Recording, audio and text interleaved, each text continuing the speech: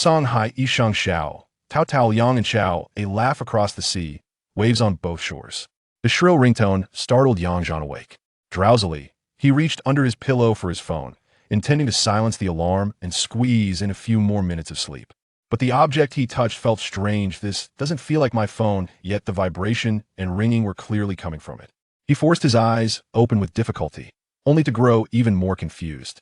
The old LG chocolate flip phone, head kept in a metal box of junket, looked as shiny and smooth as new. Yang half propped himself up, still groggy, scanning his surroundings.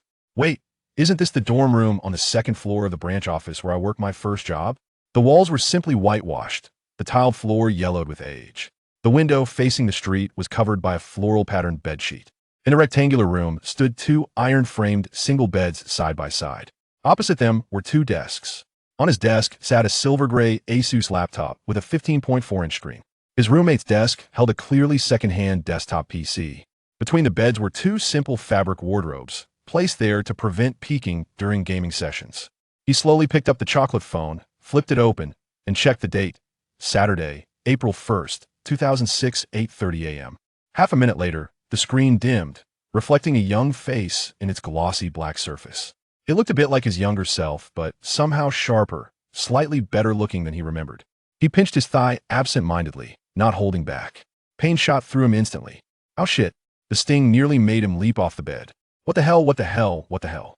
Still rubbing his thigh, Yang turned and got out of bed barefoot, pulling aside the sheet curtain at the foot of the bed. Outside, the familiar road stretched before him. It was Saturday morning, so the street was quiet. But the power pole between the bike lane and the car lane in front of the office brought back vivid memories. He recalled calling the police one stormy night when he first started working here. The pole caught fire due to a short circuit. He had reported it out of concern. Slowly sitting back on the edge of the bed, Yang let his mind go blank, staring into space. 10 minutes passed. Then another shake of his head, filled with confusion and disbelief. He examined every detail of the room around him. He clearly remembered last night his wife was on night shift at the hospital. Their kid was spending summer vacation at his grandparents'. He was alone at home, reading a novel on his phone until he dozed off.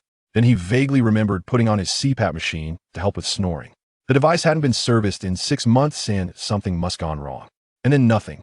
No memory after that. Well, no use trying to figure it out now. Zhan wasn't the kind of person prone to panic or despair.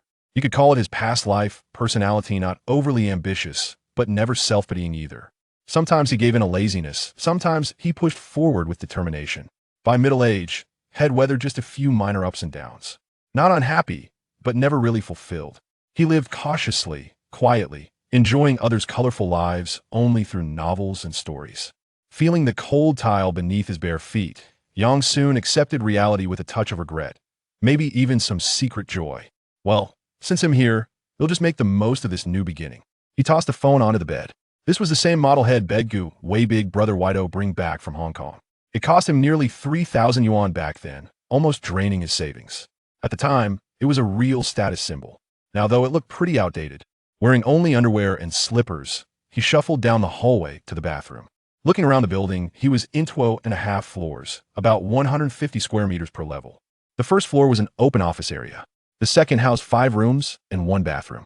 The third served as kitchen, dining hall, and part balcony recreation space, luxurious enough for just 5 people from the branch. Yet the total rent was only 4,000 renminbi for the whole building, including VAT invoice costs. Utilities, water, electricity, gas, internet all paid for by the company, regardless of performance. Ha, such a steal. It was Saturday, and he was the only one staying overnight. So yeah, walking around shirtless wasn't a problem. He turned on the tap, splashed some water on his face, rubbed his cheeks briskly, then spat out the droplets. Looking into the mirror above the sink, he frowned. Was that really him? About 60-70 resemblance, but more defined features. He glanced at his bare torso, thank God. Compared to his original body, this one was taller, stronger. Life told him if you can't understand it, just accept it. With a strange smile, Yang quickly finished washing up, returned to his room, and changed into casual clothes. No need for formal suits today. It was nice to wear what he liked again. Back then, he preferred work uniforms because he was a management trainee hired straight out of university. The uniform came from Youngora, well-known brand. 3 sets each of winter and summer suits, unlike the blue uniforms worn by frontline station staff. He used to think it made him look professional. Looking back now, just childish. Grabbing his keys and wallet, he went downstairs to the first-floor service counter. Saturdays meant he had to open the office.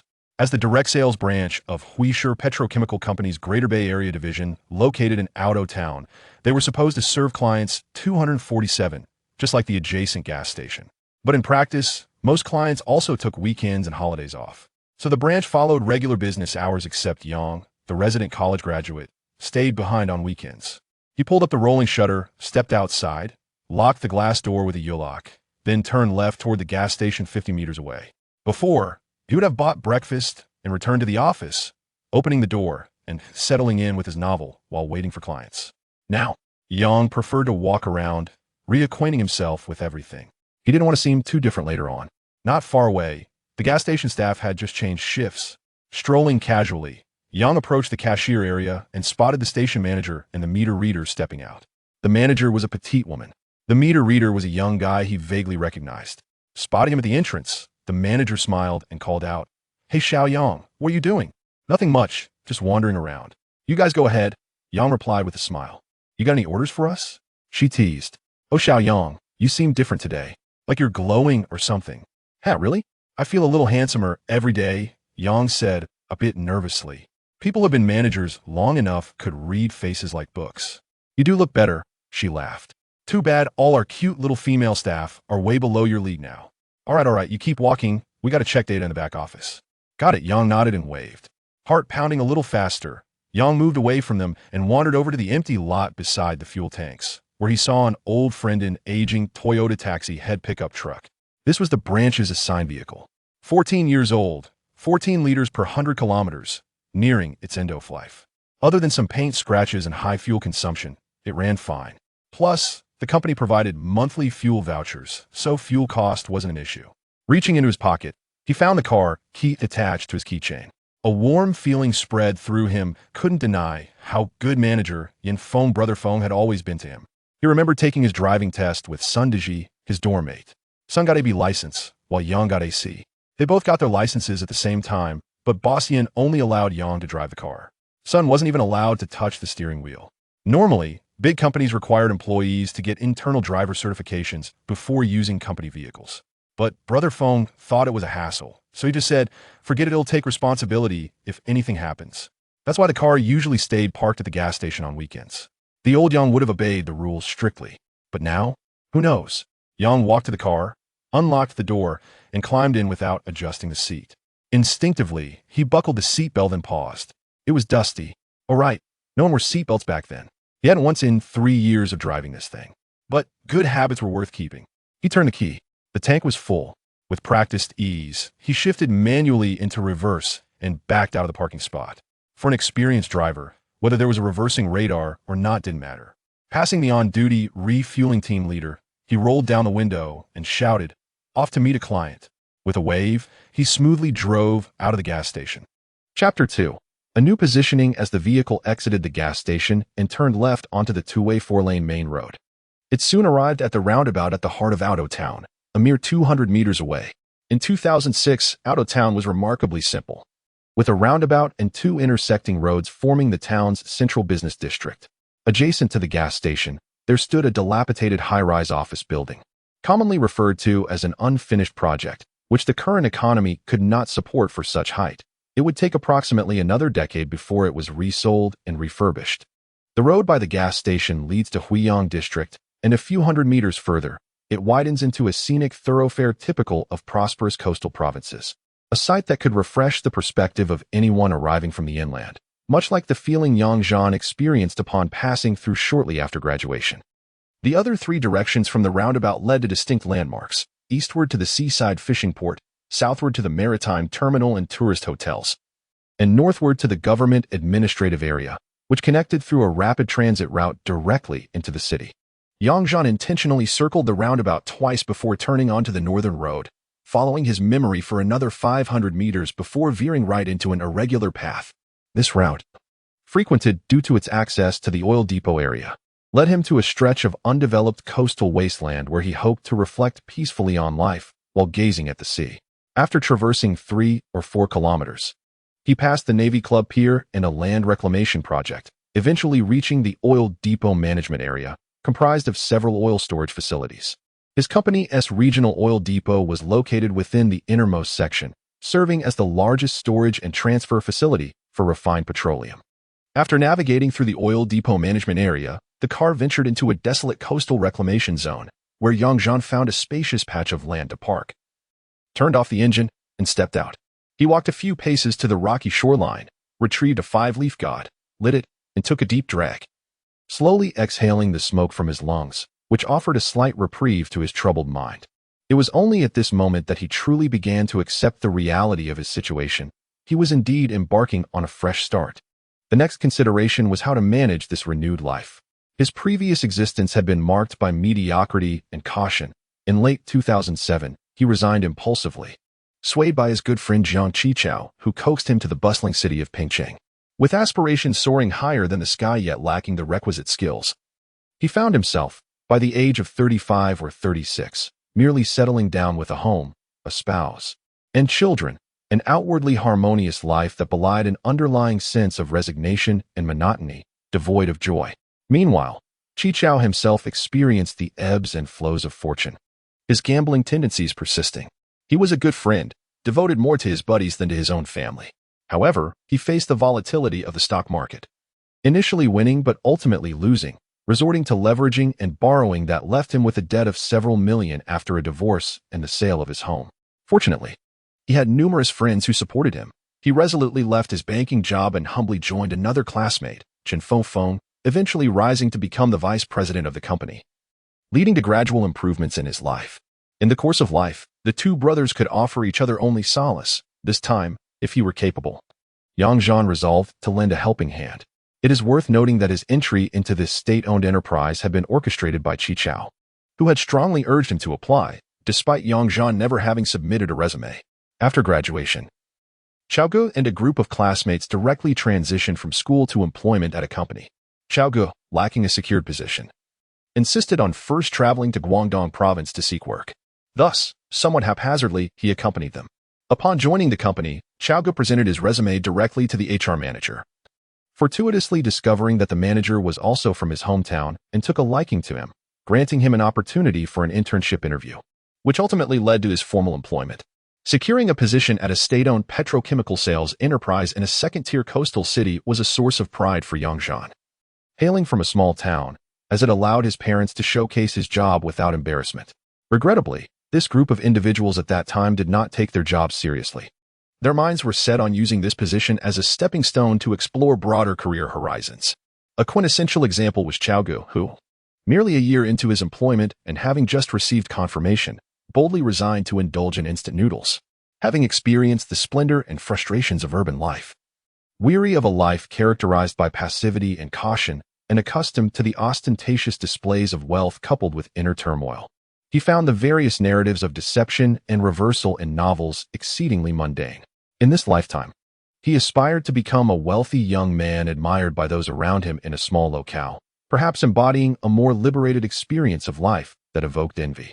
Contemplating this, Zhan flicked away the cigarette, but in his hand, impulsively retrieving another to light. With a clear direction in mind, the next step was to determine how to realize his ambitions. Employment could be retained. The previously scorned aspects of work might now yield newfound enjoyment in life. Moreover, with a second chance, bolstered by experience, knowledge, and past insights, he could at least ensure a stable existence within this industry. While he could not master the pangs of desire stemming from wealth, pursuing a modest foundation for financial freedom amongst varying degrees of affluence remained essential. When discussing wealth, one should refrain from mentioning venture capital and the so-called trending opportunities. A rebirth devoid of preparation might not yield fortune, no matter how many times attempted. Nevertheless, it is often the case that without unexpected fortunes, one cannot achieve wealth.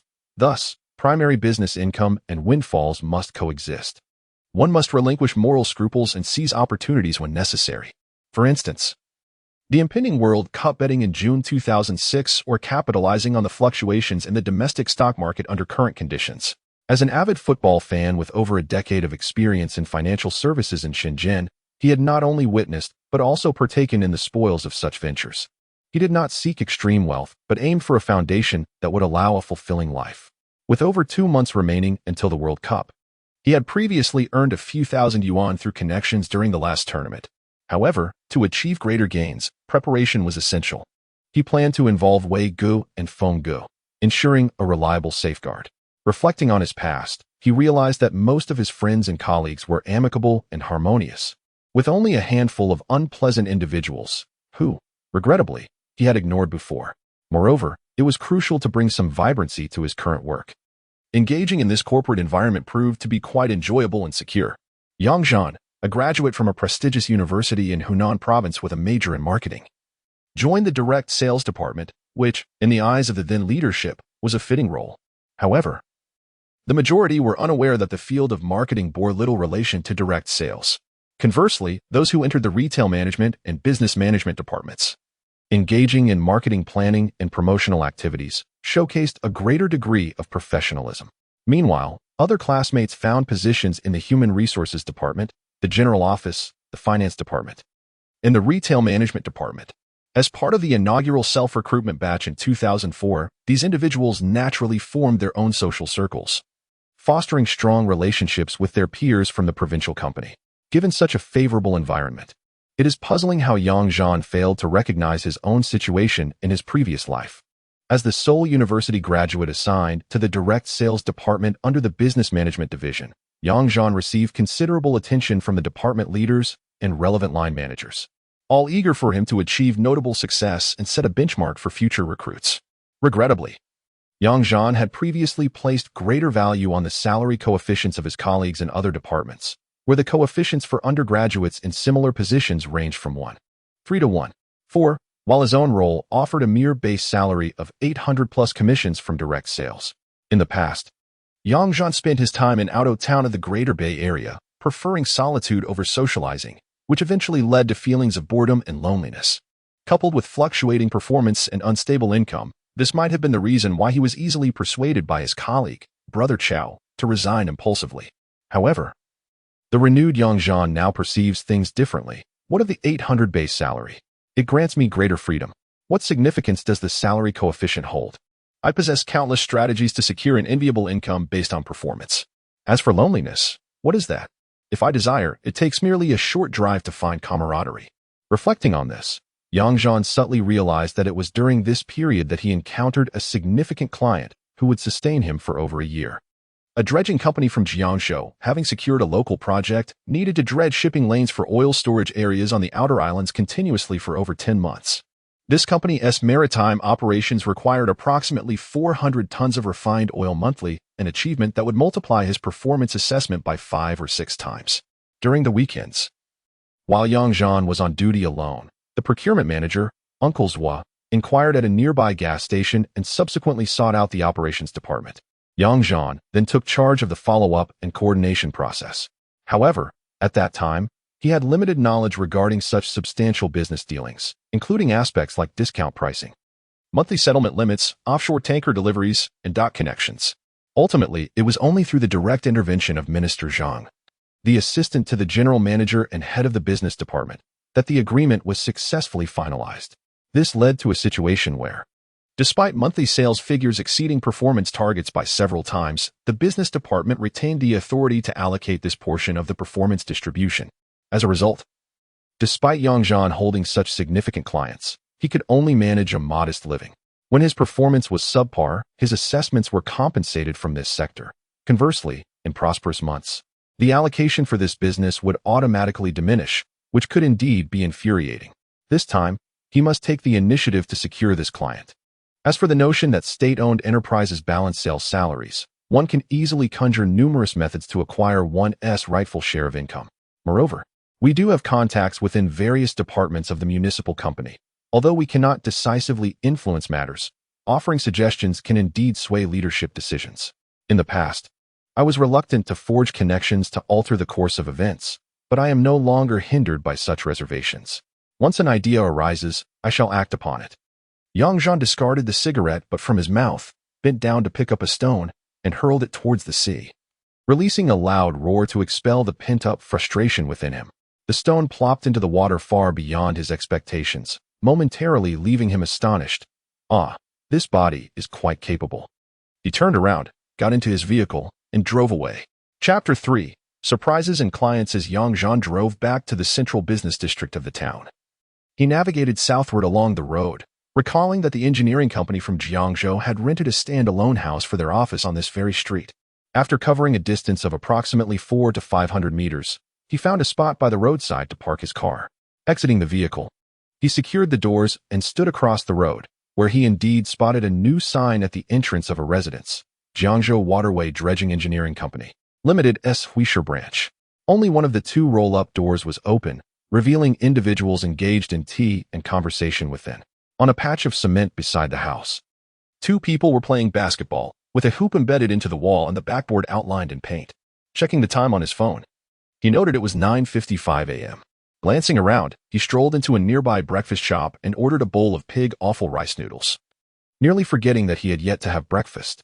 As he savored his meal, thoughts swirled in his mind about how to transform his passive approach into a more proactive one in reaching out to clients. Simply walking up to them felt too blunt and would not sufficiently deepen their mutual impressions or foster a subsequent emotional connection. After approximately 10 minutes, he finished his breakfast, retrieved a bottle of mineral water from the shop's refrigerator, and settled the bill before stepping outside.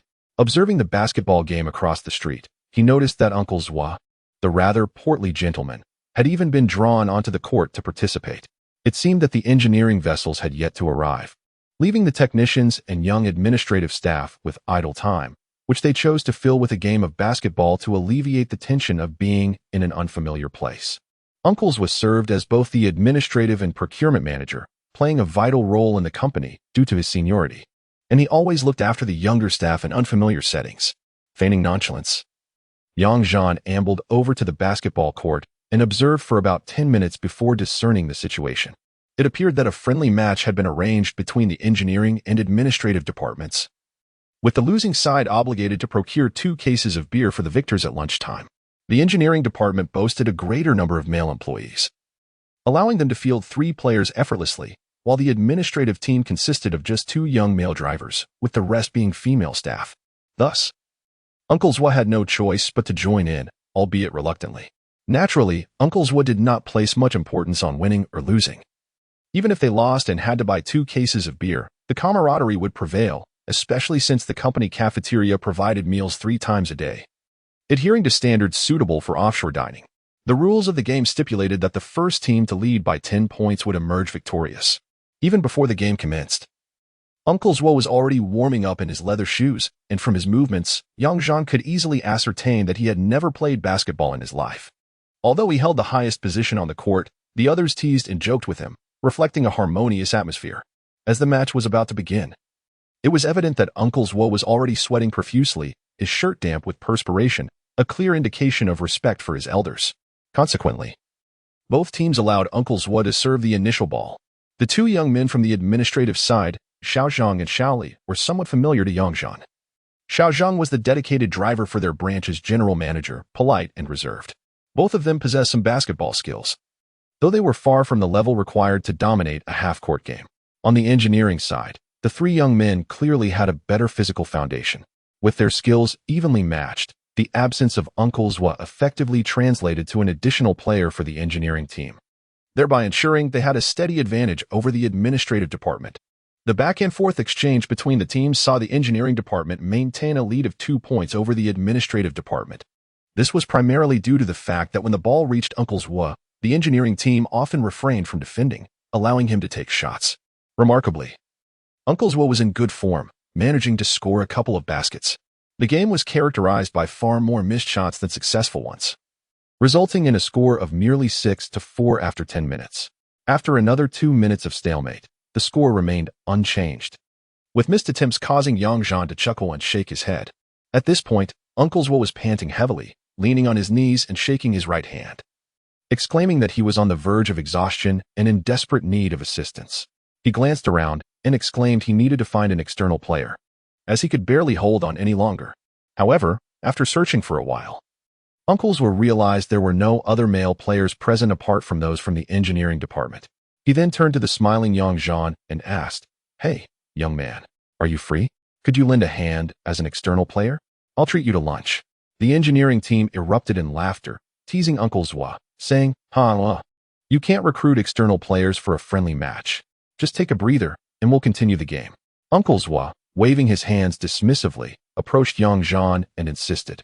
No, no, I can't go on like this. My heart feels like it's about to leap out of my throat. This young man will substitute for me. If you lose, I'll bring a case of beer for lunch. If you win, I'll sponsor 2 cases of beer. What do you say? Laughter ensued. The group was simply enjoying themselves and had no intention of pushing Uncle Zwa further. He then turned to young Zhan and said, Young man, lend a hand. It looks like you have a good physique. You must be able to play. The outcome doesn't matter. After the game, we'll all enjoy food and drinks together. At this moment, young Zhan had little to say. He smiled naturally and replied, No problem. I was just wondering what to have for lunch. He rolled up his sleeves and sprinted to catch the bouncing basketball beneath the hoop. The instant he caught the ball with his right hand, a wave of familiarity surged within him, igniting a sudden burst of passion. He instinctively dribbled a couple of steps toward the three-point line, then abruptly halted, pivoted, and jumped for a shot, swishing the ball through the net. Wow, a real talent! Someone nearby exclaimed in surprise. Young Zhan rubbed his hands together, relishing the exhilarating sensation. In the past, he had played basketball but was limited by his physique and talent. He could only claim to know the game. Yet, after the shot, he felt capable of competing against college-level teams. He collected 2 rebounds beneath the hoop, dribbling back and forth to find his rhythm. He attempted 2 more shots from the baseline and just beyond the three-point line, both of which swished through the net. With newfound confidence reinforcing his belief in his athletic potential, he reveled in the joyous rhythm of the game.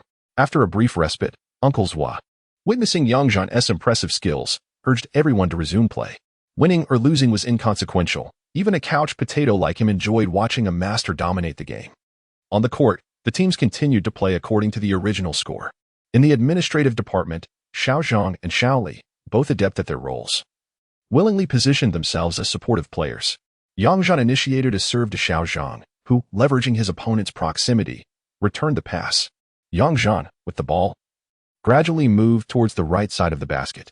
Upon encountering the defender, he swiftly accelerated, executing a right cross step to break through near the free throw line, stopping abruptly for a jump shot that effortlessly swished through the net.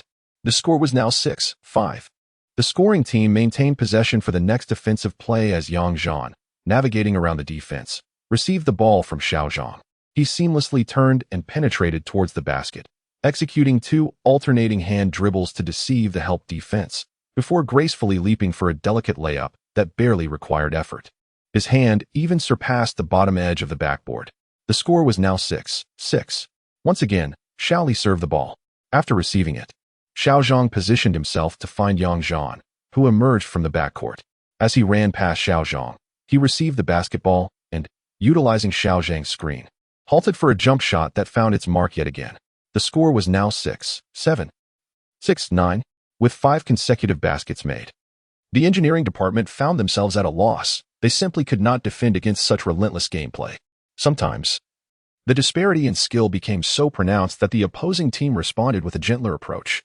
Once more, Yang Zhan received a pass from Xiao Zhang and, noticing the defenders had seemingly given up, perhaps eager to conclude this one-sided game, he easily dribbled down to the basket, leaping to complete his task. The score was now 6-10. The match concluded. Oh. The game ended, and we emerged victorious. Uncle Zwa entered, embracing Xiao Zhang and Xiao Li, proclaiming with laughter that everyone should continue enjoying themselves while he arranged the lunch menu, ensuring it would be delightful and refreshing. Young man, what is your name? Remember, we agreed to have lunch together, so don't leave. Uncle Zwa cheerfully addressed Yang Zhan, as Yang Zhan picked up the ball and dribbled. He had no reason to decline, nodding with a smile. All right, my surname is Yang, Mui Yang. You can call me Xiao Yang. And what is your surname? Our company just opened, he inquired. I've been here for over 2 years, but I don't recall seeing you before. Uncle Zwa nodded in acknowledgement. Yes. My name is Zwadi. Given your age, calling me Uncle Zwa seems fitting. We just established this branch office. The project team only arrived this year. Xiao Yang. You continue to play with them. I'll take a shower and make arrangements. Later, let us meet at the cafeteria on the 3rd floor for drinks and conversation. He added, turning to Xiao Zhang, make sure to bring Xiao Yang to lunch. Don't let him leave. Understood, Xiao Zhang replied. Uncle Zwa turned and walked back inside. Xiao Li then encouraged their engineering colleagues to form teams for another half-court game. this time organizing 3 teams of 3 players, agreeing that the first to score 5 points would win, with the losing team replaced by another. Thus, Yang Zhan, along with Xiao Zhang and Xiao Li, dominated the engineering department colleagues for over half an hour. Yang Zhan's prowess on the court became increasingly refined and exuberant. Despite Xiao Zhang and Xiao Li being exhausted from merely serving, passing, and positioning, Yang Zhan appeared remarkably at ease, earning the admiration of those present. Unbeknownst to them, the clock approached midnight as Uncle Zwa personally came down to remind everyone to take a break and enjoy a meal. He brought Yang Zhan along with him, ascending the stairs to the company cafeteria. In a cozy living room on the 3rd floor of this residential building, 2 round tables were set, adorned with an array of dishes, hearty home-cooked meals such as chicken, fish, seafood, and vegetables, alongside copious amounts of chilled beer lining the table's edge.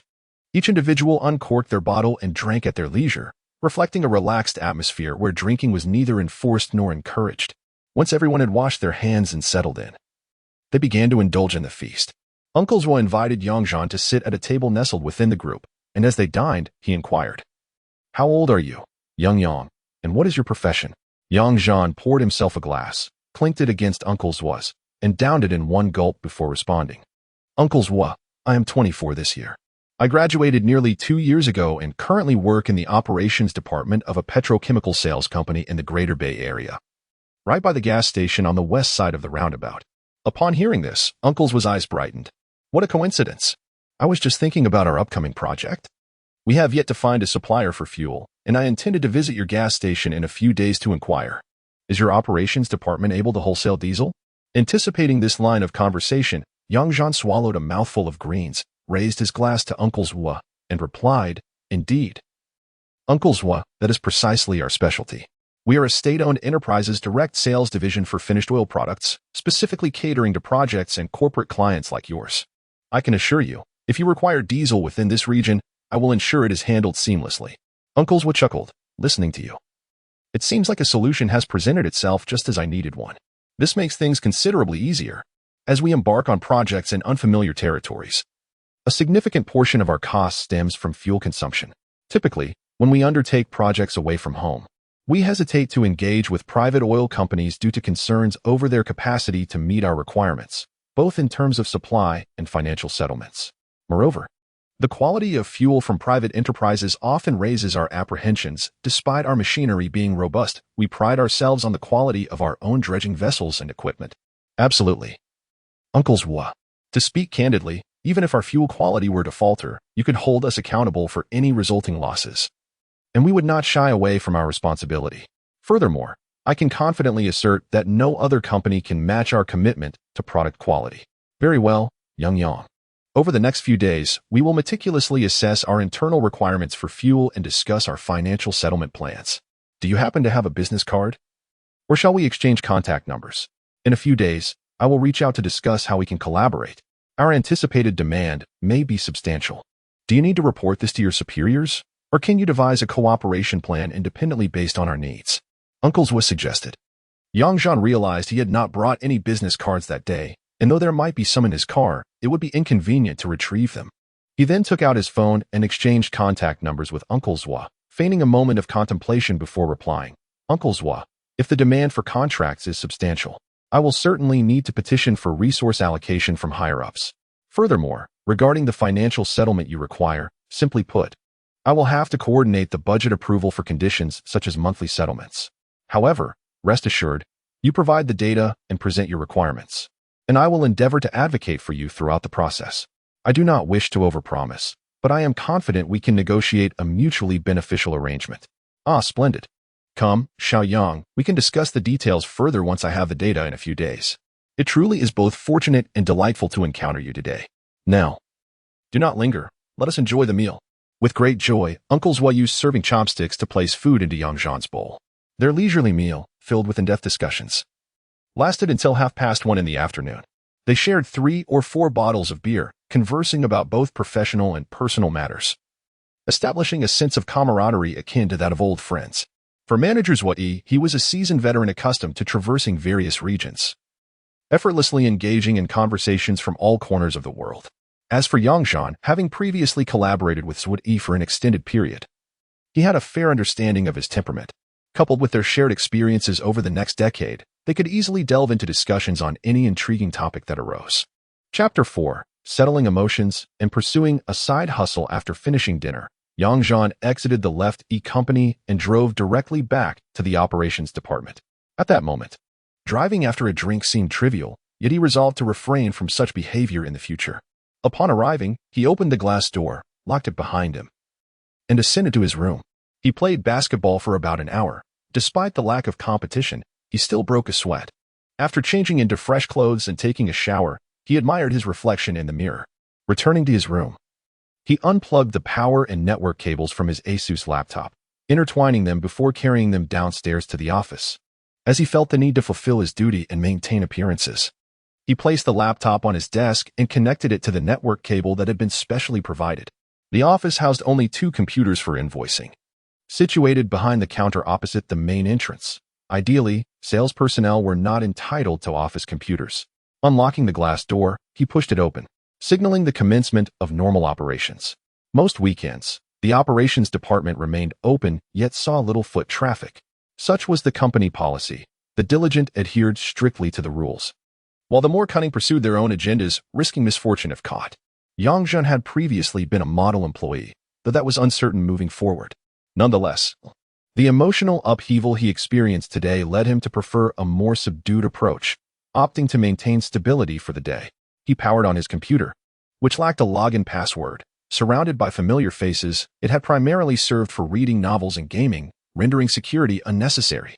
However, considering the potential for secrets henceforth, he decided to establish a login password. Upon entering the main interface, he noted that aside from essential software, the most prominent application was a game titled Sword Hero World, of which he had forgotten the login credentials. He resolved to abandon it moving forward. There was also a stock trading software resembling Tunghua Shun, which had only been utilized a couple of times by Brother Feng on his own computer. Brother Feng's gaming rig was a second-hand desktop assembled by Zhan, which had cost more than Zhan initially paid for his own device, truly commendable of Brother Feng. Reflecting on Brother Feng's achievements in the stock market over the past 2 years was nothing short of impressive. In this bullish market, he managed to incur a floating loss of 50 to 60, ultimately becoming a shareholder in a listed company. By the end of next year, the two would likely find themselves lamenting over the analysis of the top 10 speculative stocks of 2006 in the news. Upon returning, Zhan felt compelled to assist his brother, but first, he needed to accumulate some capital, for he currently had less than 3,000 in his bank account. Pondering this, he mentally made a note. Despite the bull market already underway, a delay of 2 to 3 months would not pose a significant issue. He jotted down tasks: to open a stock trading account, to obtain a 3-region travel permit, to acquire a complete set of basketball gear, and 2. Feeling bored, he opened a web page, and the first entry in his favorites was a site for online novels. Suddenly, an idea sparked within him. After all, he possessed decades of experience in reading novels. During this period, various genre novels are flourishing and monitoring is effortless. Modestly speaking, over the years, my only skill has been the ability to craft reports, summaries, and plans throughout my professional career. Previously, I had no such aspirations, nor did I possess the imaginative prowess to weave intricate narratives. However, this time, I find myself lacking for nothing, with thoughts of a less hectic future. I ponder whether I could cultivate an intellectual persona and dabble in novel writing. This endeavor could not only yield some extra income, but also elevate my artistic sensibilities. With ample time at hand, Zhan also wishes to pause his whimsical musings and embark on a side project to enrich himself. He gathers his thoughts, considering what genre of novel would be both engaging yet not overly taxing, and finds that the myriad tropes of ordinary individuals, time travel, xianxia, and boundless fantasy appear promising. The title he contemplates is Journey of the Mortal Path to Immortality. As a novice, he's in no rush to register as an author. He plans to write several 100,000 words first to gauge his ability to maintain the narrative's rhythm, seeking the opinions of those around him, such as Sundiji and Brother Feng. Sundiji is an undeniable bookworm, while Brother Feng has little interest in novels. However, if these two are captivated, it seems likely that this endeavor could thrive. Even with the concept of reincarnation, Zhan remains wary of the naive notion that success can be achieved effortlessly. The rough outline of Journey of the Mortal Path to Immortality is as follows. A down-and-out young man's soul transmigrates to a foreign realm. becoming the second son of a wealthy landlord in a small county. Lacking any ultimate vendetta, he finds himself in a harmonious family, where his elder brother is capable of managing the family business and his younger brother is intelligent and academically successful, ensuring the family's future prosperity. As the protagonist, initially unremarkable, he discovers within himself a hidden talent for martial arts, unwilling to resign himself to a mundane existence. Upon delving into ancient texts, he learns that the world he inhabits is steeped in martial traditions, with legends suggesting that ultimate mastery of martial arts can lead to ascension as an immortal. Thus, he sets forth on a quest for longevity and freedom from worldly concerns, with no familial burdens to weigh him down and benefiting from his family's initial investments. He embarks on a journey to seek out the path to immortality, encountering fortuitous events and forging meaningful friendships. His innate talent and diligent efforts consistently place him ahead of his peers, interspersed with moments of triumph and the resolution of conflicts he encounters along the way. As he reaches the pinnacle of his cultivation, he discovers the existence of advanced realms where he can ascend further, allowing him to traverse myriad worlds beyond mere longevity. Thus, with abundant tropes and plot lines available for young Zhan to explore, he merely needs to expand the worldview incrementally, ensuring that conflicts endure and his talent remains a constant source of support, all while maintaining the intelligence of supporting characters and effectively controlling the narrative's ebbs and flows. This approach could surely bestow novelty and intrigue upon contemporary readers. With a solid foundation in mind, young Zhan created a new document on his computer, meticulously recording the outline, characters, conflicts, and other essential elements. After dedicating half an hour to this task and reviewing it, he found no significant issues. Seizing the moment of inspiration, he immediately set to work. Truly, what appears daunting to some is effortless for others. With various conditions aligning, young Zhan's writing flows like a gentle stream. Unbeknownst to him, the clock struck 6 in the evening, and upon a brief tally, he realized he had penned over 18,000 words, leaving even himself astonished. After a brief respite, young Zhan ascended to the third-floor kitchen to prepare a bowl of instant noodles, which he carried downstairs. He secured the door to the operations department, ready to continue his relentless endeavor. With few leisure activities at hand, he discovered that writing a novel was far more engaging than merely reading one. The ability to control the narrative, to let his imagination soar, and to evade writer's block invigorated him. With the keyboard at his fingertips, he felt an exhilarating sense of dominion. Undoubtedly, this could prove to be a fruitful side venture. Young Zhan found himself neither fatigued nor annoyed, using this creative outlet to alleviate boredom, a true win-win situation, or rather a triple win: fame, fortune, and leisure. He immersed himself in his work until nearly midnight, gradually reining in his focus. Realizing it was prudent to avoid the pitfalls of sleeplessness in youth, he reviewed his day's output with satisfaction. Having composed over 40,000 characters, after saving his document, he closed the screen without the need to shut down or relocate his computer. Appreciating the spacious and comfortable desktop in the operations department, where solitude prevailed during his writing sessions. Returning to the second floor, he replaced the battery in his chocolate-colored phone to continue charging, then took a refreshing shower. He tossed his soiled clothes into the washing machine for a quick cycle, and by the time his clothes were clean, his hair had naturally dried. Contemplating a visit to the barber the following day for a stylish haircut, he mused that any change would be an improvement over his outdated hairstyle, allowing him to subtly disguise a sudden shift in demeanor, effortlessly clearing his mind. He soon succumbed to slumber, embodying the carefree nature of youth. The next day, Sunday, promised to be another day of freedom. Young Zhan awoke early, his biological clock still attuned to the rhythm of catching the subway for work. Shortly after 7, he decided against lingering in bed. Having squandered too much time in his previous life, he resolved to become a diligent time manager in this one. After his morning routine, he donned athletic attire, grabbed his phone, keys, and some change, and ventured outdoors for a run. Maintaining good health was a worthy endeavor. As he stepped onto the street, he set a steady pace westward along the sidewalk.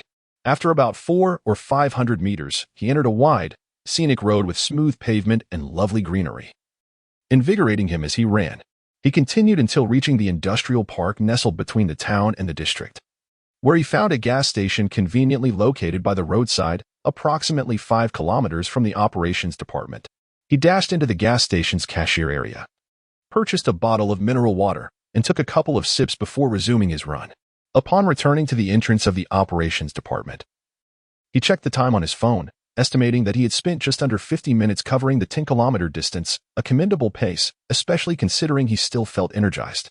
After a brief 2-minute cool-down, he headed to a nearby small eatery for breakfast. Although he initially intended to visit the barber, he surmised that his favorite barber shop would likely still be closed at this early hour, as it typically operated late into the night until 11 or midnight. And opening before 11 in the morning would be a mark of diligence on the owner's part. Upon exiting the breakfast establishment, Zhan meandered towards the Lefty Company, a mere kilometer away after a slight turn. He contemplated engaging in some practice at the nearby court, perhaps to challenge some novices. To his surprise, upon arriving at the company's vicinity, he discovered that the doors had yet to be opened, likely an indication that the employees were indulging in a collective lie-in that day. With this minor disappointment, the somewhat bored Zhan decided to return to the business department, where he would both attend to his duties and continue to enjoy his writing. He thought to himself that he could venture out later for lunch, perhaps to get a haircut or to further challenge the novices. Chapter 5, Communication with the Landlord. Lost in the reverie of online literature creation, time slipped away swiftly. Around 11:30, Zhan paused his work and stepped out to attend to some matters. His first stop was the barbershop, the one he had come to adore during this period. Indeed, it was his favorite. This quaint town surprisingly boasted a 5-story barbershop. Though it was housed in a residential building, the first 2 floors were dedicated to skilled barbers, while the upper 3 floors were entirely devoted to authentic Thai-style hair washing services. Do not misinterpret, these were genuine, masterfully executed techniques. Previously, he would visit with his companions to get a haircut every month. Perhaps the washing services during this time could meet the expectations of the hair-washing attendants. The combined cost of a wash, cut, and blow-dry was a mere 25 yuan, granting him nearly 40 minutes of Thai shampooing and massage services. Each step of the washing process was clearly marked with a time indicator on the wall. After leaving this establishment, Zhan found it impossible to encounter such unparalleled value in hairdressing services again. After about an hour, Zhan emerged feeling refreshed. His hairstyle had transformed into a fashionable crew cut, one that only the most dashing could pull off in later years. The barber had neatly tapered the sides as per his request, leaving the women in the salon awestruck. It was a perfect consumer experience. Following his grooming, he casually had lunch before returning to the office to continue his writing. As the afternoon wore on, around 4 o'clock, Zhan stood up to stretch and took a moment to rest his eyes by gazing into the distance. Just then, he noticed someone peeking in from outside. Upon spotting Zhan, the individual entered with a smile. Zhan quickly approached him with a grin. "Hello, Master Ma. What brings you here on a weekend? Are you on duty?" The man was the owner of the leasing premises from the operations department, a quintessential example of personal happiness. In his early 40s, he was a semi-local. He had started his career as a traffic officer and had risen to become the head of the local police station. Notably, his wife was equally industrious. She had established her own factory for processing services early on, now thriving in Pengcheng with her own plant. The house they owned was purchased by her long ago, initially for their residence and now rented out. "I'm not on duty. I just thought I'd drop by and deliver the leasing invoices from last quarter that I had yet to collect for you. I almost forgot. And it's already been a few days late," Master Ma explained amiably as he walked inside, exuding warmth and friendliness. "Oh, just a solitary soul here. If I'm not on duty, who will be?" "Haha," Zhan joked casually. "Master Ma, please have a seat. It's neither too early nor too late. Let us enjoy a cup of tea." Master Ma naturally made his way to the sofa in the guest area of the operations department. With a playful tone, he remarked, "A charming young man like you must not be trying hard enough to find someone. Would you like me to introduce you to a local beauty? I assure you, it will lead to a harmonious family life, haha." In the past, such a topic would have made Zhan shy and awkward. However, he now responded with ease. "I truly appreciate your offer, Master Ma. There is no time like the present, since I have nothing planned for tonight. Allow me to treat you to dinner, and you can assist me with this matter." As he spoke, he began preparing some fine kung fu tea, specifically brewed from half a gene of high-quality tea leaves acquired from the head contractor of the municipal company as a gesture of flair. Not long ago, the manager casually stopped by the operations department, maintaining a cordial rapport with Brother Feng and his associates. During their tea session, he jested about the poor quality of the reception tea, prompting Brother Feng and the others to tease him into purchasing some fine tea for everyone. In a generous gesture, the manager promptly handed 1,000 yuan in cash to Zhan, instructing him to procure some quality tea from a nearby shop. Zhan, A student is understanding of Brother Feng's intentions, promptly spent the entire sum on half a pound of Thai guanyin tea. Returning with a receipt for the manager, an innocent jest among friends. As they prepared the tea set and waited for the water to boil, Masu took the opportunity to present a rental invoice issued by the tax bureau, which Zhan accepted casually. After a cursory glance at the amounts and details, he placed it beside the tea table. Well, if you say so, I shall take care of it right away. I have no plans for this evening, Masu remarked while scrolling through his phone. It is worth noting that, during this time in 2006, a small town still offered a semblance of social esteem to university graduates. Masu had always held a favorable impression of Zhan as a university student. After this direct interaction, he perceived the young man as not only well-educated and well-employed, but also quite handsome, especially striking that day. Furthermore, Zhan's demeanor was poised and confident, demonstrating emotional intelligence in social situations, making any task seem effortlessly manageable. As they conversed, the water boiled, and Zhan set about brewing the tea. In Guangnan province, failing to master the art of tea brewing after half a month would render one an inadequate member of society. Leaning back on the sofa, Masu busily arranged dinner plans over the phone, ensuring that the restaurant, menu, and guests were all in order. Setting his phone down, he took a sip of tea and exclaimed, this tea is delightful. Look, my brother has already made the arrangements. With a casual gesture, he flashed his phone, adding, later, Xiaoyang, just close the door and follow me. This is my domain, and with me, you needn't worry about food and drink. What could Zhan say? He simply agreed, understanding that even a light-hearted retort about treating someone could come off as presumptuous. He had certainly gained enough experience to navigate such situations adeptly. The two continued their conversation at a leisurely pace, feeling neither awkward nor out of place. Zhan skillfully steered the discussion, while Masu, who enjoyed sharing tales, regaled him with life experiences and professional anecdotes. Zhan proved to be an exemplary listener, adeptly engaging in the conversation. This was not flattery, but rather a genuine effort to integrate into the fabric of society. Those who distance themselves from the world are often the naive youth who are best avoided. During their exchange, Zhan also inquired about obtaining a 3-region travel permit. Preparing for potential side earnings in June, Masu readily agreed, promising to introduce him to a young lady that evening who could assist him. Assuring Zhan that once the necessary documents were prepared, the process would be swift. The girl introduced by Ma, namely Tranqian, is a local from Huiqing and serves as a comprehensive internal staff member at their police station. Her family consists entirely of public servants, and she even has relatives working in the immigration management office. Therefore, securing a permit becomes a straightforward process, provided the necessary documents are in order, significantly reducing any unnecessary detours.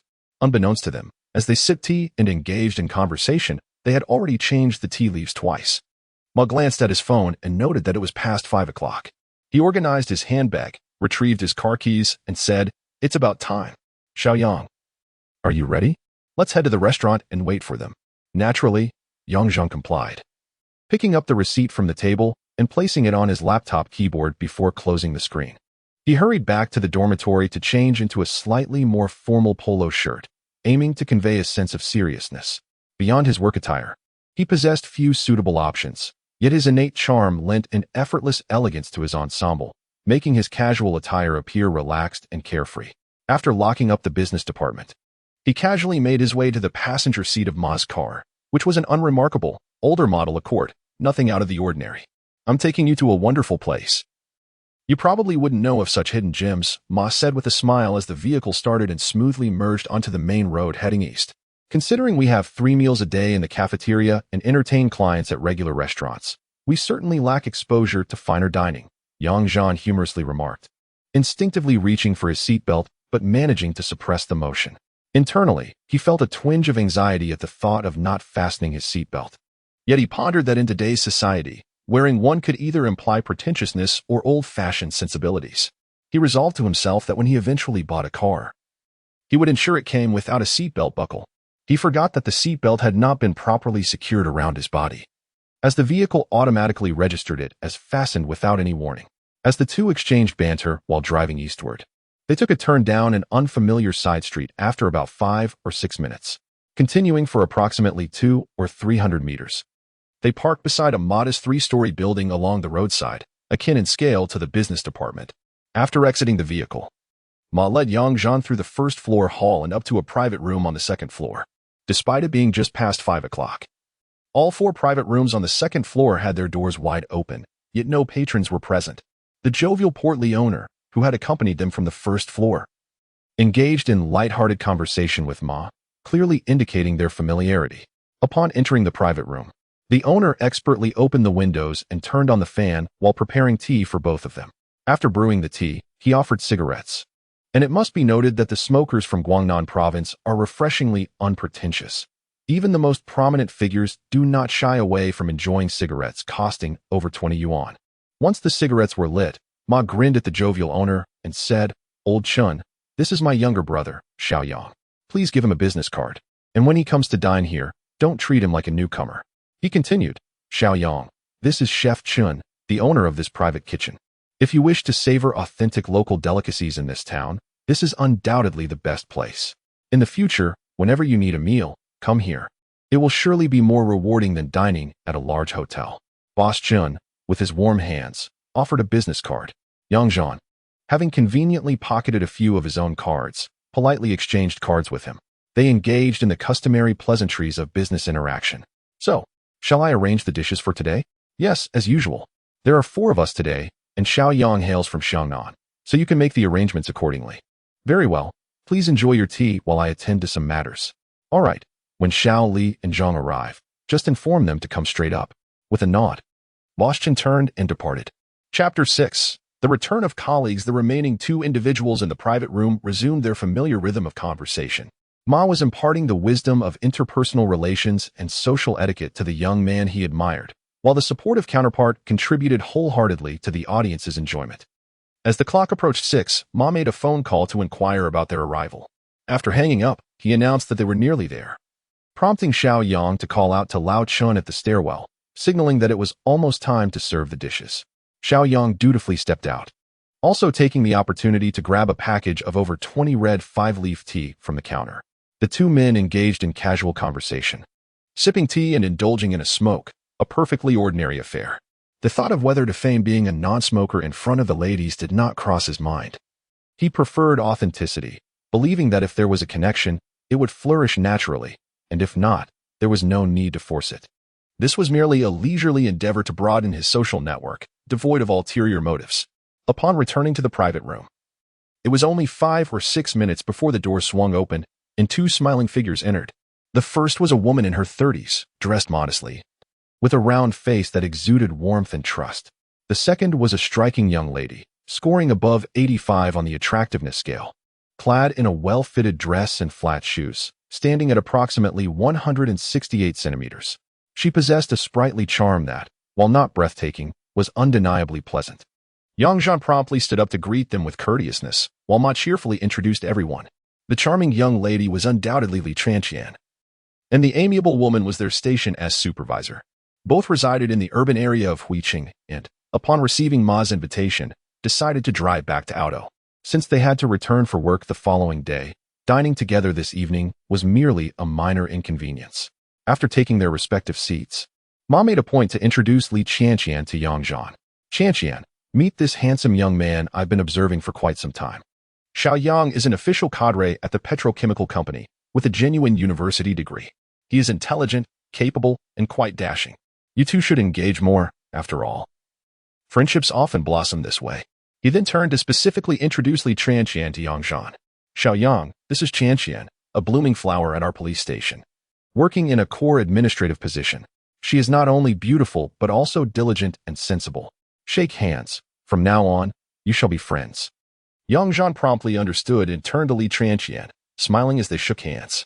He courteously presented his business card and proactively exchanged contact information with her.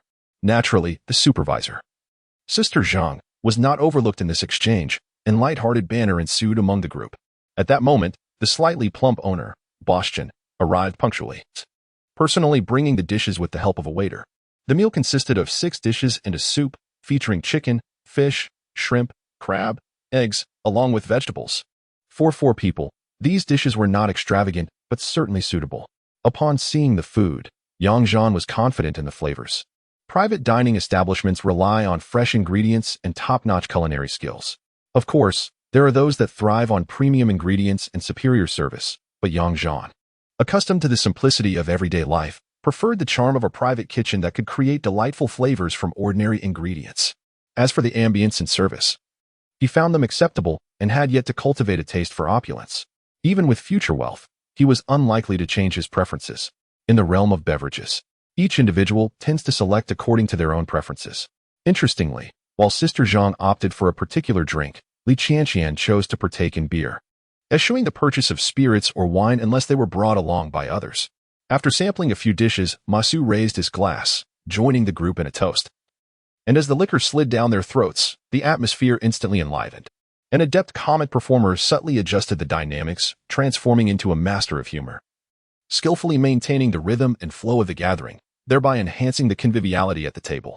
Laughter and merriment resonated from the private room, and the charming Li Qianqian, without any pretense, eagerly engaged in the conversation, seamlessly interacting with Zhan as any sense of unfamiliarity quickly dissipated. Halfway through the meal, the two young individuals were already comfortable enough to initiate their own dialogue. Seizing the moment, Zhan broached the subject of obtaining a 3-region travel permit. Li Qianqian, likely having assisted several friends with this process, willingly shared the necessary documentation, processing times, and limitations on return visits. They exchanged QQ numbers with the agreement that Zhan would prepare the documents in a couple of days for her assistance. Their interaction was both natural and measured, reflecting a mutual decorum, yet the undeniable spark of affection between them was evident. The extent to which this budding fondness could evolve remained uncertain. They were both astute individuals, recognizing that foolish behavior often depicted in lowbrow dramas was not befitting them. It was foreseeable that with increased interaction, given their compatible temperaments, they would likely become close friends. The enjoyable dinner progressed swiftly, and during a brief intermission to the restroom, Zhan seized the opportunity to insistently cover the bill, amounting to over 400 yuan. A worthwhile expenditure for his current character. Although he could have refrained from paying, as Ma Su had offered to treat, such gestures accumulate to shape one's character. Despite his limited finances, his elevated perspective and taste diminished his concern for material wealth. As 8 o'clock approached, Chen Laobin brought out a plate of post-meal fruits and subtly indicated that Zhan had already settled the bill. Ma Su refrained from comment, yet internally, his appreciation for the comic performer grew. At precisely 8, the group concluded their dining experience, descending together to the entrance, where, without any subsequent activities planned, they engaged in a brief chat before parting ways. Li Qianqian rode back to the company dormitory with Sister Zhan, while Ma Su drove Zhan home before returning to his post in the leadership dormitory. En route, Zhan emphasized that the rent process would be completed in the coming days, with his intention to personally deliver the payment to Ma Su, leading to a cheerful farewell. Upon returning to the operations department dormitory, Zhan prepared to shower before heading downstairs to write. Noticing Lu Na from the opposite room had returned, he greeted her before attending to his own matters. Lu Na, a staff member in the operations department, hailed from Pingcheng and returned home every weekend. At 20 years of age, she possessed a physique and beauty rated above 80, yet she was not Zhan's type, especially since she had a boyfriend whom she proudly proclaimed was her childhood sweetheart, her cousin. After completing his morning routine, he descended downstairs to continue writing, casually adding Li Qianqian's QQ account while engaging in conversation with her intermittently. At that moment, the two felt less like strangers, and their dialogue flowed quite harmoniously, providing Zhan a delightful respite amidst his writing. Around 10 o'clock, Zhan stretched and assessed his progress. He had written nearly 40,000 words that day, smoothly navigating the creative waters of his novel. During this time, Kong Pingyan and Sun Diji from the operations department returned in succession, exchanging greetings and brief conversations with him before heading back to their dorms for some rest. It must be noted that Kong Pingyan, affectionately known as Old Kong, is the first elder of the operations department. Despite numerous changes in leadership and staff over the years, he has steadfastly remained. In his 30s, lacking formal education and unmarried, he ascended from a gas station employee to a direct sales representative. With many connections among his fellow townsmen, he has cultivated a substantial clientele, earning the title of top seller among small clients in the direct sales department. While opinions about him vary widely, he remains unfazed by others' judgments, diligently performing his role as a salesperson.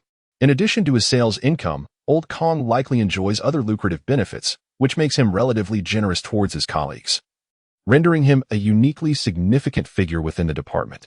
Sun Diji, known as Old Sun, is a long-serving employee of the company, though his tenure in the operations department is not as extensive as Yang Zhan's. Previously a gas station manager, he was sidelined due to a mistake and subsequently volunteered to become a direct sales representative.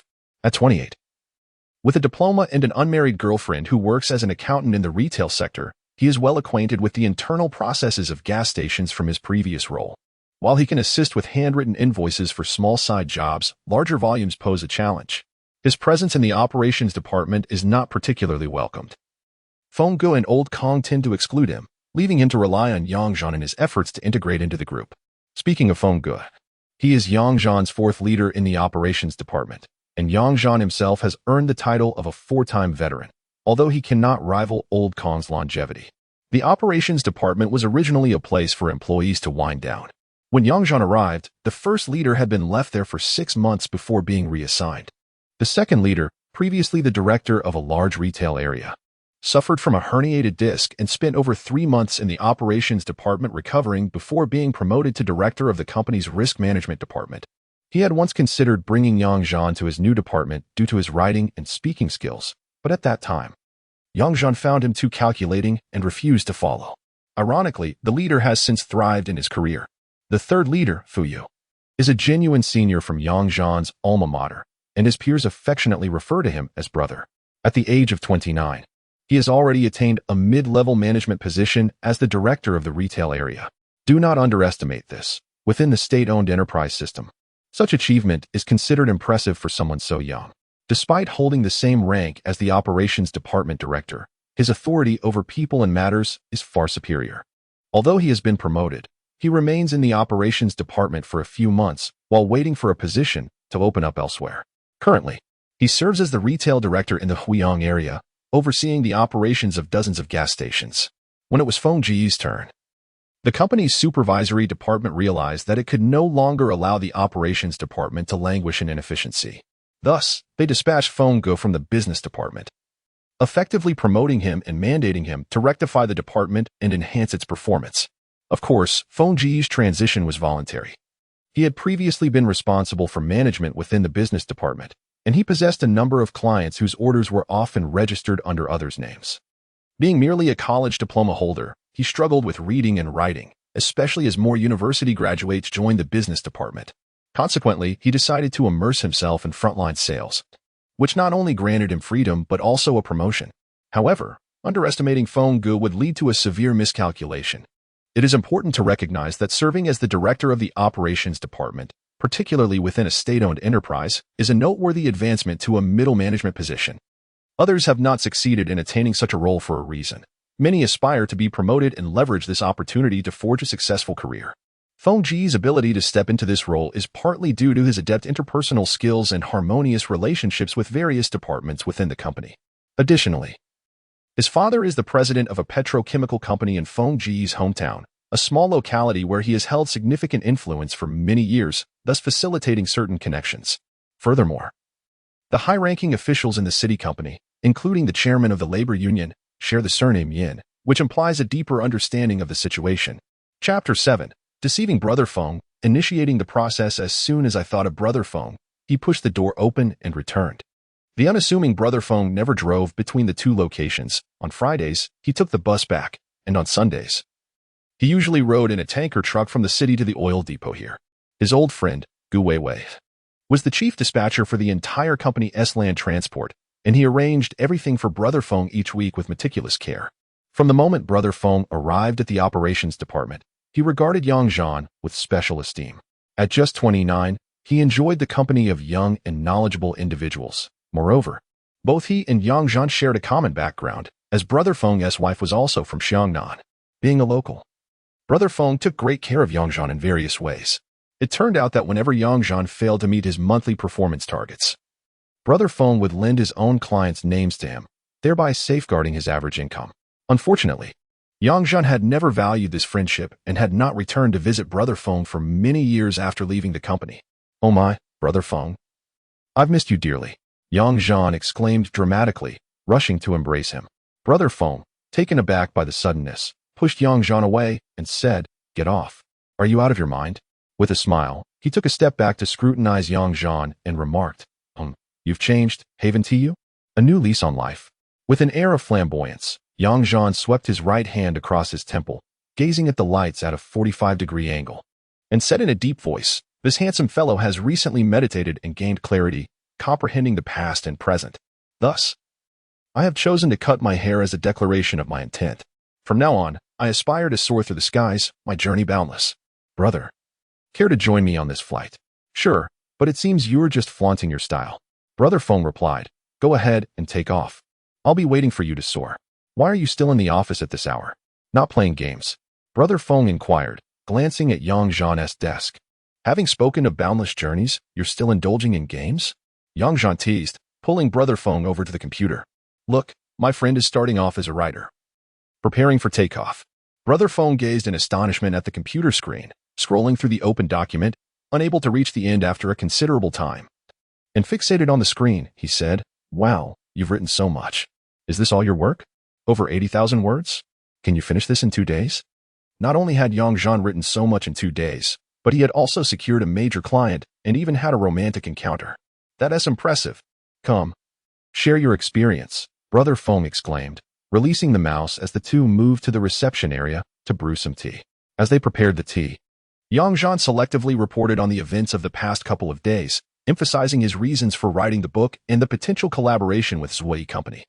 Upon hearing this, Brother Feng looked pleased and sincerely remarked, "Well done, Yang. It seems you found your calling. Go ahead and pursue it. I support you wholeheartedly. As for the novel, I'd be happy to review it for you. Even though I'm not one to read novels, if I find it enjoyable, I believe you must be quite talented at writing." Regarding the collaboration with Zhui Company, he added, "Be proactive in following up. If you encounter any difficulties, I will assist you in advocating on your behalf. Securing this client will not only benefit you, Yang, but it will also alleviate any concerns regarding our department as performance evaluations in the future. As for the matter of realizing performance, we shall proceed according to the specific circumstances at that time. With Brother Feng around, you need not worry about incurring losses." Thank you. Zhan said, clasping his fist in gratitude. As anticipated, he received unwavering support from Brother Feng, for Zhan was genuinely appreciative of him. After contemplating for a moment, he beckoned Brother Feng to the computer and said, "Brother Feng, quickly log into your stock account for me to see." "What for?" Brother Feng inquired, bewildered. Yet he still logged into his stock account on Zhan's computer. Zhan took the mouse back and examined the holdings and profit and loss situation in the account. It was somewhat similar to before. The account was fully invested, with a cumulative loss of around 40, and the account's market value still exceeded 100,000. After considering this, Zhan directly addressed Brother Feng. "Brother Feng, do you trust me? If you do, please share your account password with me, and I shall help you recover your losses within 2 months. Remember the current holdings. If they appreciate while my operations result in losses, I will bear the difference." In truth, whether Brother Feng provided his account password was of little consequence, as he had already disclosed it to Zhan when logging in on this computer. He frequently encouraged Zhan to study the stock market, emphasizing that his major in finance would serve him well in enhancing his knowledge. "Oh, so you are quite confident?" Brother Feng regarded Zhan with a peculiar expression. "Brother Feng, let me be frank. It wasn't that I didn't understand before. It was merely that I lacked the funds to operate. Recently, I reconnected with a classmate who is nearing graduation and currently interning at an investment bank. He shared with me that the bull market has commenced this year and that there are certain sector insights he can impart. My intuition from watching the market these past few days has proven quite accurate. Do you dare to take a chance? After all, your current holdings are nearing the point of loss." Zhan fabricated an excuse, his gaze brimming with confidence as he stared at Brother Feng. After just a fleeting second of eye contact, Brother Feng resolutely agreed, saying, Fine. I don't really understand this anyway. I had intended to hold these stocks indefinitely. You can manage it. I will be watching you every day. If there are gains, I will share with you. If there are losses, you shall bear no responsibility." "You are quite the character, Brother Feng," Zhan remarked, giving a thumbs up with a playful grin. "Rest assured, stay seated. You know I am not someone who acts rashly. Starting tomorrow, prepare to witness the prowess of a prodigy." "You've changed quite a bit," Brother Feng noted. Zhan sensed he might have overdone it, and subtly tempered his demeanor. The two enjoyed tea until 11:30 before retiring to their respective rooms for rest. A night passed without incident. The following day was Monday. Zhan awoke at 7 for his usual morning run. After returning and completing his morning routine, it was still not yet 8 o'clock. With an aunt coming over to prepare breakfast, there was no need to venture out for a meal. Zhan descended early to open the business and seized the opportunity to type on his computer. Around 8:30, the aunt arrived with breakfast, and the staff members gradually tidied up before heading upstairs to eat. There was no morning meeting or chaotic corporate culture promotion. Everyone habitually gathered in the reception area to enjoy tea and discuss the week ahead. Old Kong continues to entertain repetitive visits from clients and engage in mundane tasks such as delivering oil. A simple greeting to his superiors suffices before he departs. This week, Lao Sun finds himself with little to do, as his clientele is limited. Thus, he plans to accompany Zhan as usual. Luna's responsibilities are even more straightforward. She processes orders as they come, liaises with the finance or business departments when necessary, and ensures she remains in the office during work hours. Brother Feng calls upon Sundaji, informing him that Zhan has a significant client to follow up with this week and asks him to assist, aligning perfectly with Sundaji's desires. Once these instructions are given, everyone essentially operates without constraints. Regular clients typically reach out to suppliers themselves when in need, and astute salespeople avoid disturbing potential clients on a Monday morning. Zhan awaits news from Zui and has no small client demands to attend to, contentedly continuing to type at his desk. Sundaji, meanwhile, pretends to make a phone call outside the business department. Around 9:20, Zhan calls out to Brother Feng, who promptly provides him with his stock account details and stands by to observe his actions. Upon opening the account, Zhan notices a slight increase in the stock prices, but pays it no mind. As soon as the market opens, he executes a one-click sell, completing the transaction for over 110,000 yuan in holdings, which has appreciated since yesterday. Following this, he types in Qiong zinc and germanium, noting the current price of approximately 20.80. Without hesitation, he buys 53 shares in a single click. Task accomplished. Having a deep familiarity with these stocks, he recalls analyzing their K-line trends with Brother Feng. He anticipates a substantial rise of around 40 points in April, followed by a brief correction in May before soaring. Zhan plans to capitalize on this opportunity in April while feigning 2 minor trades to appease Brother Feng, ultimately selling off at the end of the month to mindlessly invest in Jinfotech, which he expects to yield a 50 increase in May, also set to ascend after a brief downturn in July and August. By then, he aims to have doubled Brother Feng's capital, though he remains open to any mid-course adjustments Feng might wish to make. As the World Cup approaches, Zhan finds no viable avenues for quick profits. Believing that diligently engaging in business and writing could yield modest earnings without significant risk. Observing the transaction, Brother Feng, somewhat perplexed, inquires, "Is that it?" Zhan confidently replies, "What else should it be? Should I write a 10,000-word report?" He reassures Feng, "Rest assured, with a bit of luck, this stock will recoup your investment within the month." A touch of bravado can bolster the listener's confidence. Brother Feng, speechless, acknowledges the power dynamics at play and chooses to relax. Zhan adds, "Brother Feng, I shall continue my writing. I'll show you once I surpass 200,000 words. Too few words reveal little essence. Don't worry, focus on your work. I'll just take a stroll over to the gas station," Brother Feng responds, stepping out of the business department. Zhan continued to write, suddenly realizing that he needed to hasten the process of opening a stock account. He had a few hundred yuan in cash and over 2,000 in his bank account. His salary for the previous month would be disbursed on the 5th. Even the legs of a mosquito are flesh. Additionally, he could call his elder sister, who had accumulated several tens of thousands in savings after years of work. He could borrow from her to make some investments, with the understanding that any profits would belong to her. Furthermore, by next October, it would not be a significant issue for the market to multiply her returns several times. If she had her own account, he could simply instruct her on how to trade, making the process more convenient.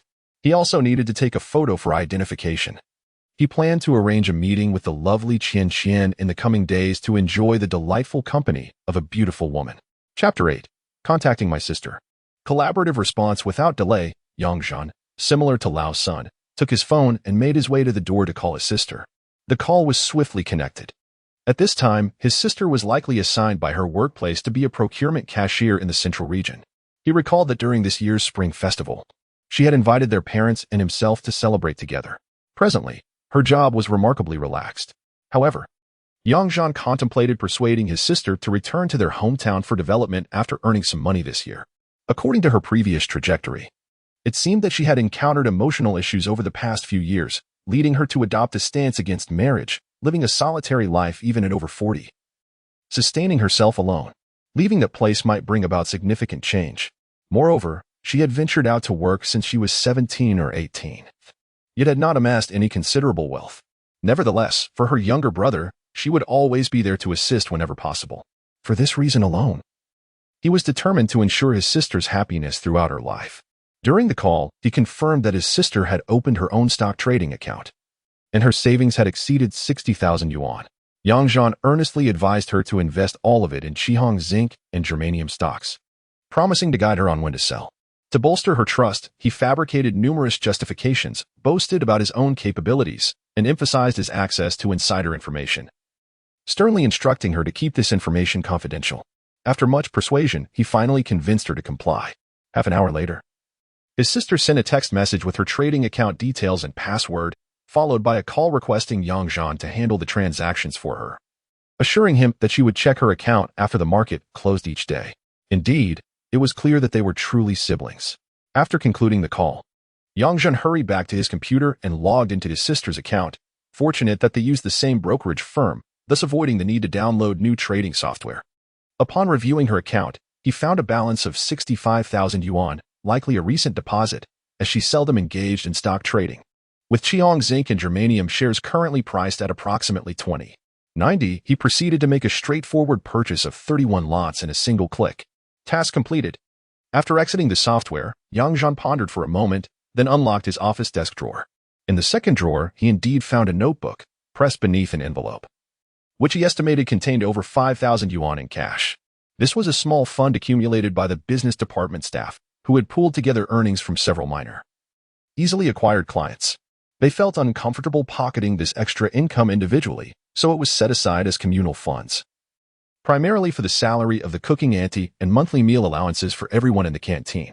Some might question whether such a small sum could suffice. To be frank, it was indeed adequate. The cooking and cleaning auntie they employed was originally a skilled chef. A local resident, she chose not to venture out into the world, preferring to stay home to support her child's education. With a monthly salary of only 600 yuan, plus additional expenses for groceries, her profit margin was not their concern, as everyone was quite satisfied with the meals provided for the business department. Thus, they did not nitpick on the finer details. It was evident that Zhan was the most suitable individual to manage this small fund, as the monthly inflow and outflow fluctuated. Yet the remaining balance consistently exceeded 5,000 yuan. In the past, he would never have considered touching that money, but now, moving a little to earn some pocket change seemed trivial. He promptly took out 5,000 in cash, tucked it into his pocket, locked the drawer, and headed out with his car keys in hand. After driving around for a while, Zhan returned to complete the tasks of photographing and opening a savings account. He parked his car at the entrance, intending to invest in Qihong zinc and germanium through his stock account, but hesitated. As he rummaged through his wallet, he discovered 2 credit cards within. Almost forgotten, these cards were issued by a bank in strategic collaboration with the company, specifically designed for employees of large corporations, with a combined credit limit exceeding 80,000. Seizing the opportunity, Zhan drove out again for over an hour, using the credit card at several gas station cash registers to withdraw more than 80,000 in cash, which he transferred into his stock account. Having a channel for such transactions was advantageous. There were no fees, and he bore no lingering responsibilities. At this stage, it was impossible for Zhan to borrow such a substantial amount from anyone, yet his mind was agile enough to recharge himself, which felt splendid. He pondered whether he should apply for a few more credit cards, but ultimately dismissed the idea, realizing that excess could lead to complications and that stubbornly pursuing one course could disrupt the balance of life. Upon returning to the office, Zhan noted that he still had time. He logged into his stock account and directly purchased 43 lots of Qihong zinc and germanium at 20.85. As he was still nurturing his ambitions, earning a little money brought him joy and satisfaction. He feared those affluent individuals who could purchase planes, cruise ships, or football teams yet found no excitement in their lives. Such a reality seemed devoid of meaning. The dimensions of desire and happiness must be carefully managed. Realizing it was just past 11 o'clock, he felt quite pleased with the progress he had made in the morning. Remembering that the rent issue was still unresolved, he handed the invoice from Ma to Lu Na, instructing her to complete the payment process today, so he could personally deliver the money once it was available tomorrow. In this era, transactions predominantly relied on transfer checks, and cash itself. Ma preferred to receive cash for the private rental of his property, and of course, this was entirely legal. After finishing his errands, Zhan resumed his writing endeavors. While others took their lunch breaks or indulged in leisure activities, he remained focused. In the afternoon, after work commenced, Brother Feng intermittently checked in on the changes in his stock, pleased to see a decent return during the first day. Satisfied, Brother Feng did not disturb Zhan further. By around 4:30 in the afternoon, Zhan had surpassed 110,000 words in his writing, and in a couple of days, he would be able to show Brother Feng and the others. Just as he contemplated taking a break, he received a call from Zhuyi, who informed him that they had a proposal ready for internal data statistics and meeting analysis and inquired if he was free to discuss it at their company. Zhan promptly replied that he would come over immediately. Grabbing his car keys, he quietly mentioned to Brother Feng, who was on the phone in the reception area, that Jiangzhou Engineering Company had invited him to discuss a collaboration and asked if he would like to join. Brother Feng covered the phone's microphone with one hand and softly replied to Zhan, asking if he could handle it alone. If he could, he should proceed to establish contact. He was also engaged with clients and could assist if needed. Just call him later. He nodded affirmatively, giving Zhan a reassuring look. Zhan gave an affirmative gesture, clenched his fist, and turned to exit the business department. After glancing around without spotting Sundaji, he decided against searching further and drove directly to Zhuyi's company. Upon arrival, he ascended to Zhuyi's office, where he was recognized by several employees along the way, many of whom nodded in greeting. Inside the office, Zhuyi was seated on a simple wooden sofa, sipping tea while perusing an A4 sheet of paper. Upon seeing Zhan enter, he smiled and beckoned. "Ah, Yang, you've arrived so swiftly. Come, have a seat and enjoy some tea." Without hesitation, Zhan settled into a chair beside Zhuyi and began preparing tea for himself. Being so close, with uncles were calling, I naturally rushed over. Since their last meal together, any sense of formality had dissipated, allowing for a more relaxed interaction. No rush, let us savor some tea first. Rest assured, Uncle Zhua, I want tea stand on ceremony. Zhuyi set aside the documents on the coffee table and accepted the freshly poured tea from Zhan. We just concluded a meeting. The engineering vessel will be towed over from the sea within this week, and the client has urged us to commence work promptly. Therefore, we must ensure the supply of fuel is in place. Ideally, as soon as the ship arrives over the weekend, we should dispatch a batch of oil, as the crew's livelihood requires diesel. For our operations in remote areas, we typically collaborate with state-owned petrochemical enterprises for fuel supply. Since we have a good rapport, Yang, I would appreciate your assistance in this matter, Zhuyi stated earnestly. Zhan regarded Zhuyi with a serious expression. Uncle Zhua, you are quite decisive. I need to familiarize myself with your current situation. For instance, how many tons of fuel are supplied each time? What is the average monthly consumption per vessel? What is the storage capacity of the fuel tanks? And will refueling require a transfer vessel? What is the approximate distance involved? Is it solely this engineering vessel? And what are your payment requirements for the fuel? He inquired while counting on his fingers. Zhan specifically asked whether there was only one engineering vessel, as he sensed an excess of logistical personnel in the office, which private companies typically would not maintain. Zhuyi nodded in response, stating, Yang, you are quite professional. We discussed the actual engineering volume in today's meeting to estimate our diesel requirements. Most of the relevant data is encapsulated in this statistical table.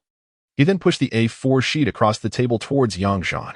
Continuing, he articulated, the current issues are as follows. First, can you assist in locating a transfer vessel for transporting diesel? We will cover the freight costs ourselves. Second, once our project commences, it will not halt, as the losses incurred from delays are substantial. Can you ensure that our consumption needs are met during this time? Additionally, as the project progresses, expenses will mount.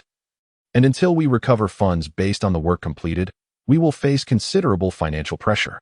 Would it be possible for you to provide monthly payment support for our fuel costs? After a moment's thought, he added, Yang, since we have a good relationship, let me confide in you. You asked if there is only one vessel. In truth, there is currently just one.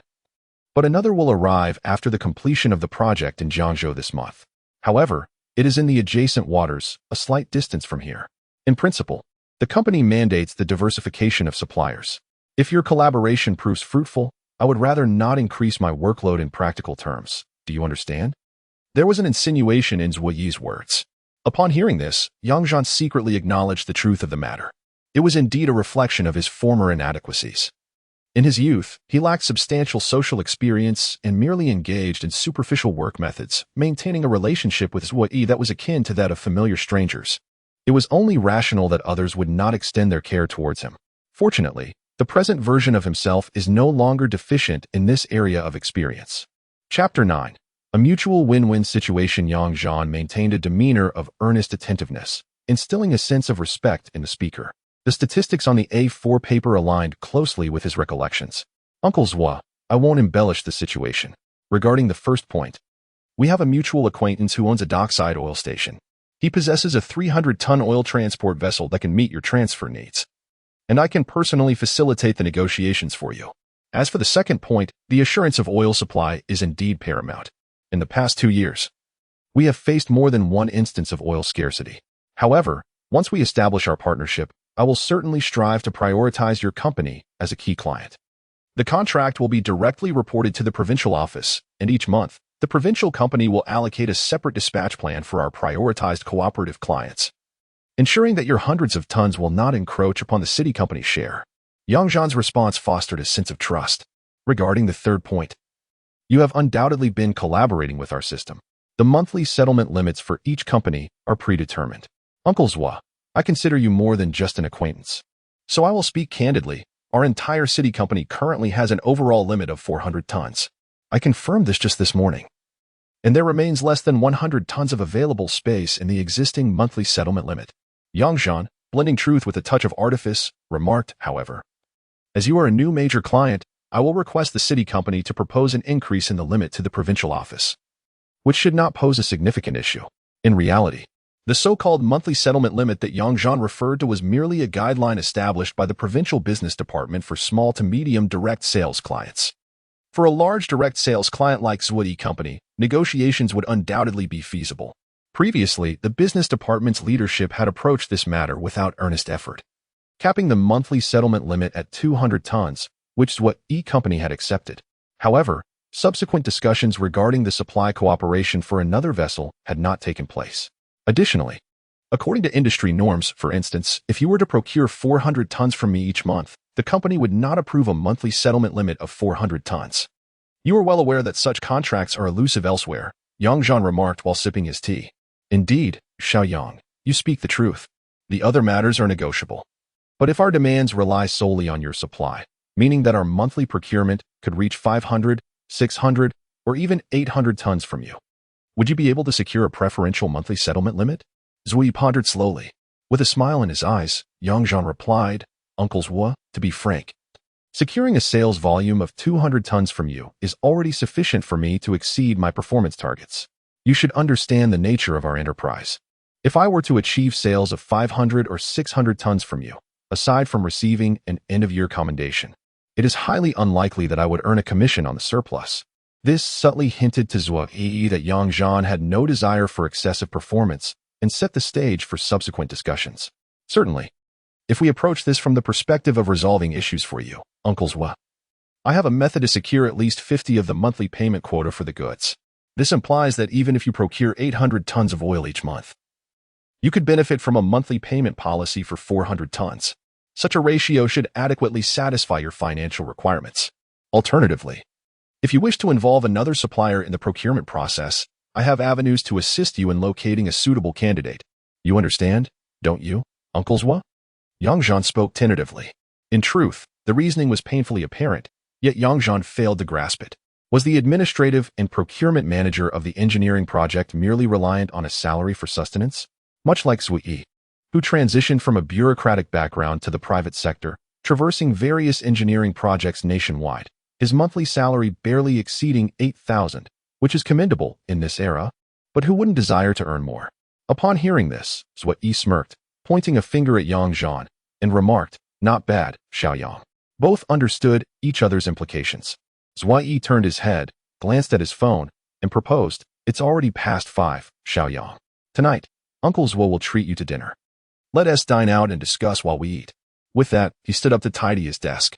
Zhan, seizing the opportunity, pulled out his phone and replied, sounds good, Uncle Zhuyi. It's quite fortuitous, as I discovered an excellent place just yesterday, authentic local cuisine. I'll head downstairs to drive. You can wrap up and join me. Yang Zhan promptly organized the plans, demonstrating his initiative. Once Zui acknowledged, Yang Zhan descended the stairs first, simultaneously calling Boss Zhan, the portly gentleman from their last dinner, to reserve a private room for their conversation. He also informed Brother Feng briefly, stating that he wished to have a private chat with Zui, thus opting not to invite Brother Feng along to avoid raising suspicions with an unexpected presence, which could complicate their discussions later on. Brother Feng, undoubtedly understanding and encouraging, reiterated his readiness to assist whenever needed. Truly a commendable big brother. Within 2 minutes, Zui emerged, carrying a black plastic bag. Yang Zhan instantly recognized it contained beverages and beckoned him to the car. Despite Yang Zhan's dilapidated pickup truck, Zui saw no issue. Upon arriving at the restaurant, it was still before 5:30 p.m. Boss Zhan promptly escorted them to a small private room, where a round table could accommodate 5 or 6 individuals, ensuring their meal wouldn't feel overly spacious. After inquiring about their culinary preferences, Boss Zhan recommended 4 dishes and a soup based on the day's fresh ingredients. Following Zui's approval, Yang Zhan signaled Boss Zhan to serve the dishes around 6 p.m. Boss Zhan, adhering to his usual routine, opened the window, turned on the fan, served tea, offered cigarettes, and then left them with his business card before departing. The two continued their afternoon conversation over tea and cigarettes. Xiaoyang, we resonate well together. Uncle Zhua has nothing to withhold from you. As for your company, collaboration is certainly on the horizon, but the specific quantity is, in reality, not significantly correlated with the monthly payment ratio, is what he pondered aloud. In the past, when collaborating with other companies from outside, I must candidly admit that I also receive commissions.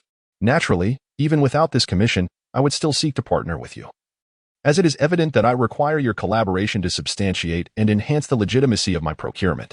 For the remaining portion of diesel purchases, I will engage with other companies, and I am certain that I will not miss out on profits. You are likely aware of such practices within our industry. Zui leaned towards Yang Zhan, lowering his voice as if to further probe. Yang Zhan, his gaze unwavering, nodded slightly, while internally reflecting. I had no inkling of this before. I used to be the quintessential naive fool. However, the current Yang Zhan was, indeed, in a state of readiness to easily grasp the topics Zui had introduced. Yes, I understand, Uncle Zhua. This is entirely normal. My integrity is at stake here. Please reveal the commission rate, so I can assess. Zui's eyes lit up with appreciation as he flicked ash from his cigarette with his right hand, stating, for other companies, I receive at least 30 yuan per ton, and with your reputable petrochemical company, it has historically been 10 yuan per ton. This is standard procedure. The data is accurate. I handle all necessary assurances on my end, and after the company disperses the payment each month, I collect my commission cash. Yang Zhan calculated in his mind, based on a monthly average of 800 tons across 2 to 3 suppliers. Zui's earnings from this alone would be approximately 16,000 to 17,000 yuan, more than double his salary, not to mention additional sources of income. In this era, such a sum qualifies as a high income. Reflecting on his previous self, who envied a management position with a salary of 3,000 yuan, he felt a twinge of shame, considering that at this time, the average price of homes in Huichin was only a little over 3,000 yuan per square meter, while well-located villas were priced at over 6,000 yuan per square meter, and property prices across various districts in Pingsheng ranged from 6,000 to just under 10,000 yuan per square meter. Certainly, Zui's commission rate is deemed standard within the fuel supply sector, particularly among private enterprises, where there are various methods to earn greater profits. For state-owned petrochemical companies, it is improbable that a salesperson would transfer their commission to Zui while only retaining the sales figures for themselves, as previously noted. Sales data does not guarantee corresponding commissions for the salesperson. Ultimately, the cost is borne by the sheep. It merely depends on how one can discreetly and judiciously extract that cost. Private companies typically follow simpler procedures. In contrast, reputable petrochemical enterprises are constrained by more regulations and cumbersome processes. The tactics of private companies are straightforward. For instance, if the market price for diesel is 3,500 yuan per ton, with a cost price of approximately 3,200 yuan, while the wholesale price offered to Zui's company is 3,400 yuan per ton. Zui may negotiate for a price of 3,450 yuan per ton, with the actual amount received being 3,420 yuan per ton. allowing them to find a way to provide him with the additional 30 yuan per ton in cash. Private companies, upon encountering such matters, would willingly and confidently facilitate the process. The intricacies involving procurement contract data alterations, invoice modifications, and cash handling are trivial to them. After all, the company is their own. The invoices are theirs to issue, and the financial decisions are entirely within their purview. What difficulty could there possibly be? As for the Zhuyi company, let us not even mention that others are entirely oblivious to the specific market prices of oil products. In any case, regarding wholesale procurement, it is the procurement manager who negotiates the discounts. Whether the discount is 50 or 100, it is unlikely anyone would scrutinize it, at least on the surface. The procurement price appears to be more favorable than the market rate, which poses no issue.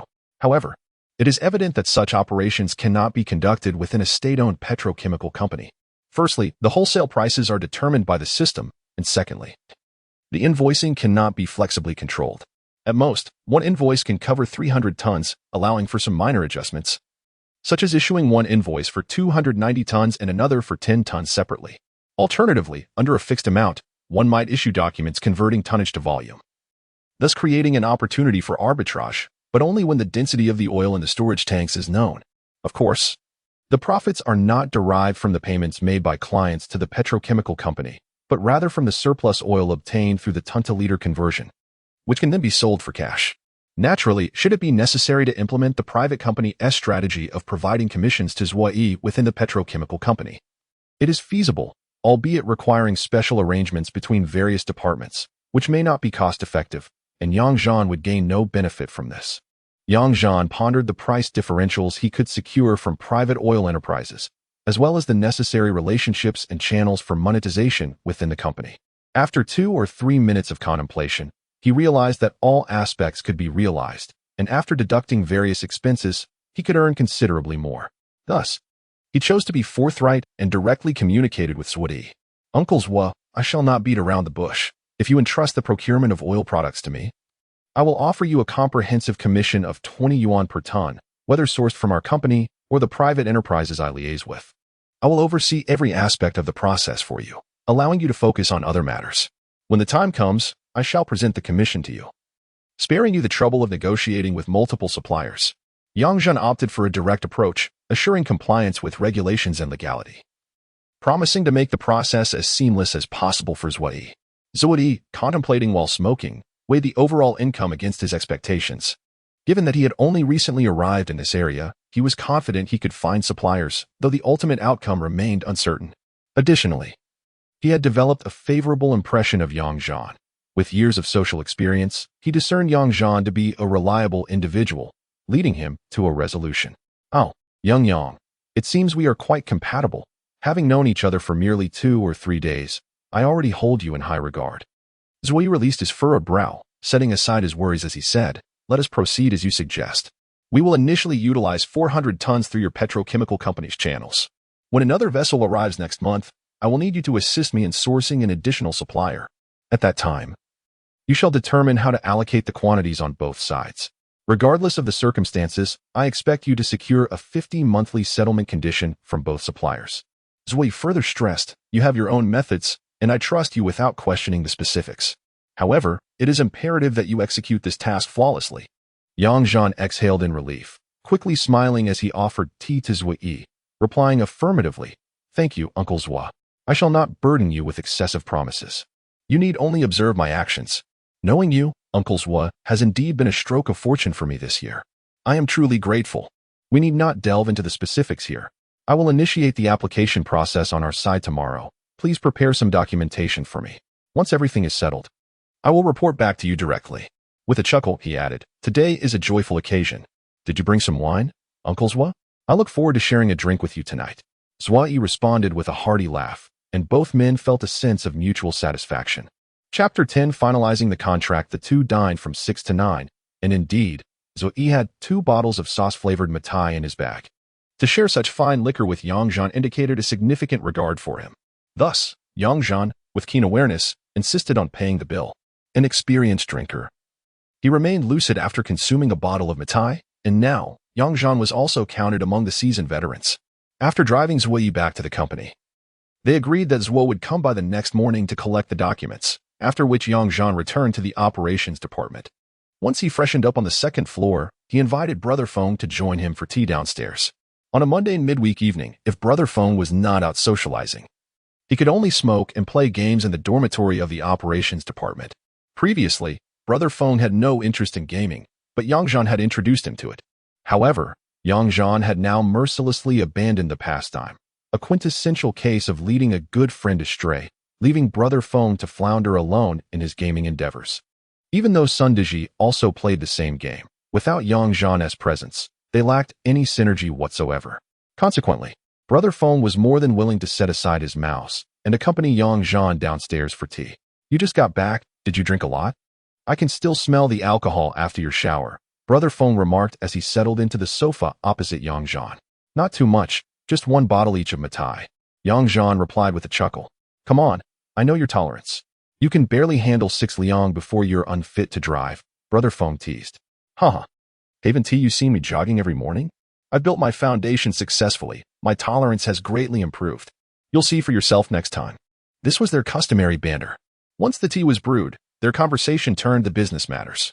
Zhan reported on Zui's company, including the commission he promised Zui, and his intentions to reach out to Guanghui Petroleum next month to secure a fuel supply contract for another vessel. Brother Feng was certainly aware of the industry's unspoken rules, yet the intricacies of such a complex model were not immediately clear to him. Hence, Zhan patiently outlined his strategy, detailing the need to secure an oil supply vessel, coordinate with Qiu Hongbing, the scheduling supervisor at the oil depot, and manage cash settlement clients from the operations department, primarily those associated with Old Kong, along with the sale and collection of excess oil products. Furthermore, he meticulously analyzed the specifics of earning a profit margin through Guanghui Petroleum supplies, calculating potential profits.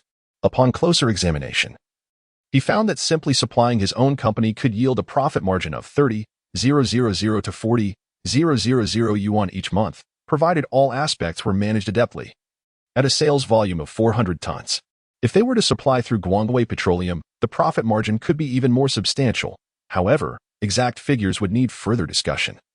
Though industry fluctuations were generally known to be lucrative, Zhan expressed his desire for Brother Feng's unwavering support, emphasizing that he would manage the critical aspects of the operation, such as securing cash settlement clients from Old Kong and enlisting Qiu Hongbing's assistance with invoicing and scheduling at the oil depot. Moreover, during the internal performance evaluations within the company, sales figures were strategically distributed among other sales personnel, resulting in a loss of some sales data. However, this maneuver could nearly recover 2/3 of the total commission. Excluding performance-related wages, all remaining earnings would be equally shared between the two individuals. This implies that, if the entire plan were executed as intended, each of them could potentially earn around 40,000 in supplementary income monthly. Brother Feng felt hesitant to promote his style, not due to any lack of financial resources, but because he was also earning a similar invisible income within the industry. With Zhan's scheme, his additional earnings surpassed those from all his clients combined. Furthermore, this client directly engaged in oil ship transshipment of 300 tons at a time, a far simpler process compared to land clients who typically dealt in 2, 5, or 30 tons per truckload. Once Brother Feng comprehended the intricacies involved, he patted Zhan on the arm and said, "All right, Xiaoyang, I want to pretend with you this time. I'll take advantage of this opportunity. You lead the way, and I'll handle everything you just mentioned." He added, "When luck presents itself, we must seize it." Brother Feng stretched with a grin. Only those who have traversed similar paths can truly appreciate why some individuals willingly engage in work that others scorn. Many perceive these workers as having unstable incomes, constantly on the move and mingling socially, seemingly devoid of status. Yet, the truly formidable salespersons often display a carefree demeanor while reaping earnings that surpass those of their office superiors. Of course, such salespersons typically need to establish a long-term foothold in the industry to grasp its essence. Take Old Kong from the operations department, for instance. Many look down on him, yet he earns more than numerous leaders. The two continued their discussions, planning to acquire the necessary documents the following morning and head to the business department together to negotiate with Director Feng Jian and Assistant Zhang. Should the terms be favorable, they would finalize the contract in the business department, ensuring that all details were communicated with Zui over the phone. then subsequently sending the contract via email for Zhu's initial signature. After returning in the afternoon, they intended to invite Qiu Haobing from the oil depot for dinner. They were good friends, and discussing subsequent cooperation over a meal would pose no issue. The day after tomorrow, they would seek out the owner of the seaside gas station to discuss oil ship transshipment logistics, promising business in exchange for hospitality. As for the clients of Old Kong, communication could proceed whenever the contract was finalized. Brother Feng, being the leader, would handle the sales performance data and income compensation collectively, demonstrating his keen awareness. The night passed without incident. The following morning, Yang Zhan adhered to his routine, rising early for exercise. At 8:30, everyone convened as usual in the lobby of the operations department. Brother Feng had already arranged a telephone meeting with Director Feng from the business department. So while there was still some time, he and Yang Zhan enjoyed tea to pass the moments. At 9, they received a call from Zhui, prompting them to set off together. After over an hour, Yang Zhan parked in the company building's parking lot. The independent 14-story structure, situated in a prime location on a major city street, was neither ostentatious nor shabby. Ascending to the 5th floor via the elevator, which was shared by the business and finance departments, they noted that the business department occupied only a quarter of the space. Along the way, they encountered several classmates and familiar colleagues, exchanging greetings. Two individuals entered Director Feng's office without hesitation. After exchanging pleasantries, they were promptly summoned to Assistant Zhang's office. This clearly illustrates that the leadership places considerable importance on this matter. Initially, the negotiation involved Assistant Zhang and several personnel from various business departments visiting the operations department to gain insights, culminating in a finalized agreement with Zhui and the company's executives after a convivial dinner. This time, Yang Zhan and his team arrived to present a comprehensive report detailing client situations, proposed conditions, and requirements. They provided client information, including the ownership rights of their engineering vessels and copies of contracts with the primary party, along with a guarantee letter issued by the primary party for Zhui's company. Yang Zhan had specifically requested Zhui to procure this document. Although securing a formal agreement for monthly settlements of fuel payments backed by the primary party would have been more official, it seemed unnecessary to delve into such complexities. Upon reviewing the report and materials, the two leaders concluded that there was no need for further disputes regarding the project. The primary concerns were merely the monthly settlement limits and the assurance of fuel supply. Clients were not particularly sensitive to fuel pricing, as a slight reduction below market rate sufficed. While smaller clients often found it challenging to secure monthly settlements, it was akin to banking. Greater strength inspires greater confidence from lenders. For such a premium client, Assistant Zhang immediately contacted the provincial company's supervisory department, and upon hanging up, declared the issue resolved. Often, matters that once appeared daunting become straightforward once one grasps the essence. Assistant Zhang nodded for Director Feng to summon Lu Pingfei from the entrance, requesting his assistance in modifying the company's standard contract per the requirements, and accompanying Yang Zhan to navigate the finance and risk control processes, culminating in obtaining the necessary stamps from the General Management Office, disregarding the usual practice of having clients sign and seal contracts first. Without delving into the intricate details of Yang Zhan's contract workflow, it suffices to say that all parties involved were familiar faces, with the head of risk control being his second-in-command, and Shen Xing from the General Management Office, a close associate. The process was seamless, with ongoing communication with Zhui regarding contract terms, characterized by a relaxed approach, further facilitating the proceedings. Meanwhile, in Assistant Zhang's office, after Yang Zhan stepped out to handle the contract process, Feng Ge and others remained to smoke and enjoy tea. Assistant Zhang inquired, "How has Yang Zhan been performing lately?" Little Yang. Yin Feng pondered before responding, "He's clever and diligent. He has recently had a breakthrough in business matters. For this particular project, he pursued it himself. His ability to engage with others has improved remarkably. He has nearly formed a familial bond with Manager Zhua from procurement over just a few days. Indeed, compared to before, he exudes much more confidence now. His articulation and grasp of business details are commendable. With this new client, negotiations typically necessitate several rounds. Yet he has seamlessly aligned the client's needs with the company's regulations." Director Feng interjected. Listening attentively, Assistant Zhang nodded in agreement, recognizing this as a positive development. "Since he has had a breakthrough, we should keep a close eye on him and ensure he receives the necessary support to set an exemplary standard." Director Feng. In light of this client, Please approve a special case and allocate several thousand yuan for hospitality expenses. If the contract is finalized, this will undoubtedly become our city's largest direct sales client, and we must ensure proper maintenance of this relationship. Very well. I will instruct Xiaowei to take 3,000 yuan from the department's reserve fund, and off phone, you will take charge of it for now. Over the next 2 months, please gather the invoices for reimbursement. Furthermore, for the maintenance of this client, we shall increase your department's monthly allocation by an additional 1,000 yuan. Specifically during the duration of this client relationship, Director Feng is indeed efficient in his dealings. Unexpectedly pleased, Brother Feng expressed his happiness, yet he was also mindful of seizing opportunities. He remarked with a hint of grievance, "Thank you, esteemed leaders. We are certainly elated to receive hospitality expenses. However, I am concerned about this client's monthly sales exceeding 400 tons, far surpassing the typical performance metrics for ordinary sales personnel. I fear that when the data becomes available, the business side may receive excessive compensation, leading to potential scrutiny from the HR and finance departments. In instances of 1 or 2 occurrences, they might consider it an exception, but if high performance and income persist, they will undoubtedly propose adjustments for balance. Of course, to put it plainly, we can distribute the orders, but this could still dampen the motivation of frontline sales staff. Take Xiao Yang, for instance. With just 1 order, he has met his performance target. What if he encounters another major client in the future? Will he still be motivated to pursue it? Chapter 11. Connecting the dots. Silence enveloped the office. Given the current income levels, the management personnel seated in the office earned a meager salary of less than 3,000 per month. In contrast, proficient salespeople often boasted salaries of 4,000 to 5,000, which was generally acceptable, considering they were a minority. However, when someone suddenly surpassed the threshold of 10,000 in monthly earnings, it posed a challenge for state-owned enterprises, which prized balance. Some suggested that salaries could be confidentially dispersed. Yet such matters are rarely kept under wraps for long. In this era, the notion of dismissal for disclosing salary information is archaic. Colleagues from human resources, finance, or even within departments may inadvertently be aware of one's financial situation.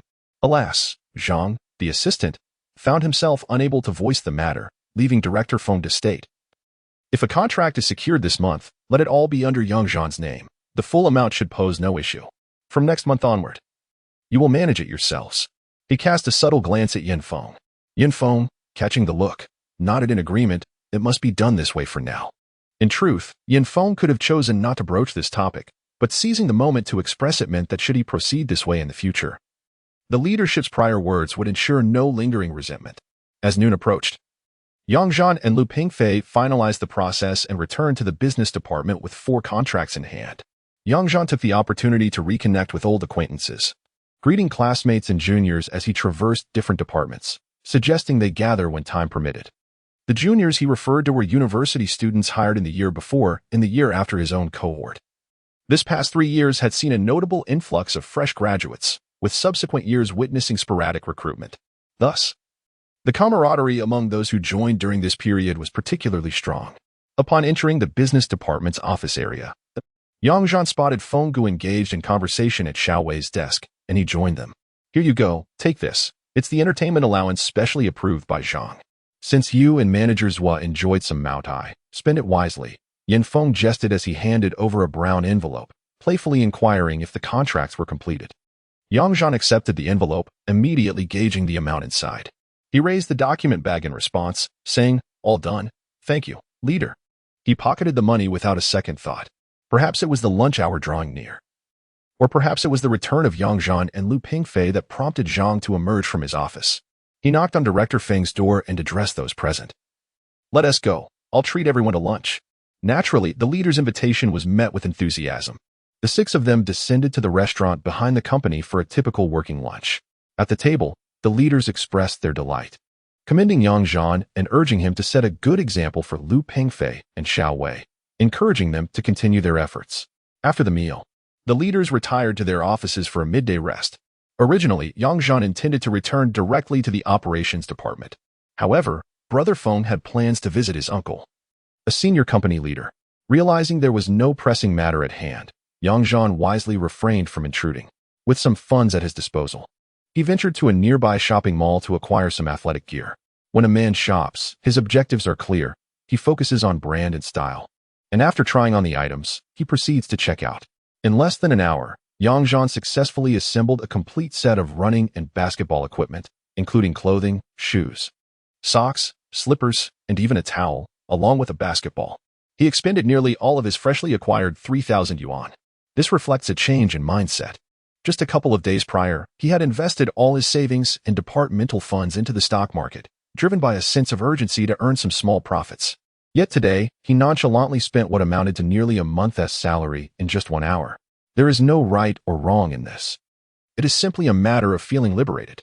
At 2:30, he returned to the operations department, taking a moment to enjoy tea in the reception area while checking the day's stock market performance. Observing the anticipated red candlestick, Brother Feng cheerfully clapped Zhan on the shoulder, pleased with the nearly 10 increase over the past 2 days. Zhan felt a sense of stability within himself. He would keep an eye on the market when he had time, but otherwise, he was content to let it be. Approaching 3 o'clock, Zhan delivered a contract to Zhui Yi's company and engaged in a discussion regarding the standard procedures for inquiries, procurement, and invoicing. They focused particularly on the collaboration methods from Zhui Yi's side, establishing mutual trust that facilitated their negotiations. As a private company, the process for signing and sealing contracts was notably more efficient. Zhui Yi personally handled the paperwork, completing the signing in just a few minutes. Both parties retained 2 copies of the contract, thereby formalizing their collaborative agreement. Zhui Yi proposed that they issue a procurement inquiry on Thursday, aiming to dispatch an initial shipment of oil by Friday. Due to the capacity constraints of the oil delivery vessel, the first order would be tentatively set at 300 tons. After all necessary documentation was signed, Zhan would issue an invoice for 50 of the payment, receiving a bank transfer check, while the remaining 50 would be settled 30 days later. Zhui also mentioned that he anticipated procuring an additional 300 tons in about half a month to enhance the storage capacity of the project vessels, culminating in a total procurement of 600 tons within the month. The funds would be settled monthly, with a 15-day overlap, effectively utilizing the contractual agreement. With time pressing, Zhan assured Zhui Yi, "Uncle Zhui, I understand your plans and foresee no issues. Regarding the oil depot and delivery vessels, I will handle those matters in the next couple of days. Please provide me with the operational sea area for the project vessels, so I can confirm the transportation distance with the oil suppliers and bring them directly to discuss pricing and contracts with you." Zhui nodded in agreement. "Very well. Xiaoyang, I appreciate your efforts." "Haha, Uncle Zhui, with potential profits at stake, what is there to worry about toil?" Zhan replied candidly. "I won't linger here any longer. I have an appointment with the oil depot. I'll strive to finalize all preparations and take my leave now." "Indeed. Take care of yourself. When we deliver the oil in a couple of days, I'll take you aboard our vessel for a bit of fun," Zhui said, rising to see Zhan off. "Certainly, it is essential to experience it. I have not yet had the opportunity to board a large vessel." With a chuckle, Zhan replied while walking, leaving Uncle Zhui to descend the stairs alone. Upon returning to the office, Zhan parked his car directly in front of the operations department, exited, and handed the contract to Lu Na. Brother Feng offered him a cup of tea and inquired, "Is everything settled?" "Indeed. We shall proceed according to plan, ideally issuing the order on Thursday and delivering the oil on Friday, starting with 300 tons. Later, I will discuss with Brother Bing to clarify the density of the oil tanks." Zhan responded while sipping his tea.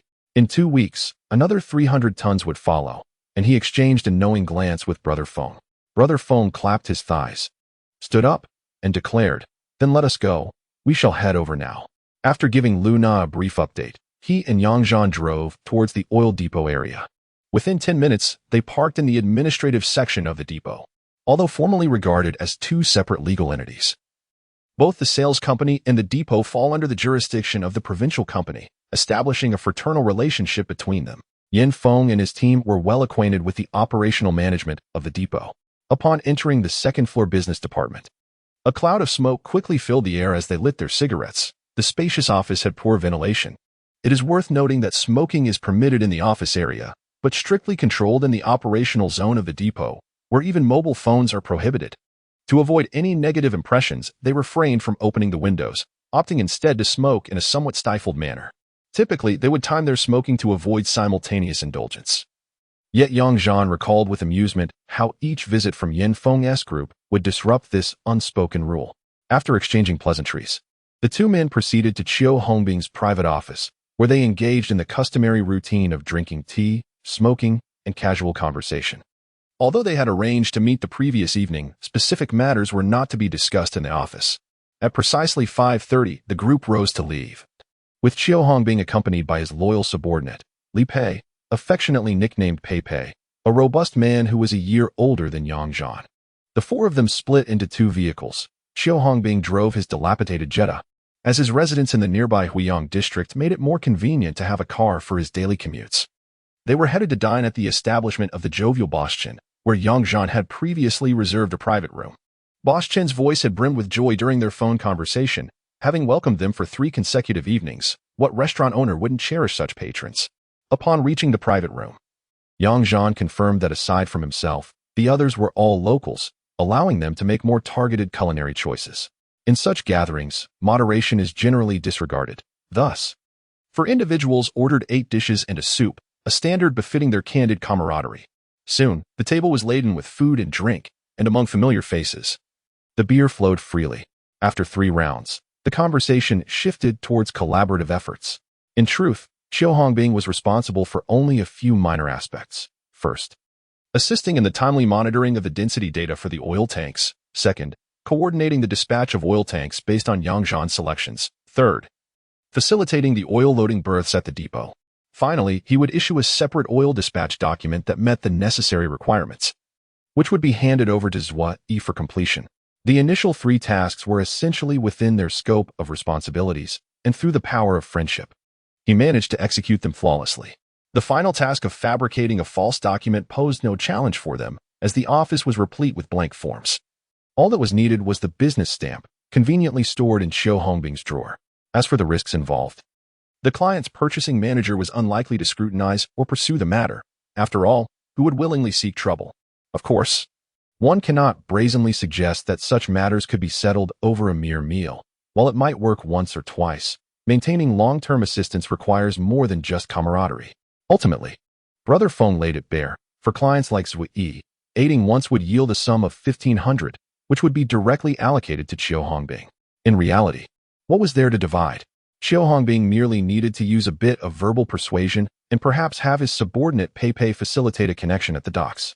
Clearly, for someone like Chiu Hongbing, earning around 4,000 in salary, this income was both steady and secure. It was akin to Brother Feng providing him with a side income, and he had no reason to refuse or deflect. Thus, they enjoyed a 2-hour meal, concluding their business discussion in a mere 10 minutes, simply perfect. Chapter 12. The business closed loop. Upon returning to the operations department, it was just past 8 in the evening. Zhan reflected on the day. It had been exceedingly fulfilling. After refreshing himself in the dormitory, he rinsed his newly purchased athletic attire and hung it up to dry, ready for use the following day. Brother Feng, having indulged in drink, opted to skip his shower and collapsed onto his bed. Meanwhile, Zhan, still brimming with energy, seized the opportunity to descend to the lower floor and continue penning his thoughts. When inspiration struck, writing his novel proved to be a more gratifying diversion than merely reading. The next day, Zhan adhered to his routine. For young individuals with ample experience, once a firm resolution is made, perseverance does not seem so daunting. Coupled with a natural athletic aptitude, he found himself infused with greater confidence than ever before, making his newfound love for sports feel entirely organic. At work, he balanced the demands of busyness and leisure. Zhan took a moment to tally his literary endeavors. He had amassed nearly 120,000 words of manuscript, and he felt ready to upload it the following week. What began as a mere pastime to calm his thoughts had transformed into a source of self-assurance. He felt no need for validation from Brother Feng or Sundaji, confident that his work would not fall short.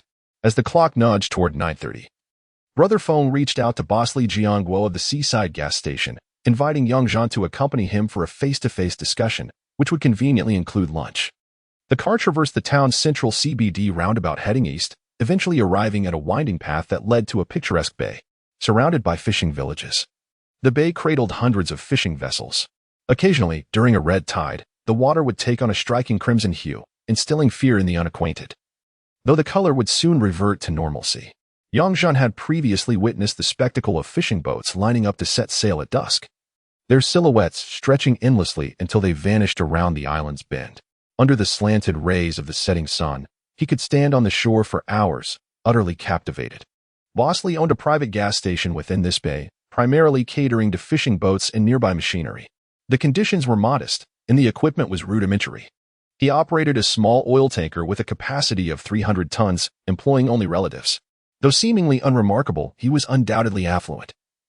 The mere presence of his small vessel so close to the bustling port city spoke volumes. With regulations tightening, the little ship often lay anchored nearby. Upon entering the gas station office, they encountered a typical provincial business atmosphere, simple yet functional, adorned with a tea table for receiving guests. Bosley embodied the archetype of a seasoned businessman, slight in stature, dark-skinned, and dressed modestly, yet not shabbily. Accompanying him was a young man, his nephew, who appeared to be around Zhan's age. Despite being a shade darker, he looked vigorous and amiable, a fitting successor. Bosley had 2 daughters and, due to having many brothers, was unconcerned about continuing his lineage, a rarity in such matters. Upon their arrival, Bosley graciously rose to welcome them, inviting them to sit and enjoy tea. Aware of their purpose, he began to elaborate on the details of the potential collaboration, leveraging the expertise of seasoned industry professionals. With the delivery coordinates provided by Zhan for the oil tanker, they swiftly calculated the pricing and projected profits. Certainly, the subtle intricacies of the delivery process are seldom scrutinized by outsiders. Bosley, not one to engage in deceit, promptly expressed his willingness to cooperate fully. As Zhan and his associates had no intention of participating in this aspect of the operation, they exchanged glances with Brother Feng before Zhan rose and said, "Managerly, I have clarified the situation. I will drive over now to fetch the client's purchasing manager, Mr. Zhua. You may discuss the specifics and charges directly with him." Upon hearing this, Bosley understood that Zhan and his team would not be involved in the negotiations, leaving the particulars of the transaction between him and Zhua to be resolved amongst themselves. He nodded with satisfaction and replied, "Thank you, Manager Yang. Please bring Mr. Zhua here. We shall have lunch at home, where there is an abundance of freshly caught seafood and vegetables, far superior to what one might find outside." With a chuckle, he added, "Very well.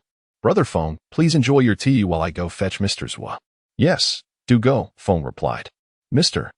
Zhua had been busy coordinating oil supplies over the past couple of days, so it took Zhan approximately 20 minutes to bring him over. Upon entering the room, after a round of introductions and pleasantries, Zhan and Brother Feng excused themselves, taking Bosley's nephew along to select seafood, leaving Zhua to discuss matters independently. This adhered to the customary protocol. The discussions continued until around 2 in the afternoon, with only half an hour dedicated to negotiations, while the remaining 3.5 hours were spent dining and fostering camaraderie. It must be noted that enjoying seafood in a seaside fishing village is an effortless delight.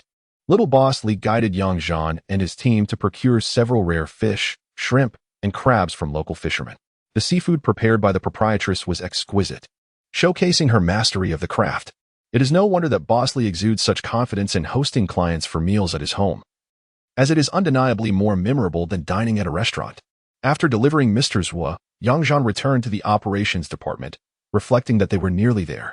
In the next couple of days, they needed to thoroughly scout the route, after which earning profits would become a breeze. Just as he intended to relax and continue writing, Luna informed him that the leasing expenses for the operations department had been approved. Realizing it had been about 3 or 4 days, Zhan signed the documents and prepared to personally deliver the cash to Officer Ma. He also intended to bring along photographs and other materials to seek out the lovely Li Chanqian, aiming to expedite the process of obtaining the 3-region travel permit. With a brief farewell, Zhan set off in his vehicle, confirming over the phone that Officer Ma was present at the station. In just 5 minutes of driving, Zhan arrived at the police station's entrance. After notifying the security personnel of his appointment to see Officer Ma, he was permitted to park his car within the compound. A casual inquiry led him easily to Officer Ma's office, where he also encountered Li Chanqian in the communal workspace leading to the director's office. Cheerfully, he greeted her, "Hello, Chanqian. I'm here to see Officer Ma. I'll come back to chat with you shortly." Li Chanqian appeared equally pleased, smiling as she replied, "Sure, Officer Ma just returned to his office. You may go in." With a wave, Zhan turned and knocked on the door, entering to find Officer Ma comfortably seated on a sofa, smoking and reviewing documents. Upon spotting Zhan, he warmly beckoned him over to join him for tea, casually setting his papers aside. "Ma Ge, it's been a few days. I've missed you," Zhan said. displaying no signs of hesitation as he casually settled into the seat across from the officer. Dear brother, let me clarify. Do you miss Brother Ma? Or do you long for the beauty, Qian here? Haha. Brother Ma's jokes flow effortlessly. Young Zhan, now devoid of any pretense of shyness, candidly responds, I miss Brother Ma because I hope you'll take me out for a delicious meal, and my admiration for the beautiful Qian is undoubtedly genuine, as they jest. Brother Ma skillfully prepares the tea, not overly concerned with elaborate rituals. In no time, the two are enjoying tea and smoking. As anticipated, the cigarettes Brother Ma offers are merely ordinary ones priced in the 20s. Yang Zhan naturally retrieves a small leather envelope and a receipt from the large brown paper bag he brought. Flipping the receipt book to the filled-out page and passing the envelope to Brother Ma, here is the rent. Luna just mentioned it to me this afternoon, so I brought it right over. It is my first time at your station, and the conditions are quite commendable. Brother Ma takes it, signs the receipt, and hands it back to Yang Zhan. He then opens the envelope, glances inside, and casually places it beneath some documents. He nods at Yang Zhan, indicating receipt. Our station is reasonably equipped, with a broad jurisdiction. When you have the chance, let Qian show you around. If you ever need my assistance, do not hesitate to come to me directly. Yang Zhan smiles in response. Thank you, Brother Ma. Your words instill in me a sense of protective aura. Haha. As a law-abiding young man, I only wish to share meals and drinks with you, avoiding any complications that might arise. Haha. The two, akin to comedic performers, enjoy a lively exchange. After more than 10 minutes, Yang Zhan, sensing the moment, rises to take his leave. Brother Ma, I understand you're busy during work hours, so I won't impose any longer. I need to find Qian. I still require her assistance. Brother Ma also stands, placing a hand on Yang Zhan's shoulder as he opens the door to see him off.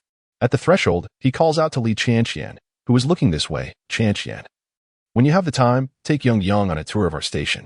It's good for young people to converse more. After gently patting Yang Zhan's back, he closes the door and returns to his office.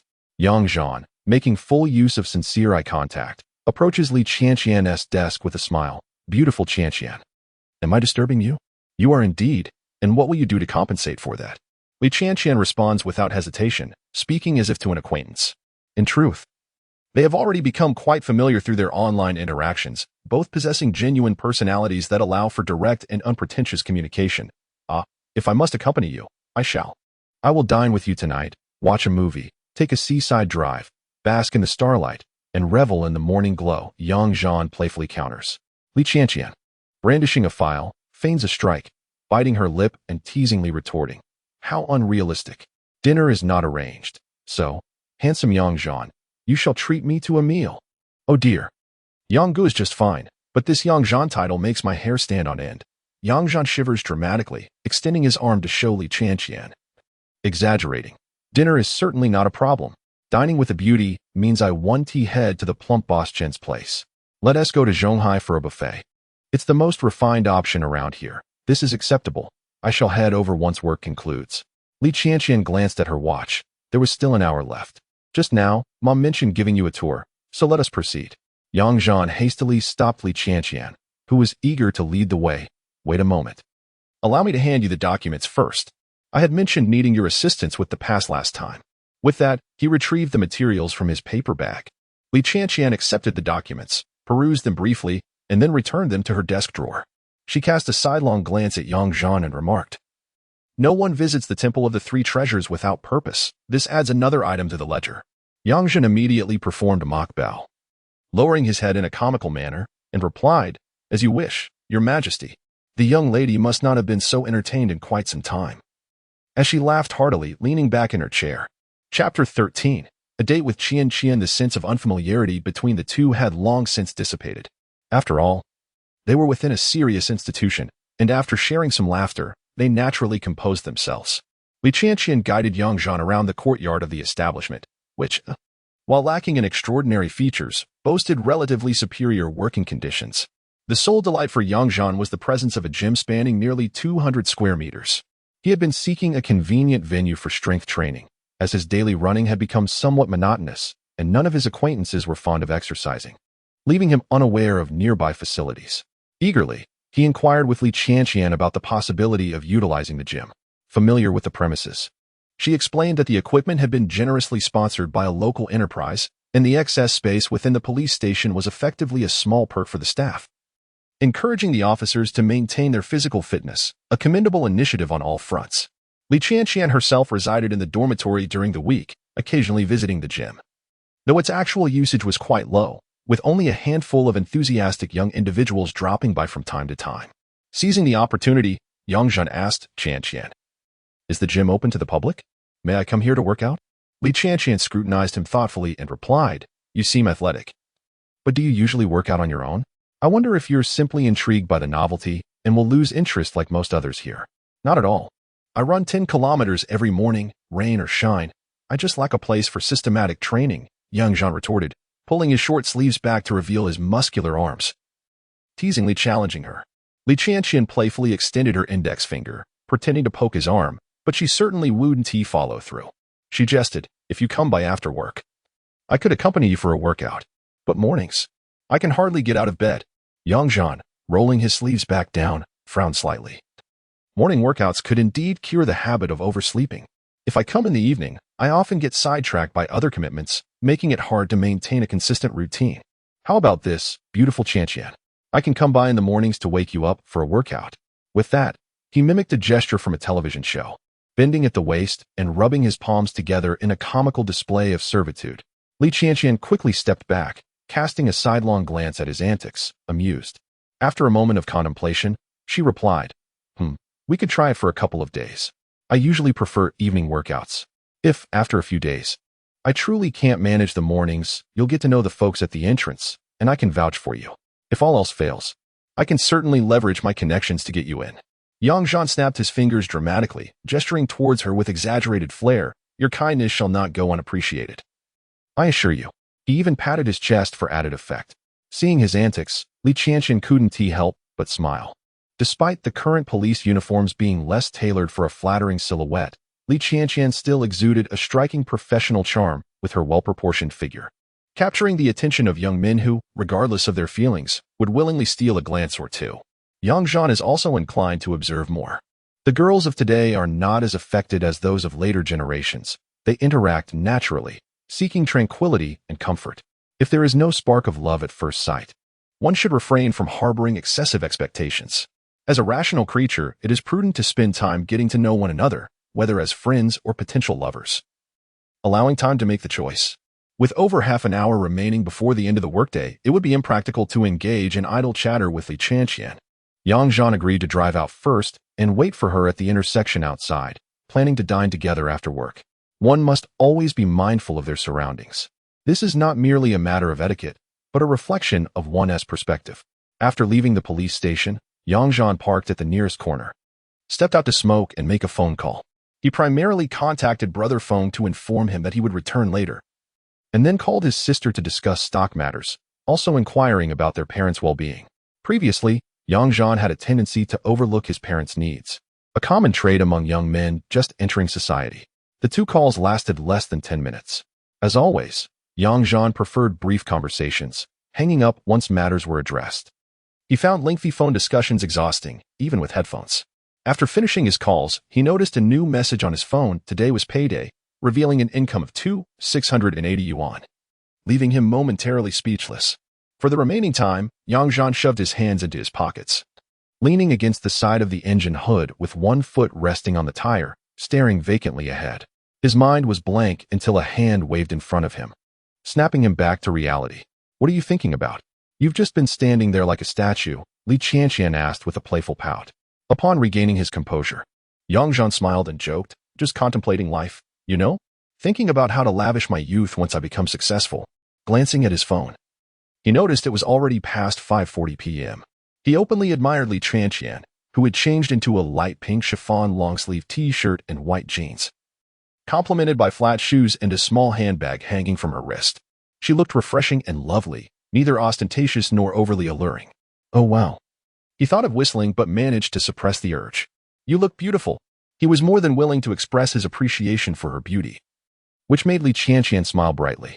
She cheerfully opened the front passenger door and hopped in, exclaiming, "You're a bit cheeky, handsome. Let us go." Facing the reality of a battered pickup truck did not faze her. What a wonderful era it was. Zhan laughed as he rounded the front of the vehicle and got in, starting the engine and shifting gears with practiced ease. Inside the car, he transformed into a comedic performer, and the two found plenty to discuss, avoiding any awkwardness. In less than 10 minutes, they arrived at the parking lot of the Donghai Hotel, located by the sea. Although a 3-star establishment, its decor and service rivaled that of a 4-star hotel. Zhan had visited twice before with a high school crush. If someone made a special trip to see him, he would certainly provide warm hospitality, spending a night or two together. After the two alighted from the vehicle, they proceeded directly to the third-floor buffet restaurant. Zhan quickened his pace to the front desk to settle the payment, swiftly completing the transaction at 268 yuan per person. With tickets in hand, they entered the establishment relatively early, allowing them the luxury of choice regarding their seating by the ocean view floor-to-ceiling windows. They selected a spot with a delightful view and settled in. Given the early hour, the sumptuous offerings of the buffet were yet to be unveiled. Zhan inquired, "Would you like to drink?" "It's still early. I'll fetch some cold dishes and fruits to whet our appetites." Champagne, red wine. "If you bring me beer, I shall look down upon you," Li Qianqian teased, propping her chin on the table as she gazed at Zhan playfully.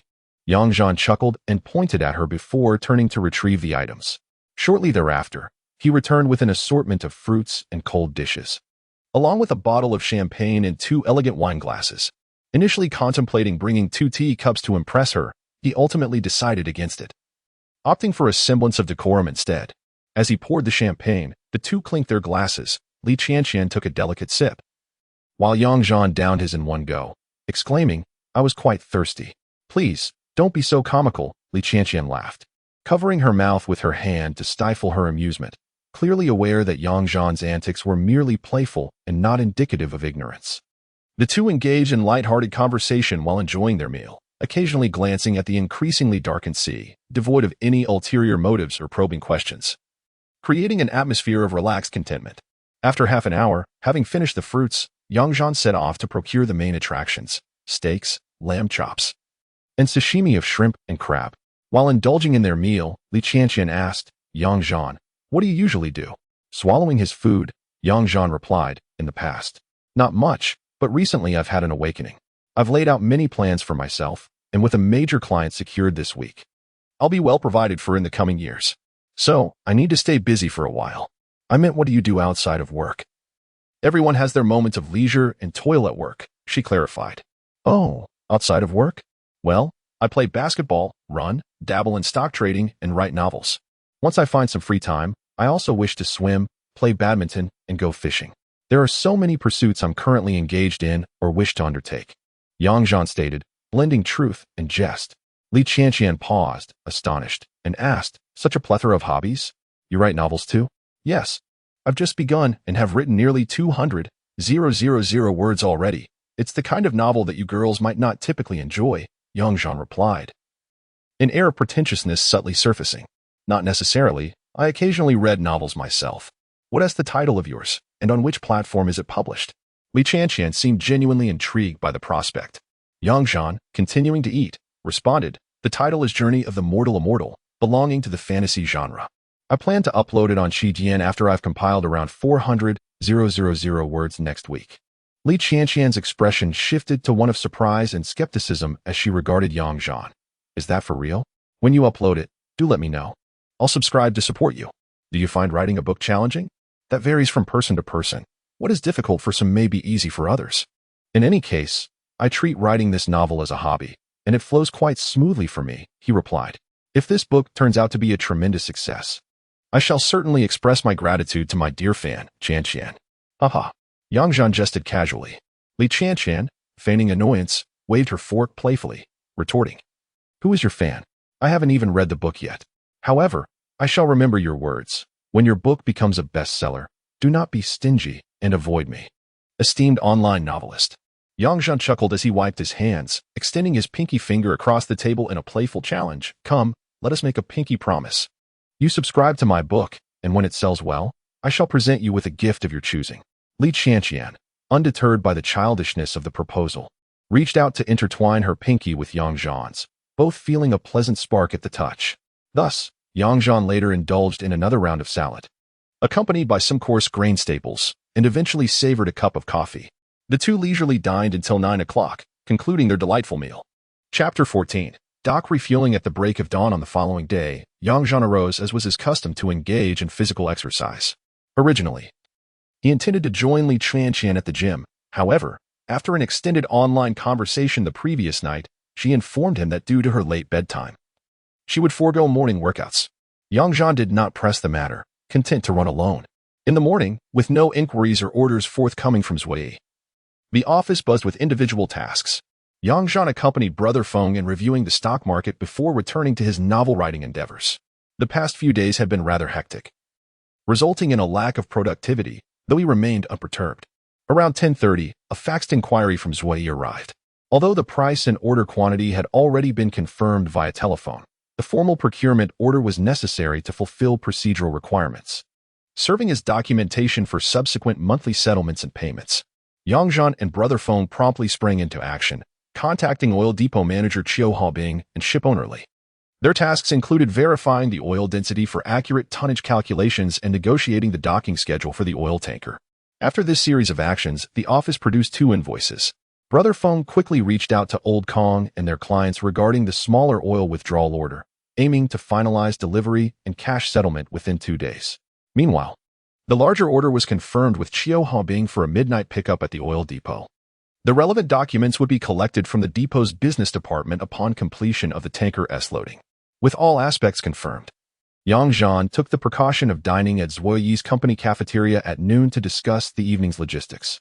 Zhan would oversee the entire operation on the petrochemical side, while administrative Xiaoli from Zhuyi's company would assist him along with the shipowner, Xiaoli. Zhuyi himself would merely make a brief appearance at the dock during the oil loading that night, opting not to endure a sleepless night alongside the younger crew. The reason for the midnight oil pickup was rooted in the intricacies involving the oil tanker, the dock, and the Maritime Authority. Each oil depot features a permanent concrete dock extending 150 to 200 meters into the sea, predominantly designed to accommodate large refined oil tankers. These facilities are primarily outfitted with oil intake pipelines, making direct oil withdrawals a rare occurrence, as the efficiency of loading and unloading through these pipelines varies significantly. For instance, loading 300 tons of oil would typically require over 7 hours, whereas intake could be completed in approximately half an hour for such a small quantity. Moreover, safety considerations restrict the docking of small oil tankers at certain times. Coupled with maritime patrols, small vessels are generally prohibited from docking at oil depots, necessitating careful timing. Consequently, given the myriad factors at play, this specific time frame was established. Individuals not privy to these intricacies would be unable to efficiently execute the oil withdrawal process. In situations like this, one would often resort to financial incentives and connections to have the tanker dock at a maritime club several nautical miles away, followed by the arduous task of transporting the 300 tons of oil overland to the dock for loading. In the past, Zhan often found himself relying on personal connections to facilitate the procurement of oil, as his relationships were not adequately established. Fortunately, during that time, Brother Feng maintained a strong rapport with the company's transportation dispatcher, Wei Ge, which allowed them to secure the finest 5 or 6 oil tankers from the company to expedite the process. What could have been accomplished by just 2 or 3 individuals at the oil depot turned into a night of labor for over 10 people, working tirelessly until dawn. Henceforth, it became imperative to directly manage the personnel involved with the oil depot to prevent such occurrences in the future. Otherwise, the effort of returning to life only to earn a meager income would seem futile. Once all matters were coordinated, they merely awaited the clock to strike 11. At which point Zhan and Zhuyi would proceed to the oil depot to collect the oil. Contemplating the strategy to cultivate relationships at the depot, Zhan resolved to initiate contact that evening. With no pressing engagements in the afternoon, he opted against an early rest, determined not to repeat his past folly of staying up all night. As the clock approached 5, Zhan enlisted Brother Feng and visited the portly Qin, gathering 5 or 6 dishes along with staple food and beer. Arriving ahead of schedule at the oil depot's operations department, they ascended to the 2nd floor, delivering the provisions to Qiu Haobing's office, where he summoned his subordinate Pei Pei and the duty officer on the dock to join in a working meal. Aware of the evening's significance, Qiu Haobing had intentionally remained to work late, prompting Zhan to invite Brother Feng to accompany him. The meal effectively arranged the evening's affairs, and before long, it was not yet 7 o'clock. With leisure at hand, the dock supervisor retired for some much-needed rest. while Zhan and his companions decided to pass the time playing mahjong at their staff dormitory. It must be said, in this era, the most effective means of fostering relationships, aside from the four major iron bonds, was through dining, drinking, and playing mahjong. Initially, Zhan had no affinity for mahjong. But after becoming well-versed in the nuances of life in Pengcheng, he naturally transformed into a skilled player. Having played Guangnan mahjong for an extended period, he found little pleasure in other regional variations. The four players, perhaps out of consideration for the younger members with modest incomes, engaged in games with stakes of merely 10 or 20 yuan. With minimal fluctuations, the maximum win or loss was around 1,000 yuan. Moreover, as friends, the dynamics of rank and authority were set aside. Luck and skill dictated the outcome, and the camaraderie proved more significant than competition. Now, Zhan had genuinely become a seasoned player, maintaining a calm demeanor. Regardless of the quality of his hand, he remained unflustered, adept at assessing the board without succumbing to impulsive plays. Whenever he encountered a favorable hand, he would forego aggressive plays to avoid losing points, gradually building stronger hands. In an environment where winning or losing held little consequence, fortune often favored him. By 11 o'clock, although he had not won excessively, he had still managed to secure over 800 yuan in winnings. Concluding the session punctually, they agreed to reconvene for another match. After escorting Brother Feng back to the operations department, Zhan proceeded to fetch Sui Yi. Together, they returned to the oil depot's operations department with Xiao Li from the administrative team, where introductions were made. Qiu Haobing and his team were typically not accustomed to interfacing with such clients, leading to a somewhat reserved reception. Directly handing the oil withdrawal receipt to Zhan, he specified the exact volume of oil to be extracted. After inquiring via the intercom whether the oil tanker had successfully docked at the port and receiving a positive affirmation, he instructed Pei to accompany Xiao Yang and the others with the receipt directly to the dock. The office area and operational zone of the oil depot were physically separated by walls, with several designated passageways traversing between them. Access to the operational zone was strictly regulated. For instance, cigarettes and lighters were unequivocally prohibited, and aside from the intercom, no electronic devices were permitted inside. Zhan secured the lighter and mobile phone from Zui, locking them along with his own in Pei's desk drawer. Administrative staff Xiao Li, who was to remain aboard the oil tanker, switched off his phone and placed it in a transparent bag, requesting Pei to carry it until they reached the vessel. The journey traversed the oil storage area and the dock walkway, requiring approximately 20 minutes of walking, during which Pei elaborated on the functions of each section. The sound of the sea breeze mingled with the distant waves, while the moon and stars shone brightly in the night sky. Apart from the towering oil tanks, the surroundings were largely vacant, and the April night was neither cold nor warm, imparting a refreshing chill. Indeed, a leisurely stroll here could be quite invigorating. As the walk progressed comfortably, time seemed to fly, and around 11:40 p.m., they arrived at the docking position. Zhan greeted the on-duty foreman and the owner of the oil tanker, Xiao Li, before directing, "Brother Bin, please take Zui General and Xiao Li to inspect the oil tanks."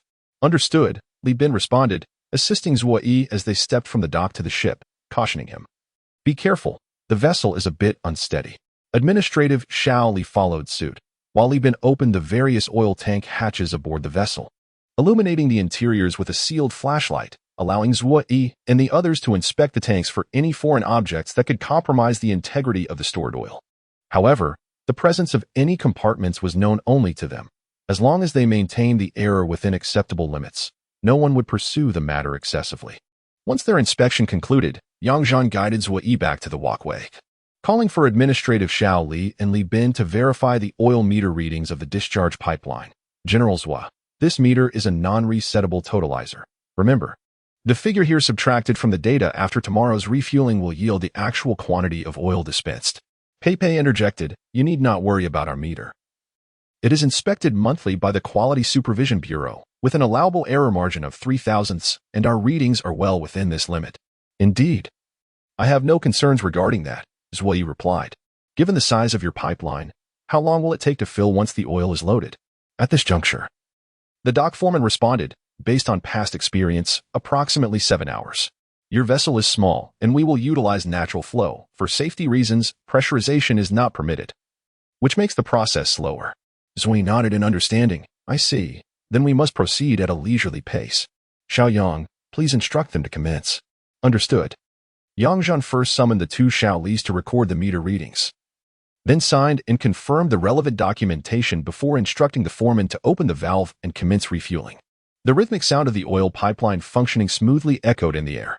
A few individuals leapt onto the oil tanker, utilizing flashlights to inspect the situation. After a brief period of time, everything remained in order. Uncle Zhua, since all is well, we need not linger here any longer. Let the two younger brothers endure the toil while we make our way back, suggested Yang Zhan to Zui. Very well. Allow me to give them a few instructions, Zui replied. While Zui was occupied with his directives, Yang Zhan and Li Bin engaged in a discreet conversation. Brother Bin, just checking in. Did you remember to bring the fishing rod on board? Tomorrow, as we deliver the oil, we shall have ample time at sea to indulge in some fishing, Yang Zhan remarked. Li Bin nodded affirmatively, saying, Rest assured, I have plenty of fishing rods and bait. I shall accompany you to fish tomorrow. The two exchanged knowing glances, understanding each other's sentiments perfectly. Having experienced the monotony of being aboard their engineering vessel during last year's oil delivery, an endeavor that took 5 to 6 hours, Yang Zhan contemplated that fishing might indeed provide a welcome distraction. At that moment, Zui had completed his instructions and exchanged farewells with the two younger Lis. With this, Yang Zhan and his companions concluded their work for the evening. They returned to the operations department to gather their belongings, and Yang Zhan, along with Pei Pei, bid farewell to Zui and escorted him home. As for last year, when Yang Zhan foolishly stayed up all night to keep company, he now mused that sleeping at home was far more delightful. Before the clock struck 1, he had intended to invite Zui for a late-night snack, but the elder gentleman was not inclined to remain awake. Yang Zhan was more than happy to send him home for rest. Quickly returning to his dormitory, Yang Zhan washed up and prepared for bed, setting an alarm for 6 in the morning. He also sent a message to Li Chanqian, informing her that he would not join her for morning exercises. Whether or not he was disturbing her late at night by sending the message was of no concern to him. Chapter 15. Setting sail to deliver oil at 6:40 a.m. on Friday, Yang Zhan arrived punctually at the oil depot's operations department, stopping along the way to procure several breakfast items. Upon entering, he called for Pei Pei and the others to join him for breakfast, reserving 3 portions to take aboard the oil tanker later. Pei Pei, has the oil loading nearly completed? He inquired. It's just finished. We should head over immediately. Pei Pei replied while munching on her food. Yang Zhan merely powered off his phone, which he held in his hand, having forgotten to bring a lighter. Together with Pei Pei, they proceeded towards the tanker with the necessary documents. Soon, they arrived beside the oil tanker, where the oil transfer pipelines had been tidied up, and the oil compartments on the vessel were sealed with plastic seals. Yang Zhan distributed the breakfast to the 3 individuals present and asked administrative Shaoli, Thank you for your efforts. Was everything smooth during the process? Shaoli smiled and responded, No issues at all, Brother Yang. We just verified all the data. Yang Zhan nodded in acknowledgement and proceeded to the gangway to cross-check the data and sign off, completing all the necessary steps for loading oil onto the ship. Upon boarding the tanker, Yang Zhan and Pei Pei called out, Pei Pei, once we finish, we'll be setting off. Thank you. We'll come back to visit you and Brother Feng another day. He also waved to the duty captain, saying, Thank you for your hard work. We'll dine together next time. After exchanging pleasantries, Yang Zhan moved to the ship's bridge. Bin, let us set sail. As the tanker's engines roared to life, it slowly withdrew from the dock, turning towards the open sea. 5 or 6 minutes later, having distanced themselves from the oil depot, Yang Zhan and the 2 Shaolis exited the bridge. With a professional captain at the helm, the engine's noise was overwhelming, prompting the trio to prefer the fresh morning air at the bow of the ship. The vessel was modest in size and once laden with oil. It sat deep in the water. The hull was merely 30 to 40 centimeters above the surface. The speed of such a ship was not swift, allowing for a gentle breeze at the bow. Having spent the night in the depot, Bin, feeling the urge for a smoke, handed out cigarettes to the 2 and lit them with a windproof lighter, casually passing the lighter to Yang Zhan. In truth, as long as the diesel was not in a confined space, a spark thrown inside would not ignite it. Thus the stringent safety measures were largely disregarded outside the controlled areas. How long will it take us to reach our destination at this speed? Yang Zhan inquired, exhaling smoke. Based on experience, Shaoli noted, when we usually take the speedboat, it takes about 30 to 40 minutes. At our current pace, it will take over an hour and a half. At that moment, Administrative Shaoli interjected, Yes, it will take that long. Once we reach a bit further offshore, the wave should be larger, and we may need to slow down slightly. Indeed, I checked the forecast. The weather is splendid today. and the waves should not be too severe. On our return trip with an empty vessel, we can make it back in an hour, Zhan said, taking another puff of his cigarette before asking Xiaoli, how many oil extraction machines are aboard your engineering vessel? How long will it take to process this entire shipment of oil? Xiaoli replied, there is only one machine. Surely, there is another on Captain Bin's ship. When the time comes, operating both machines simultaneously should expedite the process significantly. Zhan, recalling from memory, remarked, not necessarily. The height difference between the two vessels could be considerable. The combined speed of these two machines may not exceed that of the oil loading at the depot. As the group engaged in conversation while smoking, Zhan turned to survey the surroundings and suddenly noticed small fish leaping out of the water, startled by the commotion. Intrigued, he rushed over to see if any would jump aboard the vessel, and to his delight, a few hapless fish indeed leaped onto the ship's edge. Li Bin, the small oil tanker owner, was undoubtedly aware of this phenomenon, so he showed little interest. However, Zhan and the administrative Xiaoli were brimming with enthusiasm. Each stationed themselves at opposite sides of the ship's rail and fetched 2 plastic basins from the cabin to collect the fish that had jumped aboard. After a journey of over an hour, the two had gathered more than a dozen small fish, weighing approximately 2 to 3 pounds in total. Xiaoli suggested that they have the ship's chef prepare them for lunch. After precisely 1.5 hours, the oil tanker arrived alongside the engineering vessel. This was a magnificent ship, over 100 meters in length, peacefully anchored on the surface of the sea, flanked by islands in the distance. Presumably situated within the entrance of a bay, perhaps due to the rising winds, the waves on the side of the oil tanker were noticeably larger as they approached. The closer they got to the vessel, the more pronounced the swell became. The ship's rail was approximately 8 to 9 meters above the water. As they neared, it felt as though the entire oil tanker was undulating with the waves. A gangway was lowered, and initially, Zhan and Xiaoli intended to ascend the ladder from the bow of the oil tanker. However, after several attempts, they discovered a perilous drop of 2 to 3 meters due to the ship's movement. Suddenly, Zhan recalled his previous experiences and suggested that Li Bin maneuver the ship to the opposite side for inspection, since they could not board from this side. Li Bin instructed the captain to shift positions, and indeed, as anticipated, the waters near the other side were calm. It became evident that a ship of such considerable size could shield itself from the winds and waves merely by its presence. From the other side, they successfully climbed the ladder onto the larger vessel. The two Xiaolis coordinated with the engineering crew on how to transfer the oil aboard, a task that fell outside Zhan's purview, and he had little desire to involve himself in the details. His purpose for being there was solely to signify his engagement in the process. After a brief exchange with Xiaoli, Zhan began to explore the ship. Standing on the deck, he felt as though he was on a vast maritime platform. The central section of the ship was hollow, extending directly to the sea, where all the machinery for dredging and suctioning the sediment was situated. Perhaps the transport vessels for the underwater sediment had yet to arrive, as all machinery remained dormant.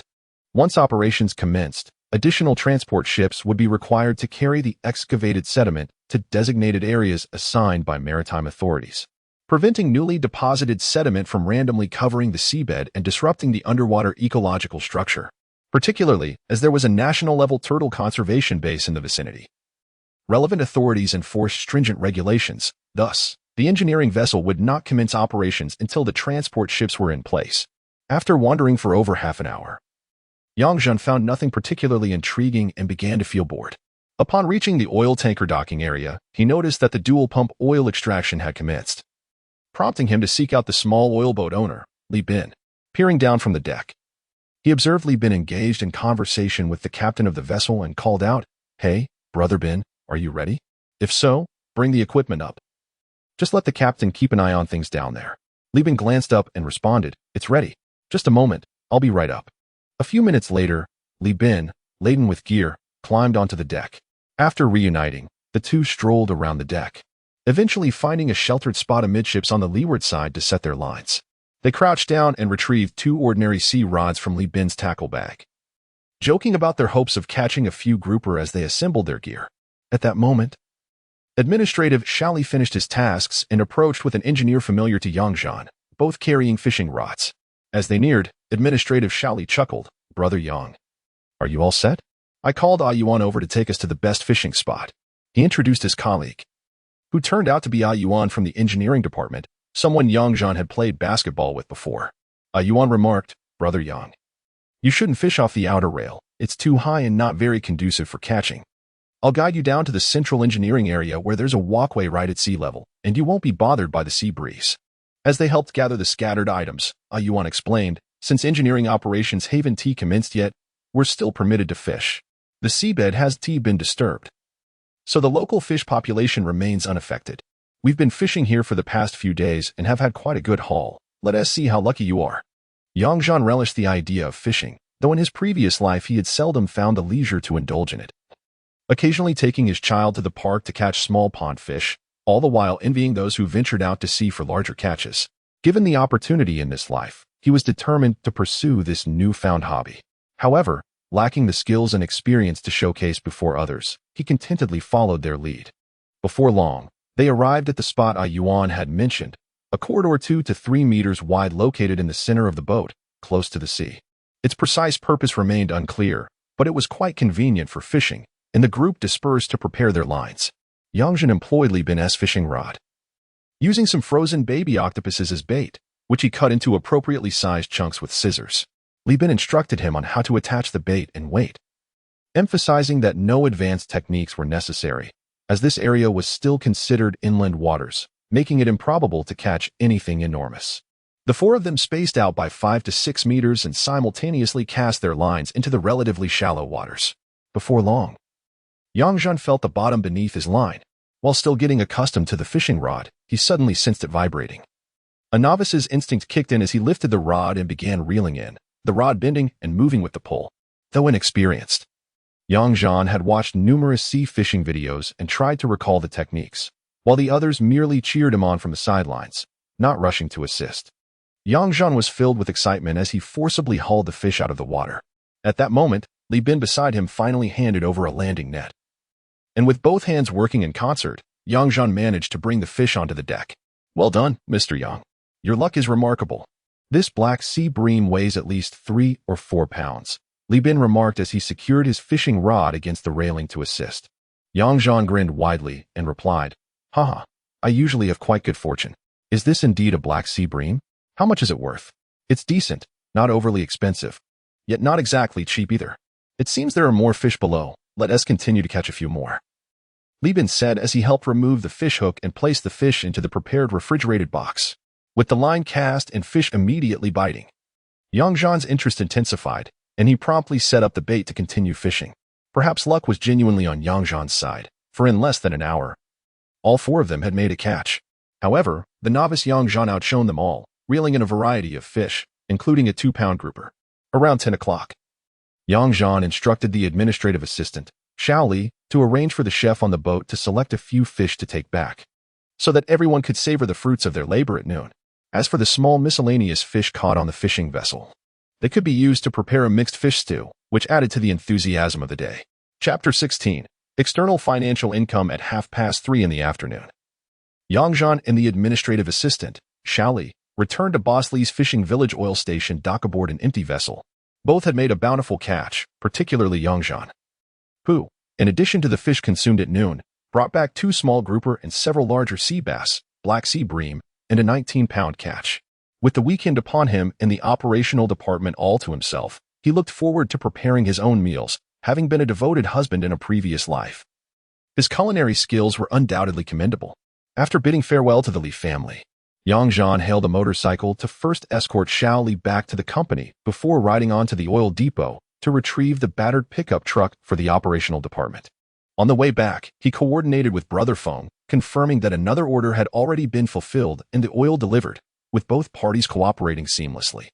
As Zhan entered the operational department carrying a foam box, he boisterously called out, "Come, come, come, take a look.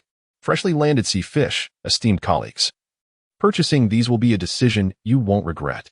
Brother Feng rose from the sofa, approaching with a smile, and remarked upon seeing the fish, "Not bad, Xiao Yang.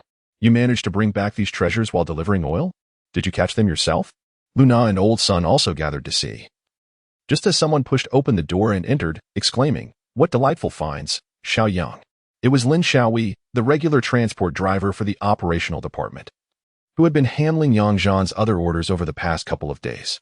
He had likely just delivered oil and collected payment, which ordinarily would have been handled by Old Kong. However, as it was the weekend, Old Kong might have disembarked early to return home, leaving Lin to deliver the cash back to the operational department, possibly also giving Brother Feng a lift back to the city. Zhan greeted Lin with a smile, responding, "These are self-caught sea fish. You should take a couple home for dinner later." Upon hearing this, Brother Feng decisively allocated, saying, "Lin and I will head back together. So give us 2 each, and we'll keep them in this box. Just separate them into plastic bags with some ice. They'll remain fresh by the time you get home." Lu Na and Little Sun declined, stating, "No, thank you. We prefer to take the bus back, and it would be inconvenient to carry them." "All right then, let's head to the 3rd floor to divide the catch first," Zhan said, exchanging a knowing glance with Brother Feng as they led the way upstairs. Brother Feng and Lin followed Zhan to the 3rd floor, where Zhan carefully paired 2 grouper with 1 sea bass and 1 black sea bream, placing them in separate bags while the remaining fish were stored in the freezer. He also fetched some ice from the refrigerator to add to the foam box, saying 2 portions, "You can choose at your doorstep." "Haha. Thank you, Xiaoyang. I'll take this up to the car now," Lin said, retrieving a bundle of cash from his bag and handing it to Brother Feng before carrying the foam box downstairs. Brother Feng, holding the money, patted Zhan's arm with a grin. "Come, Xiaoyang, let's sit down and settle this." The 2 seated themselves at the dining table to tally the accounts. After deducting the commission owed to Zui and the benefits for Qiu Haobing, they calculated that each would net over 12,000. Brother Feng had discreetly arranged the sales adjustments pertaining to Old Kong's share. This month, Zhan's actual sales commission belongs solely to him, while Brother Feng's income at the company rises in tandem with the performance of the operations department. Hence, each shall keep their respective earnings without concern for the amounts involved. In a fortnight, there is another transaction anticipated, which, when meticulously calculated, will yield a combined income of 30,000 to 40,000 for both men this month, an enviable sum in this era. Brother Feng divided the money into several portions and said to Zhan, "Xiaoyang, I just spoke with Qiu Haobing on the phone. When he finishes work and passes by here, you can directly hand this to him." He then placed 2,000 yuan into an envelope and pushed it towards Zhan. "This 6,000 yuan is for Zui. You decide whether to give it to him directly or distribute it according to the payment tonnage. The invoice for 300 tons from Lu Na has already been issued, so please find her to sign it and bring it over first. If you have time this weekend, deliver it to Zui." Brother Feng then pushed another envelope of money towards him. Zhan accepted the money and replied, "All right, I'll take care of everything. If I have time later, I'll deliver it to him and see if I can directly retrieve the payment check for 150 tons, which can be deposited into the account next Monday." After exchanging a knowing smile, they both tucked their money away and went downstairs together. Noticing that it was still before 5 p.m., Zhan called Zui to confirm that he was still in the office, then proceeded to get Lu Na's signature on the invoice, greeting the office staff before driving out. Upon arriving at Zui's company, he parked and ascended to Zui's office. After several visits, Zhan felt no unfamiliarity in entering and exiting the company. He closed the door behind him and called out, "Uncle Zui." Zui greeted him with a warm smile. "Ah, Xiaoyang. Come in for some tea and take a break. You've worked hard today." "What hardship? I only dared to visit you after everything was settled." Zhan replied with a grin. Zui began to brew tea, asking, "Is everything taken care of?" Zhan first produced the invoice and receipt. Handing them to Zui, "Everything went smoothly, and I have the invoices ready. Uncle Zui, half of the 300 tons will be settled today, while the other half will be reconciled on the same day next month. I brought 2 invoices for the 300 tons. Could you please sign for me and see if we can issue a check for 150 tons of oil today?" Zui took the invoices and receipt, promptly signing the receipt before rising to say, "Xiaoyang, please sit here for a moment. I will personally go to finance to get the check for you." With that, he exited with the invoices. In less than 10 minutes, Zui returned with a check, closed the door as usual, and handed the check and receipt to Zhan, stating, "I had already informed them beforehand that we cannot afford any delays in our first collaboration. Xiaoyang, please verify the amount." Zhan received the check with both hands, carefully checking all pertinent details before signing the receipt and returning it to Zui. "Everything is in order, Uncle Zui. I will have the finance department transfer the funds next Monday. There shouldn't be any issues with the company's account balance, correct?" Zui reassured him, "Rest assured. Xiaoyang, the project has only just begun, and our funds are more than sufficient." Zhan carefully secured the check and presented an envelope containing cash to Zhui with both hands. Thank you, Uncle Zhui, for your support. This is as we previously agreed upon. No need to fuss over the details. I'll hand it to you in one go. Please just acknowledge it. Zhui, unpretentious, accepted the envelope, glanced inside, and promptly placed it into his pocket. No problem at all. I appreciate your efficiency, Xiaoyang. How about dinner tonight? It's on me. Checking the time on his phone, Zhan stood up and said, Uncle Zhui, I'm afraid I can't tonight. I need to return this check to the finance department before I clock out, and I have a friend to meet later. He added, since we live so close, we can always arrange another time. I must attend to my duties first. Very well, handle your matters. We'll arrange a phone call later. Zhui replied as he stood to see Zhan off. At the door, they exchanged pleasantries. Take care, Xiaoyang. You too, Uncle Zhui. As Zhan drove past a gas station, he handed the check to the cashier, as the operations department lacked a dedicated finance position. Such responsibilities were typically managed by the cashier at the adjacent gas station. He then made a quick stop at an ATM to deposit 10,000 yuan into his stock account, preparing to invest further the following Monday, while ensuring he kept a few thousand yuan in cash for personal use. Parking directly at the gas station, Zhan had no intention of going out again that evening. After a week of dining out, he planned a simple meal, perhaps a fried fish and egg fried rice would suffice. Upon returning to the operations department, he found that everyone else had gone home for the weekend, leaving him alone to sip tea while awaiting Qiu Hongbing's arrival. As the clock approached 6, Qiu Hongbing's car pulled up, and he honked the horn. Zhan stepped outside, leaning against the passenger window. Brother Bing, aren't you coming in for a cup of tea? Qiu Hongbing chuckled. I want to be going in. I'm hurrying home for dinner. Let us dine together next week when a phone arrives. Zhan handed him the envelope. All right. I want to keep you. Thank you, Brother Bing. Qiu Hongbing took the envelope without looking and placed it into his bag in the passenger seat. With a smile, he replied, We're all brothers. No need for formality. All right, I'm off. Goodbye. Goodbye, Brother Bing. Zhan stepped aside, watching the car turn and merge back onto the main road until it disappeared from view. He then returned to the operations department and locked the door behind him. It was past 6, and Zhan felt a bit hungry after a busy day. He changed into a comfortable short-sleeved shirt and shorts, slipped on some slippers, and made his way to the kitchen on the 3rd floor to prepare his first meal since his rebirth. He retrieved a smaller fish from the freezer, still unfrozen, which saved him the trouble of defrosting. The upper compartment of the fridge contained eggs and a small amount of vegetables, likely left over from the week since he hadn't dined there much. He took out 2 eggs and some greens. Finding the rice container, Zhan washed the rice and started the cooking process. To achieve a drier texture for the egg-fried rice, he intentionally added less water.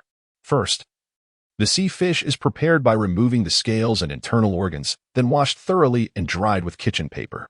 It is placed on a clean plate, lightly coated with salt for marination. While many sea fish can be cooked without salting, Zhan has grown accustomed to this method, which is not without merit. Traditionally, in Zhan's hometown, the fish would be diced and pan-fried with ginger until golden, then simmered with soy sauce, water, and spices, finishing with the addition of chili and garlic for flavor, albeit with a more intricate process. However, Zhan intends to simply pan-fry the fish on both sides and serve it with a drizzle of steamed fish soy sauce. A straightforward approach that does not compromise on taste. With all the ingredients prepared and the rice nearly cooked, Zhan scoops the rice into a large bowl, using a rice paddle to separate the grains, and adds a pinch of salt to mix well, allowing it to cool slightly.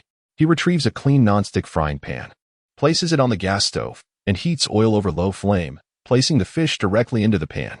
Meanwhile, he cracks an egg into the slightly cooled rice, mixing it thoroughly to coat the grains with the yolk. On another burner, he heats a bit more cooking oil in a wok, cracking 2 eggs into the hot oil, scrambling them before removing them from the pan. Using the residual oil, he briefly stir-fries the vegetable pieces, then combines the rice with the scrambled eggs in the wok, while occasionally turning the fish in the other pan. Finally, he adds salt and light soy sauce, stirring well, and before serving, sprinkles in some chopped green onions, resulting in a simple yet delectable Yang-style egg fried rice.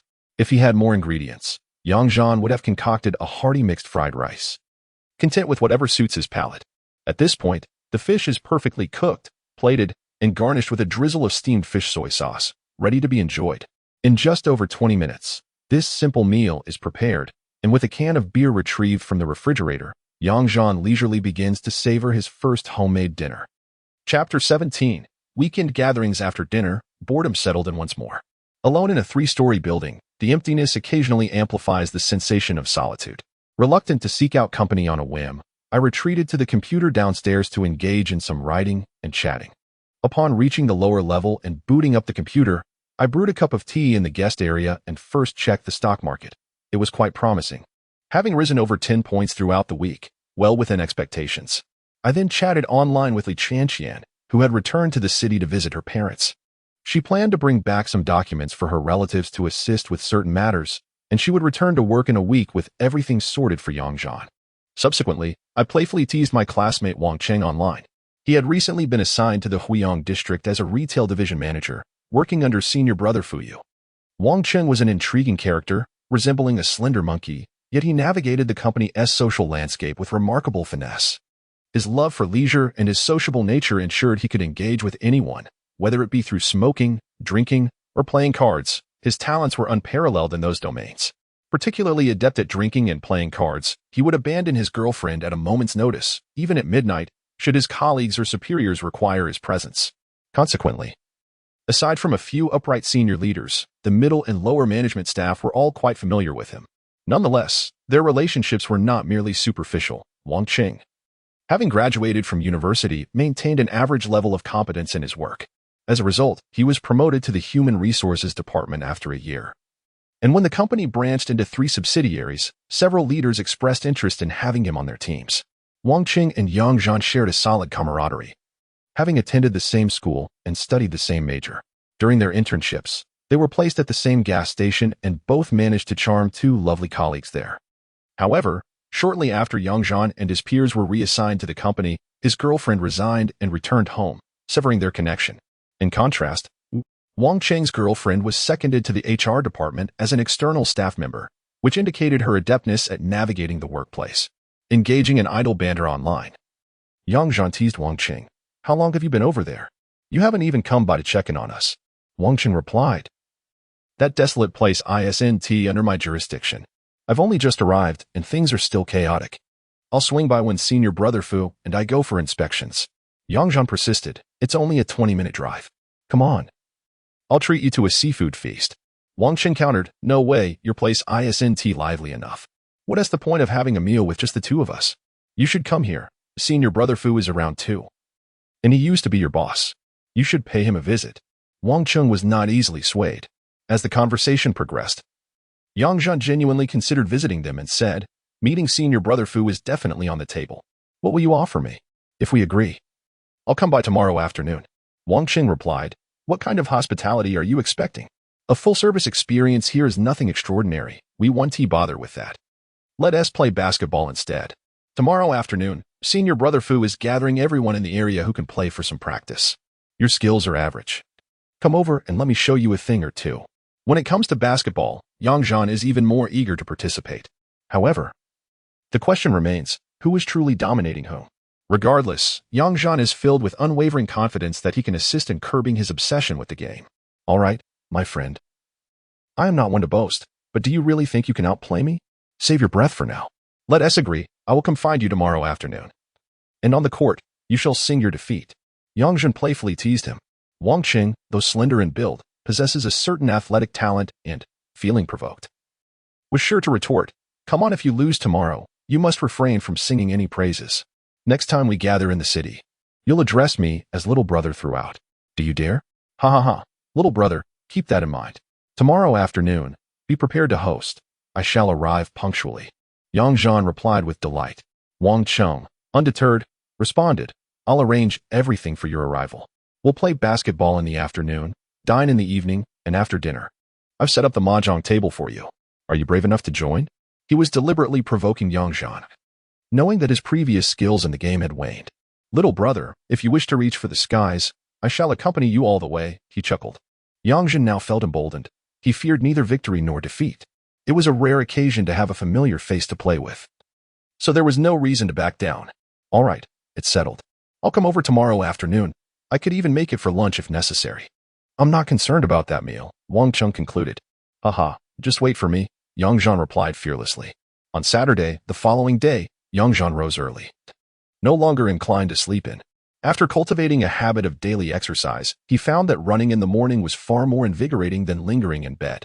After a series of morning activities, he finished breakfast and returned to the office just past 8. With some free time on his hands, he resumed his writing tasks. Despite a busy week, he had managed to produce around 170,000 words, a feat that left him quite satisfied with his productivity. At around 11 o'clock, Wang Cheng called, "Zhan, are you awake? Come over for lunch."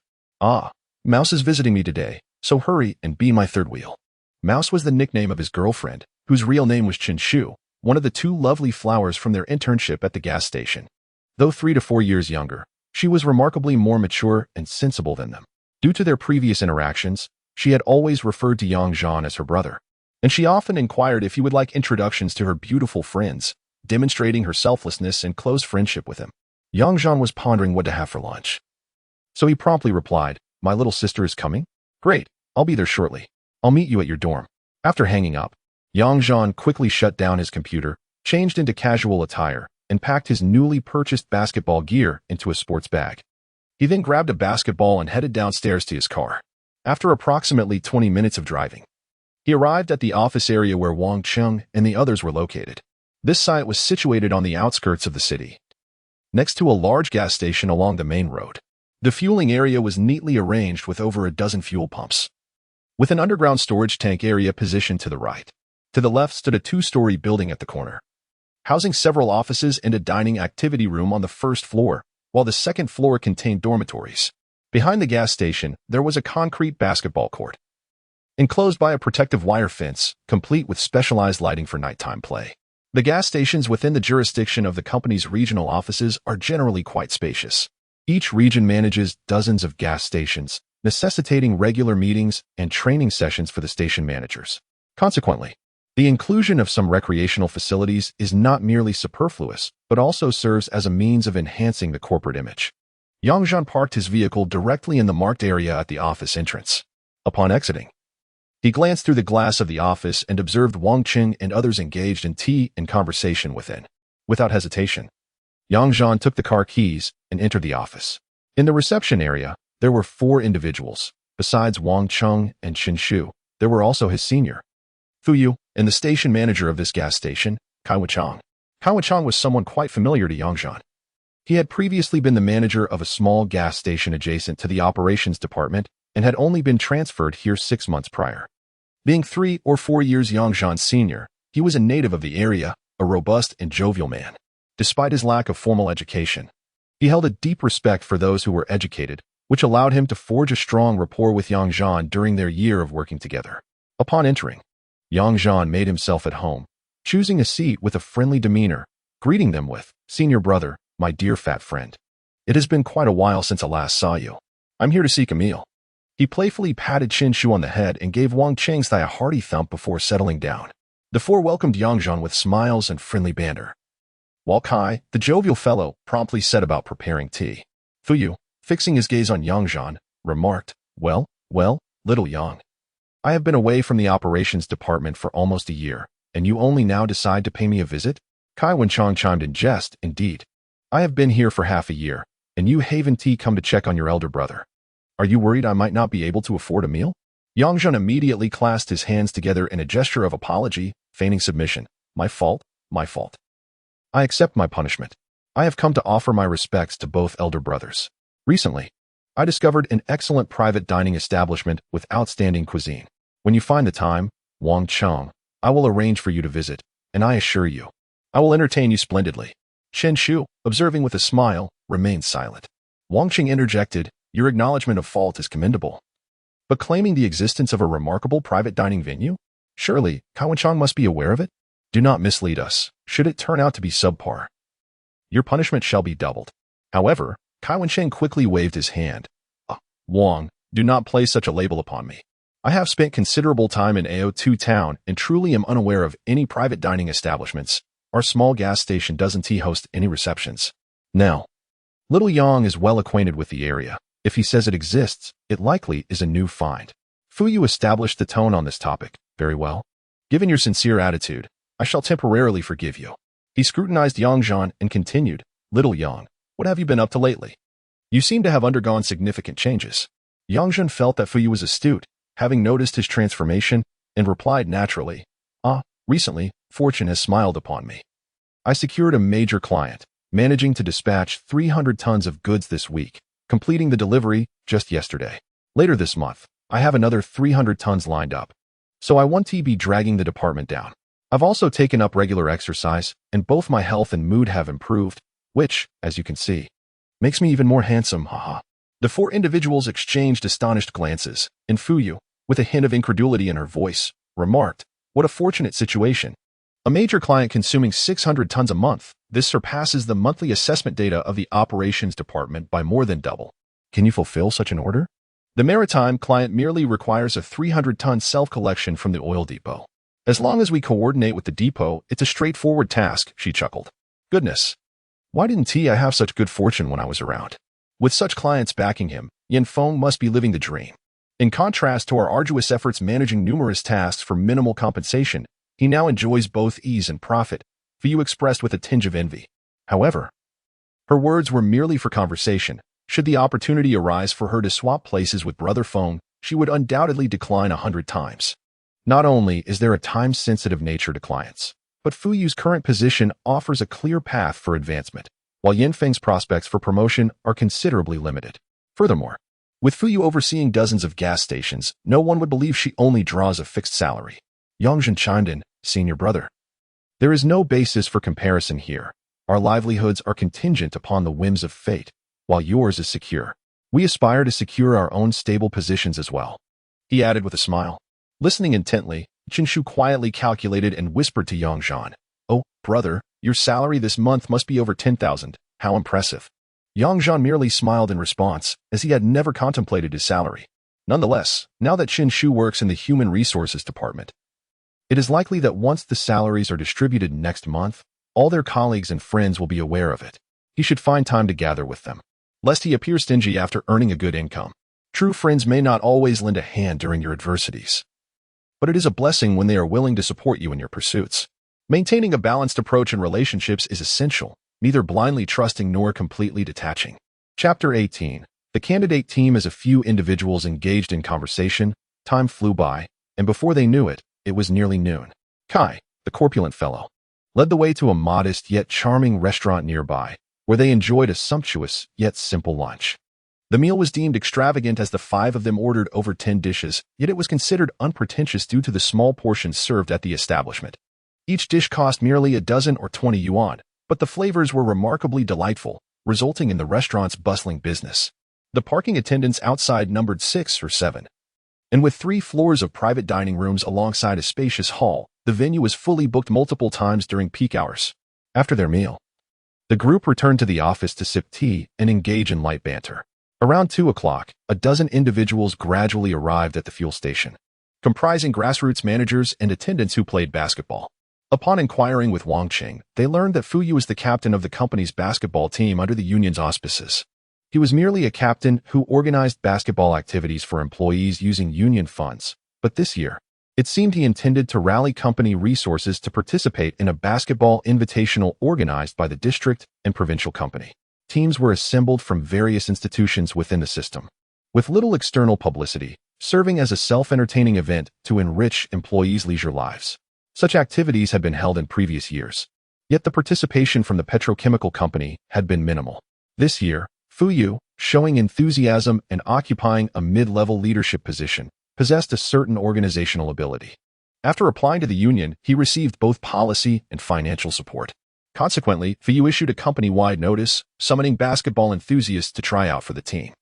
The announcement was disseminated to various departments and subordinate fuel stations, yet the vast coverage of these stations meant that interested attendants might not see it. Even if they did, they often found it inconvenient to travel to the Huaiyang area fuel station for trials.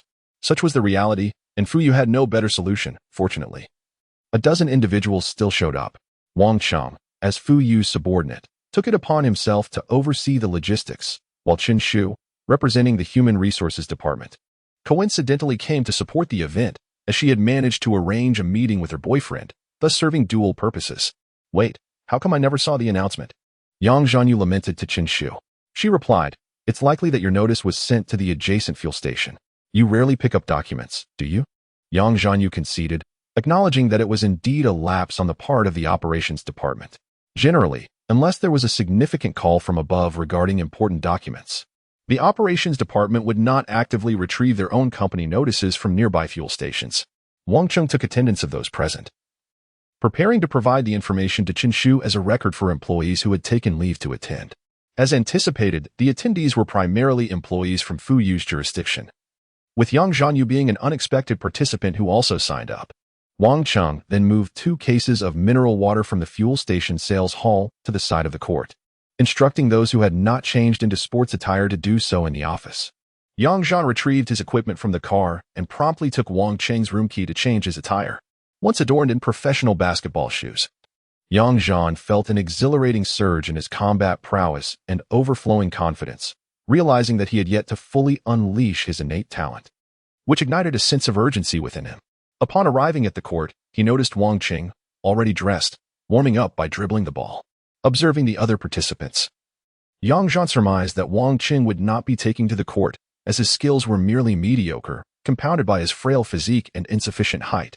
However, as the logistical organizer, it was acceptable for him to partake casually, and it was only natural for him to hold a nominal position within the team, thereby receiving corresponding allowances and equipment.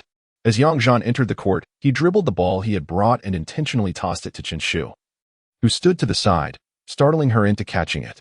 Seizing the opportunity, he performed some muscle and ligament stretches, approached Qinshu, took a sip from a water bottle, and tore a piece of the label as a makeshift marker. He then exchanged the basketball she cradled for the one he held, playfully tousled her hair, and headed to the basket for warm-ups. There were only 2 individuals from the company's functional departments present, whom Yang Zhan vaguely recognized. He approached them to greet and exchange information, discovering that one was named Zhang Zichen from the risk department, while the other was Wu Yin from the retail operations department. Both were recent graduates from this year's provincial company recruitment and had been marginal figures on their university's basketball team, standing over 6 feet tall. Yang Zhan estimated they would prove competitive on the court. The other individuals arriving from various gas stations exhibited considerable diversity, yet most seemed to lack university education, with ages ranging from 20 to 25. It appeared that their basketball endeavors were merely a hobby, with little time allocated for dedicated practice. Nevertheless, those bold enough to come and try their hand possessed a modicum of confidence and skill. As Yang Zhan warmed up, his dribbling and shooting felt quite satisfying. At that moment, Wang Cheng stealthily approached from the side in an attempt to steal the ball. Yang Zhan, catching sight of him in his peripheral vision, executed a subtle fake during his dribble, slightly altering his rhythm. Wang Cheng sailed past him as he continued his dribbling path, performing a couple of smooth crossovers between his legs before releasing a languid shot with his right hand, which swished cleanly through the net. Wang Cheng, retrieving the ball beneath the basket, dribbled back towards Yang Zhan. "Hey, not bad. With that gear, I'd wager I can't keep up with you today. You've really decked yourself out," Wang Cheng remarked, a hint of resignation in his voice. They had never engaged in sports together before, but upon witnessing Yang Zhan's equipment and physique, coupled with his fluid ball handling and shooting, Wang Cheng straightforwardly conceded defeat, recognizing that he was not particularly strong himself. Leaving no room for shame, Yang Zhan chuckled, coming to terms with reality. "I see. I'll grant you half a concession from now on. Just call me bro in front of the mouse." Haha. Wang Cheng continued to dribble and shoot, feigning ignorance to the banner. Around 2:30, the formidable Fuyu entered the court, accompanied by the rotund Kai, who had also donned a jersey. The presence of the over 200-pound behemoth still commanded some intimidation, though Yang Zhan remained uncertain whether he was merely there to reap the benefits. Wang Cheng, with keen insight, gathered everyone and earnestly introduced, "Brothers, Director Fu is our team captain, and he will lead us in training and competitions henceforth. Let's give a round of applause to welcome our captain." In such a setting, no one pretended to be overly sophisticated. It was meant to be a lively occasion, and everyone was in high spirits, resulting in enthusiastic applause. Fuyu, accustomed to such scenes, felt no embarrassment. He clasped his hands together and acknowledged the crowd with a smile, saying, "Thank you. Thank you. I truly appreciate all of you taking time from work or your breaks to be here. You all should have seen the documents issued by the company. This year, I applied for some funding from the labor union, so I won't be just a nominal basketball captain. The city's labor union organizes basketball tournaments annually, And in previous years, we lacked interest in participating. This year, I've taken the initiative to rally everyone and register for the event. While participation is the key focus, we aim for a commendable ranking to enhance our company's visibility. The tournament starts next month, held on weekends, and follows a single elimination format. We aspire to win a few matches. This month, we will form the team, and I will arrange some friendly matches with several local units to help us gel as a unit. If our team performs well, we might even represent the city company in the provincial tournament later this year. Ultimately, we play because we enjoy it. And the company has provided some policies to support us. For instance, our colleagues from the oil stations will have flexible schedules to facilitate their participation in matches and training. All team members will receive custom jerseys, and we will reimburse the purchase of a pair of basketball shoes up to 500 yuan during training and matches. The company will cover commuting expenses, and for refreshments, we have Wang Cheng overseeing our logistical needs. Should we achieve success, I will seek rewards from the company. Wang Cheng, an excellent support player, immediately led the applause and responded loudly, "Great." The surrounding crowd joined in the clapping and cheering. Fuyu continued, "I just reviewed the statistics. And with myself and Wang Cheng included, there are a total of 18 people present.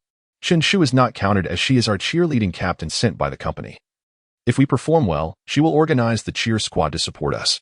After this explanation, Fuyu added, "Wang Cheng and I are not included in the selection count. As captain, my role is clear, and Wang Cheng will assist in logistics. We will select 12 of the remaining 16 brothers today.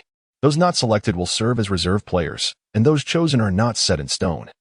It is possible that other skilled colleagues may wish to join us once they see our team forming. Our final roster will be based on merit." Fuyu emphasized, "Currently, we do not have a coach. I am serving as both captain and coach. If we reach a level of proficiency, I will seek a professional coach to guide us. That is all for now. Wang Cheng, please organize according to our previous plan." As the applause continued, a chorus of voices responded affirmatively. Wang Cheng's audacity was undeniably ample as he boldly declared, "The captain has elucidated matters quite clearly. This afternoon we shall select 12 brothers to participate. The selection process would eschew any frivolities. Instead, we would be divided into 3 teams to engage in a full-court scrimmage, employing a 5-point system. The victorious team would proceed, while the losing side would be replaced. The captain and I would observe from the sidelines, ready to interchange players at any moment. With the clock still shy of 3 p.m., we would play for 2 hours, allowing everyone on the court to discern their respective strengths and weaknesses." Such a blunt approach. Whispers began to circulate among the participants as they contemplated which individuals would make for better teammates. Wang Cheng navigated through the crowd, reaching the center of the court, where he gestured towards 5 designated areas. "Let us first establish our positions according to the court layout: center, power forward, small forward, shooting guard, and point guard. Those who believe they are suited for a particular position should take their place accordingly. When it comes time to form teams, let us adhere to the basic rules we must respect." As the players engaged in hushed discussions, they hesitated while selecting their positions. Once choices were made, an awkward silence ensued, for 3 individuals had positioned themselves as centers, including Fatty Kai. The power forward position remained vacant, while 2 players, Zhang Zichen and Wu Yan, occupied the small forward spots. The remainder gravitated towards the 2 guard positions. This reflected the reality. During casual play, distinctions between power forwards and small forwards often blurred. Among them, the tallest was a gentleman standing at the center position, approximately 190 centimeters, who appeared robust. The other center was slightly shorter and stockier, while Fatty Kai, weighing around 120 to 130 kilograms, stood at about 180 centimeters, constrained to that position due to his substantial weight.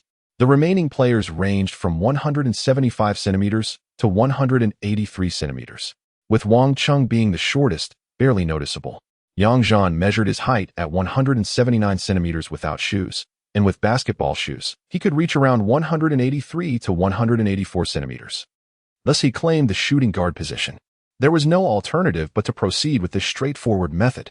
Fuyu stepped up to designate 3 centers as team captains, promoted the 2 small forwards to power forwards, and selected a tall individual to complete the trio of power forwards for each team, thereafter assigning the rest to various teams.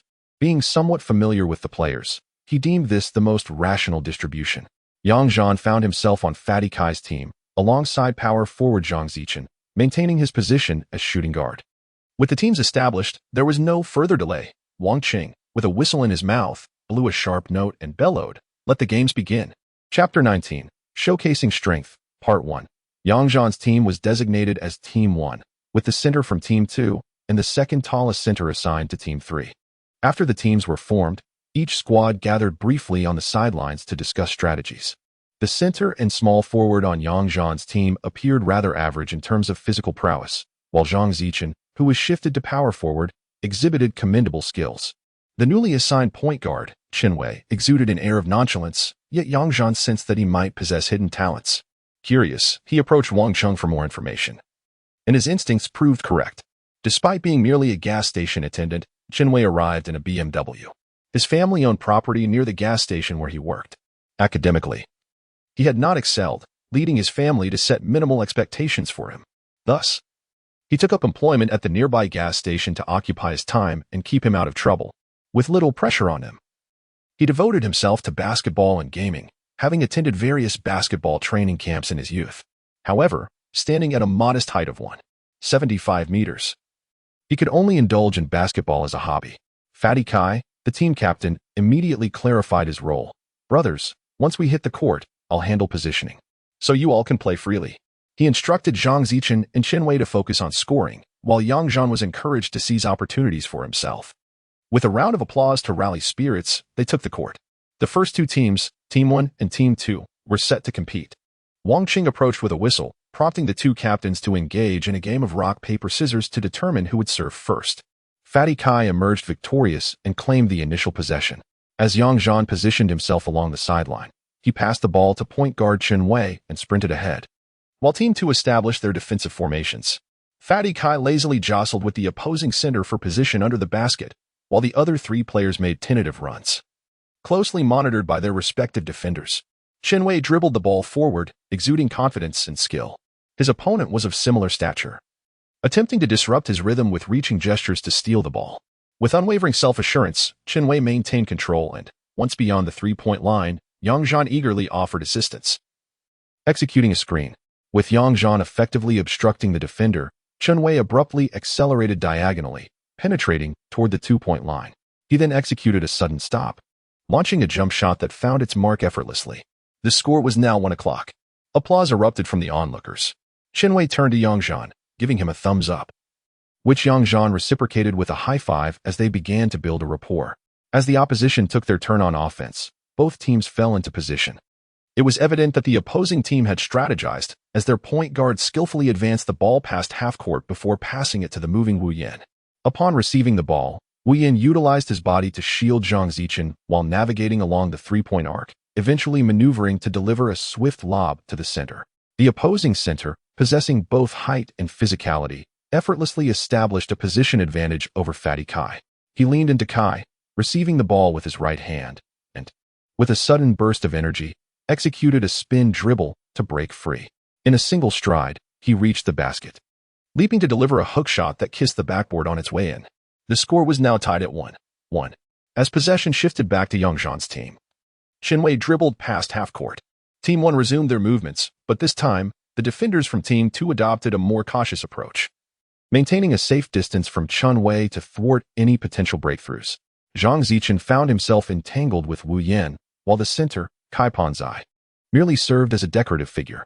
Yang Zhan proactively reached for the ball. Upon receiving the pass, he executed a feigned maneuver, quickly accelerating before transitioning into a crossover dribble and retreating. As he approached the three-point line, he noticed the defense lagging behind and promptly gathered the ball. Rising for a jump shot, swish, the basketball sailed through the net. 2-1. A splendid play. Oh. Chen Shu led the cheers from below. The first team swiftly retreated on defense, and Yang Zhan called out to Zhang Zichen, "Chen, stay tight, I'll double team." "Got it," Zhang Zichen promptly replied. The second team, still relying on their previous offensive strategy, found Yang Zhan vigilant in observing the opposing team's center S route for a lob pass. The second team's point guard passed the ball to Yang Zhan's matched shooting guard, prompting Yang Zhan to concentrate on his defense. The opponents attempted several breakthrough maneuvers, yet Yang Zhan stayed close, denying them any open shots. His footwork and reaction speed allowed him to comfortably shadow his opponent, boosting his confidence as he continually disrupted their plays with deft steals. The second team's shooting guard eventually managed to dribble out and pass to the point guard, while Chen Wei maintained close defensive pressure. The second team's point guard sought an opportunity to pass to Wu Yan. With refined ball handling skills, Wu Yan executed a sudden stop-and-pop jump shot, but the ball ricocheted off the rim. Kai Panzai, despite his limited skills, effectively positioned himself to box out the opposing center, allowing Yang Zhan to swiftly seize the rebound. As soon as the ball was in his grasp, Yang Zhan immediately passed it to the sprinting Chen Wei and followed closely behind. The second team's point guard trailed Chen Wei in defense. As Chen Wei approached the three-point line, he abruptly pivoted to the right, drawing the pursuing point guard along, before swiftly delivering a right-handed behind-the-back pass. Yang Zhan effortlessly caught it, stepping beyond the three-point arc before executing a layup 3-1. The second team mounted another offensive, advancing past half-court to deliver the ball to Wu Yan. Wu Yan communicated with the center, who promptly set a screen, effectively obstructing Zhang Zichen. Seizing the opportunity, Wu Yan circled around both players, and upon facing Kai Panzai, he accelerated diagonally, leaping from beneath the basket to score with a reverse layup 3-2. As the team switched roles, the second team's center captain clapped vigorously, urging his teammates, toughen up, hold the defense.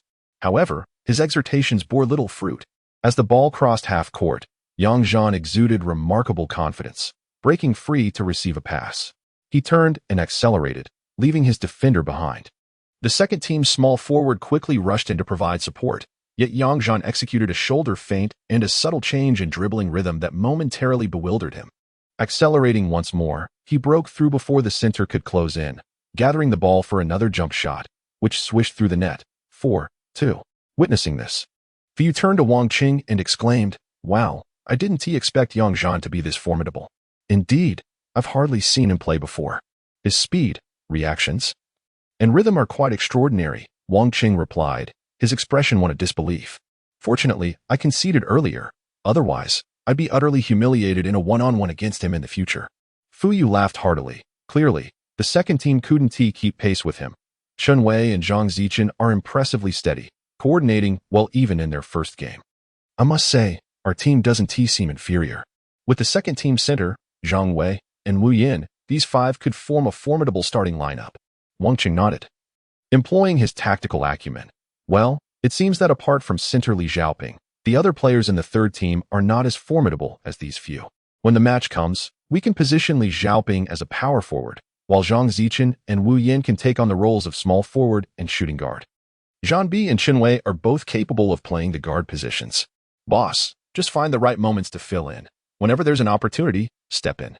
As they conversed, the second team's offense faltered once more. The small forward received the ball and attempted a shot, but it clanged off the rim. Chen Wei secured the rebound, only to be double-teamed by the second team's point guard and Wu Yan, compelling him to pass the ball to the open Yang Zhan. Yang Zhan advanced with the ball, distributing it to Zhang Zichen, creating space for him to take on Wu Yan one-on-one. The two were evenly matched. Thus, both offense and defense were executed with great vigor. Zhang Zichen attempted 2 crossovers but failed to break through, ultimately opting for a step-back jumper. With a resounding clang, the ball ricocheted off the rim, and the two centers positioned themselves for the rebound, watching intently as the ball descended. Yang Zhan felt a surge of determination and accelerated toward the basket, leaping high before the opposing center could take off. As the ball reached the height of the rim, Yang Zhan soared, deftly redirecting the basketball with his right hand and slamming it through the hoop. The score was now 5-2. Ooh, ah. The spectators erupted in cheers, raising their hands in celebration. Fu turned to Wang Qing, eyes wide with astonishment, and clapped him on the shoulder. "Wow. Is it really that impressive? It feels like we could sort of victory." Wang Qing, equally incredulous, exclaimed, "Damn, I'm feeling jealous. That was incredible." Upon landing, Yang Zhan felt a rush of exhilaration, his demeanor unpretentious as he grinned broadly and celebrated with his teammates. The second team, shaking their heads in disbelief, conceded and left the court. Although the third team had yet to take the floor, Fu dashed over, brimming with excitement. Xiao Yang, come on. Let us see another dunk." Yang Zhan took the basketball from him, laughing. "I'll give it a try." He approached the basket, bending his knees slightly before leaping effortlessly, placing the ball through the hoop without even touching the rim. Onlookers were struck by how effortless it appeared, thinking, "I could do that too." In contrast, Yang Zhan felt a growing confidence, relishing the transformation brought about by his rebirth far more fulfilling than any monetary gain. "Beautiful, beautiful, beautiful. Xiao Yang, I'm locking you in for a starting position." Fu clapped enthusiastically. observing Zhan's ease in executing a standing dunk. It was evident that a running leap during actual gameplay would be even simpler. It wasn't merely about the points or strategy that a dunk could add. Having a player capable of dunking could elevate team morale and garner recognition across various teams. As captain, these were precisely the qualities Fuyu sought. At that moment, several players on the court attempted to dunk, each acutely aware of their own capabilities. Not everyone possessed the sudden boost in athleticism that Zhan had experienced. Thus, those who previously struggled remained unable to achieve the feat. Only one center, Zhang Wei, could barely dunk after a running start. Zhang Zichen and Wu Yin could grasp the rim but failed to score, while surprisingly, the 175 centimeters tall Chun Wei effortlessly reached the rim after a sprint, showcasing impressive leaping ability. Fuyu also attempted a dunk, standing at around 184 centimeters with a lean physique. He could only touch the rim despite exerting all his strength. After some playful moments on the court, the three teams resumed their competitive match. However, aside from the center team captain Li Xiaoping, the strength of the third team paled in comparison to that of the first team.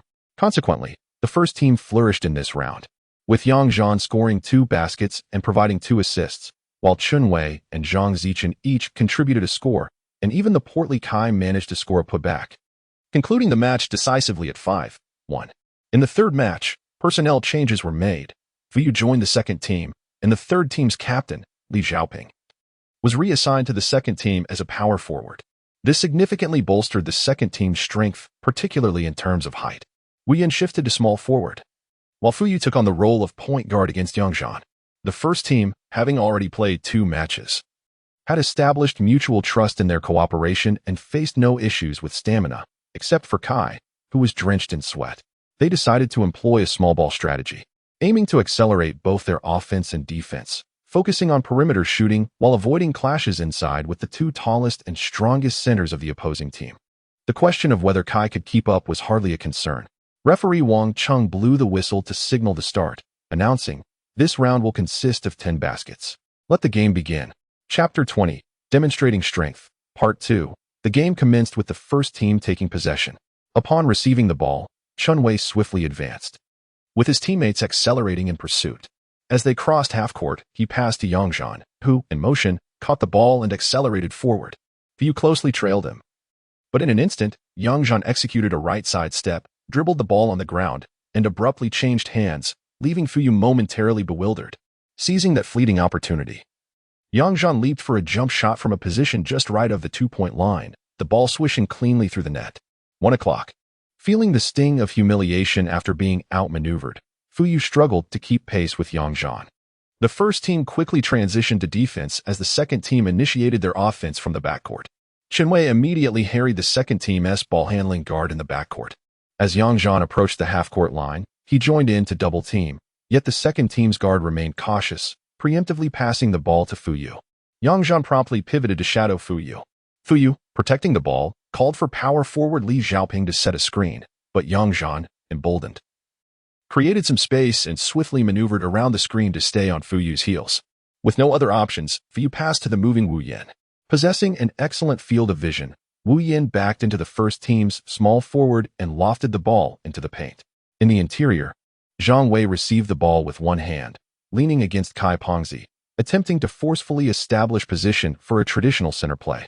As Zhan and Zhang Zichen crossed paths, they quickly positioned themselves to double team, aiming to disrupt Zhang Wei's rhythm. Zhang Wei, however, was astute. As Zhan approached to double team, he secured the ball, pivoted decisively, and took a jump shot off the backboard, the ball rebounding into the hoop. 1-1. With the teams exchanging roles, Zhan inbound the ball and rapidly advanced across half-court. Chun Wei, dribbling, searched for an opportunity, while Zhang Zichen deftly maneuvered along the baseline, creating a slight distance from his defender, Li Xiaoping. The ball was instantly in his hands. Upon receiving the pass, Zhang Zichen angled his body, evading the trailing Li Xiaoping, just as Kai Pengzi shoved Zhang Wei behind him. Seizing the moment, Zhang Zichen drove to the basket and scored. The first team's fast breaks were executed with remarkable precision. 2-1. The competition continued with both teams exchanging points, each possessing sharpshooters from the perimeter and a strong foundation within the paint, showcasing 2 distinct styles of play upon the court. 2-2, 3-2, 5-5. In this round, with the ball in hand, Yang Zhan faced Fu Yu, opting not to further embarrass him with a drive. Knowing Fu Yu could not defend against him, Yang Zhan merely circled beyond the three-point arc. Zhang Zichen pretended to rush in for a shot, effectively obstructing Fu Yu as he passed by Yang Zhan. Yang Zhan abruptly halted, executing a jump shot from a 45-degree angle beyond the three-point line. The ball swishing effortlessly through the net, he felt an exhilarating surge of confidence, as if he could conquer the world. 6-5. As they transitioned back to defense, Yang Zhan vocally reminded, Kai, ensure you position yourself effectively. Zichen, let us cut off the passing lanes. And be resolute in double-teaming the interior. Acknowledged by both players, the two teams had previously engaged in a rather casual manner, lacking intensity in their defense. The second team genuinely struggled to contain the first team's perimeter offense, compounded by their own fortunate shooting, frequently converting open shots following drives, making their scoring seem almost effortless. However, Yang Zhan believes that Team A can still create difficulties for Team B through defensive tactics. Indeed, after Team A heightened their awareness of passing and stealing, and tightened their defensive formation, Team B struggled to find opportunities to pass the ball into the paint.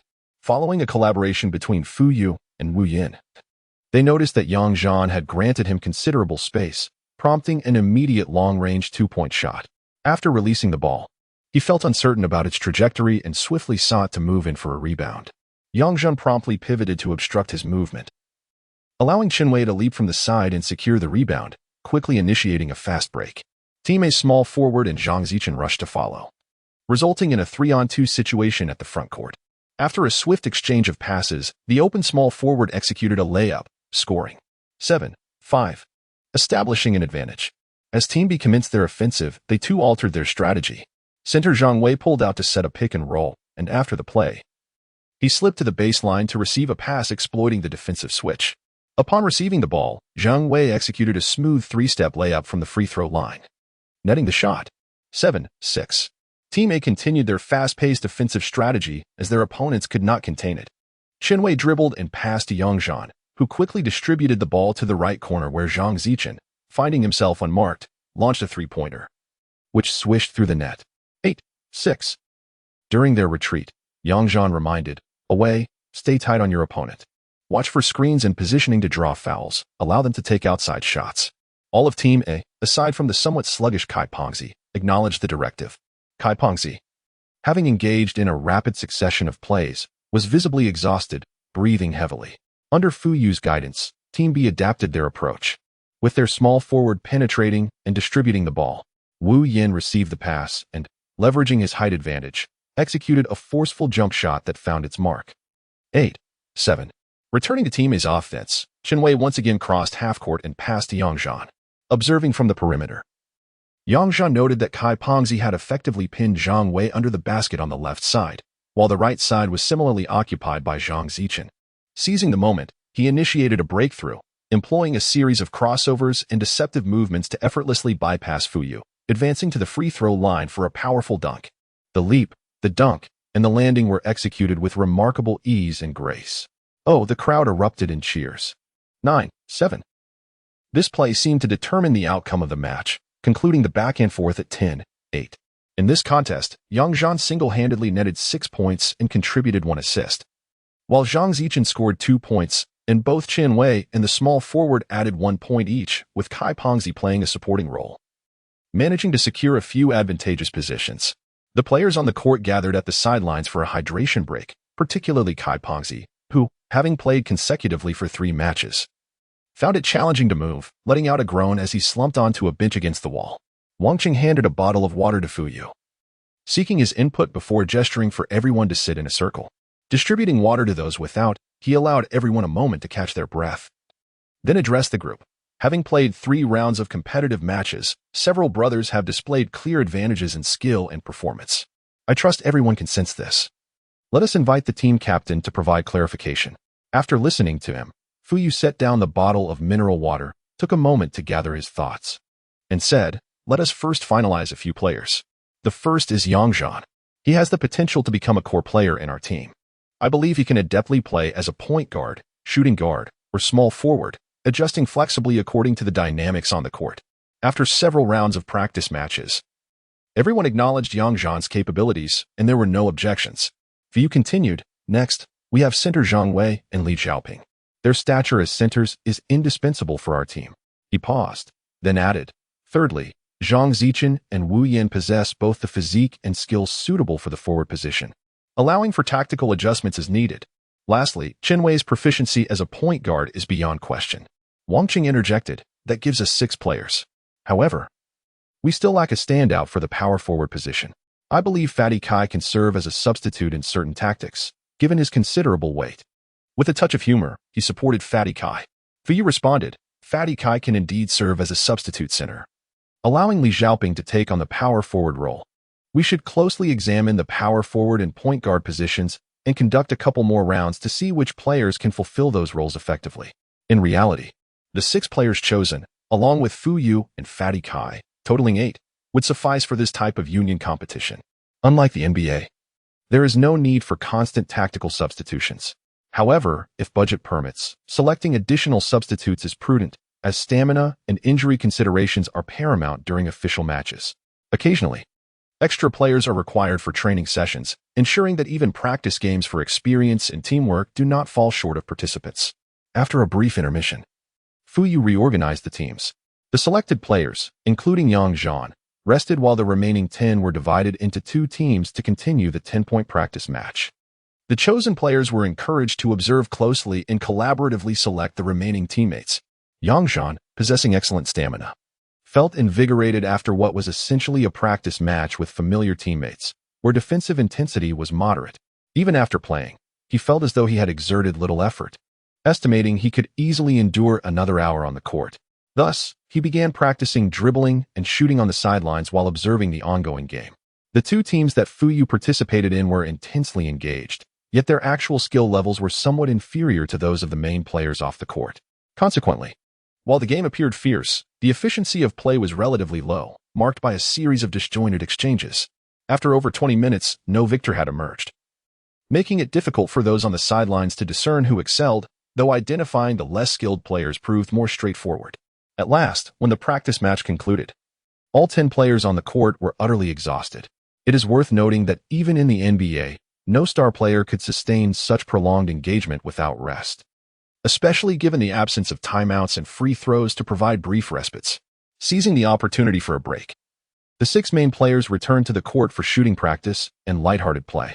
Observing the vibrant energy of everyone present, Yang Zhan proposed a spirited half-court 3 versus 3 match, which piqued the interest of the others, thus igniting the excitement of the game once more. After the teams were formed, both sides displayed remarkable skills and prowess, making the contest even more captivating. With the score not being a concern, the teams played with unrestrained fervor, showcasing their talents and shooting prowess. Yang Zhan grew increasingly exhilarated as he finally had the opportunity to demonstrate his gifts.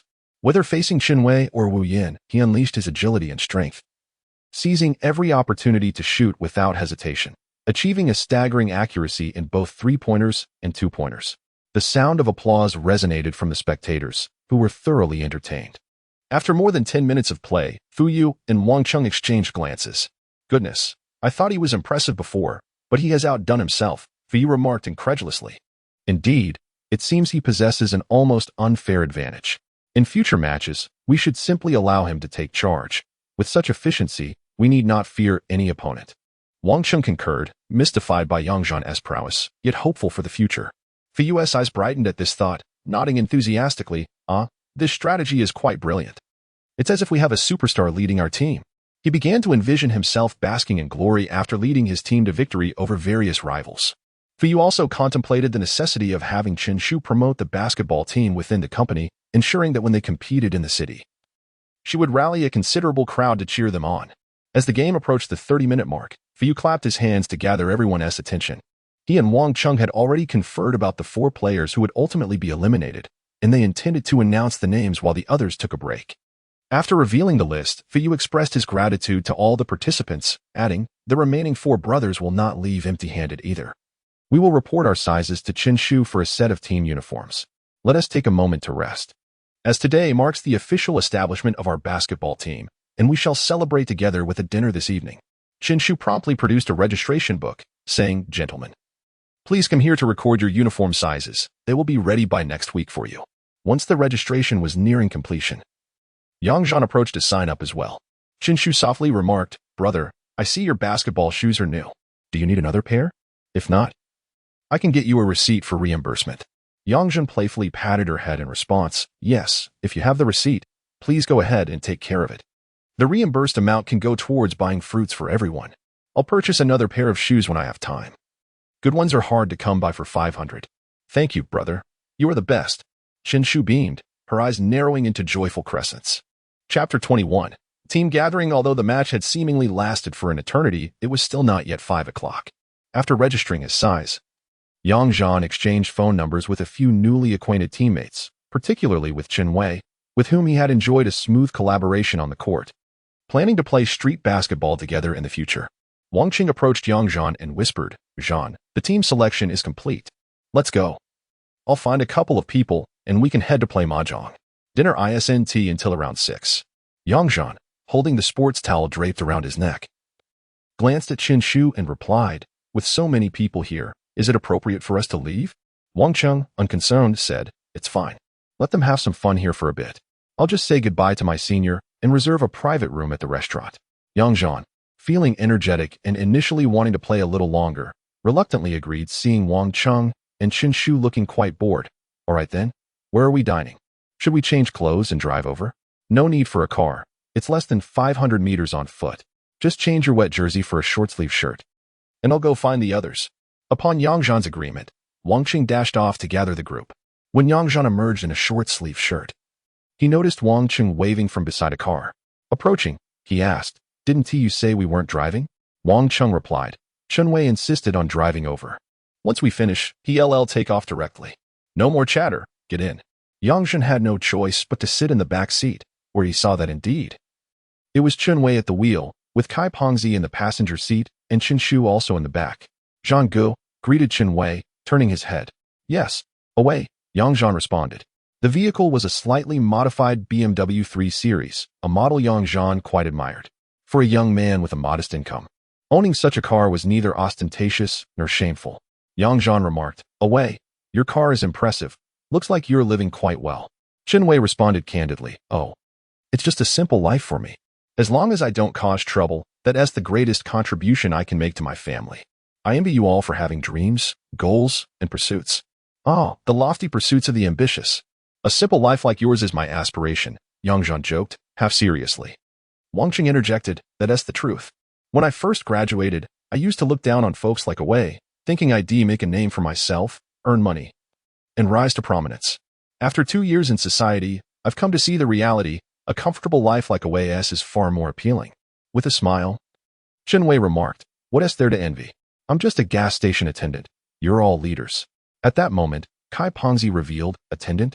The gas station you work at belongs to your family, under contract with the company for unified management. Who doesn't know that? It's not mine. I'm just a mere attendant, earning a fixed salary," Chen Wei retorted with a grin. Kai Pengzi, knowing him well, continued, Right, it's your family's. Your 2 older sisters are married off, leaving just you, the youngest son, at home. Do you dare tell your father you want to quit?" "I dare. But I'm not foolish," Chen Wei laughed. "Ah, such a mundane life." In a matter of moments, they arrived at the restaurant, and after parking the car, the group ascended to the private dining room on the 2nd floor. Qinshu proceeded to coordinate dinner arrangements with the floor manager, while Yang Zhan and the others wasted no time and immediately began their game at the mahjong table. "What are the rules?" Yang Zhan inquired. Wang Qing elucidated. "We usually play with stakes of 20 and 40, starting with 2 horses, and the stakes increase or decrease accordingly. Is that permissible?" Yang Zhan smirked. "Is there a mixed color?" "Only self-drawn for chicken hu, right?" "Indeed," Wang Qing replied. "Mixed color allows for eating hu, but you must pay when you open and follow the card." "Are we still counting in cash?" Yang Zhan asked again. Wang Qing promptly handed 200 in cash to the server, instructing, "Hey there, could you help me change this 200 into coins?" "Thank you." Yang Zhan fell silent upon witnessing this transaction. He recalled that among colleagues at the company, this was indeed the customary practice, no matter how wealthy one was. They refrained from playing for excessive amounts. In contrast, during a recent game with Qiu Haobing and his associates, the stakes had been rather accommodating for the younger players. The novice took the dealer's seat, and Yang Zhan rolled the dice to draw his tiles, instinctively arranging them neatly before revealing them. Upon inspecting his hand, Yang Zhan felt a surge of excitement. Fortune favored him with 5 pairs, 2 pairs of characters, 3 and 5 of dots, and 2 pairs of winds, south and north. Additionally, he held a pair of 7s, discarding a stray tile. With this hand configuration of 3 draws 1, forming a small 7 pairs was certainly within reach. Drawing another 7. He now possessed 3 7s, aiming to achieve a luxurious 7 pairs. After 2 rounds of drawing tiles, his opponent revealed a south wind. Yang Zhan chose not to claim it, remaining steadfast. However, to his surprise, Wang Qing, the player above him, discarded a 7, although claiming this tile would yield profit. It disrupted his hand structure. He disregarded the disruption and opted to discard one of his 7s. After 2 more draws, he obtained a 3 of dots, completing 3 of that kind. Contemplating his next move, he decided to break up a 7 to continue the game, considering that pursuing a mixed pawn could also be viable. To his astonishment, the next tile drawn was a red dragon, completing a pair. Without regret, he continued to discard a 7. And luck smiled upon him once more as he drew another 3 of dots, now on the brink of a luxurious 7 pairs. Retaining a 9 of dots for a potential mixed hand, Yang Zhan reveled in his good fortune, maintaining an outwardly composed demeanor. After a couple of turns, Wang Qing discarded a 9 of dots. In this game, those who know the intricacies understand that sometimes luck unfolds unexpectedly, while the previous player did not claim the tile. Yang Zhan drew the coveted 9 of dots on his turn. With a triumphant smile, he revealed his hand, a self-drawn mixed-color luxurious 7 pairs, worth 10 times 400 per share. He pushed his tiles forward and effortlessly uncovered 2 horses among the remaining tiles, hitting a 9 of dots. The losers, now burdened with an additional share, each owed 800, resulting in a total win of 2,400. Goodness! Starting off with such a massive win. This is outrageous. My luck is extraordinary. The 3 lamented, begrudgingly handing over their payments. Yang Zhan continued as the dealer, collecting 2,400, and with newfound confidence, he played freely, unperturbed by gains or losses, winning another 2 hands to accumulate over 600, raising the stakes to 5 horses. In the 4th round, Wang Qing claimed a mixed small hu, breaking Yang Zhan's winning streak. Yet Yang Zhan still managed to win 4 horses, surpassing Wang Qing's total. Haha. Yang Zhan shrugged his shoulders with a cheerful smile and said, "Brothers, it's just the way it is. Lady Luck is on my side tonight, so take it easy." In Guangnan Mahjong, players often proceed with caution, as a stroke of good fortune can allow one to recoup losses even after a few rounds. Thus, they had played around 7 or 8 rounds. And with the time exceeding 6 o'clock, the others had arrived at the private room. With everyone present, it was deemed inappropriate to continue at the card table. So they agreed to resume after dinner, each taking their seats at 2 tables while awaiting the dishes. Before the meal, Yang Zhan had won over 3,000, leading him to ponder whether there might be a flaw in his gameplay, yet he dismissed such thoughts, recognizing it as merely a form of entertainment where winning or losing held little significance. Both large round tables in the room were filled, with the 5 individuals who had arrived first for cards at Yang Zhan's table, alongside Fuyu, who brought his girlfriend and a cashier from the district, ensuring that the presence of Chen Shu, the only woman, was not overly awkward. With the arrival of Zhang Zichen, Wu Yin, and Zhang Wei and Li Xiaoping, who were considered management personnel from the gas station, the table accommodated 11 people, a typical arrangement for a company dinner. While waiting for the dishes to arrive, Fuyu introduced his girlfriend to everyone. For those like Yang Zhan and Zhang Zichen, it was their first encounter, prompting respectful gestures as they stood and greeted her as sister-in-law. Fuyu, nearing 30, had kept his previous romantic endeavors private, but through the introduction, it was revealed that his girlfriend, Yang Yi, was a local 3 years his junior. Having been in a relationship for over 6 months and employed at the port customs, a commendable position, Fuyu took the opportunity to introduce Yang Zhan to his girlfriend, saying, "This somewhat handsome fellow is Yang Zhan, my junior from the same mentor. He is currently the top player on our team, working at Auto, which happens to be where I was employed when we first met." He then turned to Yang Zhan, saying, "Little Yang, your sister-in-law works at the port customs, not far from you. I only got to know her shortly before I was transferred, which is why you're only meeting her now. You ought to show more respect to your senior. I'll have her introduce you to some beautiful ladies from her workplace." "Oh, sister-in-law, it's a pity we met so late. Should you ever need anything at Auto, do not hesitate to call upon me. I am at your service," Yang Zhan proclaimed, lifting his hands in an exaggerated show of enthusiasm. The women present were amused by Yang Zhan's antics. Yang Yi, beaming with a smile, replied, then it's settled. Should you fail to serve me dutifully at Auto, I shall trouble your senior and let the rivalry unfold among your mentors, haha. Indeed, indeed, that is quite clever. Zhan exclaimed, raising his thumbs in mock horror and delight. Sister-in-law, that has no issue at all. I merely wish to inquire what sort of beauty corresponds to the value of serving you dutifully. How many points of beauty could one expect? You may desire as many points as you wish, but the beauties from my place are quite elusive. It ultimately depends on your own prowess, Yang Yi replied, seemingly earnest in her intent to facilitate introductions. Zhan, sensing the favorable turn, responded, all right then, I shall rely on you. Just as they exchanged pleasantries, the dishes were served. Though the offerings were not particularly novel, the portions were generous, indicating that Chen Shu, who had placed the order, possessed a discerning eye. Fu Yu raised his glass, standing to address the two tables. Brothers, today marks a successful formation of our Huiqing Petrochemical Sales Company basketball team. Wishing for our future endeavors to yield remarkable achievements and to establish a reputable presence. Let us set an exemplary standard for our company's culture of fitness and relentless pursuit of progress. Cheers. The two tables clinked glasses together, indulging in the beer with a single gulp. After finishing his drink, Fu Yu boisterously declared, let the feast commence. Enjoy your meal and drink well. This gathering, though somewhat unfamiliar to everyone, was free-spirited without the presence of any significant leaders, thus avoiding the typical rituals of toasting in line. However, Zhan took the initiative to propose a few toasts, both as an apology for his prolonged absence and as a gesture of goodwill towards Yang Yi, with whom he shared a surname, creating a natural sense of camaraderie. Perhaps he might even request her assistance in finding a girlfriend in the future. After all, kindness is rarely frowned upon. Additionally, he clinked glasses with Chen Wei, conversing about his car. Zhan genuinely admired Chen Wei's vehicle.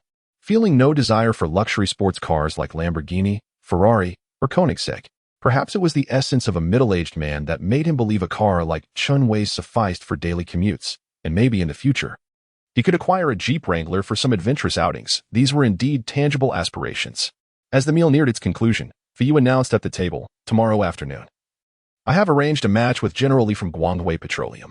Their company has many players, and I will ask him to form a team to compete against us. So we will not invite too many people. Everyone at this table is a key player. Can you all make it? The players at the table responded in unison, affirming their availability. Fu Yu added, for those unfamiliar with the location, we will meet at the district office at 2 o'clock tomorrow afternoon, and we will drive over together. Xiaoyang, you should know the place. You can go on your own. Zhan inquired. Is it the area next to the fire station? Yes, precisely. Their facility is larger than the district office's gas station, and they have 2 courts built themselves. Sometimes, the firefighters join them for a game, Fu Yu explained. Zhan chuckled. Great. After defeating them, we should challenge the firefighters for a match. Soldiers are likely to be more competitive, providing us with targeted practice. Fu Yu nodded, smirking. That could certainly be arranged. Tomorrow, we can see if we can get in touch. Otherwise, we'll have Xiaoli help us coordinate. You know Xiaoli, right? Li Qingshan. I've met him a couple of times, but we aren't too familiar. After we win tomorrow, I'm sure we will be, Zhan replied confidently. Fu Yu raised his glass with a smile. I appreciate your spirit. You've become much more cheerful and self-assured than before. Zhan responded joyfully. As they say, absence makes the heart grow fonder. After the meal, everyone returned home. The entertainment group resumed their game of building the Great Wall. And since Zhan had won significantly before the meal, he felt compelled to stay. He played with them until past 11, intentionally allowing some leeway. When encountering Xiaohu, he refrained from winning, even though he had already lost over 1,000. However, luck was undeniably on his side, leading him to win 2 rounds of a pure hand. Even after giving some leeway, it felt unjust to himself, so by the end, he ended up winning over 4,000. Zhan could not help but marvel at the fact that he had won over 5,000 in just 2 rounds of cards this week, surpassing his salary from work, which left him speechless. Fortunately, he maintained a stable mindset, treating it merely as a game, contemplating that future endeavors would yield similar results. And he did not take it too seriously. Chapter 22. Encountering glory. On the following morning, Zhan arose early, adhering to his own rhythm, engaging in his routine exercises. With a leisurely morning at the office, he opened the premises for duty, simultaneously penning his novel while conversing online with friends and classmates. It had been nearly 10 days since his rebirth, and during this period, his online acquaintances remained remarkably active. in stark contrast to the future when more convenient means of communication would ironically lead to the loss of many friendships. Zhan thoroughly enjoyed an entire morning of jovial exchanges with his peers online. Before noon, he ventured out to procure some groceries, returning home to prepare a solitary yet gratifying lunch. To be candid, at times, an older man finds respite from the disturbances of family life, cherishing the rare opportunity to be alone. After savoring his meal, he indulged in some tea to aid digestion, passing the time until nearly 1:30 p.m. before donning his attire and heading out. Glory Petroleum stands as the largest private oil sales enterprise in the region, boasting substantial strength. Although they operate only a handful of gas stations, they possess their own oil depots and docks. In terms of refined oil sales, Zhan's branch is indeed outmatched by them. A vivid example lingered in Zhan's memory when the branch procured oil from Hongbing's depot at the lowest price set by the city company. A client simultaneously presented an order from Glory Petroleum to obtain oil here, with a price per liter 2 dimes lower than Zhan's offer. Glory could procure the same oil in bulk from the provincial company, thus lowering their costs significantly. They directly supplied clients from their own depots, eliminating several intermediary steps that Zhan's branch could not afford. They wisely maintained a balance, avoiding aggressive tactics that could result in poaching clients from the branch. Of course, as a profit-driven private enterprise, Glory's primary objective is to generate earnings, and they are inclined to cultivate beneficial relationships wherever possible. Their core operations do not focus on direct client sales. Instead, they prioritize the management of gas stations, wholesale oil distribution, and depot operations. The director of the company's business department, Director Feng, previously transitioned from Glory, having been brought in directly by the department head, Zhang Zhu, from the provincial company. Such mid-level managerial positions are typically challenging to fill externally in state-owned enterprises. Director Feng had recognized early on that the stability of a state-owned enterprise outweighs the profits of a private company, marking him as a discerning individual.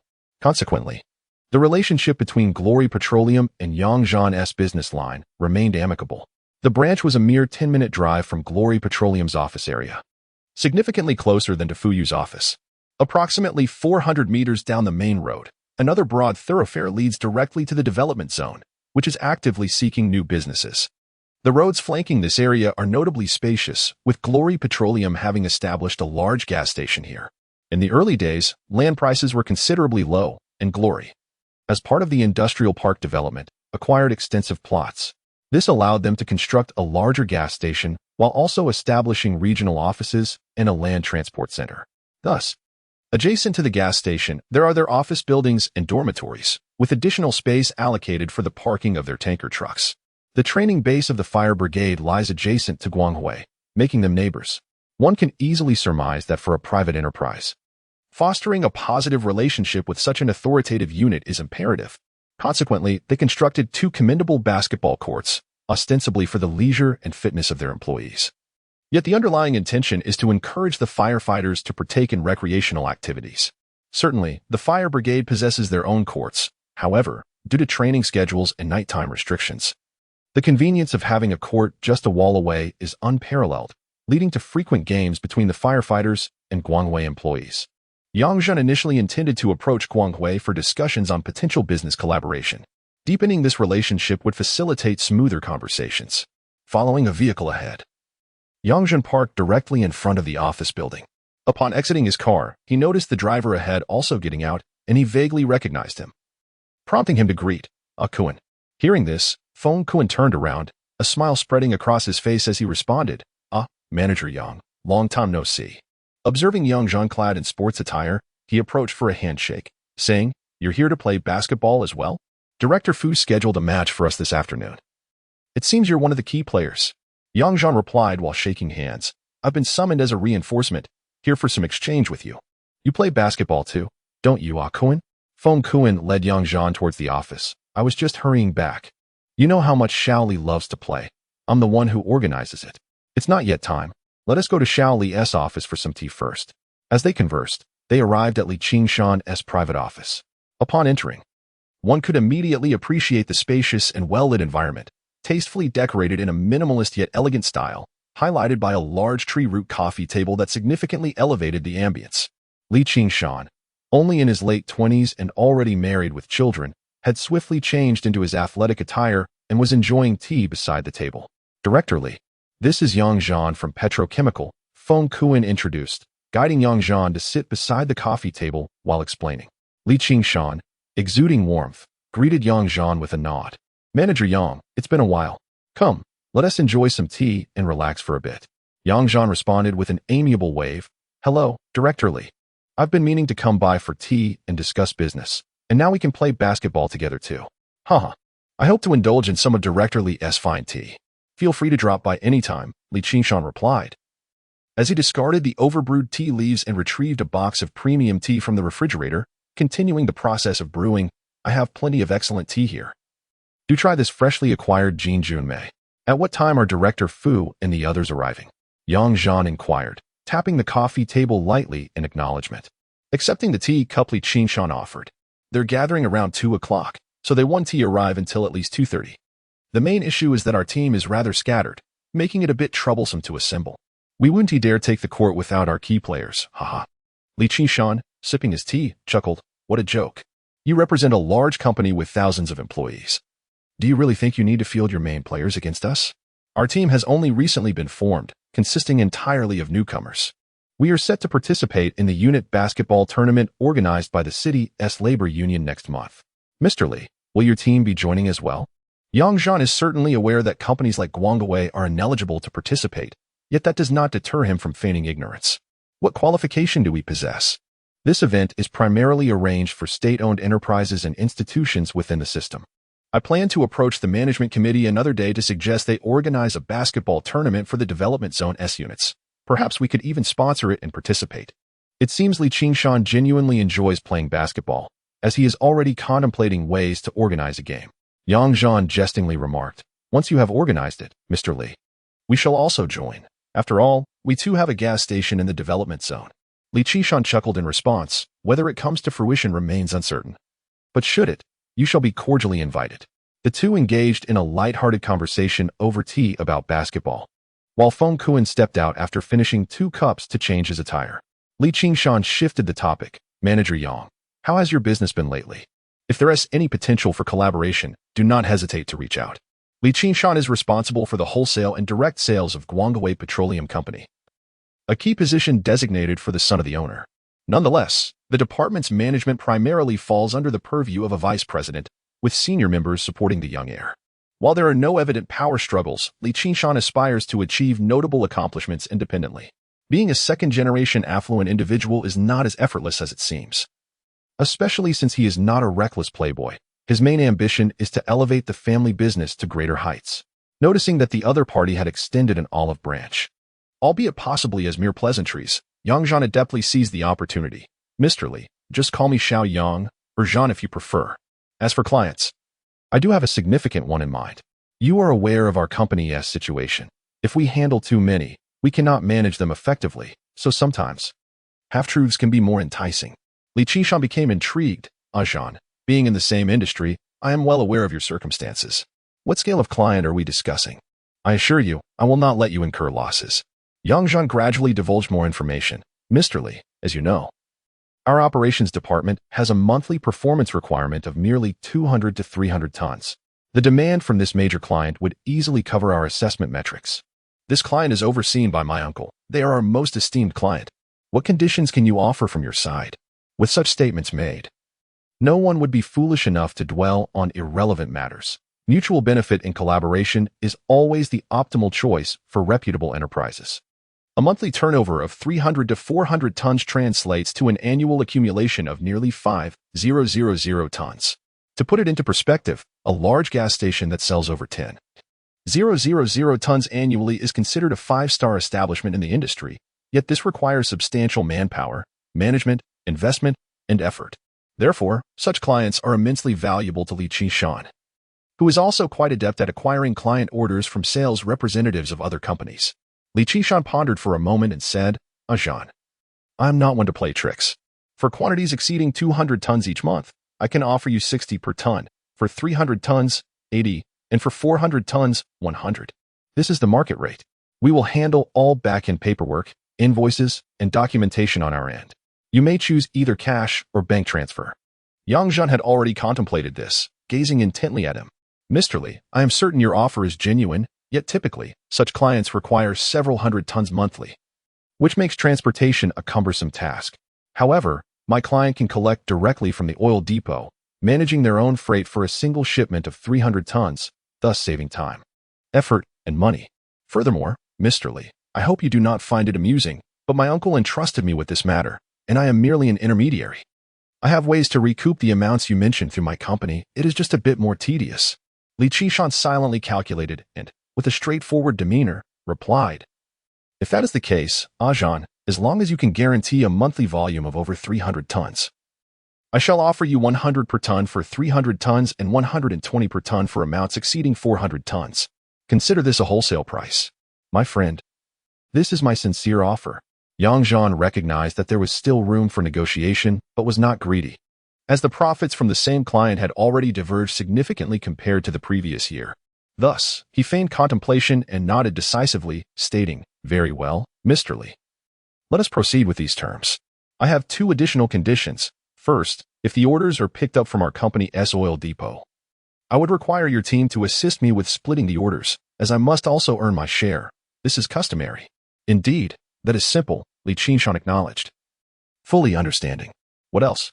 Zhan continued, This client has a 50 monthly credit limit with our company, and I would need you to extend the same conditions for the volume I bring, as financial matters invariably influence procurement decisions, do they not? Noting Li Qishan deep in thought, Zhan added, The client is an engineering firm, and the upstream party is a state-owned enterprise capable of providing guarantees. Mr. Lee, if we are willing to offer them such limited monthly credit, surely a reputable company like yours has the authority to make similar arrangements. And it is merely a matter of 30 days. He further emphasized, Last week, we successfully completed an order. I was involved in the entire process. And once the 300 tons were delivered, 50 of the payment was settled on the same day. After hearing Zhan's elaborate explanation, Li Qishan felt reassured and was not concerned about being deceived, as many matters could be verified with a little inquiry. He readily agreed, saying, Zhan, there is no problem. As long as you bring the client over, we will proceed as you suggested. Furthermore, do not call me Mr. Lee anymore. Just refer to me as your brother Lee.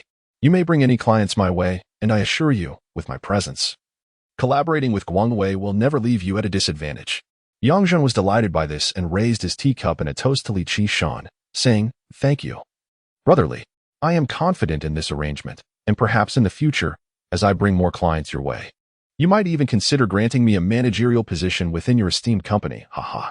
Li Qishan drained his cup of tea and cheerfully exclaimed, This poses no issue whatsoever. Appointing a director is entirely feasible. I shall summon Akuin to print a business card for you shortly.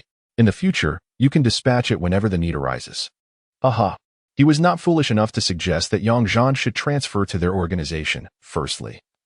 It was evident that he would not earn the substantial benefits from his current clientele upon joining them.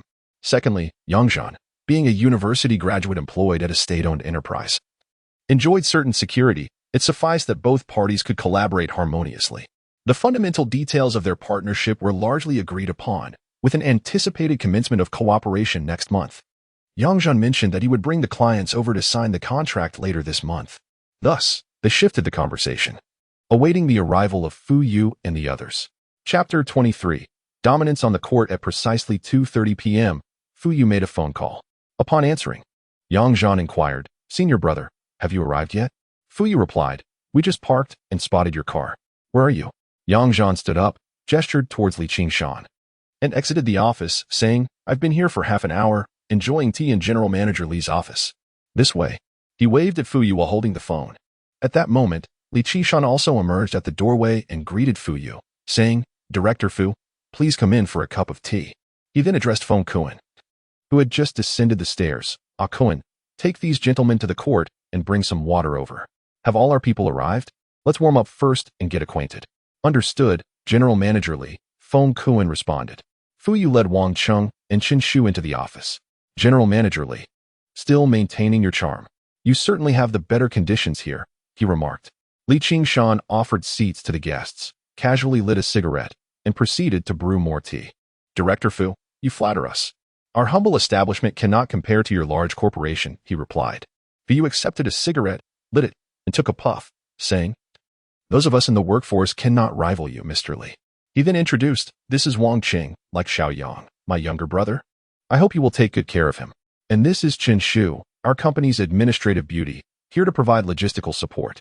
Li Qingshan, hearing this, was very courteous, handing his business card to Wang Qing and Chen Shu while engaging in small talk about his small company. Fu received the teacup, returned the gesture with a playful tone. After such a long tea session with Xiao Yang, has Mr. Li revealed any secrets about our team? Yang Zhan, also enjoying a cigarette, chuckled and responded, Mr. Li's team is formidable. I would love to employ some psychological tactics, but frankly, our team has nothing to boast about. After all, Mr. Li is even sponsoring the Industrial Park basketball tournament. I've been flattering him, hoping to get our team registered to experience it alongside Mr. Li. Laughter filled the air as the camaraderie continued. After enjoying several cups of tea, everyone made their way to the basketball court. Both courts were bustling with players warming up, and Yang Zhan announced his intention to join in the warm-up. Fu Yu and Li Qingshan conferred on how the two teams would compete, ultimately establishing the rules. The teams would play by standard basketball regulations, with 2 halves of 20 minutes each, and substitutions and timeouts would not be counted. They called over 2 firefighters from the nearby game to assist as referees, and set up the referee table, scoreboard, and timer at the side of the court. After a few minutes of warm-up, Fu Yu gathered the players and, with Chen Shu and Wang Qing diligently attending to logistics, distributed bottles of mineral water to everyone. Once he had finished, Yang Zhan casually handed his water bottle and towel to Chen Shu. Once the team was assembled, Fu Yu stated, in our first warm-up match after forming the teams, let us focus on our coordination. If we encounter impenetrable defense, can you handle it, Yang Zhan? Yang Zhan, brimming with confidence, replied, rest assured, just pass me the ball. Well done, Fu Yu encouraged. Fu Yu continued, I am the captain, I must take the court first today. Zhang Wei will play center, Li Zhaoping will switch to power forward, Yang Zhan will be at shooting guard, and Chen Wei will assume the role of point guard. After 5 minutes, I will be substituted by Zhang Zichen, and Wu Yin will serve as Li Zhaoping's backup today. Is that clear? Understood, the team responded in unison. On Li Qingshan's side, it seemed that around 10 players had come to play, all employees residing in the nearby dormitory. However, to be frank, among them, not a single individual exceeded Li Zhaoping's height. Yang Zhan speculated that Li Qingshan must be among the better players in that group. Otherwise, there would be little incentive for such enthusiasm. Those who understand, understand. As expected, when both teams took the court and shook hands, the formality was quite evident. Yang Zhan noticed that on Guanghui's side, both Li Qingshan and Feng Kuan were on the court. Judging by height, Feng Kuan appeared to be the point guard, while Li Qingshan's position as either forward or shooting guard was somewhat ambiguous. The 2 referees, clearly regulars at this venue, stood under 180 centimeters but possessed robust physiques, not in the sense of bulky muscles, but rather an impression of solid strength, exuding a fearlessness of contact. At the start, the center jump ball favored the Shihua team. Yang Zhan received Zhang Wei's tip-off, took a couple of steps, and passed to Chen Wei. The team spread out, each marking their opponents. Chen Wei dribbled steadily, making his first pass to the sprinting Fu Yu, who was matched up against Li Qingshan. At the beginning of the game, no one was overly aggressive, and Li Qingshan was not tightly guarding him. Fu Yu dribbled a couple of steps forward, observing Li Qingshan's defensive lapse, and took a jump shot from the 45-degree angle at the free throw line. The basketball clanged off the rim, but fortunate for Shihua, their inside presence was dominant. After establishing position, Li Zhaoping secured the rebound and distributed the ball to Yang Zhan before the opposition could double-team. Upon receiving the pass, Yang Zhan found himself unguarded within a 2-meter radius. Glancing at the three-point line, he effortlessly stepped back half a foot and launched a shot. Swoosh. The three-pointer swished through the net. 3 o'clock. Oh, splendid. The spectators erupted in applause, transcending team loyalties. As the play transitioned from offense to defense, Guanghui's Feng Kuan brought the ball past half-court. Observing Feng Kuan's demeanor, Yang Zhan recognized why he was considered Li Qingshan's top aide. His basketball skills were evidently impressive. Once across the half-court line, the ball was passed to the sprinting Li Qingshan.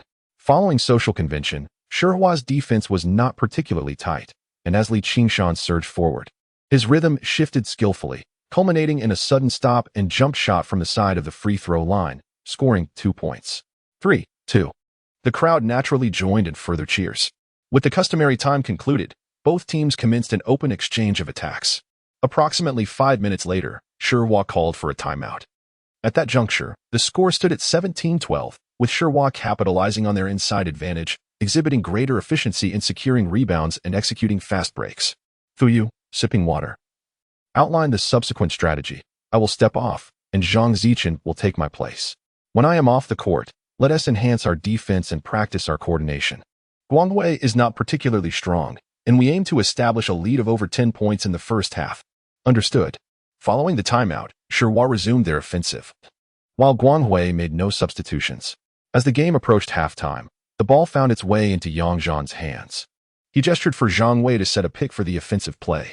Zhang Wei swiftly maneuvered to create the screen, drawing the opposing center away from the basket, and immediately moved towards the hoop. After a decisive breakthrough, Yang Zhan passed the ball to Zhang Wei, who effortlessly took a step and scored with a layup. 19-12. In truth, the intensity of the confrontation did not necessitate a screen for Yang Zhan. He was already in an open position to make the pass, and he could have easily scored himself. However, engaging in collaborative practice during a warm-up game is essential, as he does not shy away from team basketball. Indeed, it is a source of enjoyment. The Guangwei team initiated their offensive play, but the Sherhua team suddenly intensified their defense. The newly substituted Zhang Zichen closely marked Li Qingshan, demonstrating relentless focus regardless of the opponent's status. With the shift in rhythm, Feng Kuan struggled to find a passing lane and resorted to a solo attempt against Chen Wei. Yet, Chen Wei's skills were evident. Despite his height disadvantage, his physicality was commendable. Feng Kuan's forced shot went awry, and Zhang Wei seized the rebound, pivoting to pass to Yang Zhan. Observing the missed shot, Chen Wei retreated, and Yang Zhan, upon receiving the ball, took 2 quick steps before delivering a fast pass to Chen Wei, who then scored with a layup. 21-12.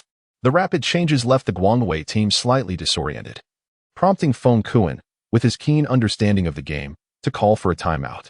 On the sidelines, the Guangwei team huddled together as Feng Kuan spoke to Li Qingshan. Captain, the Sherhua team employs numerous tactics. We need to adapt as well. Yang Zhan had already accumulated 9 points and several assists, making him a challenging player to defend. Our interior players lack a significant advantage. Let us implement a 3-2 zone defense, and let Li Chang closely mark Yang Zhan. Li Qingshan wiped his brow and nodded earnestly. Yes, they have stepped up their game. We must intensify our defense. Chan will enter and disrupt Yang Zhan with physicality. I didn't expect him to be this formidable. Clapping to uplift morale, Feng Kuan encouraged. Let us take our defense seriously, employing more double teams to disrupt their rhythm. However, upon returning to the court, their strategy proved ineffective. The offense struggled against the Sherhua team's defense, lacking strong points for breakthroughs. Although Li Qingshan was reasonably skilled, he faced a tough challenge against the tenacious Zhang Zichen, whose youth and physicality rendered his attempts less effective. As the Sherhua team attacked against Guanghui's zone defense, though not tightly executed, Chen Wei swiftly adjusted their tactics, creating space for 3-point shots. After several exchanges, the score shifted to 34-18, with all 3 perimeter players contributing to the score, particularly Yang Zhan, who effortlessly netted 7 points, even under Li Chang's strict defense. One of his remarkable plays involved a drive to the basket, evading defenders, and executing a turnaround 3-pointer from the baseline, prompting a jubilant response from the sidelines, where Fuyu leapt to applaud. Following the basket, Yang Zhan deliberately approached Zhang Zichen and quietly advised, ease up on the defense. Being overly aggressive may dampen their morale, making the second half less engaging. Zhang Zichen, quick-witted, nodded in agreement. Yang Zhan then exchanged a knowing glance with Chen Wei, who reciprocated with an understanding expression.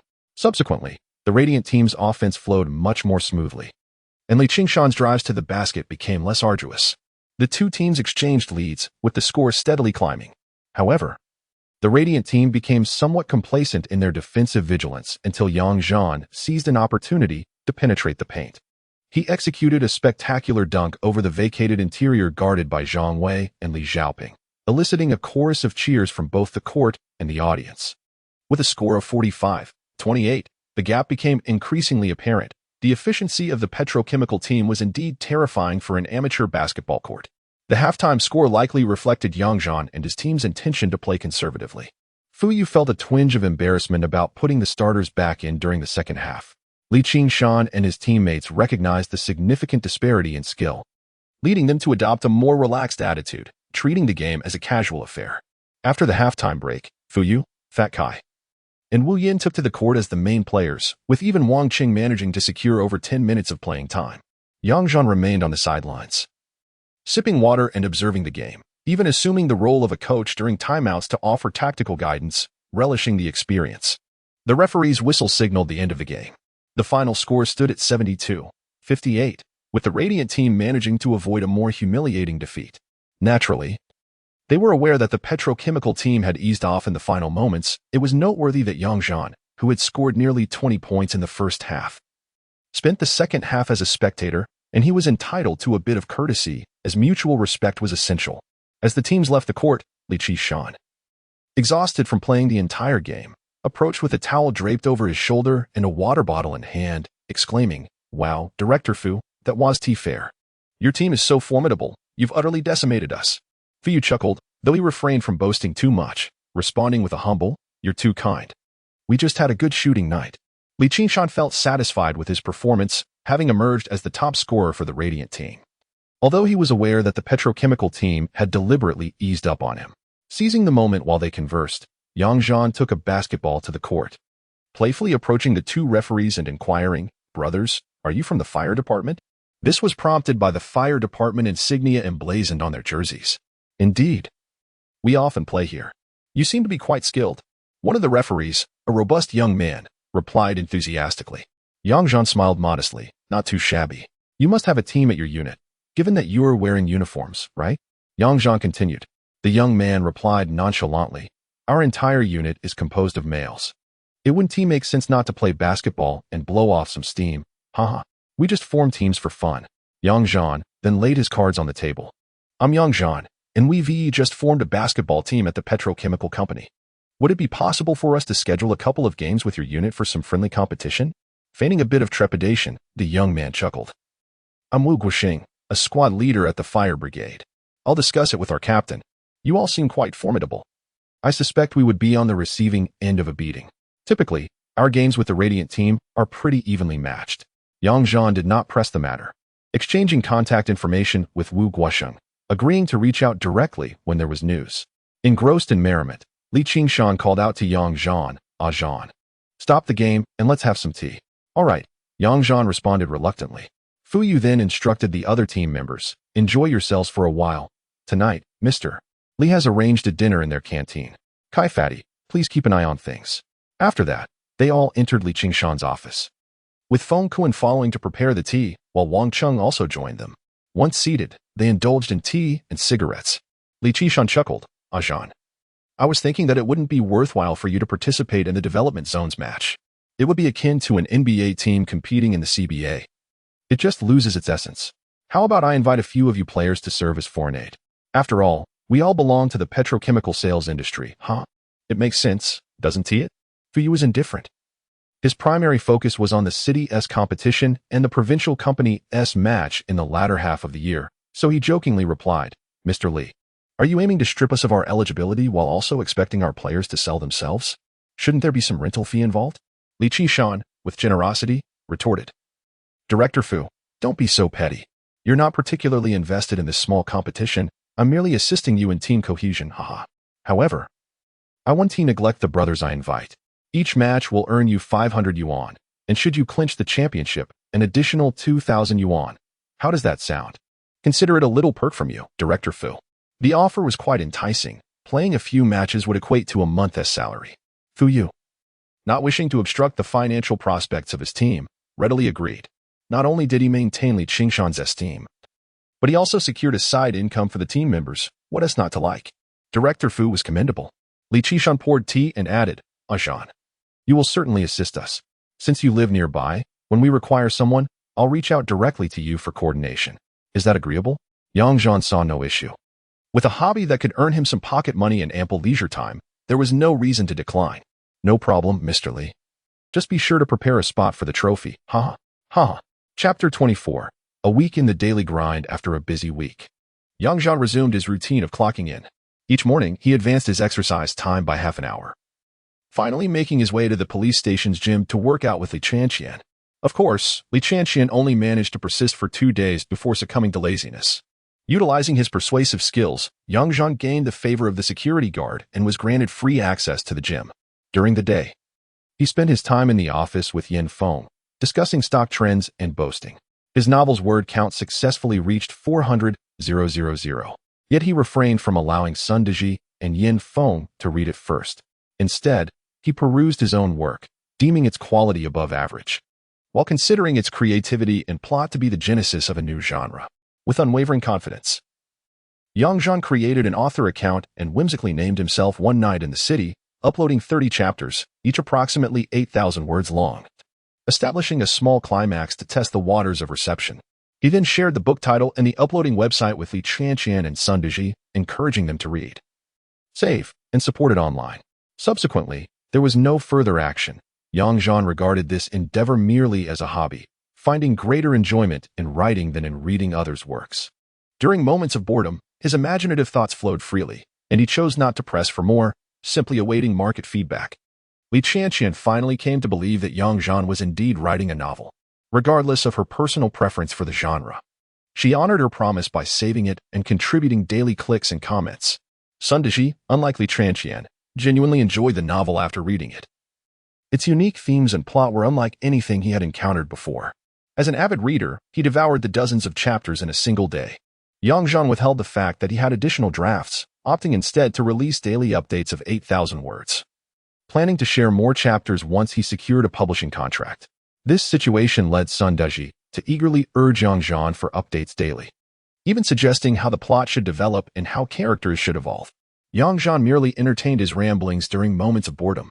He felt a twinge of disdain for someone who struggled to compose a mere 300 words, yet he appreciated Sun Deji's enthusiasm for his novel. In return, when a longtime client placed an order, Zhan passed the business on to him, knowing that his performance this month was assuredly exceeding expectations. A little more or less would have little impact, especially since Sun Deji was still grappling with his monthly performance targets. Speaking of this client, Zhan held a vivid impression of them. It took an entire day to fulfill the order and receive payment. The reason he did not entrust Sun Deji with the delivery was that this client was the only one from whom Zhan had previously garnered extra income. This client belonged to a fading industry, a long-established enterprise fully controlled by Hong Kong capital, primarily dealing in cassette tapes, yes, the kind used for listening to music. In its heyday, this company was quite profitable, boasting its own factory, office building, and dormitory area, with hundreds of employees. In order to mitigate the impact of electricity restrictions on their production capacity, they constructed an advanced power generation facility, equipped with vertical oil storage tanks that are seldom seen in typical enterprises. However, as time progressed, their market share began to dwindle significantly, leading to a gradual reduction in the workforce.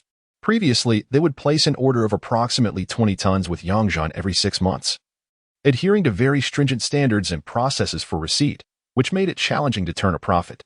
Yet, as the company faltered and employee turnover increased, management vulnerabilities became apparent. Recently, a purchasing agent contacted Zhan and discerned the loopholes, colluding with finance and warehouse staff to extract illicit gains. The scheme was straightforward. Zhan quoted a price of 3.1 yuan per liter, which was approximately 20 cents cheaper than the retail price at gas stations.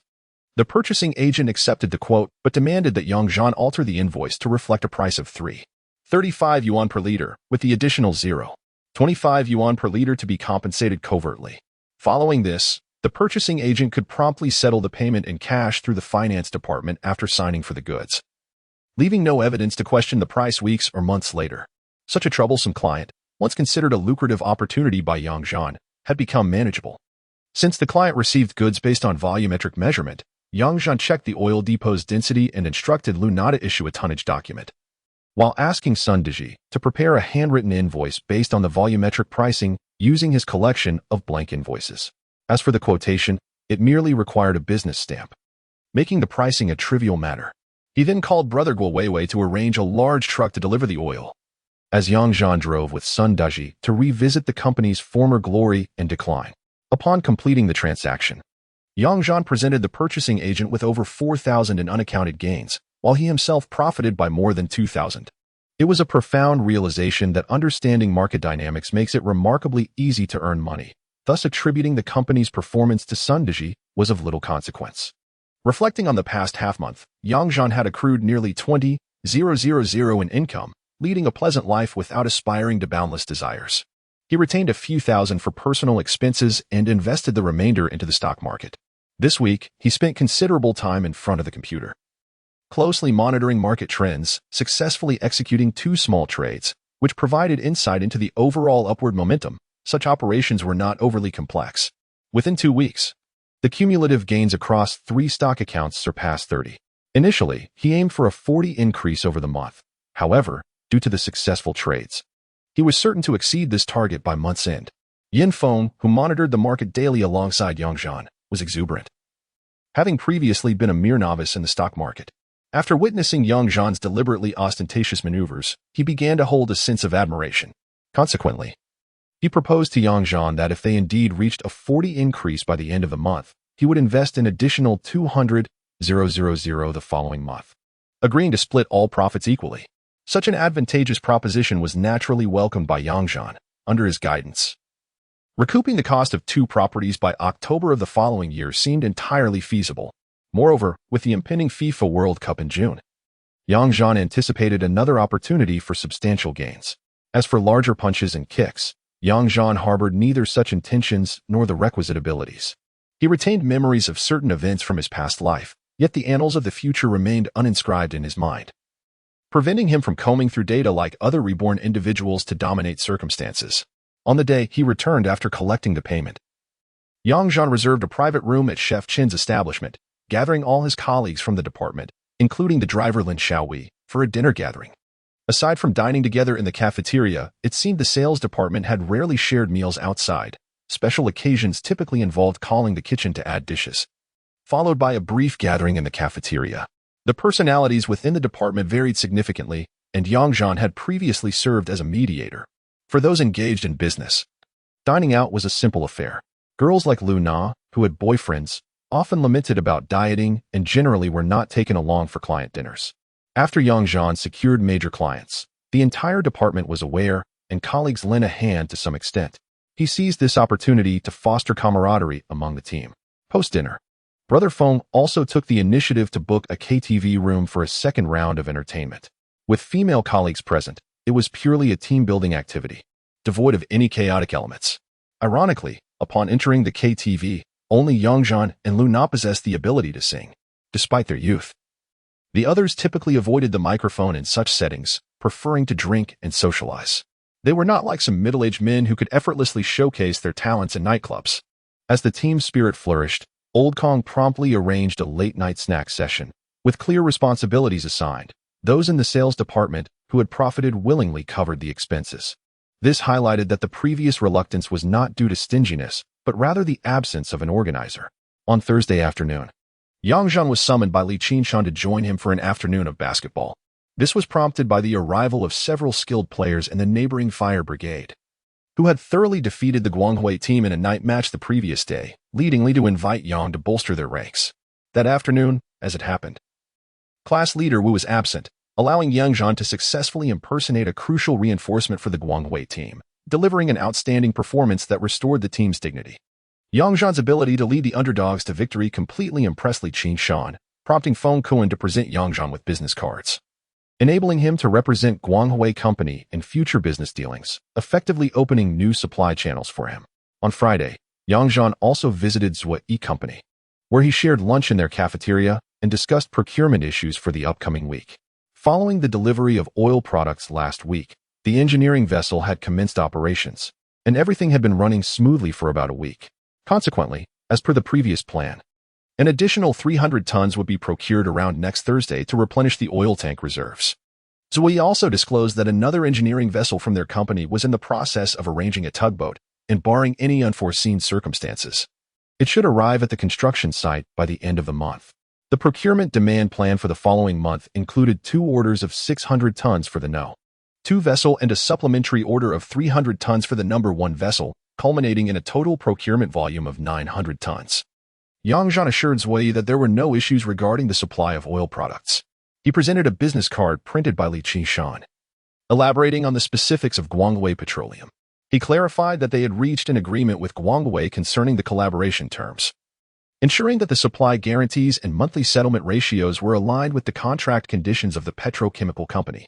If there were still concerns about the quality of the oil products, they would make arrangements to source the oil from the petrochemical company's storage facilities. Zhuo was thoroughly impressed with Zhan's efficiency. For him, The procurement commission for oil products met his expectations, as the process was straightforward and secure, relieving him of any burdens while fully adhering to the company's procurement regulations. He felt fortunate to have made Zhan's acquaintance. The two agreed that the remaining 300 tons of procurement for the month would still be channeled through the petrochemical company, while next month's demand of 900 tons would be divided between two suppliers, 300 tons from the petrochemical company and 600 tons from Guangwei. This arrangement would satisfy Zuiyi's requirement for having two suppliers for the company's oil procurement. Zhan planned to share the income from orders placed with the petrochemical company or from sourcing oil from its storage with Brother Feng, as it was essential to leverage his connections to liquidate any surplus oil, a prior agreement they had reached that needed to be honored. However, there was no necessity to share the commission from orders placed with Guangwei with Brother Feng, as that constituted a separate matter. Dividing that would undermine the spirit of cooperation and essentially amount to giving him money without justification. According to the previous agreement with Li Qingshan, a monthly order exceeding 400 tons would yield a commission of 120 yuan per ton, with Zuoyi receiving 20 yuan per ton. If Zhan placed an order for 600 tons with Guangwei next month, he would directly earn a commission of 60,000 yuan, coupled with income from other orders. His monthly earnings would comfortably exceed 100,000 yuan. Achieving such a level of income from primary business operations was something Zhan had never even dared to dream of before. Chapter 25. City gathering at 4 o'clock on Friday afternoon as the sea echoed with laughter.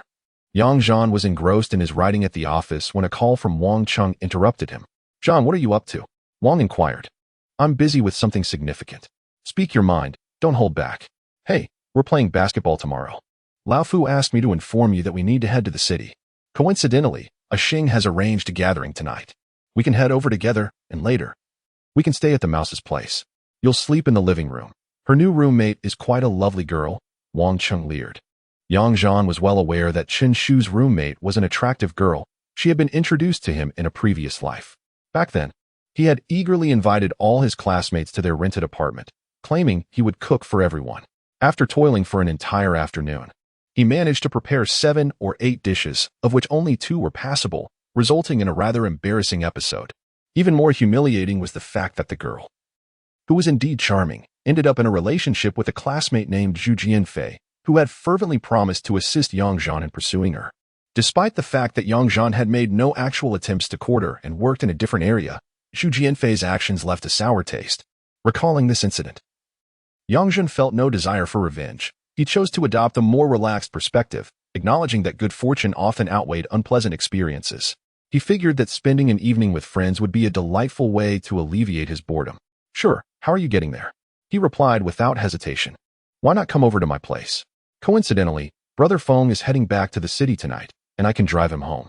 Wang Cheng promptly responded. "What do you mean getting there?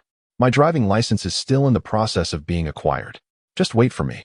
I'll let Lao Fu know I'm coming over." After hanging up, Zhan chuckled softly to himself. While the idea of crashing at Chen Shu's living room was unappealing, he thought that booking a hotel room would be much more pleasant. And he certainly wasn't short on funds. However, he still needed to inform Brother Feng about driving to the city. So he closed his laptop and headed to the reception area to prepare tea. "Brother Feng," he began, "Lao Fu notified us that the team will be playing basketball in the city tomorrow. I'll drive you home tonight, as I'll be using my car to shuttle the other team members around these days." Yin Feng glanced at Zhan while holding the tea, smiling as he remarked, "You can use the car freely. What position do you hold in the team, little Yang? I haven't seen you play before." "Oh, my mistake. It seems I've been too low-key in the past," Zhan jested. "I was once a golden-scaled fish in the pond, but now I've transformed into a soaring dragon amidst the winds and clouds." In jest, he continued, "I've always been capable of playing basketball, but the conditions here made it difficult. It was only during the last match besides Zuoyi's company that I regained my interest.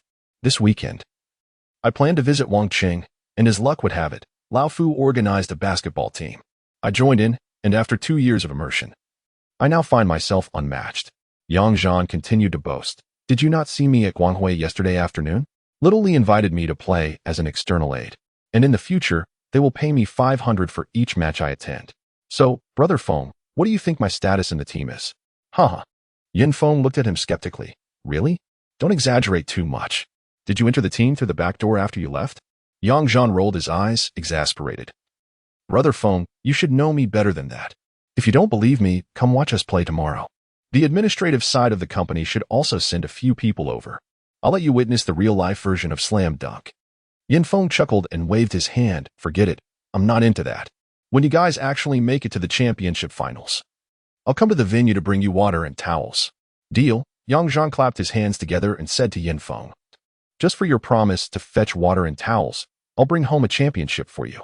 No backing out then. Rest assured, I will keep my word. I'll even bring my DSLR from home to capture your spectacular moments for your matchmaking. Haha, Yin Feng said, laughing to himself. As they joked and sipped tea, a pickup truck suddenly pulled up and stopped at the entrance. Yang Zhan got up to see Fu Yu and Wang Qing getting out of the vehicle, and he quickly invited them in to sit. Yang Zhan surmised that Fu Yu must have come to look for his girlfriend, using the excuse of checking the gas station, and brought Wang Qing along. Yin Feng also stood up and said, "Oh, Director Fu, we were just talking about you. It's rare for you to come here. Please take a seat. Xiao Yang, prepare some new tea," he added. Director Fu, Lu Na and Sun Deji from Fu Yu's office came over to greet him. "Ah, Lu Na, Xiao Sun," Fu Yu replied with a smile. "Oh, Yin Zong, I left a small issue for you when I handed over. I feel embarrassed to come see you now, but since the operations department is thriving under your management, I can finally come congratulate you, haha." Yin Feng laughed along. "Where is the thriving? It's all thanks to Xiao Yang starting this month to help me maintain the FAAD. Director Fu, you should come back more often to guide us." From their brief conversation, it was clear that the two were not familiar with each other privately, which was quite normal given the company's thousands of employees and their different departments. Fu Yu represented the new generation of ambitious university graduates, while Yin Feng was more of a local connections type, resulting in a mere nodding acquaintance. Yang Zhan quickly interjected, "Director Fu, which team are we scheduled to play against tomorrow, and at what time?" Fu Yu seized the opportunity to change the subject. "It's still at 3 in the afternoon. The HR department helped arrange it with the city's tourism schools team. Since HR often recruits from their school, it was a natural fit to play a match. Their school team is quite energetic, so there shouldn't be any difficulty in playing together." Yang Zhan continued to inquire, "Is it the student team or the faculty team? I remember that school is just a vocational college. How formidable could they be?" At this moment, Wang Qing interjected, remarking, "Aren't there dozens of students from their school who entered the company for internships alongside us? It seems none of them stayed on. I suspect if it were a student team, their capabilities would be rather lackluster." "Not necessarily," came the reply. "In schools like that, students often have more free time. And who knows, there might be a few experts hidden among them." With a casual demeanor, Yang Zhan set the tone. "Regardless, it's merely a warm-up match. Whether they are students or teachers, our focus should be on honing our own skills." As their banter continued, time swiftly passed, and the clock struck 5. Yang Zhan turned to Yin Feng and suggested, "Brother Feng, it's 5 o'clock. Shall we slip out early? The traffic in the city can be quite congested at this hour." "Sounds good. I'll just grab a few things from the dorm before we leave." Yin Feng replied with a nod. "All right, I'll attend to my own matters as well. Yin, you're welcome to visit me whenever you have the time." Fu Yu added as he stood to take his leave, reminding them, Xiao Yang and Cheng, "Make sure to be punctual tomorrow and bring Zhang Zichen and Wu Yin along." "Understood. See you tomorrow afternoon, senior," they all responded in unison. After Fu Yu departed in his car, Yang Zhan turned to Sun Deji and said, "Old son, we're heading out now. Please lock up when you finish your work." Sun Deji nodded. "No problem. I'll take care of it." Yang Zhan returned to his dormitory to change clothes, casually gathering some clean garments and sports gear before descending with Yin Feng. The trio drove off, navigating a few intersections before merging onto the expressway leading directly to the city center. If traffic conditions were favorable, they could reach the company's premises in just over 40 minutes. However, the route from the company to Yin Feng's residential area traversed a bustling urban center, where a 10-minute drive during non-peak hours could easily stretch to at least half an hour during rush hour. Aware of the traffic situation, Yin Feng inquired, "Xiao Wang, where are you all dining tonight?" Wang Cheng, seated in the back, replied, "We'll be eating at Furong Tower, as most of the classmates rent nearby, leaving us with limited dining options." Yin Feng then addressed Yang Zhan, "Xiao Yang, just park the car in the company parking lot. No need to drive me back. I can take a taxi or public transport. There's no point in spending an hour going back and forth at this time." Yang Zhan readily agreed, saying, "Thank you, Brother Feng, for your understanding." Before 6 o'clock, they arrived at the company parking lot. After exchanging pleasantries, Yin Feng exited the car, while Yang Zhan collected his belongings and remarked to Wang Qing, It's not safe to leave things in the back seat. I'll go ahead and check into a hotel to store my things. Wang Cheng looked surprised. Why are you checking into a hotel? Are you planning to stay there? Aren't you going to see Lao Shu tonight? Yang Zhan, carrying his items, led the way forward, responding, why would I be so foolish? With a hotel bed available, why would I choose to sleep on a sofa in someone else's living room? I can afford the room fee. Let us move. Wang Cheng followed suit. All right. You're quite the character. Lao Shu even mentioned creating opportunities for you. Don't be ungrateful. With a hint of amusement, Yang Zhan replied, all right, I appreciate his goodwill. By the way, is the girl you mentioned Li and I? Last week, when I came to attend to some matters, I encountered her. There's no need for undue worry. She is quite pleasant in appearance, but not to the extent of stirring any deep emotions. Be cautious with the mouse. Let us not create any awkward situations. With this said, Wang Cheng decided to refrain from unnecessary concerns. Within a mere 100 meters, they arrived at a chain hotel. Yang Zhan entered and immediately booked a spacious room, placing his belongings inside. Wang Cheng, carrying only a small backpack, had no need to store anything. As he had been cohabitating with his girlfriend in the city, the apartment was previously rented by him, and he had merely returned for the weekend after being transferred to Huiyang. Upon exiting the hotel, they turned down another street and reached the dining venue, Furong Building. The time was approximately 6:10 p.m. Employees of state-owned enterprises tend to finish work punctually on weekends. Barring the end of the month or quarter when departments like finance and human resources might require overtime for accounting or payroll tasks. Yang Zhan surmised that the attendees had likely already gathered. At the reception, they provided the name of their private room, and a server promptly guided them upstairs. As they opened the door to the Qing Song Gu room, Yang Zhan saw that a large round table was nearly filled with guests. Ah, latecomers. A chorus of voices greeted them. Aixing, the evening's host, took the initiative to maintain the atmosphere. All right. Our two guests from afar have a valid excuse. But a penalty drink is inescapable, haha. He then addressed the server. Hey, beautiful, please bring us the dishes, thank you. Wang Cheng thrived in such social settings. Eagerly taking a seat beside Chen Shu and excitedly exclaiming, it's just drinking. Let us consume as much as we can. Aixing rallied the group. We rushed over from another class. Let us pour the drinks. Chen Shu helped him place his bag down, giving Wang Cheng's back a playful pat, urging him to temper his enthusiasm. Yang Zhan exchanged glances and greetings with each attendee, noticing only one vacant seat beside Li and I. Whether it was intentional or not mattered little to him. He graciously took the seat and joked with Li and I. Wow, such a prime spot reserved for me. Did you? Lovely Li and I, foresee that a handsome guy would sit next to you? Li and I shyly smiled without responding, while Wang Hongyan chimed in, of course. Once our handsome Zhan arrived, we arranged for a beautiful lady to sit beside him. Are you going to be shy and not pick up the tab later? Haha. Yang Zhan responded confidently. Ah, Hongyan knows me well. I am most susceptible to the charms of beautiful women, haha. However, I want to compete with Aixing over the bill. If there is interest in a second round after dinner, I'll cover it. What do you think, Comrade Hongyan? Are my intentions clear? All right, handsome Zhan. The classmates cheered for the second round of revelry. Chapter 26. A flood of memories before the dishes were served. The dining table buzzed with lively conversation, a gathering that had not taken place in ages. Yang Zhan surveyed the unfamiliar yet familiar faces in the private room, memories swirling in his mind. Sitting beside him was Li and I, who had been temporarily assigned from the gas station by the Human Resources Department, positioned behind Chen Shu. It must be noted that the HR department had a penchant for borrowing young women to serve as administrative clerks. After a 6-month probation, if one performed well, they were typically retained. However, due to educational qualifications and abilities, their positions were often fixed, leaving little room for advancement. When Yang Zhan and his cohort first joined the company, they were guided through their onboarding process by Li Xia from HR. To the fresh faces of the new recruits, Li Xia appeared as an attractive and knowledgeable young woman, yet her role was akin to that of Chen Shu and the others. She remained in clerical positions and eventually left the company after marriage. Li and I, possessing a beauty that surpassed Li Xia's, had a somewhat lesser aptitude in social interactions. In a previous life, after Yang Zhan personally orchestrated a gathering, he had paid her mere attention without taking further action.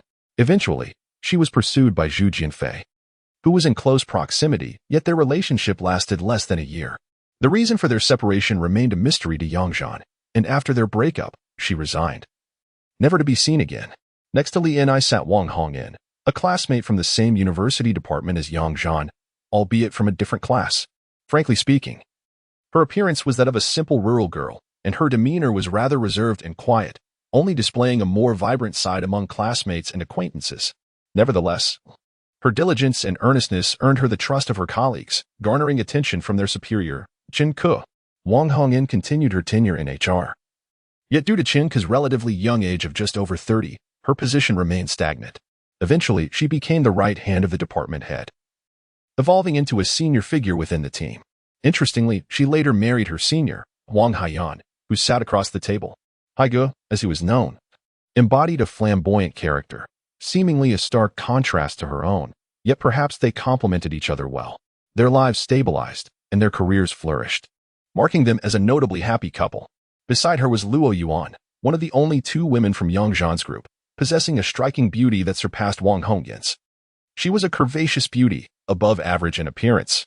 Luo Yuan graduated from a different university in the same area and was the only one from her cohort to join the company, which compelled her to actively engage and integrate with her new colleagues. Employed in the administrative division of HR, her primary focus was on administrative tasks. With a calm demeanor and a lack of overwhelming ambition, she was generally well-liked in the workplace.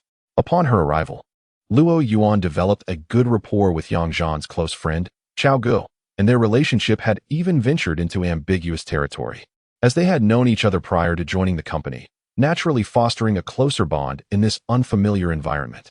However, the two individuals never transcended the realm of mere acquaintances, and with Chao Ge having only recently started his career, he resigned shortly after his probation period to seek adventure elsewhere, resulting in a relationship that bore no fruit. Subsequently, Luo Yuan was introduced by a superior and married a local man.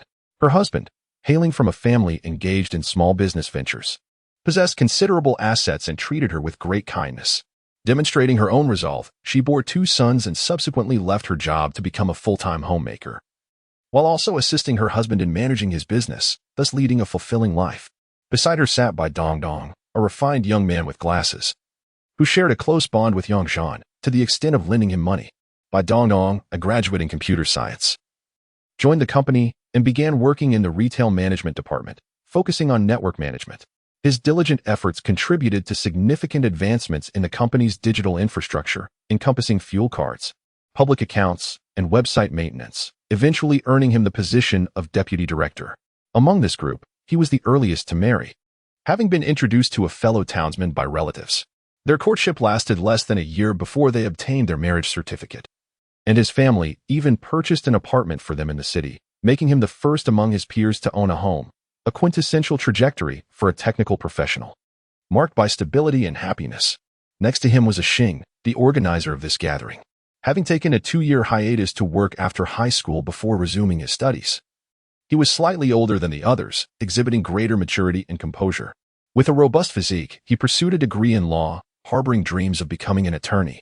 A vivid memory from his early days at the company was the journey he took with Chao Ge, Wang Cheng, and Yang Zhan, traveling by train.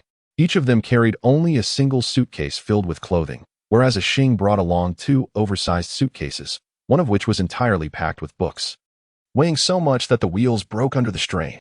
Throughout their travels, by train and bus, his companions assisted him in transporting the heavy luggage, with one suitcase filled with books easily exceeding 150 pounds, necessitating frequent swaps among the 4 of them, leaving them utterly exhausted. Xing's aspiration was to use his position at the petrochemical company as a stepping stone to eventually pass the bar exam and become a lawyer. Due to his background in law and his diligent approach to work, he was assigned to the general manager's office, where he served the leadership diligently. His eloquent writing and meticulous work ethic led him to forsake his original dream of practicing law. Even after obtaining his certification, he chose not to resign. Ultimately, he ascended to become the head of the general manager's office, establishing himself as a figure of considerable influence within the company. Although he excelled in his professional life, he was among the last in his cohort to marry and start a family, tying the knot and welcoming children only as he approached 40. Nevertheless, he epitomized the archetype of a goal-oriented and industrious individual, albeit with a detour from his initial aspirations. Nonetheless, he maintained significant authority over the company's legal affairs, thus partially realizing his professional ambitions. To Xing's left sat Zhu Jianfei, a dual-natured individual. He was the tallest among them, and while his looks might not have been striking in this era, Height certainly conferred an advantage in the realm of romantic pursuits. He and Yang Zhan are undoubtedly the closest of companions, having shared a bunk bed in the same dormitory for over 2 years. Initially, this individual leaves a positive impression on others. However, as time passes, few are inclined to forge a deeper connection with him due to his overly sycophantic and duplicitous nature. This explains why, despite their close living arrangements, Yang Zhan has never truly bonded with him. Nevertheless, they maintain a facade of cordiality, sustaining a social relationship that is amicable on the surface but fraught with unspoken disdain. This man's life trajectory aligns closely with his character traits. In a previous life, Yang Zhan was goaded by Chen Shu to pursue Li and I, a matter that was of no concern to this individual. Yet he eagerly proclaimed his intent to assist Yang Zhan both before and after meals, only to subsequently pursue Li and I himself. Once he won her over, one would expect him to nurture the relationship. However, for reasons unknown, the couple parted ways within a year, leading Li and I to resign from her position and relocate. Zhu Jianfei spent approximately 5 years at the petrochemical company. Initially, he garnered the favor of his superiors, being assigned to the most privileged human resources department upon his entry. However, after 2 years of carelessly offending the department head with his loose tongue, he was transferred to the retail management division. A year later, the retail head grew weary of him, demoting him to a regional retail manager. Another year passed, and after committing an error in his role, the regional head refused to shield him from consequences, resulting in his relegation to a remote highway service station as its manager. After a few months in that position, he could no longer bear the humiliation and resigned. Yet, his luck is curiously capricious. Much like during his school days when he would fortuitously acquire the best equipment while gaming, only to be physically bested by his peers shortly thereafter, he found himself fortunate again. After leaving the petrochemical company, he serendipitously secured a position at the newly established Sinochem company in Fumin province. Boasting of having aligned himself with an influential leader, a second-generation elite, Zhu Jianfei devoted himself wholeheartedly to ingratiating himself with this superior. Within 2 years, he was dispatched to the capital for a year, subsequently returning to his home province of Xiang to establish a new branch office, swiftly ascending to the role of deputy general manager. This marked a dramatic reversal of fortune, akin to a peasant singing jubilantly upon returning home in fine attire. His streak of fortune continued as he was introduced to the daughter of a leader within the system, leading to a life replete with a villa and a Mercedes. I recall in a previous life, during a business trip through the capital of Xiang province, Yang Zhan gathered a group of university classmates for a reunion. Although he was not particularly distinguished among his peers, he was genuinely regarded as a good friend, and thus many were eager to attend the gathering. During the event, Zhu Jianfei boasted about his Mercedes and villa, prompting one classmate to inquire about the burden of his mortgage. He merely sneered, claiming that a quarterly bonus sufficed to cover a year's worth of housing payments, leaving his classmate speechless and repulsed by his ostentation. However, fortunes are fickle. And years later, news of his divorce surfaced. A classmate discreetly informed Yang Zhan that Zhu Jianfei had been cuckolded, with the possibility that the child may not even be his own, and the perpetrator was none other than his superior. This classmate, possessing some influence, offered to help him seek revenge, suggesting that they could expose the truth and ruin reputations in the industry. Yet, Zhu Jianfei chose to remain a coward, avoiding confrontation. Ultimately, following the divorce, he found himself devoid of both a home and a fortune, leaving only with a dilapidated vehicle, while also having incurred the displeasure of his former father-in-law, a figure of authority within the system, leading him to resign and seek a new path. His tumultuous journey resembles a script crafted by a screenwriter. Yet it appears to echo the narrative arc of a villain, prompting a reflection on how life can mirror the dramatics of film. Seated beside Zhu Jianfei were the previous trio of heroes, Huang Haiyan, Wang Tianla, and Wang Li, who had joined the company a year prior to Yang Zhan, forming a close-knit bond as senior colleagues. Their cohort had only 3 graduates from their university, all assigned by the provincial office, thus fostering a shared camaraderie with the subsequent year's entrants. Huang Haiyan, tall and slender with an elegant demeanor, was surprisingly a maestro of nightlife, eschewing cards and cigarettes. He relished the revelry of evening venues, leaving others perplexed about the types of romantic partners he had entertained. When it was revealed that he had wed Wang Hongyan, Yang Zhan was nearly taken aback. From any perspective, Wang Hongyan seemed an unlikely match for him. Nevertheless, it was widely acknowledged that Wang Hongyan harbored affections for Huang Haiyan, perhaps seeking a companion who cherished her after having navigated the superficiality of a glamorous world. An astute choice indeed. Wang Tianla, a charming figure from Nanhai, possessed a moderate height. Yet his refined appearance and impeccable fashion sense rendered him the most handsome man in the company. Many female colleagues were drawn to his company, though all relations remained platonic, akin to siblings. With a temperament as gentle as that of a woman, he was undoubtedly heterosexual. He abstained from smoking, drinking, and gambling, preferring instead the pastime of gaming, seemingly devoid of any desire for marriage. Although he had several girlfriends, Zhan had not heard of any marriage announcements. The final hero, Wang Li, hailed from the most affluent background. Unremarkable in appearance, he shared a personality akin to Wang Cheng, thriving in social circles, yet his capabilities were somewhat superior, eventually earning a promotion to the position of deputy director in the retail management department. Whether he had settled down in marriage was of little concern to Zhan. Chapter 27. A gathering of friends. After reminiscing for a while, it seemed like an eternity, yet it was merely a brief exchange of a few words. The restaurant served the dishes promptly, with several main courses arriving in less than 10 minutes. As the organizer, Xing proposed, "Let us pour the drinks. No cheating. And it's not about gender." Everyone eagerly poured drinks for themselves, including Wang Tianla, who filled his glass. He abstained from alcohol, not out of inability. But like Zhan, he simply didn't initiate drinking. However, in the company of good friends and a convivial atmosphere, he was willing to share a drink or two. Xing raised his glass and stood up, stating, "There's nothing particularly special about this gathering, nor any grand speeches. It's just that today, I felt a surge of enthusiasm, and upon a casual inquiry, so many brothers and sisters gathered here. I realized that aside from company events, we have yet to reunite privately. Let us skip the small talk. It's time to eat and drink. And you, Cheng and Zhan, don't forget the penalties." Laughter erupted, followed by a chorus of cheers, cheers. The first round of drinks was downed in one go, regardless of gender, as they toasted with mere beer. This group had yet to reach the point of consuming stronger spirits. Zhan was not particularly fond of beer. He had developed a preference for stronger liquors through work. But given the context of a class reunion where only beer was available, he chose to go with the flow without fuss. After setting down his glass, everyone indulged freely in food and drink. Within moments, Xing raised his glass towards Zhan and Wang Cheng, exclaiming, "Zhan, Cheng, it's time for your penalty drinks. Hurry up, I'll drink with you. It's been a long time since we dined together, especially you, Zhan." Zhan set down his chopsticks, raised his glass in acknowledgement, tapped the bottom of his glass on the table, and declared, "Cheers." He flipped his glass upside down to indicate it was empty, adding, "Whose fault is it? We can only blame you, Xing, for not organizing this sooner. Do it more often, and I'll always be ready to come." Wang Cheng followed suit, downing his drink and echoing Zhan's sentiment. "Exactly. We can only blame you. Zhan and I have been stationed away, and we lack the means to organize such gatherings. From now on, we'll be at your beck and call." After finishing his drink, Xing readily accepted, smiling. "All right then, next time I'll organize a trip to your place, especially since Zhan has access to the seaside. How about we all go for a barbecue by the beach and spend the night?" Zhan showed no reluctance, responding straightforwardly, "No problem. However, I'll need to scout for a venue. I'm not sure where such places are that we can rent. Once I find it, I'll let you know. Just make sure to bring along some of the lovely ladies at the table, and I'll cover all the expenses.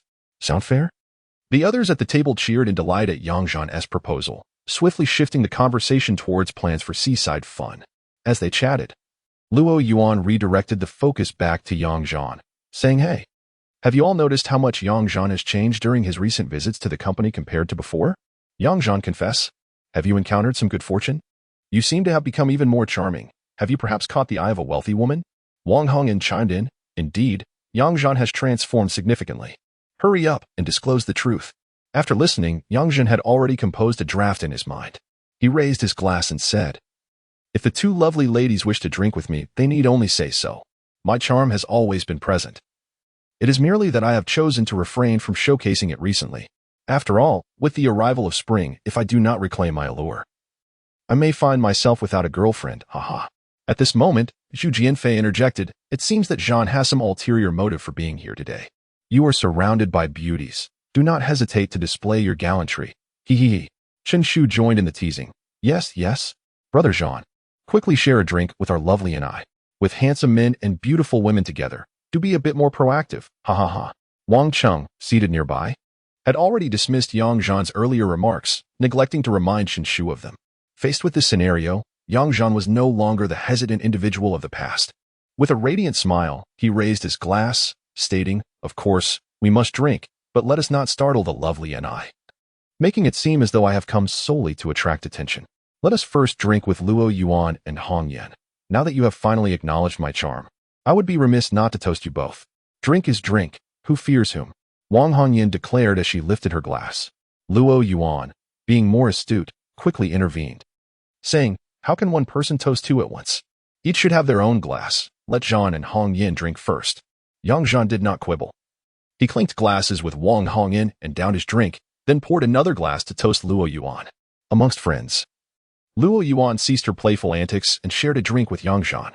Just as they set their glasses down, Wang Hongyan urged, "Do not put your glasses down just yet. You mentioned wanting to drink with our lovely and I. Hurry up." A chorus of encouragement followed. Yang Zhan, undeterred, poured another glass and jokingly turned to Li and I, saying, "Li and I, you see? With everyone watching, a handsome man cannot refuse a drink with a beautiful woman, lest he lose face. This is not merely a toast. Let us share a drink." Li and I, being somewhat younger and having joined Shin Shu and Wang Hongyan for a meal, recognized everyone at the table but had yet to reach the level of familiarity typical of private gatherings. Nevertheless, she was undoubtedly perceptive, a bit shy. She raised her glass with a smile and said, "Thank you, Brother Zhan. Allow me to toast you." Zhu Jianfei chimed in again, stirring the pot. Toasting back and forth means two drinks, oh ho. Yang Zhan was indifferent to having another drink, but he considered how Zhu's current behavior was a facade of assistance, while his true intentions were far less noble. He contemplated whether to sever Zhu's unscrupulous pursuits, while he himself had no intentions of pursuing Li and I. He was determined to thwart Zhu's ambitions to avoid a scenario where Li and I ended up heartbroken once more. This resolution did not require deliberate effort. If he simply conducted himself well, his friends would naturally support him, ensuring that Zhu would not succeed as easily as before. Having reached this conclusion, Yang Zhan felt untroubled. He raised his glass, declaring, "Two drinks it shall be. I will have two, and let I have one," intentionally feigning a protective stance towards Li and I. He clinked glasses with her, downing the drink in one go, before pouring another to share with her. In the background, the sycophant Shen Shu was urging him on, and Yang Zhan, fearing she might cause some mischief, promptly raised his glass and shared a drink with her, thus successfully diverting the conversation. The atmosphere at the dining table remained harmonious, with everyone engaging in lively conversation and toasting one another. Yang Zhan managed to clink glasses and converse with each guest at the table. As they neared the end of their meal, Bai Dongdong inquired, "Zhan, you're not heading back tonight, are you? Where will you stay? Why not come over to my place?" Seizing the opportunity, Chen Shu chimed in, "Brother Zhan, why don't you stay with us tonight? We've prepared the sofa for you, and we can play cards together later." Yang Zhan quickly waved his hand, saying, No need. I've already booked a room nearby, a spacious one that even has a mahjong table. Anyone who wishes to play can come over. But don't stay too late. I have to play basketball with Chung tomorrow afternoon, and I need my rest." Wang Hongyan suddenly recalled, "Oh right, you're playing basketball against the tourism school tomorrow afternoon, right? I'm the one who contacted them. I heard that you, Yang Zhan, are the key player. It's quite surprising how you've become so formidable all of a sudden. I also heard that your direct sales performance this month is the highest in the company." Luo Yuan joined in. Yang Zhan's performance this month must surely be the best in the company. Zhang Zhu from their department and Director Feng specifically asked Chen Ke to ensure we support the business work and when calculating salaries. They said to accurately reflect Yang Zhan's performance pay. One can only imagine how much he is set to earn this month, so much that they might fear will siphon some off. Yang Zhan saw no need to conceal the truth and gleefully indulged in a bit of self-aggrandizement. "Well, I've returned looking sharp. And my luck has improved too. I landed a colossal client. You remember the fellow who was here last week to finalize the contract? He placed an order for 300 tons this week, and there is another 300 tons expected next week." Upon hearing this, the entire table fell silent in astonishment. They were all somewhat aware of the monthly performance metrics for salespeople, and based on Yang Zhan's figures, it exceeded the entire operational department's targets by a significant margin. Those like Luo Yuan, who worked in administration, quickly calculated that Yang Zhan's earnings this month could easily surpass their salaries for several months. "Impressive, Zhan. You've really made a name for yourself." Compared to his salary, the others seemed to have completely disregarded Yang Zhan's basketball endeavors. Yet, it was rather peculiar that none among this group of friends had a penchant for sports. Perhaps only Huang Haiyan, and Wang Tianle occasionally played table tennis in the company's activity room. As for Zhu Jianfei, towering over 185 centimeters, he had no athletic talent whatsoever besides gaming, though it seemed he was decent at swimming. At that moment, a Xing remarked, "No wonder Zhan wants to treat us to a seaside barbecue. He has got the confidence now, and we can go without guilt, haha." However, a Xing's comment seemed flawed, as if suggesting that without performance, one could not host a barbecue. "You've wounded my sensitive spirit, Hong En. Quickly add another hearty dish to make amends." Yang Zhan teased in response. Wang Hongyan genuinely got up to order more dishes, and the group shared a hearty laugh. A Xing, unfazed, grabbed 2 more bottles of beer to share exclusively with Yang Zhan. Yang Zhan, naturally, would not dampen the mood. He included Wang Cheng, and the 3 of them gathered together, each with a bottle of beer. Of course, they did not engage in the raucous tradition of bottle blowing. Southerners tend to drink with more decorum. A single bottle yielded about 4 cups, and as they sat together, they chatted and clinked their glasses, finishing their drinks in just a few minutes. As the clock approached 8, the dinner, which had lasted an hour and a half, was drawing to a close. Yang Zhan, fulfilling his promise made before the meal, turned to Huang Haiyan and Wang Li, saying, "We've eaten enough. Haigo and Li Ge, could you arrange a KTV room for us? Once it's booked, let us head over together." This task was exceedingly simple for them. After a brief discussion, they decided on a location. Wang Li promptly took out his phone and, after a few words, made the arrangements. Once he had finished, Huang Haiyan raised his glass and tapped the table, exclaiming, "Ah Xing, it's all set. Let us finish our drinks and change venues." Everyone present quickly downed their remaining drinks in rows, laughing as they made their way outside. Ah Xing went to settle the bill while the others stepped outside the restaurant for a smoke and some casual conversation. Among the group, only 4 were smoking: Huang Haiyan, Wang Li, along with Wang Cheng and Yang Zhan, who stood together, chatting as they smoked. Wang Li remarked, "Ah Zhan, I booked a medium room. The 880 package is fine, right?" Yang Zhan exhaled a puff of smoke and replied, "That's fine. Is there enough alcohol included in the package?" Huang Haiyan laughed. "We're all friends here. How much can we drink during a casual gathering? Hiki. If it's not enough, our general manager Wang will take care of it. He has a stock of liquor, so we need not worry." The group shared knowing smiles, their camaraderie evident. Before finishing their cigarettes, a Xing returned after paying the bill, and everyone followed the 2 gentlemen to the next KTV venue, which was merely a 5-minute walk away. They entered a karaoke establishment, where a few street vendors were selling barbecued snacks. Wang Tianle and Dong Dong decided to stay behind to grab some barbecue to bring along. With Huang Haiyan and Wang Li leading the way, they navigated effortlessly to the room. Once inside, the youthful exuberance was unleashed. The 2 microphones were eagerly contested as everyone, regardless of their singing ability, enthusiastically queued to choose songs. The dynamic was markedly different from Yang Zhan's department gatherings. Inside the room, they sang, drank, and rolled dice without pause. As the singing rotation progressed, distinctions and talent became apparent. Seasoned singers Huang Haiyan and Wang Li showcased their skills, while Wang Tianle and Li Yanai also performed admirably. Yang Zhan, benefiting from improved health, demonstrated a stable and resonant voice, naturally drawing the attention of others. Those who sang well enjoyed certain privileges, and during group performances, the girls would often pull him into the mix, particularly during duets with Li Yanai. The atmosphere was charged with enthusiasm. The others egged them on, and while Yang Zhan remained unperturbed due to his thick skin, the young girl Li Yanai blushed throughout, which stirred something in Yang Zhan's heart. Chapter 28. Pre-race busyness. In the early morning of the following day, Yang Zhan awoke early, gazing through the hotel window to behold individuals already engaging in morning exercises along the verdant riverside promenade. Such a splendid location beckoned him to partake in a jog.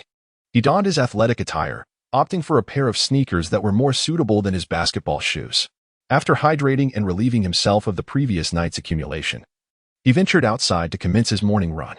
The air was crisp along the promenade, with skyscrapers undulating on his left and the gentle flow of the river on his right. The newly refurbished pathway was spacious and elegant, featuring tiered sections that would likely be absent in inland cities at this stage of development. After completing several laps, Yang Zhan, lacking modern athletic gear to measure his performance, felt satisfied with his exertion. He meandered leisurely along the riverbank, observing the water's flow and the morning exercisers practicing Tai Chi, shadow boxing, and flying kites. Time slipped away, and he lingered until nearly 8 o'clock before reluctantly departing. Guided by memory, he discovered a quaint breakfast establishment, savoring his meal at a leisurely pace, far preferable to the buffet breakfast at the hotel, which was merely a fallback option. On a weekend morning, it was rare for young professionals to resist the temptation of a late slumber. Young Zhan, mindful of their tranquility, refrained from disturbing them and returned to the hotel by 9 to freshen up. Finding himself at a loose end, he decided to explore a nearby shopping mall to procure some casual attire. Young Zhan had grown weary of the daily routine of pairing dress pants with button-up shirts. Many company sales representatives, lacking issued suits, opted to purchase similar attire for work. However, as he was not required to be in the office, he resolved to bid farewell to formal wear unless attending a company meeting. Upon arriving at the familiar large mall, he selected items according to his taste. Noting how much easier it was to choose clothing now that he was in better shape, he favored casual workwear and outdoor styles. And while many renowned brands had yet to establish stores everywhere, We City was relatively avant-garde, offering a selection of brands within the expansive mall. After browsing just 3 stores, he purchased 2 pairs of fitted work pants, finding them both comfortable and well-fitted. He chose a beloved khaki hue and a contrasting pair in black. To complement his new trousers, he selected 2 polo shirts with collars, 2 quick-dry shirts with multiple pockets designed for outdoor activities, a pair of brown-yellow outdoor work shoes, and a pair of summer hiking footwear, along with a dark gray cap. Passing by Levi's, he picked out 2 pairs of jeans and, in the sportswear section, chose a large crossbody sports bag to conveniently stow away all his new purchases. Upon discovering the bag fit perfectly, he relished the shopping experience. However, upon totaling his expenditures, he realized he had spent 5,000 to 6,000 yuan. With a slight grimace, he resolved to be cautious with his finances. As his income had not yet increased this month, he would wait until next month's earnings improved before embarking on another shopping spree. As I stepped out of the mall, I noticed the time had not yet reached 11 o'clock. Just as I was about to marvel at how swiftly men shop, I received a call from Wang Cheng, urging Yang Zhan to hasten and check out of the hotel to join Chen Shu for lunch. He playfully proclaimed that Li and I was the chef, almost transforming into a flamboyant host. Accepting the invitation, Yang Zhan found no reason to decline. Thus, he returned to the hotel to check out, shouldering 2 bags before making his way to the company's parking lot to stow them in his car. After gifting 2 cigarettes to the security guards downstairs, he requested their vigilance, alleviating his concerns about leaving belongings in the car under their watchful eyes. Following his memory, he sought out Chen Shu's rented apartment nearby, stopping at a small shop to purchase some fruits and beverages as a gesture of courtesy. Regardless of their friendship level, Yang Zhan was well-versed in such social etiquette. Upon reaching the 3rd floor and knocking, he entered a modest 2-bedroom apartment with a rent of less than 1,000. An affordable arrangement for 2 roommates.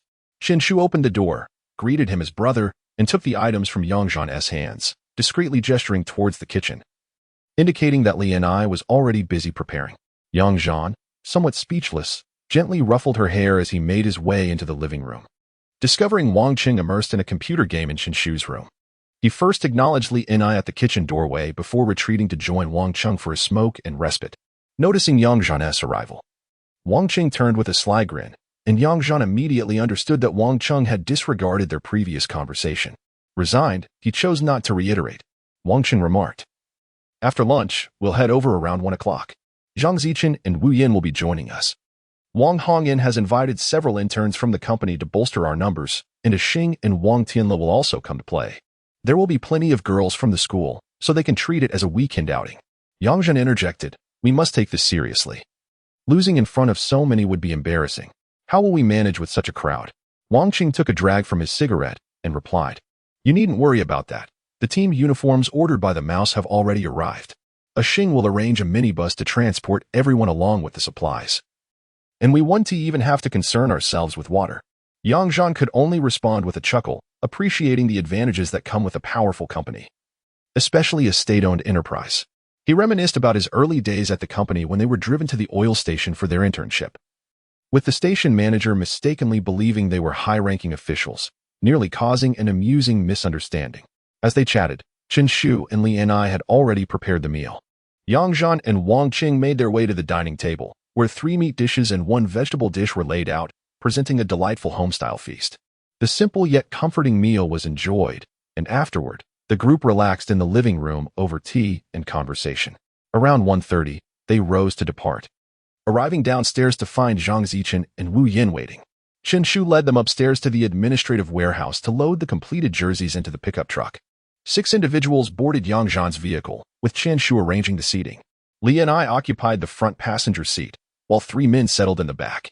Chen Shu perched herself on Wang Cheng's lap, unperturbed by any potential infractions, as the midday weekend traffic was unlikely to attract the attention of law enforcement.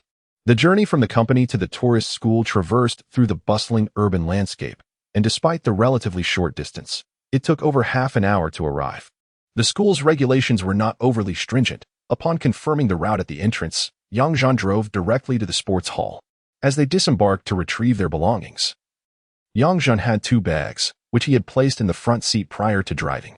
He took the larger bag he purchased today, leaving the smaller one for Li and I, prompting a sly grin from Chen Shu. Upon entering the sports hall, they discovered it was merely a multi-purpose training facility, featuring a spacious high ceiling designed devoid of spectator seating. At the front, there were 2 basketball courts and a volleyball court, while further in were several badminton courts and, in the farthest corner, a dozen or so ping-pong tables. This was a quintessential school athletic facility. The second floor boasted a surrounding corridor, likely the best vantage point for viewing the games. Yang Zhan recalled a similar venue from his university days, though subsequent renovations had provided newer facilities, which his cohort had not had the chance to enjoy. It was only around 2 p.m., and the venue was relatively empty, allowing the group to find a corner to set down their belongings. As they unwrapped their uniforms, the men promptly retrieved their jerseys, each equipped with 2 sets of distinct colors. The shorts were light blue with white trim, while the jerseys came in basic white and red styles. Crafted from commendable materials, the company never scrimped on such expenses. The jerseys and shorts bore the inscription Huiqing Petrochemical, and Yang Zhan confidently selected the number 23, assured that no one on the team would contest it. After donning their uniforms, they ventured to the changing room to change. Today, they were the visiting team, all adorned in white jerseys, and whether the new attire had been washed was of little concern. Once changed, they emerged to warm up, soon losing interest and inviting the 2 girls to join in a casual half-court scrimmage. Naturally, Li and I was placed on Yang Zhan's team. The men treated it as a warm-up, passing the ball to the girls for shooting practice, enjoying the light-hearted camaraderie as time swiftly passed. Around 2:30 p.m., most of the petrochemical team began to arrive, including Wang Hongyin and about 10 others, nearly everyone from the previous night's dinner. Yang Zhan noticed several unfamiliar faces among the newcomers. Meanwhile, a substantial number of students from the tourist school also appeared, many likely classmates of their teammates, coming to cheer them on. With 2 basketball courts available, the team split up for warm-ups. The communication between the 2 sides was managed by Fu Yu and Wang Hongyan. The petrochemical team gathered at Chen Shu's location to collect their uniforms, changing into the same away jerseys as Yang Zhan and his group, enthusiastically warming up on the court. Wang Cheng seemed to have prepared in advance, adeptly organizing the group into lines for a warm-up jog, followed by focused shooting and passing drills. The approach has been established, yet it remains somewhat unrefined. Ultimately, it was Chun Wei's assistance that brought a sense of fluidity to the proceedings, for Chun Wei has been trained since childhood. Meanwhile, the school team from the Tourism Academy commenced their warm-up, exhibiting a far more polished execution under the guidance of 2 individuals clad in their team uniforms, evidently physical education instructors, appearing to be 4 to 5 years older than Yang Zhan. With approximately 10 minutes remaining, Fu gathered everyone closer, prompting the others from the company to join the circle. Addressing the assembly, Fu Yu stated, "We will commence in a few minutes. Allow me to provide a brief overview." He surveyed the players encircling him before continuing. The Tourism Academy features a combined team of teachers and students. While the students' skill level is generally modest, a few of the instructors are quite formidable, particularly 2 who majored in basketball during their university years. Thus, we must mentally prepare for the challenge ahead. However, we must have faith in our own capabilities, especially you, Yang Zhan. When we take to the court, you must lead the team with vigor. Their student athletes do not possess our physical prowess. Chen Wei, while organizing the play, must be attentive to distributing the ball and exploiting weaknesses. As for this match, I shall refrain from joining initially. I will enter once you have established a significant advantage. The starting lineup consists of center Zhang Wei, power forward Li Xiaoping, small forward Zhang Zichen, shooting guard Yang Zhan, and point guard Chen Wei. Now, on the count of 3, let's rally together. 1, 2, 3, let's go. After issuing his orders, Fu Yu led the team in a spirited cheer. As the group dispersed, Zhu Jianfei remarked in the chat, "Goodness, Zhan is truly a starter." Wang Cheng shot him a glance and replied, "Do you think this is a joke? Have you not seen him wearing the number 23 jersey? If he lacked skill, who would dare don that?" Chen Shu chimed in, "Old Zhu, you're out of touch. Brother Zhan is the cornerstone of our company team. With your height, why don't you participate?" Zhu Jianfei chuckled brightly, for while he aspired to be an athlete, he regrettably found himself unable to excel in sports beyond gaming. Chapter 29. The team triumphs again as both teams completed their preparations and readied themselves to take the court. The scoreboard and timer were certainly not lacking in the school gym, and even the referees were certified. At precisely 3 o'clock, the game commenced.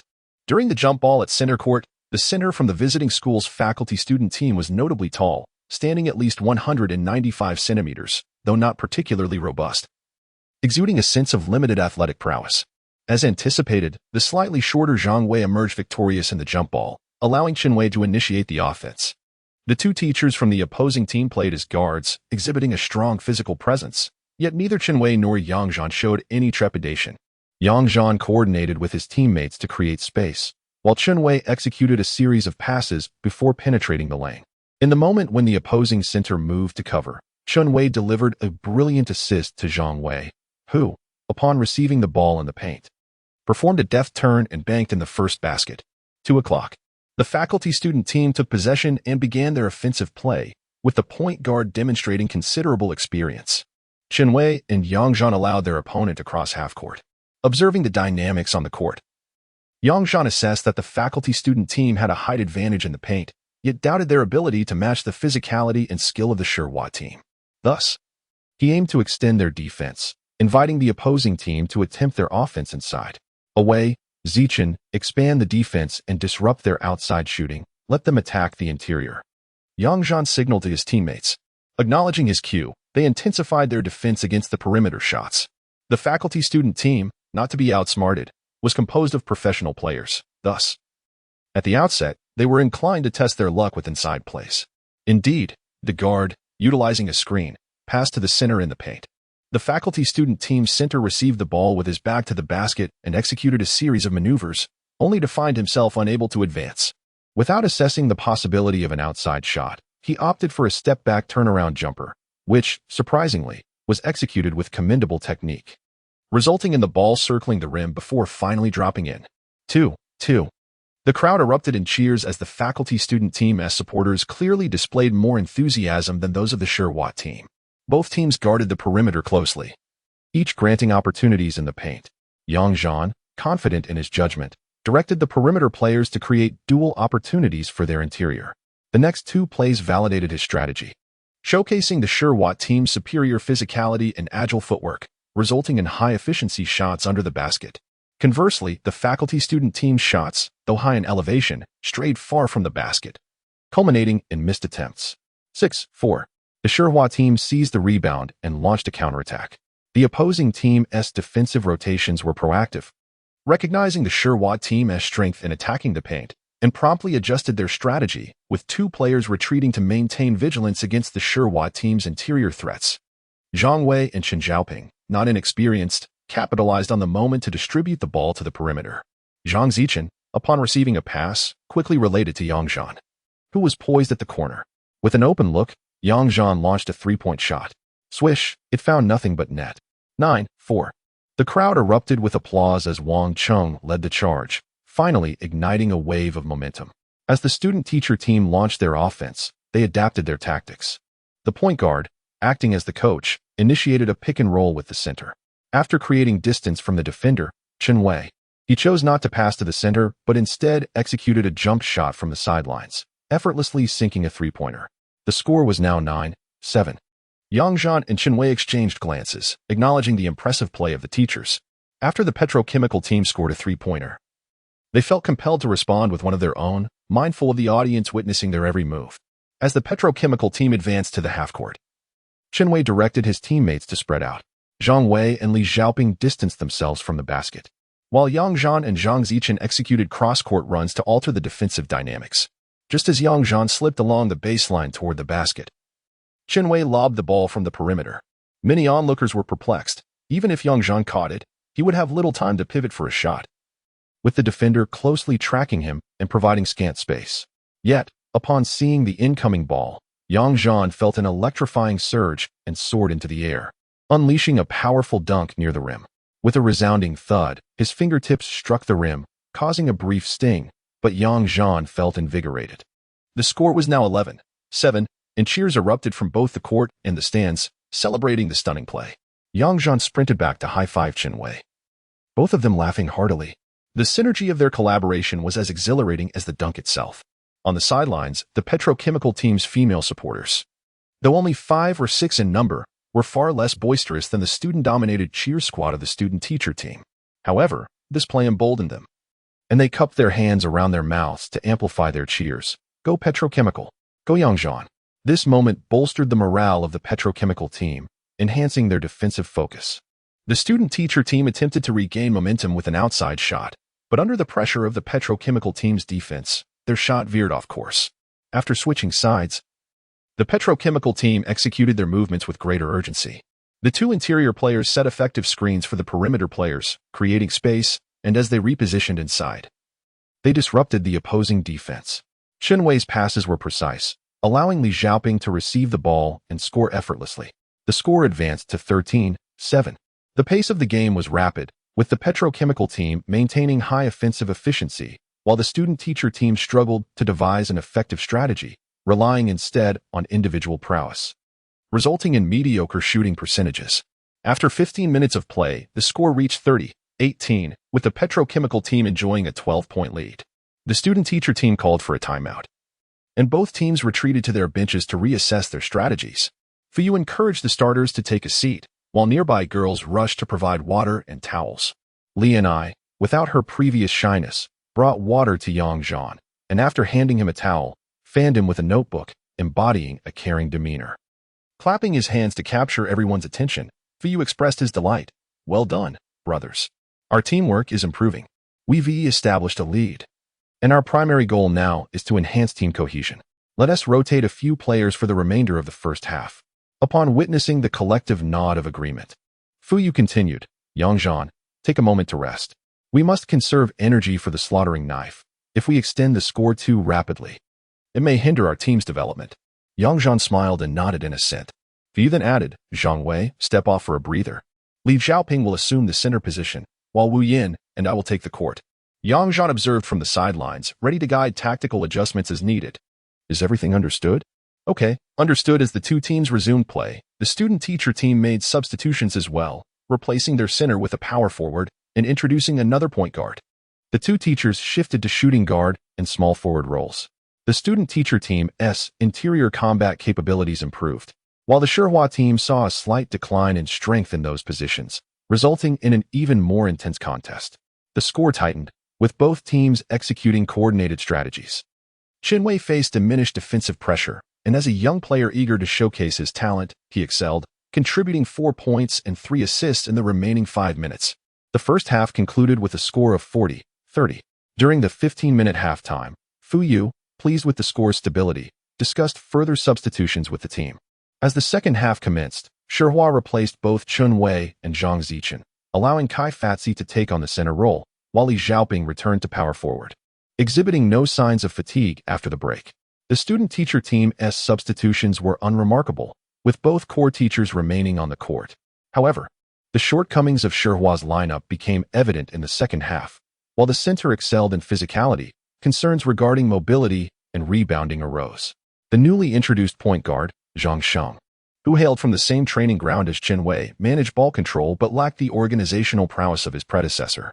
The student-teacher team quickly recognized these vulnerabilities, utilizing their experienced teachers to orchestrate effective offensive and defensive plays. Within 8 minutes, the score had narrowed to 50-47. During Shihua's subsequent offensive attempt, Yang Zhan called for a timeout, prompting both teams to regroup. Once the players had settled and hydrated, Yang Zhan addressed Fu Yu, saying, Captain, it's time. I propose to send Chen Wei and Zhang Wei back in to stabilize our play, while you and Wu Yin practice our coordination. Fu Yu wholeheartedly supported Yang Zhan's initiative. After taking a couple of sips of water, Fu Yu added, when you return to the court, play freely and treat defense as if it were a formal match. Let us see what we can achieve, so we have a clearer understanding moving forward. Hee Zhan, with so many lovely ladies present, showcase your prowess. Yang Zhan smiled broadly, Ah Wei, did you hear that? Be sharp out there. Chen Wei grinned, draping an arm over Yang Zhan's shoulder. If we play well, we must arrange for evening activities, hee. Yang Zhan raised an eyebrow, responding with a knowing glance that solidified their unspoken agreement. As the whistle blew, both teams re-entered the fray. Upon discerning the strengths and weaknesses of their opponents, the Shihua team re-entered the court as if transformed into an entirely different squad. The intensity of their offense and defense surged to a markedly higher level. Chen Wei, after advancing past the halfway line, executed a pass while simultaneously maneuvering to receive the ball, deftly evading the defense. Seizing the opportunity created by the opposing player's attempts to close in, he delivered a brilliant assist to Yang Zhan at the baseline. Despite the Shihua team's heightened vigilance towards Yang Zhan, he still found space to make a shot. With a swift flick of his wrist, he sank a three-pointer. The score stood at 53-47 as the Shihua team initiated an offensive play. Yang Zhan and Chen Wei promptly applied pressure, disrupting the opposing point guard's control and advancement. The opposing player hesitated, failing to release the ball, only to be swiftly ensnared by the two, resulting in a turnover. Chen Wei hurried to retrieve the ball that had fallen to the ground, while Yang Zhan dashed towards the basket.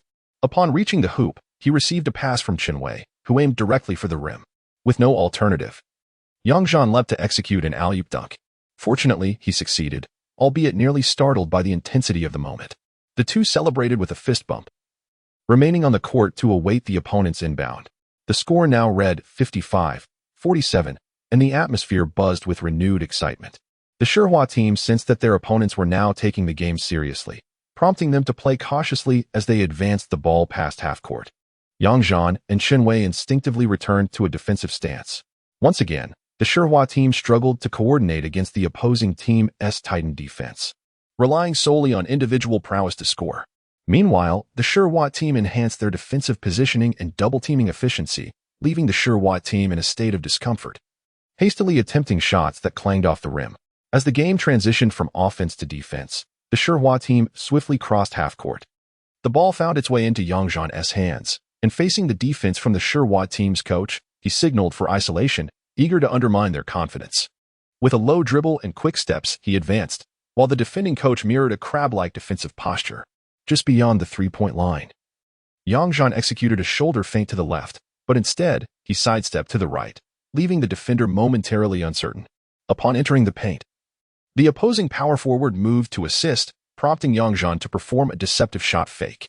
The defender leapt to contest, yet Yang Zhan continued his advance, skillfully circumventing the center and executing a reverse layup beneath the basket.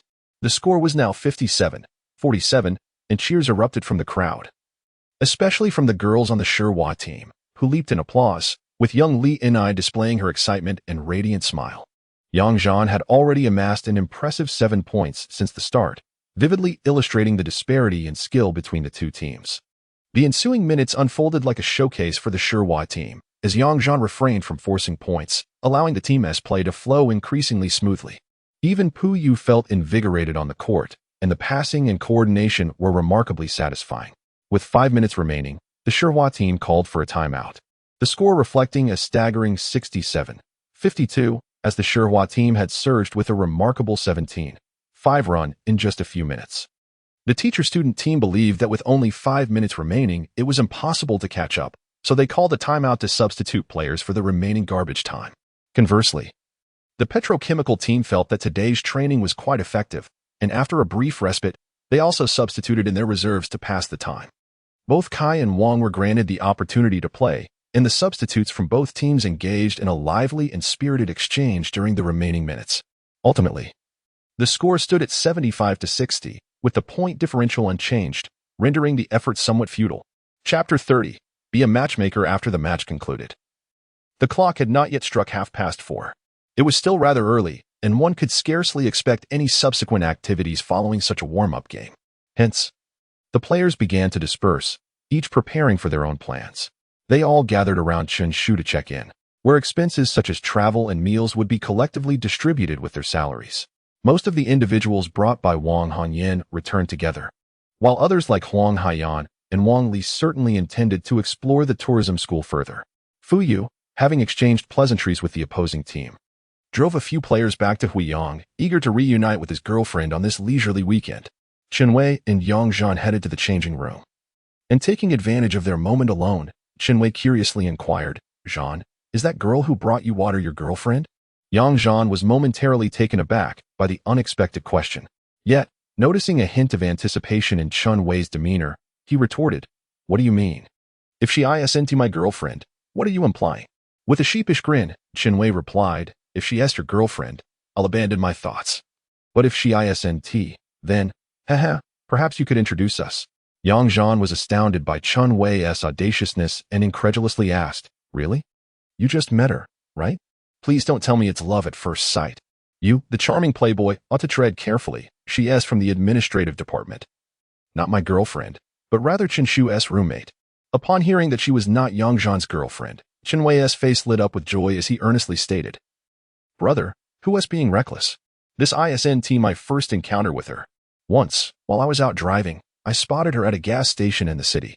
After refueling, I saw her walk past my car, and I was utterly captivated. It truly was love at first sight.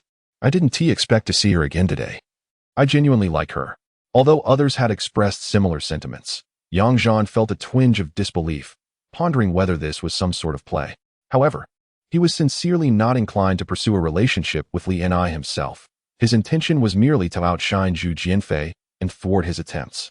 For Yang Zhan, who had recently emerged from a long-term marriage, the allure of a carefree and solitary life was immensely appealing. Unless he encountered a girl who captivated him entirely. Like Qinwei had, he preferred to forge friendships rather than entangle himself in romance. Now, as Qinwei professed his affection for Li Ni, Yang Zhan scrutinized him and realized that when this lad was earnest, he was rather admirable. As a second-generation villager, Qinwei possessed wealth but displayed no arrogance and had no evident vices. After a few interactions, Yang Zhan found him quite agreeable. Moreover, Li Ni hailed from the same province, which would likely pose no familial objections for Qinwei, making the prospect of marrying a local far more feasible than one from another province. Yang Zhan contemplated how he could facilitate this budding connection, considering it a stroke of fortune. Thus, he playfully draped an arm around Qinwei and said, "Brother, have you thought this through? If you're merely jesting, I shall pretend I never heard it. Introducing you to is no trouble at all. However, if you truly wish to pursue her, ensure it is not a mere dalliance. I can have Qinshu and the others assist you, but the outcome will depend on your own efforts."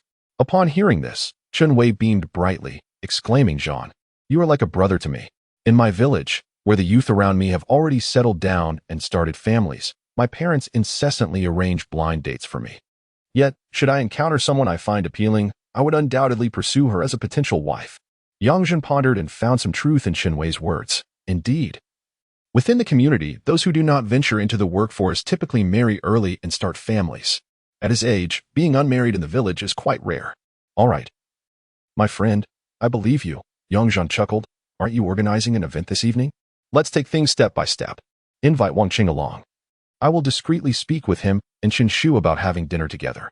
He encouraged further, "First, get acquainted before delving deeper. You are not lacking in looks. And with your wealth and sincerity, there should be no insurmountable obstacles." Qinwei immediately clasped his hands in gratitude. "Thank you. You go and find Wang Qing to see what arrangements he has. I will cover all expenses." Yang Zhan gave him an affirming nod, patting his shoulder before exiting the changing room. Outside, Wang Qing had not changed his clothes and was still engaged in a game of basketball. Kai Fatty was also present, having just mentioned wanting to ride back with Yang Zhan, thus he was playing with Wang Qing. Qinshu and Li Ni sat on the sidelines chatting, undoubtedly waiting for Yang Zhan to drive them home. Yang Zhan deliberately waved to Wang Qing from the doorway of the changing room, signaling him to come over. To avoid the awkwardness that might arise if he approached with Qinshu and the others, Wang Qing ran over, slightly puzzled, taking the cigarette Yang Zhan offered. "What is going on? Are you leaving after changing? You could have dinner before heading back." Yang Zhan put his arm around Wang Qing's shoulders and conveyed Qinwei's intentions, stating seriously, "You fool, I told you to speak to the rat beforehand. I have no romantic interest in Li Ni. Did you let it go in one ear and out the other? Thankfully, I'm wise to these things, or it could have turned awkward." He further analyzed. "Qinwei is quite a decent fellow, since he genuinely likes her. Let us assist him. Just have a quiet word with the rat about it. Doing a good deed for others is never a bad thing. In the future, when you come to the city, it would be no trouble at all for Qinwei to drive you around." Wang Qing was indifferent, realizing that forcing a situation rarely yields sweet fruit. If this doesn't work out, there's always the option of helping someone else. Refusing such kindness makes no sense. He nodded in agreement. All right. If you don't fancy her, she treasures him. I'll speak to the rat. Luckily, we haven't pushed for a deeper match yet. Or it would have been truly embarrassing. Zhan understood his good intentions and tightened his embrace, saying, all right, my friend, I appreciate your support. How shall we arrange the evening? Wei mentioned he would cover everything, haha. Qing thought for a moment, what else could we do? It's the first meeting. Let us start with dinner, primarily to introduce them. After that, it will depend on his own courage. Just then, Fatty had not left. So they decided to eat and play cards, bringing along 2 women as waitstaff, chuckling at the thought. Zhan felt at a loss, as he had no experience in such matters, but he conceded to go along with the plan. He instructed Qing, you go call Fatty, you choose the place. Later, you can take the rat and the others in Wei's car, while I'll follow with Fatty. Qing gave an okay gesture and dashed toward Shu, while Zhan returned to the changing room to inform Wei to follow Qing's arrangements. Without much ado, a few individuals boarded the vehicle and headed towards the city center. Along the way, they received a call from Zhu Jianfei, inquiring whether Zhan had returned. If not, he suggested gathering a few classmates for an evening reunion. Zhan was perplexed by his intentions, as Zhu Jianfei seldom took the initiative to organize gatherings. Dismissing the matter, he declined the invitation under the pretense of being preoccupied. He then called Qing, requesting that the location he chose not coincide with Zhu Jianfei's group, to avoid a large assembly overshadowing the theme of Wei. Half an hour later, 2 cars halted before an elegantly antiquated tea house. Zhan and the rotund Kai disembarked, retrieving their bags from the vehicle's trunk and placing them in Wei's car. The group then entered the tea house. Qing, likely a frequent visitor with his superiors over the past 2 years, adeptly secured a private room on the 2nd floor and ushered everyone inside. The tea house's private room boasted distinctive decor, spanning approximately 20 to 30 square meters, with windows that opened to reveal the distant river. In one corner stood an automatic mahjong table, while a solid wood round dining table occupied the center. Upon entering, there was a tea area furnished with wooden tables and chairs for tasting tea, creating a harmonious blend of tea drinking, card playing, and dining. As the hour was still early, Shu and I were assigned to brew tea, watch television, and enjoy some snacks while the 4 men resumed their usual card games. Zhan exchanged a discreet glance with Qing, silently inquiring about any introductions in the car. Qing replied, of course, Wei has been eager. How could I not pay attention? During dinner, let us speak highly of Wei, and the rest is up to him. Zhan nodded vigorously and raised an eyebrow at Wei, who responded with a smile. All was settled. Zhan's involvement would be minimal. He was not well versed in such matters, and since I was not typically by his side, his absence would inadvertently assist Wei significantly. The group commenced their customary card game, perhaps distracted or genuinely wishing to contribute at the card table. Wei abandoned all strategies, boldly playing cards regardless of the situation. When the game approached its critical phase, where caution typically reigned, he boldly surged ahead with his cards. Faced with this scenario, the other 3 had no choice but to play as required, matching, discarding, or making do with what cards they had.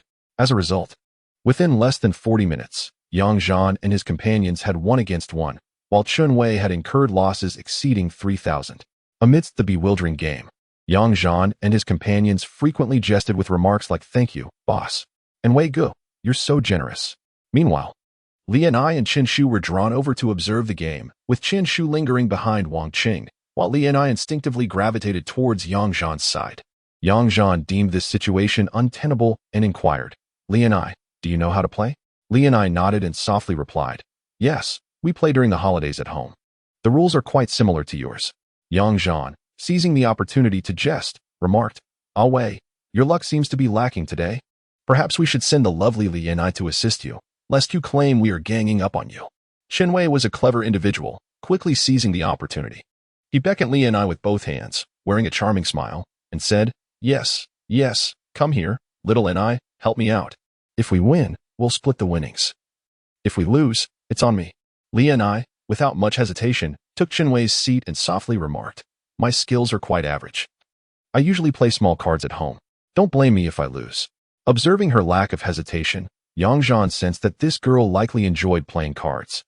Hearing this, Wei confidently assured, "No worries, just play freely. If you win, we'll share. If you lose, I'll treat you to dinner, hee hee."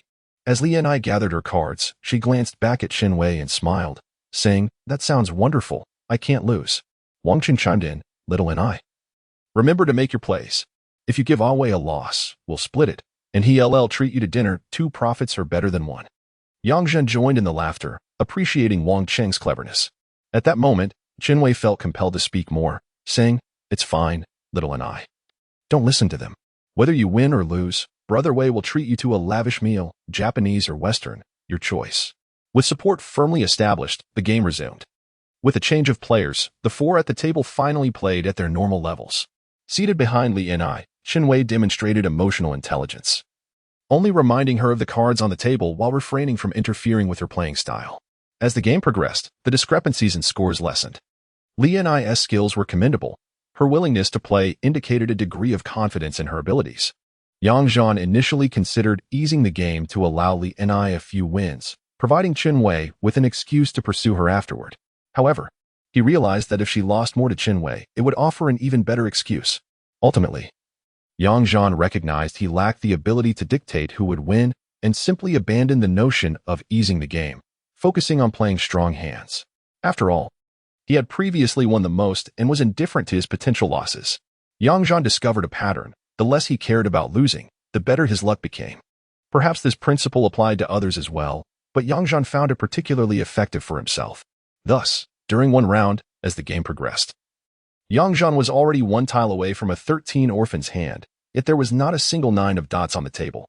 Opposite him, Li and I was likely playing a mixed meld, having already melded an 8 of dots and an east wind. Observing from behind, Qin Wei astutely assessed that Yang Zhan's hand might be quite strong, yet Li and I's hand was also impressive. Leaning towards a mixed meld with a south wind and a 7 of dots, holding 3 9 of dots in hand. Qin Wei thought that if Li and I hesitated when making plays, he would support her, allowing her to play confidently, competing with Yang Zhan to see who had better luck. Winning or losing was merely a gain for him. Beside her, Wang Qing and Kai Pengzi refrained from playing recklessly, adopting a mindset of merely discarding their hands when necessary. Li and I, having just won 2 consecutive rounds, was imbued with a confidence that was palpable. Encouraged further by Qin Wei, her audacity grew, as she seemed intent on drawing a significant hand for herself, particularly with 3 wild cards available to amplify her gains. After several rounds, it was Li Ni's turn to draw again. With her right hand, she picked up a card and, upon inspection, smiled broadly, declaring, "Gang." She then covered her leftmost 3 cards, pulling them back towards the table's edge, while revealing the newly drawn card adjacent to them. Adhering to the rule that an exposed Kong must be indicated by revealing 1 card, without hesitation, she swiftly moved to the end of the card wall to draw another card. After another quick glance, she pushed her cards forward, cheerfully declaring, "South wind, mixed Pong." Haha. At that moment, Yang Zhan, who had just reached out during her declaration of the Kong, found his hands suspended in midair, as all eyes at the table turned towards him. After a brief moment of realization, Li and I too noticed Yang Zhan's predicament. He shook his head, chuckling, "Little and I. You truly are bold." Slowly, Yang Zhan revealed his own cards, exclaiming with a laugh, "I knew this hand would be troublesome." Kai Pengzi, having seen the cards, joined in the merriment, while Wang Qing gleefully remarked, "I knew this hand was merely a performance between the 2 of you, but the plot thickens, haha." Yang Zhan continued to jest, "No 9 dots have been played outside. I thought you both had a pair, and no one dared to play to me. Yet it seems our little and I has the courage, haha." With 3 wild cards at stake, he encouraged, "Buy in quickly. The 13 orphans can steal a Kong. 1 family can win against 3, 39 times the stakes. 40 multiplied by 39 equals 1,560 yuan per share. Let us see if you hit the jackpot." Li and I, upon glancing at her hand, turned to Qin Wei with an innocent, distressed expression. Qin Wei, surprised by the magnitude of Yang Zhan's hand, remained unfazed by the potential losses and, with a warm smile, reassured her, "No worries, keep going. Are you afraid of buying wild cards? If you're scared, I can help you with that. No matter how much you lose, Brother Wei can always treat you to a meal, haha." Feeling somewhat embarrassed, Li and I grimaced and asked Qin Wei, "Then please help me with the wild cards. The reversal is too swift for me to handle." Qin Wei, providing a reassuring smile, casually took 3 wild cards from the center of the table. His luck was neither exceptionally good nor bad, as he managed to secure 1 for himself, which meant that Li and I would incur a loss of 3,120 yuan for this round. with a nonchalant demeanor. Chen Wei then withdrew 5,000 yuan in cash from his wallet, counted out 31 bills, and handed 20 yuan to Yang Zhan, placing the remaining 19 bills in the box at Li Ni's side. Yang Zhan could only admire his generosity, realizing that being a second-generation villager meant he always carried nearly 10,000 yuan on him. It was evident that he believed his monthly salary would scarcely cover his fuel expenses. Continuing with his relaxed tone, Chen Wei said, "Fear not, little and I, keep going. Your luck was so splendid just now. There is no need to worry about unexpected turns. I have faith in you." Thus, the game resumed. During a break, Chen Shu went to order food. The group treated the meal as a mere formality. Although the quality of the dishes was remarkably high, they finished dining in just half an hour before returning to the game. It wasn't until 11 at night that the session concluded, with Yang Zhan genuinely allowing Li Ni to flourish, as her fortunes remained favorable.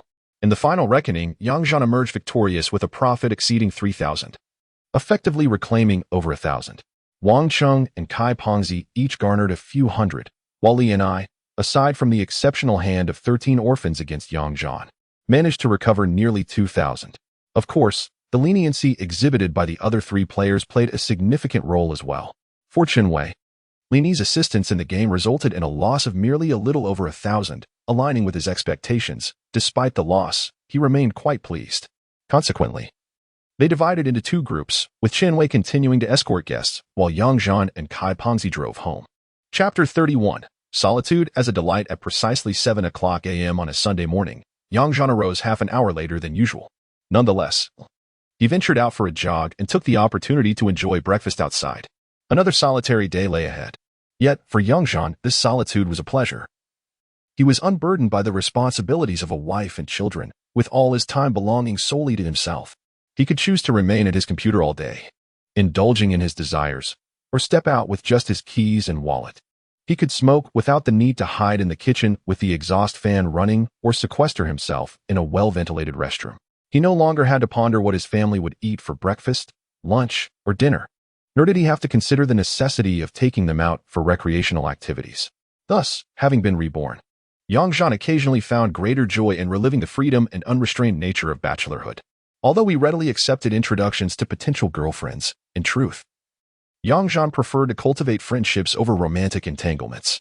He eschewed the notion of pursuing or fawning over anyone. He simply wished to enjoy camaraderie, mutual assistance, or even develop a brotherly or sisterly bond, as long as it did not cross the threshold into a romantic relationship. The loss of the hard-won freedom of singlehood, ensnared once more by societal expectations and moral constraints, would be a lamentable fate. Of course, should true love present itself, it would then depend on whether this love could penetrate the protective barrier of Yang Zhan's cherished solitude. If it could, he would embrace it, transforming it into another form of spiritual enjoyment.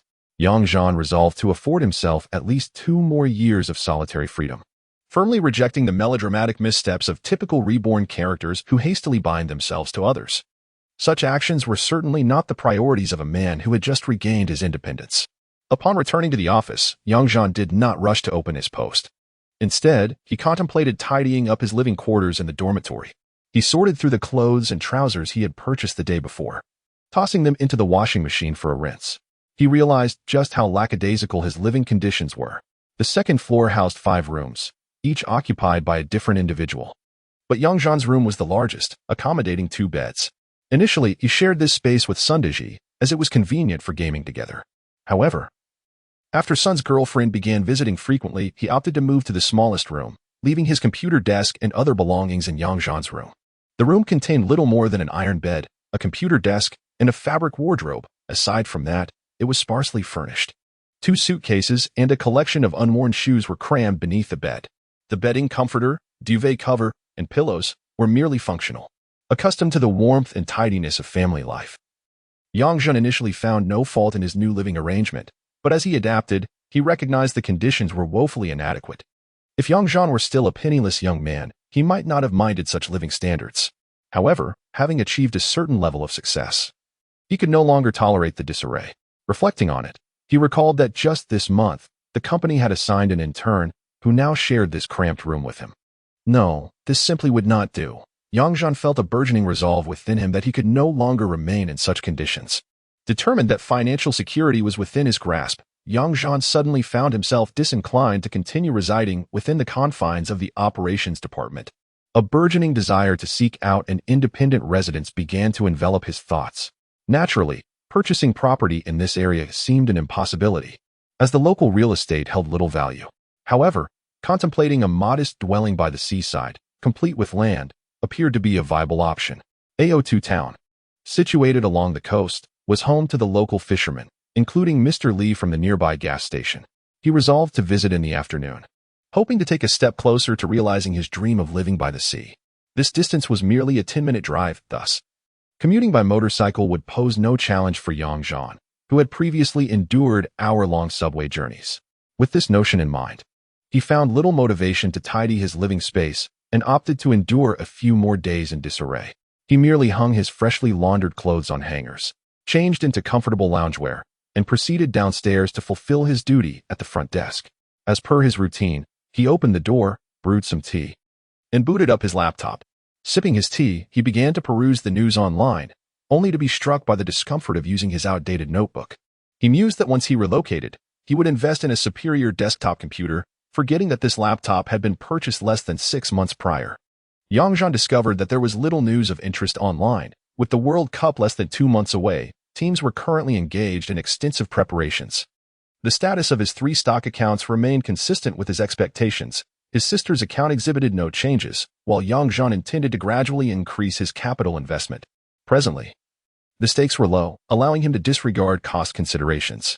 Brotherphone planned to inject an additional 200,000 yuan into their endeavors this month, with intentions to swap stocks at the end of the month for joint operations, thus creating another revenue stream. He navigated to a novel website to check on the status of his work, The Journey of an Immortal Through the Mundane. Over the past few days, Zhan had diligently released a new chapter of 8,000 words daily, without closely monitoring its performance. Upon refreshing the site, he was pleasantly surprised to discover that the reading recommendations and collections had surged into the tens of thousands within just a few days. Unsure if this constituted a breakout success, his years of experience in reading novels suggested that such numbers were beyond the reach of a novice author. Indeed, the comments section was brimming with thousands of targeted responses, many of which implored him for quicker updates. Ecstatic at the enthusiastic feedback, Zhan eagerly scrolled through the comments, responding and expressing his gratitude as the author. In a moment of exuberance, he broke his own rules and published 2 additional chapters, finding this sense of accomplishment far more gratifying than mere reading.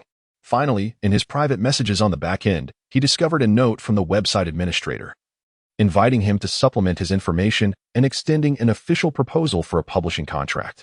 Zhan glanced at the clock. It was already past 9. Unfazed by whether the website's backend operated normally on weekends, he decided to call the contact number left in the information. The other party had provided 2 or 3 methods of communication, but Zhan preferred the convenience of a direct conversation over emails. The backend liaison for the novel website was remarkably diligent and was not averse to engaging with authors even while at home. He introduced Zhan to a series of terms and restrictions regarding work contracts and candidly informed him that the data for the novel The Path of Mortals was exceptionally promising. He himself was an avid follower who thoroughly enjoyed the novel's originality and creativity. From their conversation, Zhan learned that this individual, Zhan, was the editorial liaison for the novel. Should the contract be finalized, they would collaborate on various subsequent endeavors related to the novel's future creation and publication. According to Zhan's analysis, the novel's unique theme and engaging storyline suggested that, based on the current collection and recommendation data, the subscription revenue after signing would be substantial. If the style was maintained and updates were timely, there was a significant chance it could become a blockbuster title, warranting greater dedication to the creative process. Zhan felt delighted upon hearing this. However, regarding Zhan's suggestion that he invest more effort into this matter, he merely offered a verbal commitment, as it was ultimately a minor hobby for him. The idea of being bound to it was rather amusing. After their mutual understanding, Zhan guided Zhan on how to sign the contract on the website and subsequently sent a sample contract via email. Zhan printed it out in his office, signed it, and affixed a seal, planning to mail it to Zhan during his lunch break. Zhan assured him that he would facilitate the signing upon returning to work on Monday and reminded Zhan to upload a few additional chapters if he had any completed manuscripts, to encourage and attract readers to subscribe. What began as a positive endeavor took a couple of hours to finalize. This invigorated Yang Zhan's interest in continuing his creative pursuits. As it was still early, he adjusted his mindset to increase the number of completed chapters for his novel. Approaching 11:30, Yang Zhan intentionally chose this moment to call Li Bin, stating he had matters to discuss with him. Naturally, Li Bin invited him over for lunch, allowing Yang Zhan to enjoy a meal of his favorite home-cooked dishes. Proud of his cleverness, he chuckled to himself. After shutting the door, he drove for a few minutes before arriving at Li Bin's place. Just in time, as Li Bin and his companions were about to commence their meal, which consisted of 3 or 4 seafood dishes accompanied by vegetables. Yang Zhan politely joined the dining circle. He considered himself somewhat skilled in the culinary arts, enjoying local cuisine, particularly the kind prepared at home. Yet, whenever he attempted to replicate the same dishes, he could never quite achieve the flavors others effortlessly produced. Thus, given the opportunity to indulge in someone else's home-cooked meals, Yang Zhan was resolutely uninterested in the high-end offerings of restaurants. During the meal, he discussed the transportation of oil products for the Lefty company with the two Li bosses, confirming plans to load oil on Thursday evening, while Yang Zhan would coordinate the dock arrangements. He also shared the oil transportation plans for the following month and mentioned the possibility of retrieving oil from the Guangwei Company's storage. The two boss Lis are truly genuine individuals, expressing profound gratitude to Yang Zhan for the business he brought them. They recognize that Yang Zhan has established himself well within both the petrochemical and Guangwei companies, and they anticipate that he may assist them with their own fuel station's regular supply needs in the future, thereby increasing their warmth towards him. After their meal, they sipped tea and smoked, and it wasn't long before Boss Li, adhering to his habitual routine, excused himself to take a nap in the adjacent room, inviting Yang Zhan to linger and visit whenever he wished for a meal.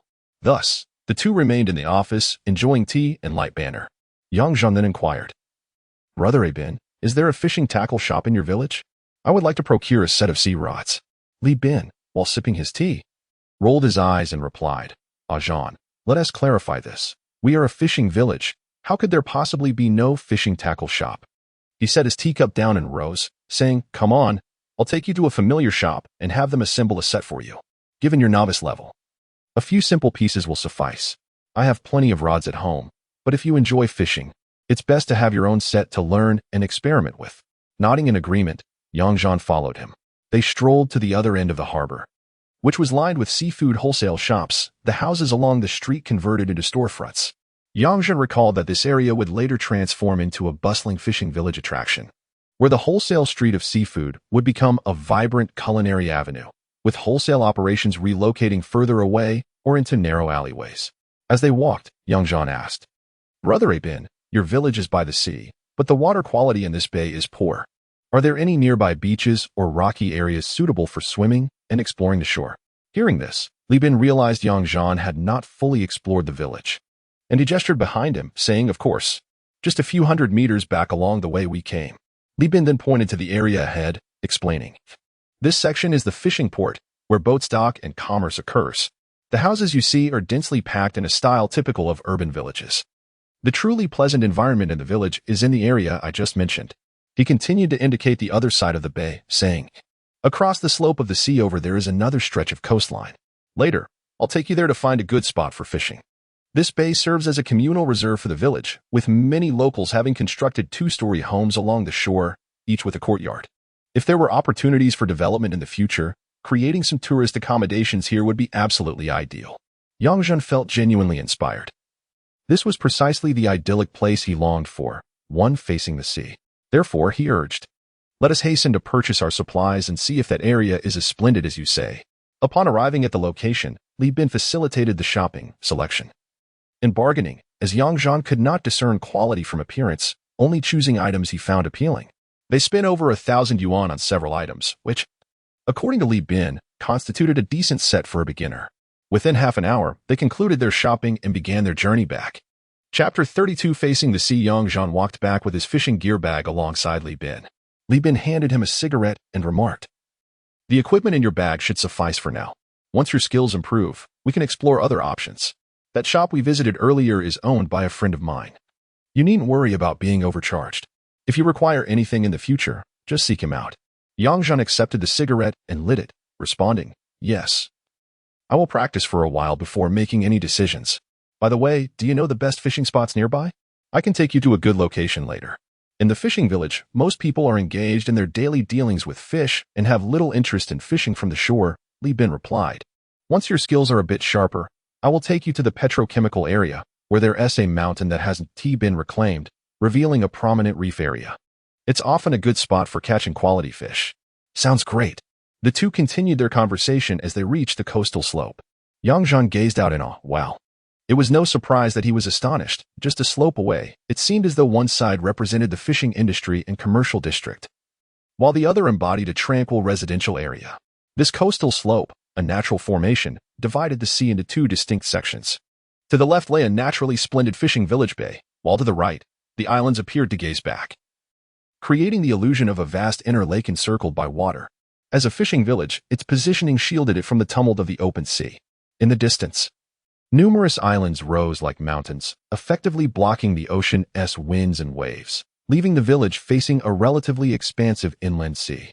Beyond the coastal slope was a village-level cement road that stretched several hundred meters long, coming to an end at another small hill that obstructed the sea from the road. To the left of the road was the sea, lined with rocky shorelines at both ends, and in the middle lay a stretch of untouched sandy beach, devoid of any artificial alterations. Unlike the overcrowded beaches Zhan had encountered in later times, only a few elderly individuals played with small children along the shore. The waves were gentle, the sound light, and a mild breeze caressed their faces. To the right of the road were clusters of pine and coconut trees, and lining the path were 2 to 3-story residential buildings. Particularly notable was the area closest to the road, where many structures resembled rental offices, 2.5-story buildings with spacious courtyards in front. As Zhan surveyed this picturesque scene, he mused that if tourism were to be developed here, the entire row of village houses could be transformed into resort villas or goose houses, far surpassing the so-called trendy fishing villages developed in later times. Instantly captivated by the locale, he turned to Li Bin and inquired, Brother Bin, are there any houses available for rent along this road? Li Bin pondered for a moment before responding. I'm not entirely sure. I can inquire for you later. Why, do you wish to rent something here? The area hasn't developed much yet. There aren't many outsiders. Unless someone intends to retire here, who would come to this remote corner to rent a house? I would like to live here.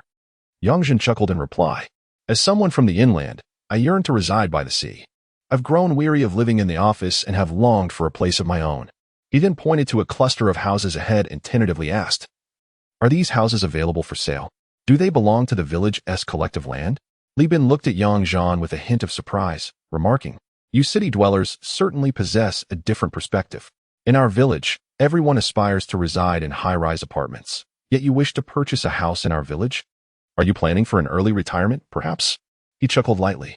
The transaction of properties within the village is indeed feasible. A simple agreement signed at the village committee suffices, devoid of any formal land certificates. Previously, such exchanges were solely among villagers.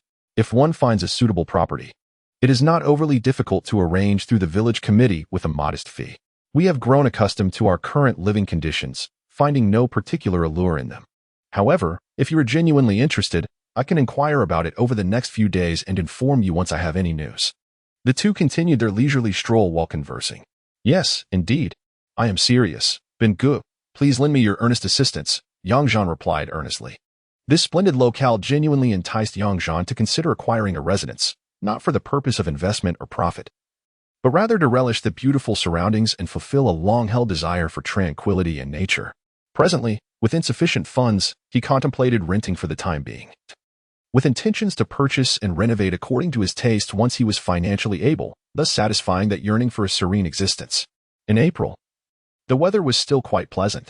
Although it was midday, the gentle sea breeze under the shade of trees made for a delightful seaside stroll, which Zhan thoroughly enjoyed. While meandering, they passed by a relatively new house and noticed a piece of paper affixed to the side wall of the entrance. It appeared to have been there for some time, with the bottom half having been blown loose by the wind, leaving only a portion still hanging. Zhan's first instinct upon seeing it was that it was a rental notice. He approached, smoothing the paper against the wall, and indeed found it to contain rental information, though the contact details and date had been torn away. Ah, Bin Gu, come look. This house is up for rent. Do you know the landlord? Zhan called out excitedly to Li Bin. Could this be fate? They had just been discussing the need for rental housing when he stumbled upon this notice. In their village, such postings were generally futile, Yet it fortuitously caught their attention, an unlikely coincidence. Li Bin examined the paper's contents and then surveyed the surroundings of the property with a puzzled expression. I recognize this house. It belongs to old Lu's family. Last year, his youngest son got married here. Why would it be available for rent? He contemplated. I'll need to ask my uncle about the specifics. I don't have old Lu's number. No need to rush. If it truly is for rent, I will clarify the situation for you.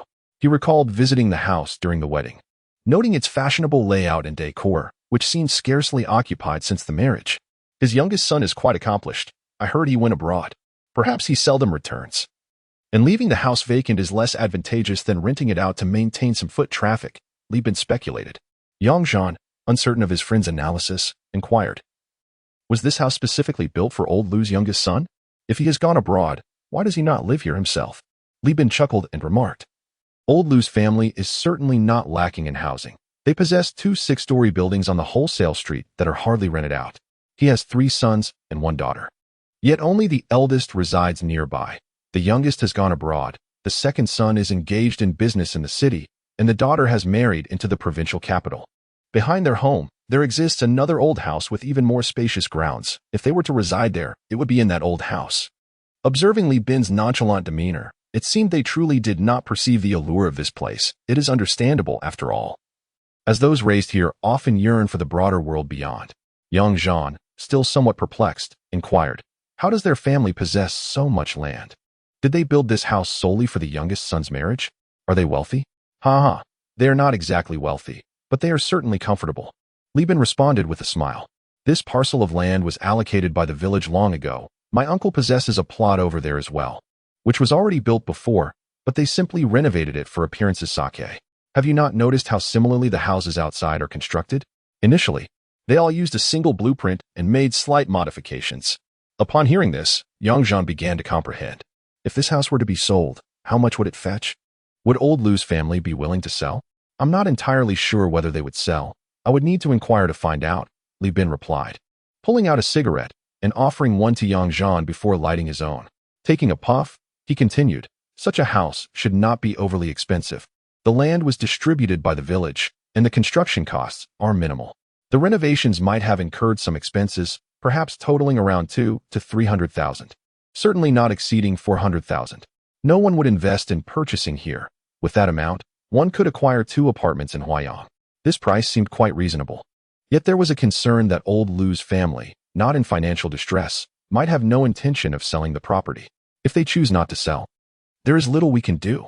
We could rent it for now and see if any other properties might be available later. Zhan, presently without funds, need not rush. The 2 men set this matter aside and continued walking until they reached the foot of the mountain at the end of the road. Li Bin pointed towards the rocky area and said, Zhan, go find a spot on those stones and have some fun. Use the leftover fish and shrimp as bait. The location is quite promising. Whether you catch anything depends solely on your skill, hee. I will head back to the gas station. Call me if you need anything. All right. Thank you, Brother Bin. Zhan waved goodbye and turned towards the rocky area. Leaping about, Zhan arrived at a spot that felt just right. After a brief observation, he relied on his limited experience in sea fishing to choose an ideal location. The advantage of this spot lay in the presence of a slightly larger tree behind the rocks, providing some shade from the direct sunlight. Moreover, the sea before him appeared to have a certain depth. Regardless of whether he caught fish, spending time here would be quite pleasant. The fishing gear had already been set up by the shop owner earlier, and Zhan, with his adept imitation skills, had no trouble operating it. Thus, Zhan took a few moments to organize his belongings, baited his hook, and cast it into the sea, eagerly anticipating the catch with a remarkably positive mindset. To Zhan, fishing was merely an activity that provided a justification for enjoying the serene view of the ocean. It was far more engaging than idly sitting or reclining on the beach. The afternoon swiftly passed, yielding a modest catch of 4 small fish. With the largest weighing no more than a pound, yet Zhan still felt a profound sense of fulfillment. Having gathered his belongings and holding his catch, Zhan walked leisurely along the shoreline, savoring the enchanting scenery under the setting sun. The beach had grown slightly busier, further igniting his desire to relocate to this picturesque locale. Upon returning to Li Bin's office, Li Bin, noticing the small fish in Zhan's hands, chuckled. Not bad at all. It seems you had some success. These little fish can be tricky. Why not let my aunt prepare them for dinner before you head home?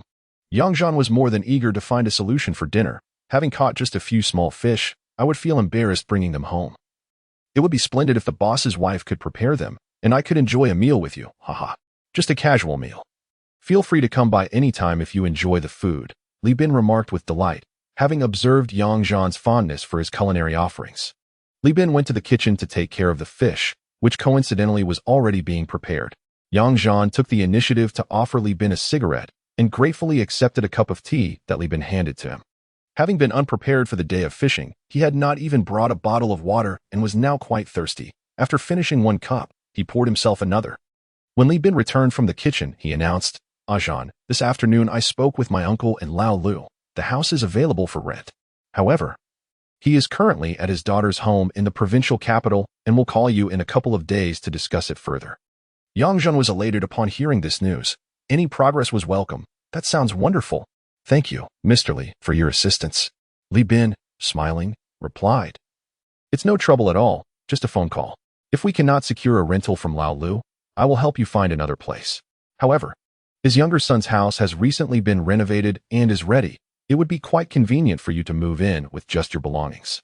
Yang Zhan nodded in agreement and inquired, Mr. Li, isn't it a pity for his younger son to rent out such a new house? Li Bin shook his head. Expressing empathy, what is there to lament? He is tempted to demolish the house out of frustration.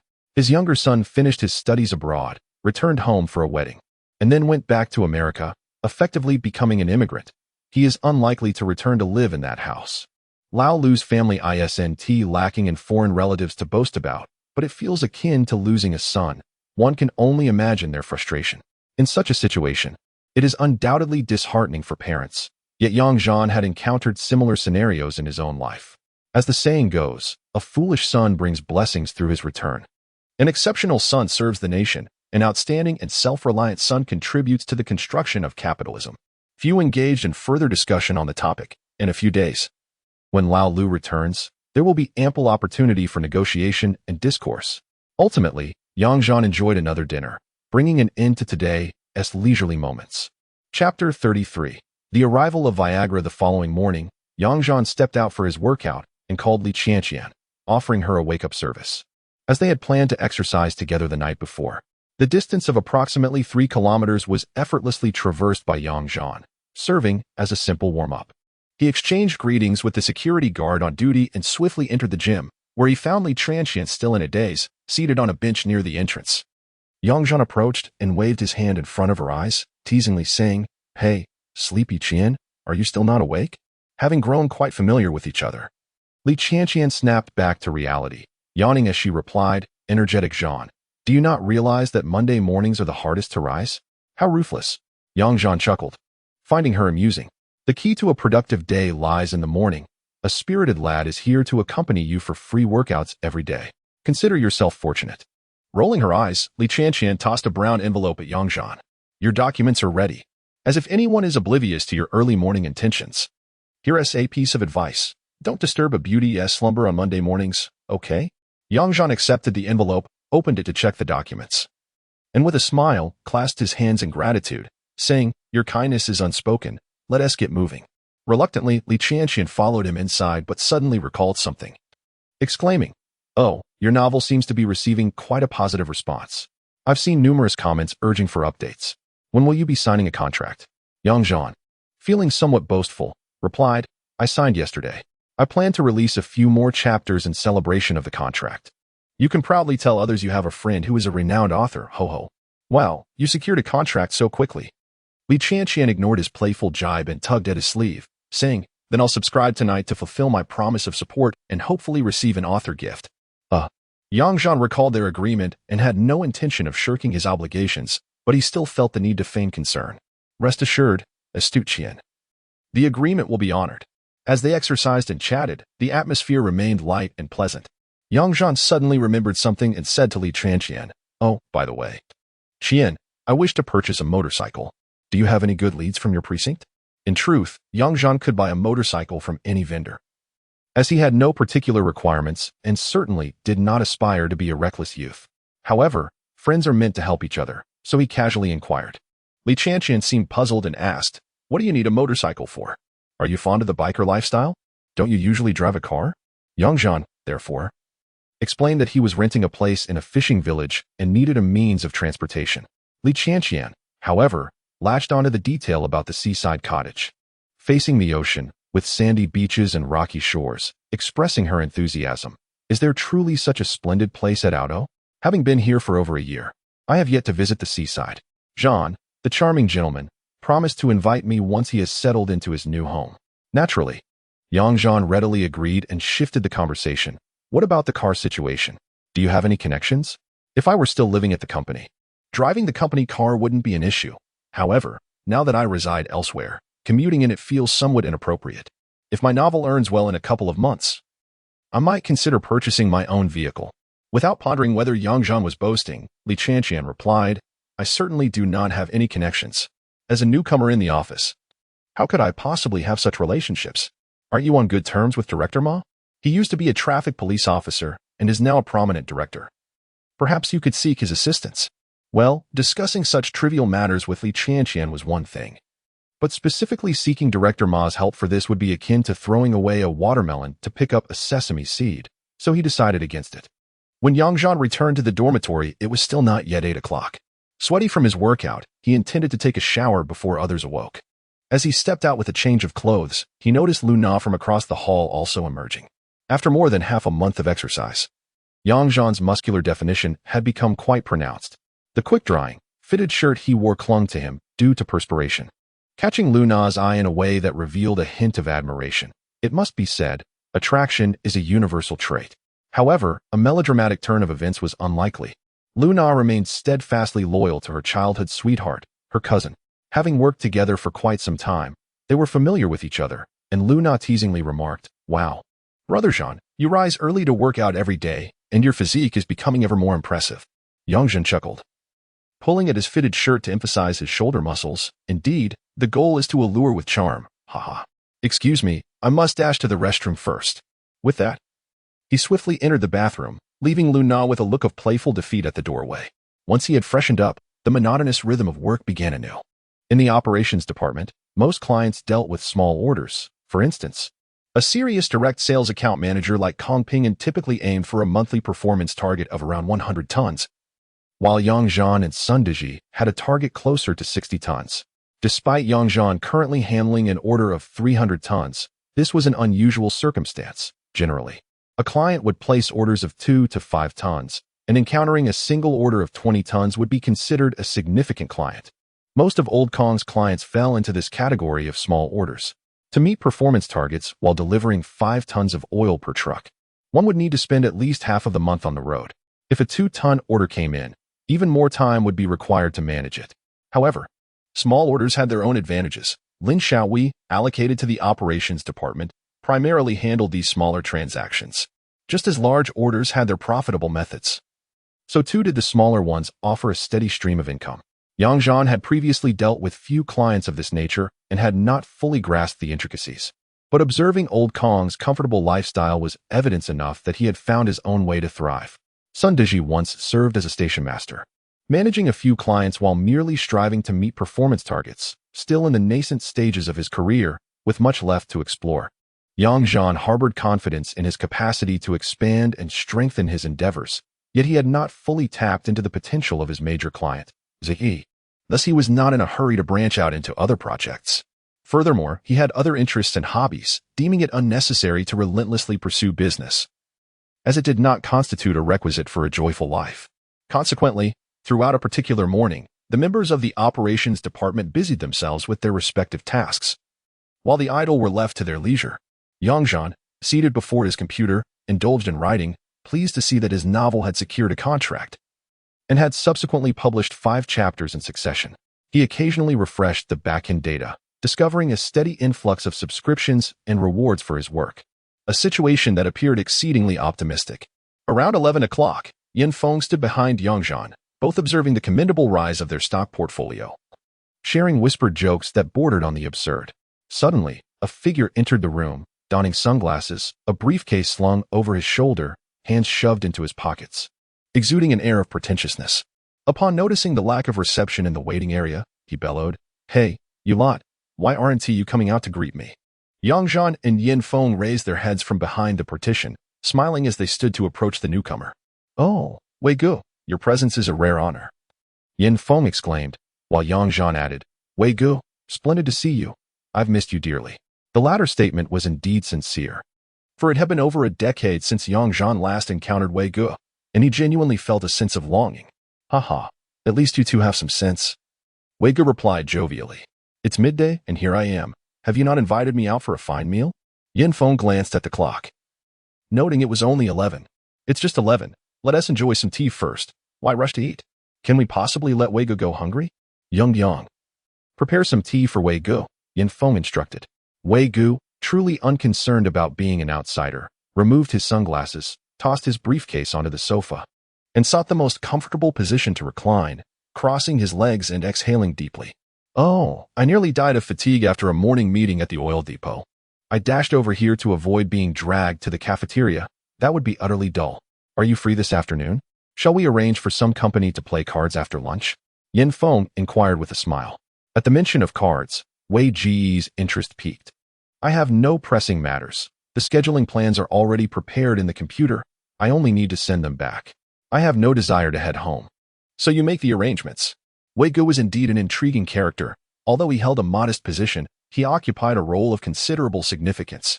He did not belong to the petrochemical sales company nor the oil storage company. Rather, he was part of a newly established oil transportation company. At 33 or 34 years of age, he was a well-connected individual, a seasoned veteran. Despite being merely a dispatch supervisor, his relationships across the three companies were remarkably solid. He showed no aspiration for career advancement, seemingly content to remain in his current role for years to come. Yet, he was the sort of person who mingled with all walks of life, thus he paid little mind to his position or salary, merely holding on to a state-owned enterprise role as a semblance of purpose. Gu Wei's reluctance to return home is well understood by Yang Zhan. After 7 or 8 years of marriage, he and his wife have yet to have children, resulting in a strained relationship that is teetered on the brink of divorce. However, in a dramatic turn of events, just as their marriage seemed poised to collapse, they discovered that his wife was pregnant. This revelation swiftly resolved all their conflicts, and he was overjoyed when she gave birth to a son the following year. Of course, such melodramatic scenarios are rare in everyday life, and there is no doubt that the child is indeed his own. Yang Zhan's longing for Gu Wei has its reasons as well. With the World Cup commencing in June, Yang Zhan had been counting on Gu Wei to generate income. Additionally, Gu Wei holds another role as a minor bookmaker, taking bets during the World Cup. With his extensive connections, he can collect substantial winnings from each match. Although he himself is not particularly knowledgeable about football, he primarily assists his bookmaker friends in gathering bets, earning commissions in the process. This arrangement provides his friends with a reliable avenue to engage in World Cup betting. Should Yang Zhan wish to scale up his bets, he cannot place excessively large wagers with Gu Wei, as consistent wins could draw unwanted attention and scrutiny. Yang Zhan aims to persuade Gu Wei and Yin Feng to accompany him to Ouching by showcasing the win rates from several group matches, thus potentially increasing their profits. With Gu Wei's assistance in managing the funds, safety concerns are alleviated, and a mutually beneficial relationship would ensure that Gu Wei and others consider Yang Zhan in various advantageous dealings, as shared prosperity fosters sustainable happiness. Yin Feng picked up his phone, contemplating whom to invite for dinner and cards, casually asking Yang Zhan, "Xiao Yang, do you want to join us for a game later?" In the past, he would have never considered Yang Zhan a participant. He would have merely included him in the meal and kept him as a spectator at the card table, fearing that any losses could impact Yang Zhan's daily life. However, now Yin Feng is willing to inquire if Yang Zhan is interested in playing, acknowledging his emerging skills. For Yin Feng, witnessing Yang Zhan's transformation from a younger brother in need of care to appear in leisure activities is a delightful development. Upon hearing Yin Feng's question, Yang Zhan recognized his newfound standing. Moreover, he had been winning consistently at cards over the past 2 weeks and seemed to genuinely enjoy the game. With a natural response, he replied, "Of course, I'm ready to serve drinks and play." Yin Feng chuckled and proceeded to call Qiu Haobing from the oil depot. Since others would take time to arrive, he decided to contact Qiu first, knowing he might be busy but could find a way to join. Initially, Qiu Haobing had reservations about leaving work, but upon hearing that Wei Gu was inviting him, he concocted an excuse to step out, leaving his junior Pei Pei to oversee the office and communicate via phone if necessary. Thus, the four embarked on a seamless cycle of dining and playing cards. The nature of their revelry understood but unspeakable. Indeed, in the end, The nonchalant young Zhan chose not to follow suit. The young man, citing shyness, made his escape. For a respectable person does not engage in such activities. After a day of playing mahjong, young Zhan had won over 5,000, and he began to wonder if he possessed an innate talent for gambling.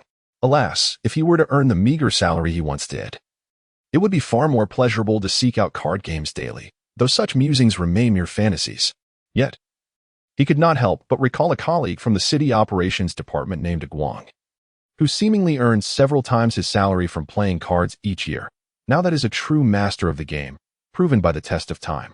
Chapter 34. The fleeting passage of time. As the free moments of life swiftly flow by, we find ourselves in the month of June.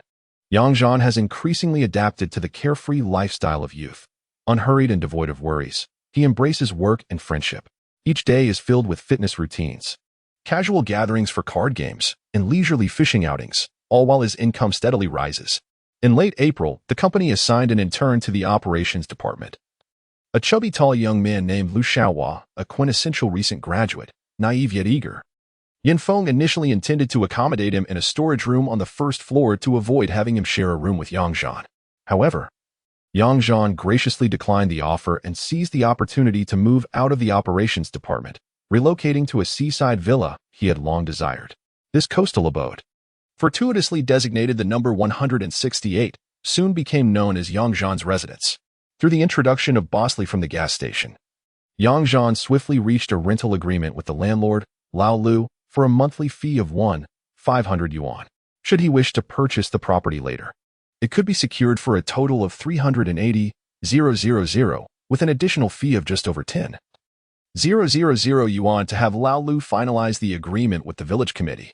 Lao Lu, somewhat weary of the property, was indifferent, providing the original furnishings and appliances as part of the deal.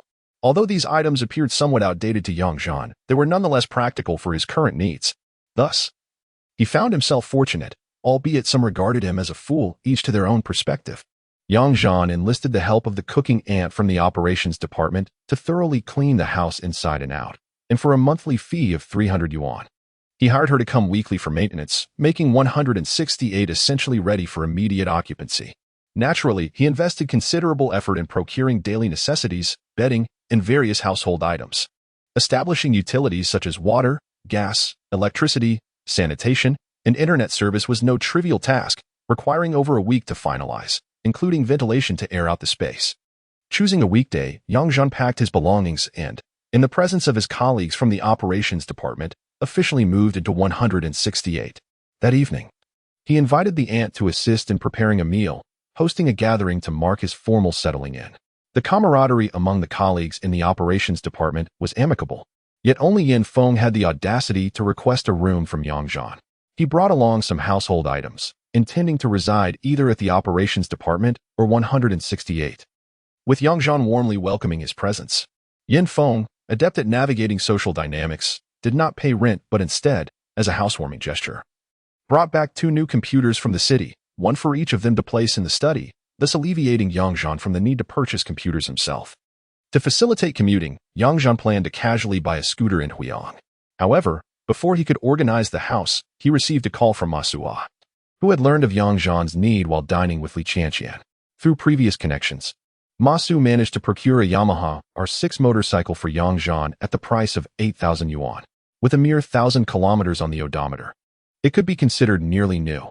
Yang Zhan, lacking knowledge about the specifications, did not inquire about its acquisition. He simply regarded the motorcycle as strikingly handsome.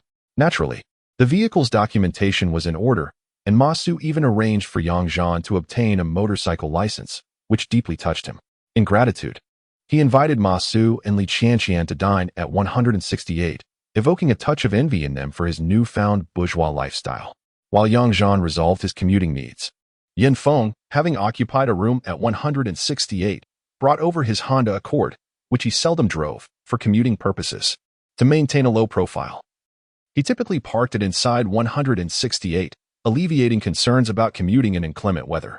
In terms of primary income, Yang Zhan earned approximately 15,000 to 16,000 yuan in salary alone in April, after splitting additional income from other business activities with Yin Feng. His total earnings surpassed 40,000 yuan.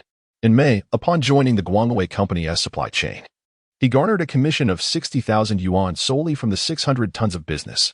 Additionally, he received around 20,000 yuan from a 300-ton order for the petrochemical company, leading to a total income exceeding 100,000 yuan in his primary endeavors for May, a remarkably impressive figure. Humorously, Yang Zhan's earnings from playing mahjong over the past 2 months surpassed 20,000 yuan, boasting a winning rate of 100%. On one occasion, even when playing haphazardly, he ended up winning over 500 yuan, leaving him hesitant to play casually, fearing others might accuse him of merely seeking to profit. Moreover, Yang Zhan pursued writing novels as a hobby, with ample free time during work hours. He consistently updated his writing with over 10,000 words daily for more than a month. His subscriptions and rewards were commendable, placing his novels among the top 3 in their genre rankings. However, publishing and adapting such works proved challenging at this stage. Even a grand fantasy IP would struggle to attract significant investment, necessitating time for maturation. Initially, Yang Zhan held modest expectations, hoping merely to earn some pocket money for tobacco, alcohol, and decorative plants for 168. To his surprise, the positive reception of his writing yielded substantial income, totaling around 20,000 yuan in April. By May, fueled by various recommendations and rankings, his literary endeavors alone garnered over 70,000 yuan, a delightful surprise. Yang Zhan relished this income, as his ample free time allowed him to accumulate an increasing number of manuscript chapters. Even if he refrained from writing in the latter half of the month, he had sufficient material to upload, ensuring greater earnings in June. The satisfaction derived from this income surpassed that of engaging in manipulative strategies in his primary business or speculative trading in the stock market. Speaking of which, Yang Zhan also reaped considerable rewards in the stock market during these 2 months. In early April, he simultaneously purchased shares of Qihong Xiangu through 3 stock accounts, with an average price ranging between 20.80 and 20.90. After a month of operations, primarily for the benefit of Yin Feng, the shares surged by over 50. In May, Yin Feng invested another 200,000 as promised, and all profits were equally divided with Yang Zhan. To justify this commission, Yang Zhan liquidated all his shares of Qihong Xiangu, acquiring Jinfatech at approximately 14.25, with extended hours at work in May. He had ample opportunity to monitor market fluctuations and meticulously enhanced his technical reputation, successfully executing several small trades. By the end of the month, the average increase of his stocks surpassed 60, earning him Yin Feng's profound admiration. However, being a prudent individual, Yin Feng, with additional funds at his disposal, chose to observe for another month before making further investments.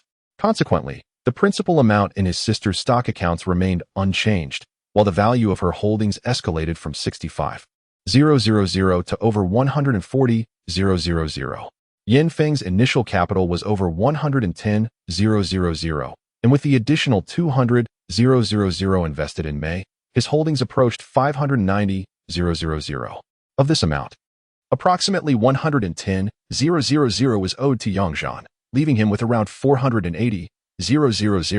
Thus, in a span of 2 months, through Yang Zhan's adept management, he profited nearly 170,000. For Yin Feng, these past 2 months yielded over 200,000 in gains, whether from stocks or business sales.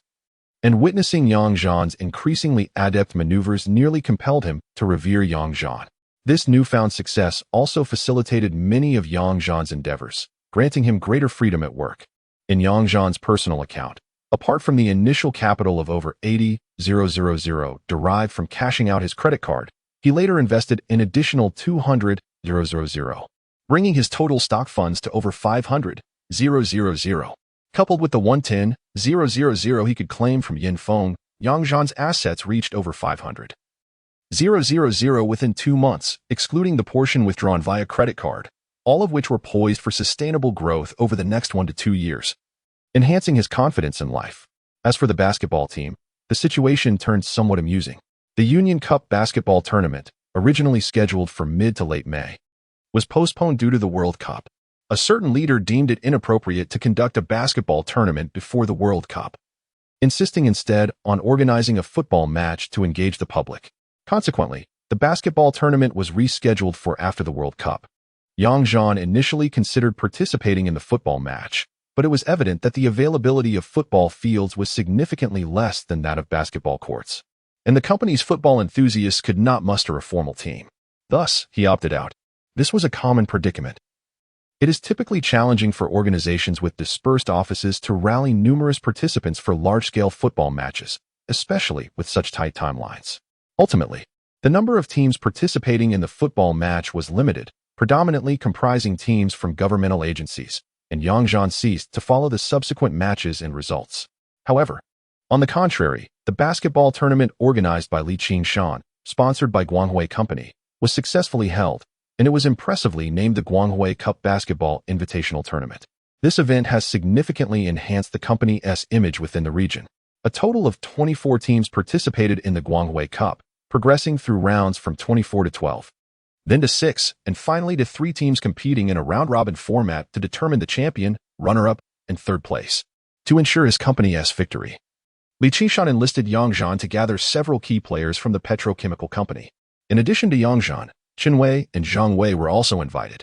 Incentives were offered, including a payment of 1,000 yuan for each appearance, 500 yuan for merely being present without playing, and a reward of 5,000 yuan each for 3 foreign players upon winning the championship.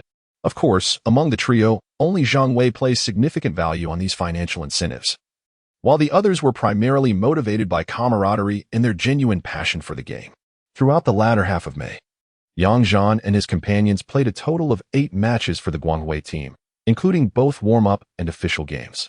Zhan served as the tactical linchpin of the team, necessitating his presence on the court to maintain the team's momentum. Qinwei and Zhang Wei participated in 5 matches, with 3 of those being pivotal. Shan, after all, wanted to uphold a semblance of dignity, opting to field his own players as the mainstay whenever possible. The outcome was nothing short of triumphant. Guanghui Oil achieved an impressive 8 consecutive victories in both warm-up and official matches, securing the Guanghui Cup they had sponsored, thereby reaping the rewards within their own domain. Although the caliber of competing teams was relatively modest, the intensity of the final matches escalated markedly as the other 2 teams improved their cohesion. Shan felt fortunate for having prepared 2 additional foreign players, as their performance, bolstered by the mainstays of the petrochemical team, fulfilled expectations and clinched the championship. Most importantly, Shan himself was a key player in the championship match, a fact that brought him greater joy than merely winning. Zhan shared in this delight, having earned 13,000 yuan from a few games, satisfying his love for basketball while also profiting from his passion. He dismissed any concerns about ethical dilemmas in amateur sports, viewing it as a joyful recreational competition, free from overthinking. Chapter 35. The accumulation of credibility through their shared passion for basketball. Zhan's relationships with the Guanghui Company team and Qinwei have grown increasingly robust. Particularly with Qinwei, who has successfully won over Lianai, it is evident that the second generation from the village possesses considerable charm. Lianai, wary of persistent suitors, has found her initial reserve fading since that evening of dining and playing cards with Qinwei. He frequently takes her out for meals, shopping, and movies, effectively bridging the gap between them. Qinwei, already well off, finds that Lianai, while attractive and possessing a pleasant disposition, lacks any grounds for arrogance. Neither of them boasts impressive academic credentials, and although Lianai may have aspired to partner with someone more academically accomplished, Qinwei's advantageous family background has leveled the playing field. Consequently, the two have tacitly acknowledged their relationship as boyfriend and girlfriend. During 2 weekend basketball matches, Qinwei even invited Lianai to watch the games. When Lianai first encountered Zhan, she felt a touch of shyness.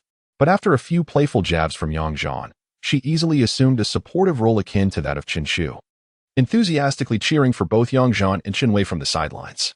Qinwei, deeply appreciative of Zhan's support, felt a kinship with him, especially since Zhan had aided him in his romantic pursuits. As their conversation meandered to the topic of the World Cup, Zhan inquired about reliable avenues for placing bets. This piqued Qinwei's interest, being a local from the area near Hong Kong and Macau. Many in their village engage in underground horse racing betting, and there are plenty of channels for wagering on the World Cup. Qinwei himself had connections for placing such bets and seemed to have discerned Zhan's financial acumen.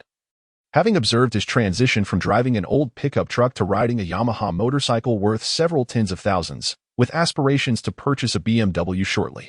In a gesture of goodwill, Qinwei offered Zhan a betting credit line, allowing him to place orders for bets up to 100,000 yuan over the phone, with payments settled post-match. This arrangement not only alleviated many potential complications for Zhan, but also provided him with an additional avenue for profit in the lead-up to the matches, albeit with the understanding that he could not consistently win from Chen Wei. As for Guangwei Company, Zhan's rapport with Li Qingshan has evolved as well. He has transitioned from addressing him as General Manager Li or Young General Manager Li to simply calling him brotherly. On several occasions, Li Qingshan has invited Zhan to join him for dinners with friends, expressing a desire to introduce him to new acquaintances, an impression cultivated through Zhan's conversational skills and perceptiveness. Li Qingshan's aide, Feng Kuan, is always at his side. Yet it is evident that the dynamic between Li Qingshan and Zhan is not that of a master and subordinate. Rather, it resembles a brotherly bond. Furthermore, when Zhan mentioned his intention to attract major clients, he indeed brought Zwudi Company on board in May, resulting in a contract that yielded 600 tons of business for Guanghui that month. This accomplishment allowed Li Qingshan to recognize Zhan's capability and reliability, solidifying his perception of Zhan as a dependable individual. Consider the perspective of a young man who possesses the remarkable ability to excel in both basketball and to elevate the reputation of his family's business. He is someone whose words and actions inspire trust. With such a promising individual in your social circle, would you not feel inclined to lend a hand, especially given your self-perception as a prominent figure? Thus, during the fervor of the World Cup, it is inconceivable for such a spirited youth not to partake in the excitement. Furthermore, he has a loyal assistant, Feng Kuan, reinforcing his position with substantial backing. Nevertheless, Li Qingshan remains prudent, refraining from making grandiose claims or extending excessive credit. Mindful of protecting the youth from reckless decisions that could jeopardize his future, Zhan seized an opportunity to reveal the value of his stock account to Li Qingshan, piquing his keen interest. It wasn't merely the hundreds of thousands within the account that captivated him. It was the remarkable fluctuations in stock performance that astonished him. Li Qingshan, undoubtedly an investor himself, likely enjoyed considerable gains over the past couple of months. Thus, even after witnessing Zhan's stock performance, he had no intentions of soliciting Zhan's assistance in trading. Instead, his respect for Zhan grew. Recognizing Zhan as someone who could afford losses, Li Qingshan agreed to extend a credit limit of 100,000, with the stipulation that each game would adjust the cumulative total based on wins or losses. For instance, if Zhan wagered 100,000 in the first game and won, his limit for the next game would rise to 150,000 rather than 200,000. To temper impulsive decisions. Conversely, should he lose 100,000, he would need to settle the previous debt before participating in the next game, which would be limited to 50,000 unless he added another 50,000 in cash. This approach served to protect Zhan and prevent hasty decisions that could adversely affect all involved. Zhan expressed no objections. His aim was merely to explore avenues for expanding his returns and diversifying risks. After winning a few rounds, he likely would not continue with them. As for his more familiar associate, Wei Gu, Zhan had already established a rapport over the past 2 months. Since Wei Ji's last visit, he had been a frequent guest, often opting to stay at Zhan's residence rather than a hotel. Wei Gu was privy to Zhan's impressive earnings during this period and frequently accompanied Yin Feng and another friend for card games and leisure. Recently, he had been circulating messages in their social circles regarding World Cup betting opportunities. This supportive older brother figure naturally looked out for his younger counterpart, as their interactions over the years had revealed Zhan's passion for football. Compared to their own understanding of the sport, Zhan was regarded as an authority, adept in discussing mainstream teams, players, coaches, and fundamental aspects of the game. In truth, this admiration was well-founded. In his youth, Zhan was a devoted football enthusiast, serving as a key player on his school's football team, while rarely engaging in basketball. Prior to his marriage, he would ardently stay up late to follow every major tournament, fully immersed in the thrill of the game. Take, for instance, the case of Kong Pingyan from the operations department. During this World Cup, he, utterly ignorant of the game, blindly followed Zhan's lead. When Zhan wagered 200 on each match, Kong Pingyan followed suit with 2,000, indifferent to the outcome. At the end of the World Cup, while Zhan made a mere profit of over 2,000, Kong Pingyan astonishingly amassed over 20,000, leaving Zhan utterly perplexed. Conversely, we have the example of Li Chong, the vice president of the oil depot, who exhibited even greater audacity. Having never watched a match, he initially won several thousands in the early games, which emboldened him to increase his stakes, solely relying on his own judgment. The result was a staggering loss of over 200,000 within a month. earning him ridicule from his peers for an extended period. Gu Wei similarly extended a credit limit of 100,000 per match to Yang Zhan, who was able to convince Gu Wei that, should there be significant bets, he could select them without needing to report upwards. This effectively meant that Yang Zhan was operating independently under Gu Wei's oversight, although the bets he chose were undoubtedly those he anticipated would go against the grain. While it may seem simple in theory, the execution requires meticulous consideration of various reactions. One cannot assume oneself to be the only astute individual while others are mere pawns. It is imperative to be vigilant, knowing when to withdraw and not to drain the pond entirely. Furthermore, Yang Zhan's intention in engaging these three individuals was not to extract substantial profits from them, but rather to cultivate a reputation. After all, with a sudden surge in wealth, there must be a plausible origin for such assets. Dispersing a few million across several groups is bound to result in some embellishment when shared, though this may not constitute a legitimate source of wealth. However, amongst acquaintances, it can circulate as mere rumor without significant consequence. To outsiders, these assets might simply be perceived as Yang Zhan's fortuitous first pot of gold, while in reality, upon his arrival in Australia, his earnings would likely multiply. It is prudent for the details of this newfound wealth to remain as undisclosed as possible, ideally binding the information with Yin Feng to ensure confidentiality. The essence of self-preservation lies in keeping substantial gains concealed while allowing modest fortunes to incite envy. As Yang Zhan organized his thoughts, he casually noted some key ideas on his computer. Suddenly, a sports portal website popped up, displaying a window titled 2006 World Cup Viewing Guide, Navigating Sports Betting. He smacked his forehead in realization, feeling somewhat foolish for having overlooked the official information regarding sports betting amidst his extensive online research. He promptly set aside his thoughts to delve into the details, predicting outcomes, guessing the number of goals, and forecasting the top 8 and 4 teams. During the German World Cup, the National Sports Lottery Management Center would issue a total of 22 betting rounds encompassing 6 types of gameplay, including 8 rounds of win-lose bets, 4 rounds of half-and-half win-lose bets, 5 rounds of goal bets, 7 rounds of goal bets, 1 round of top 8 bets, and 1 round of top 4 bets. Aside from the top 8 and top 4 bets, the win-lose and goal bets closely resembled previous European League formats. After thoroughly reviewing the game rules, Yang Zhan finally recalled that the payout for these betting options was rather modest. However, regardless of how modest the stakes may be, the cost of merely 2 yuan per bet presents an exceptionally lucrative opportunity. Presently, the realm of sports betting is far less intricate than it will be in the future, and a significant number of individuals still find success in these legitimate wagers. I recall instances where, in certain draws of the 8-match betting format, there were tens of thousands of winners for the first prize, with each winning ticket yielding only a few hundred yuan. The sole advantage lies in the sheer volume. If one bet feels insufficient, why not play several thousand? Furthermore, utilizing multiple bets could obscure the scrutiny of others. If things go well, investing a few tens of thousands to secure several winning tickets could result in returns of hundreds of times the initial investment. This remains a legitimate income subject to taxation, and Yang Zhan is elated to have discovered a promising avenue for himself. It is now Thursday, and Yang Zhan contemplates asking Yin Feng to prepare several thousand yuan in cash for the weekend, allowing him to diversify his betting activities. As for why he seeks funds from Yin Feng, it is simply that he prefers not to disturb his stock account, finding it too cumbersome. Moreover, at this point, borrowing cash from Yin Feng requires no pleading. A mere request suffices, a privilege reserved for friends with a certain degree of rapport. Just as Yang Zhan muses about effortlessly acquiring a sum from Yin Feng, his phone rings.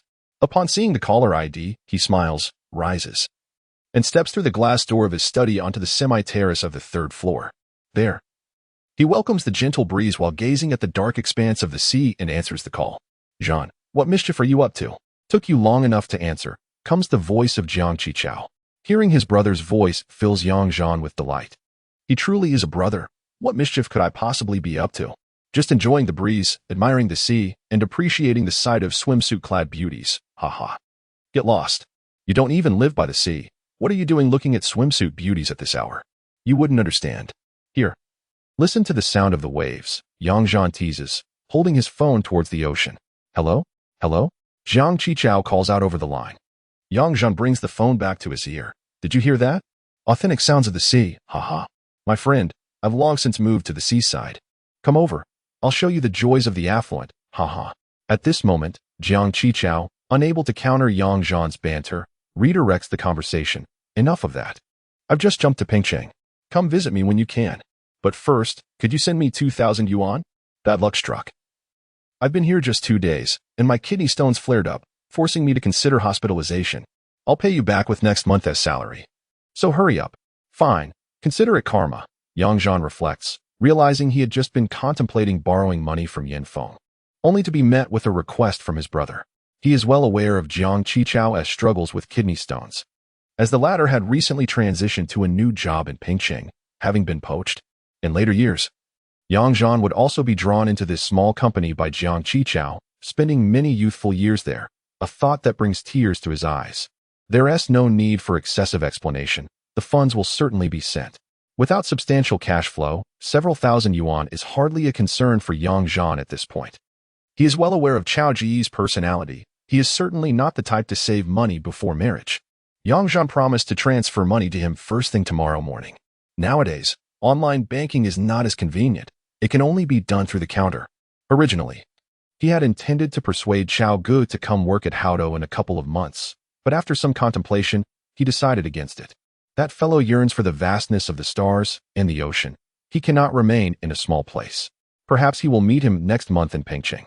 With the main matters settled, the two continued to chat aimlessly over the phone until the late hours of the night. Chapter 36. Brother Yuan's recognition the following morning. Around 10 o'clock, Yang Zhan had completed the arrangements for both borrowing and lending funds. Yin Feng inquired casually about the purpose of such a substantial amount of cash, to which Yang Zhan simply replied that it would be useful over the weekend. A good thing, indeed. With this brief exchange, Yin Feng accompanied Yang Zhan to the bank, where they withdrew 50,000 in cash. After finalizing the bank transfer, Yang Zhan sent a succinct text to Brother Chao, receiving a straightforward acknowledgement a few minutes later. Perhaps this is the essence of camaraderie among men. To have a few such friends in life, regardless of their wealth, is indeed a stroke of fortune. Thus unfolded the weekend. Those with obligations ventured out, while those without sought their own diversions. In the afternoon, taking advantage of an opportunity to deliver oil to a client in the city, Yin Feng returned home. Lao Kong and Lao Sun also departed to attend to their own affairs. The office was left with just 3 individuals. Luna had announced her early departure to spend the weekend back in Pingcheng if there were no pressing matters. The intern, Lu Xiaohua, had become a steadfast ally, stepping in to fill Yang Zhan's previous role in the operations department. During his internship, he was not bound by any performance metrics, but following Yang Zhan's past experiences, it was evident that achieving success in business would pose a significant challenge. However, considering their long-standing friendship, Yang Zhan resolved to mentor Lu Xiaohua, who, with a little assistance in client sales, could surpass the income of his peers in management. Nurturing him as a junior assistant would also alleviate some of Yang Zhan's miscellaneous tasks, steering him in a beneficial direction. With no pressing matters at hand, Yang Zhan busied himself at the computer, carrying a substantial sum of cash, which dissuaded him from seeking other forms of entertainment. Enjoying the solitude of the weekend was a pleasure in itself. As he contemplated what to have for dinner that evening, his phone rang. Noticing that it was Fu Yu calling, he promptly answered, saying, "Brother, you summoned me. What are your instructions?" Fu Yu chuckled on the other end. "Instructions? Nonsense. You're not occupied at the moment, are you? If you are, my request takes precedence, haha. You flatter me." Yang Zhan laughed. Fu Yu continued, "Your sister E's workplace unexpectedly received 2 boxes of frozen seafood today. I was supposed to pick her up, but I am currently at a remote oil station and won't be back until after 7. Could you do me a favor and bring E and the seafood to my place for dinner tonight?" It turned out that Fu Yu and Yang E had decided to marry by the end of the year, and he had promptly purchased a second-hand apartment in Huiyang district. The two were already living together. Although referred to as a second-hand apartment, it was essentially a new home that had merely changed ownership. The current price per square meter was still under 2,000. Thus, the purchase posed little financial burden for them. The fully furnished apartment was located in a well-regarded modern community in Huiyang district, boasting an excellent environment and layout. Yang Zhan had even attended their housewarming celebration, so he required no directions from Fu Yu. Without a moment's hesitation, Yang Zhan readily agreed, saying, "Such a trivial matter. You can trust me with it." However, he declined the invitation to dinner, joking, "I won't be a third wheel this weekend. Haha." Fu Yu, not insisting further, responded with a smile, "All right, you enjoy yourself. You have E's number. I'll call her shortly. I must attend to my own matters now. After hanging up, Zhan glanced at the clock. It was still not yet 5 o'clock. With no pressing engagements, he decided to head over and wait for Yang, thinking it best to assist her in a thorough manner. After gathering his belongings and exchanging pleasantries with Lu Na and the others, he set out. As fortune would have it, he had not ridden his bicycle today, opting instead to take his old pickup truck directly to the customs office in the Greater Bay Area. The drive took less than 10 minutes, and Zhan parked in front of the customs building, situated within a secluded courtyard surrounded by intricately carved stone columns. The 4-story office building was accompanied by a dormitory, and between the two structures lay a basketball and badminton court designated for staff activities. In front of the office building was an expansive area, a blend of greenery and parking spaces. Zhan parked his vehicle in an empty spot beside the building, next to a Buick, which was unoccupied but had its trunk ajar. Shutting off the engine, Zhan took his time. Not feeling the urgency to call Yang just yet, he leaned against the car door, lit a cigarette, and surveyed his surroundings. Halfway through his smoke, he noticed a middle-aged man approaching from the side of the office building, awkwardly speaking on his phone while balancing 2 stacked white foam containers in his hands. Appearing somewhat burdened, the man maneuvered to the back of the Buick, intending to place the containers inside. Perhaps distracted by his phone conversation, he inadvertently let the top container graze the trunk, causing it to nearly slip from his grasp. Reacting quickly, he raised his elbow to catch it, simultaneously using his knee and thigh to support the bottom container, his posture appearing quite comical. Amused by the sight, Zhan hurried over, discarding his cigarette but to assist in stabilizing the boxes, lifting the top container into the trunk. He then placed the second container inside as well, freeing his hands to grab the phone resting on his shoulder. Nodding toward Zhan, he expressed his gratitude. Thank you. Thank you. Zhan was taken aback by the man's accent, realizing he was speaking in their hometown dialect, which had not shifted to standard Mandarin when expressing thanks. Recognizing the familiar intonation, Zhan accepted the cigarette offered by the man, lighting it for him with a polite gesture. After taking a puff, the man concluded his phone call, using the same regional dialect, further affirming Zhan's assumption. Once the call ended, the man smiled and thanked Zhan again, suddenly switching to standard Mandarin. Thank you, young brother. Otherwise, it would have been quite embarrassing if the items had fallen. Zhan replied with a smile in his hometown dialect. Brother, you must be from Zhiqing in Hunan province, right? I can tell from your accent that we are fellow townsmen, haha. Upon hearing Zhan's accent, the other man's eyes visibly brightened, and he nodded, responding in the same dialect. Indeed, I am from Wanfuxiang, just below Zhiqing. What about you, my friend? Zhan found this connection intriguing and chuckled. No way. My mother is from Wanfuxiang. Her surname is Tang, and our family now resides in the urban area of Zhiqing. May I ask your surname? The man across from him, feeling even more congenial, replied, I also bear the surname Tang. My name is Tang Jihua. The person I called earlier was my comrade from the neighboring village, Tang Jisheng. Perhaps he knows your mother. Zhan was taken aback, thinking, could it be a coincidence? I am Zhan, and my family in that village all share the surname Yang, while my mother's side is Tang. The Tang Jisheng you mentioned, could it be the same person I know, who is around your age? Tang Jihua found the situation increasingly amusing and pulled out his phone to show the number he had just dialed. Take a look. Is this the person you know? Zhan also retrieved his phone, locating Tang Jisheng's number in his contacts. To his astonishment, it was indeed the same individual. What a coincidence. Tang Jisheng is from my neighboring village. We are of the same generation and served together in the army, brothers in arms. What relation does he have to you? Tang Jihua joyfully inquired. Zhan responded with glee. Haha, he is my elder brother. He and my mother are from the same village, making him my cousin. Our families have a close bond. He currently lives less than 200 meters away from my home. What a remarkable coincidence. Tang Jihua, filled with excitement, immediately dialed Tang Jisheng back, placing the call on speakerphone. A voice echoed from the other end. What's going on, old buddy? Tang Jihua held the phone up to his mouth, saying, Old buddy, let me tell you something quite interesting. Can you guess who is standing next to me? You would never believe how coincidental this is, haha. Without waiting for a response, he directed the microphone towards Zhan, prompting him to speak. Upon recognizing his cousin's voice, Zhan replied, Brother, it's me, Zhan. Haha. I ran into Jihua here in the parking lot, and upon hearing him speak Zhiqing dialect, we struck up a conversation and discovered he is your old buddy. Tang Jisheng found this coincidence hard to believe, exclaiming, What a remarkable fate. Haha, brother, why are you working in town? Aren't you based in the city?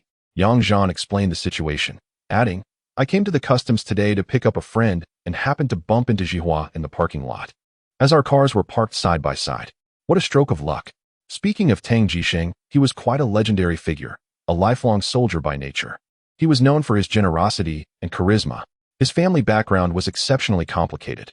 His mother and father were united in a third marriage, having children from the previous 2 unions, resulting in 3 biological brothers and 4 or 5 half-siblings. As their next generation emerged, the complexity of family relationships deepened.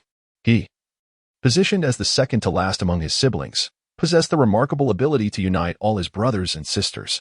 With the arrival of more offspring in the subsequent generation, he took it upon himself to organize annual gatherings during the new year, urging relatives and friends to support one another.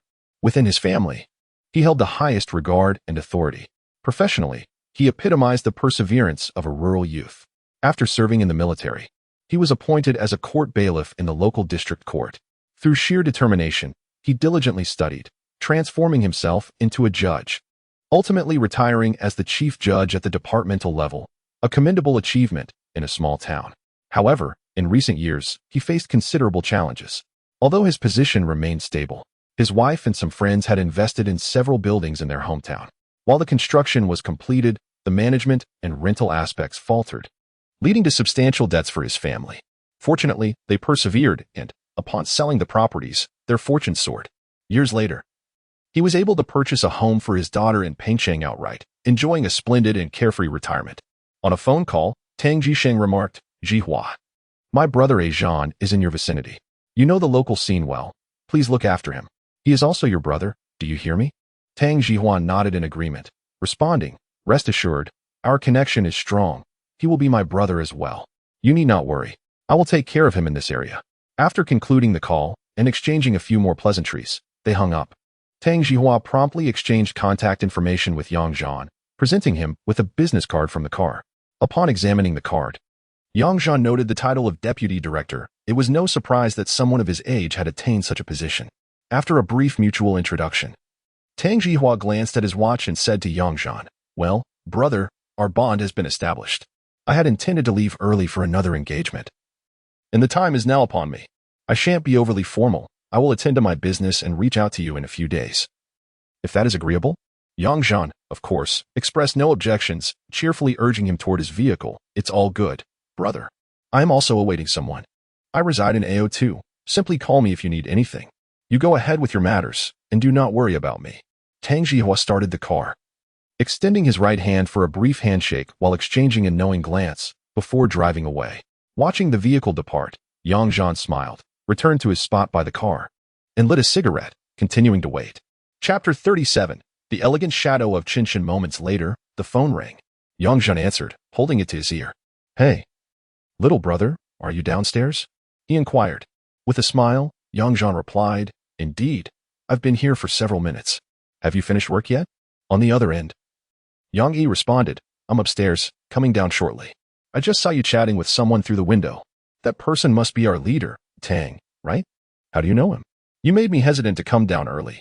Chuckling, Yang Zhan teased, it's your deputy director, Tang Jihua. He invited me to dinner, but I declined, saying I need to wait and be your chauffeur, haha. Please tell me you didn't mention me in front of him. Yang Yi expressed her doubt. He's my supervisor. It wouldn't look good to have someone come in to pick up a colleague before work ends. Feeling a bit smug, Yang Zhan boasted, don't worry, boss. Your director Tang is now like a brother to me. I'll just say nice things about you in front of him from now on. Come down quickly. Yang Yi's voice echoed in his ear. Okay, I'll be down soon. Before he could hang up, another voice came through. Shaochen, wait for me a moment. After Tang Jihua's car drove away, Yang Zhan leaned against the car door, his eyes fixed on the entrance of the office building. He flicked away his cigarette butt, and within half a minute, he spotted 2 figures emerging right on time. One was Yang Yi, now dressed in a casual dress, having changed out of her work uniform. The other figure wore a fitted gray polo shirt, paired with snug Levi's blue jeans, and sported striking white Jordan sneakers. A duckbill cap adorned her head as she slung a small brown crossbody bag over her shoulder, besides a rather robust sports watch on her wrist. She wore no other accessories. Every aspect of her attire seemed to resonate with Yang Zhan's aesthetic preferences. Indeed, he had a fondness for beautiful women in well-fitted jeans. Upon closer inspection, he noted her fair complexion, striking beauty, slender figure, and serene demeanor, all of which were genuinely captivating, causing his heart to race slightly faster. Zhan couldn't help but ponder, such a stunning and graceful woman must come from a good family. Why would she choose to work in this seemingly underdeveloped area? His deduction that she was indeed employed here was confirmed by the identical work badge she held, reminiscent of Yang Yi's. Had Zhan possessed his current circumstances in his past life, he would have eagerly pursued her. However, his mindset had evolved. Now, he viewed beauty as a reward for himself, relishing the opportunity to admire it from a distance without jeopardizing his youthful freedom. The appearance of this enchanting figure stirred his thoughts, though it lasted only a few fleeting seconds in reality. Resolved to maintain a purely appreciative stance devoid of desire, Zhan composed himself, straightened up from his leaning position against the car door, and slipped his thumbs into the pockets of his jeans, smiling as he watched the two approach. When Yang Yi spotted him, she waved and greeted him cheerfully. "Little brother, why are you here so early?" Before Zhan could respond, she turned her head to introduce the beauty beside her. "Xiaoqin, this is my younger brother, Zhan." "Haha, not really my brother, but my boyfriend's junior. He has been conscripted by my boyfriend to help me pack things up for the return trip." Then, with a playful tone, she introduced to Zhan, "Younger brother, this is our office's #1 beauty, Qinshin, with the character for mourning." She continued, "How fortunate you are to help your sister and meet such a lovely lady. You certainly haven't lost out." Without waiting for their responses, she exclaimed in surprise, "Oh, how amusing. You two are dressed quite similarly. Haha, sharing a taste in fashion. You should get to know each other." Yang Yi transformed into a chatterbox, not pausing for breath. During her speech, Zhan and Qinshin exchanged polite smiles, their eyes meeting. Zhan glanced down at his own attire. Indeed, he wore denim jeans paired with a polo shirt, complemented by a pair of yellow casual work shoes. Uncharacteristically, he had donned a hat today, a spontaneous decision made while driving under the glaring sun. Thus, it appeared that their outfits mirrored each other. While Zhan assessed his attire, Qinshin instinctively scrutinized her own outfit as well. Subsequently, they both lifted their heads and locked gazes, their smiles broadening. "Hello, I am Zhan. Hello, I am Qinshin." They greeted each other simultaneously, and upon finishing their greetings, the three individuals paused momentarily. "Ha ha ha." Yang Yi laughed exaggeratedly. "How can you two be so in sync? I must emphasize, I did not conspire with either of you beforehand. This coincidence is purely accidental. So don't start suspecting me, haha." Upon hearing this jest, Zhan displayed an air of composure and laughed nonchalantly. What is there to suspect? Encountering a beauty like Qinshin is simply a pleasure. To harbor any undue desire would be presumptuous. "Sister, when are we leaving? Where are the things?" Qinshin remained silent, her demeanor serene and graceful as she simply smiled. Yang Yi regained her focus and said, "Oh, the items are in the restaurant behind us. Younger brother, come help me carry them." She then turned to Qinshin. "By the way, how will you take your things back home?" "You're heading back to Pengcheng. What are your plans?" Qinshin's expression reflected some disappointment as she walked alongside them, replying, "Originally, my brother was supposed to pick me up, but he just called to say he was rear-ended at the highway entrance. He's now waiting for the traffic police to handle it. There's nothing I can do but sign for my items and wait for him, which will likely take at least half an hour." After hearing her words, Yang Yi genuinely pondered whether this was a twist of fate and suggested, "Why don't you accompany us? After my younger brother drops me off, he can take a detour to drop you at the highway entrance, saving us a great deal of time." She then turned to Zhan. "Younger brother, is that all right? Can you take this beautiful Qinshin along?"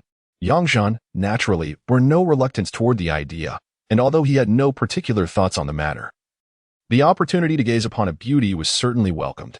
"I would be delighted. Let us see what Qinshin thinks." Upon hearing the suggestion, Qinshin appeared to shed her earlier vexation, releasing a smile as she said, "Then I shall accompany you. Thank you, Sister Yi, and I also appreciate your help." Zhan. The trio exchanged smiles, leaving behind any further idle chatter.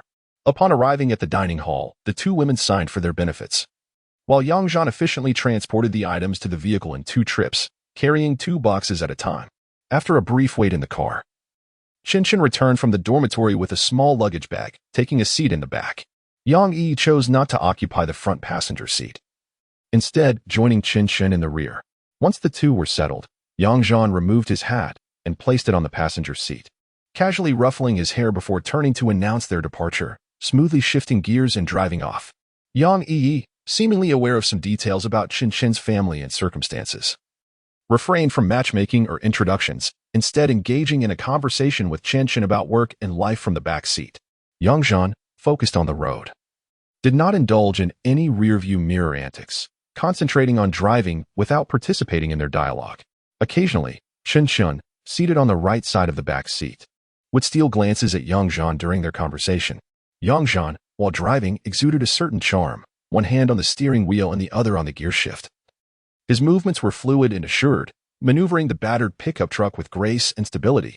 During the weekend's rush hour, the journey to Yang Yi's home was surprisingly free of traffic, and they arrived at her apartment complex in approximately 15 minutes.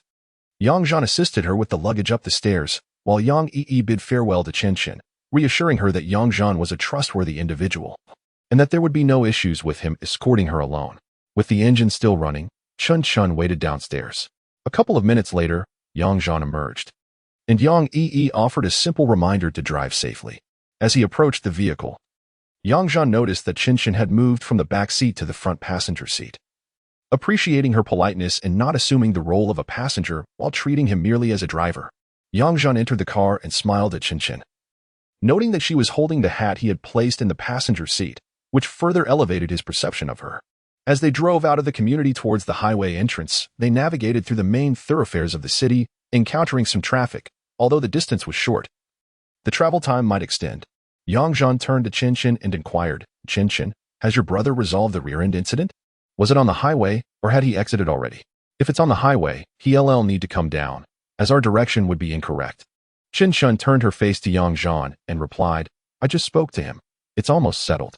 I instructed him to exit the highway and wait for me at another entrance. We should arrive at the perfect time." Stealing a glance at her, Zhan smiled and remarked, "Clever." It was undeniable that he found her voice quite endearing. However, he maintained a composed demeanor.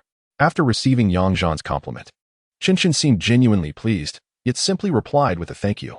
Thus, the two fell into a silence within the confines of the car, curiously untroubled by any sense of oppression or awkwardness. Zhan tuned the radio to the traffic channel, and by sheer coincidence, the song playing was Hiroshima Mon Amour. Time cannot be reversed. Space is easily shattered. A 24-hour romance is an unforgettable, beautiful memory of my life, crossing the boundaries of morality. We traverse the forbidden zones of love, savoring the illusion of happiness, misinterpreting the essence of joy. Upon hearing this melody, both occupants of the vehicle couldn't help but chuckle softly, exchanging glances that reflected the delight in their eyes.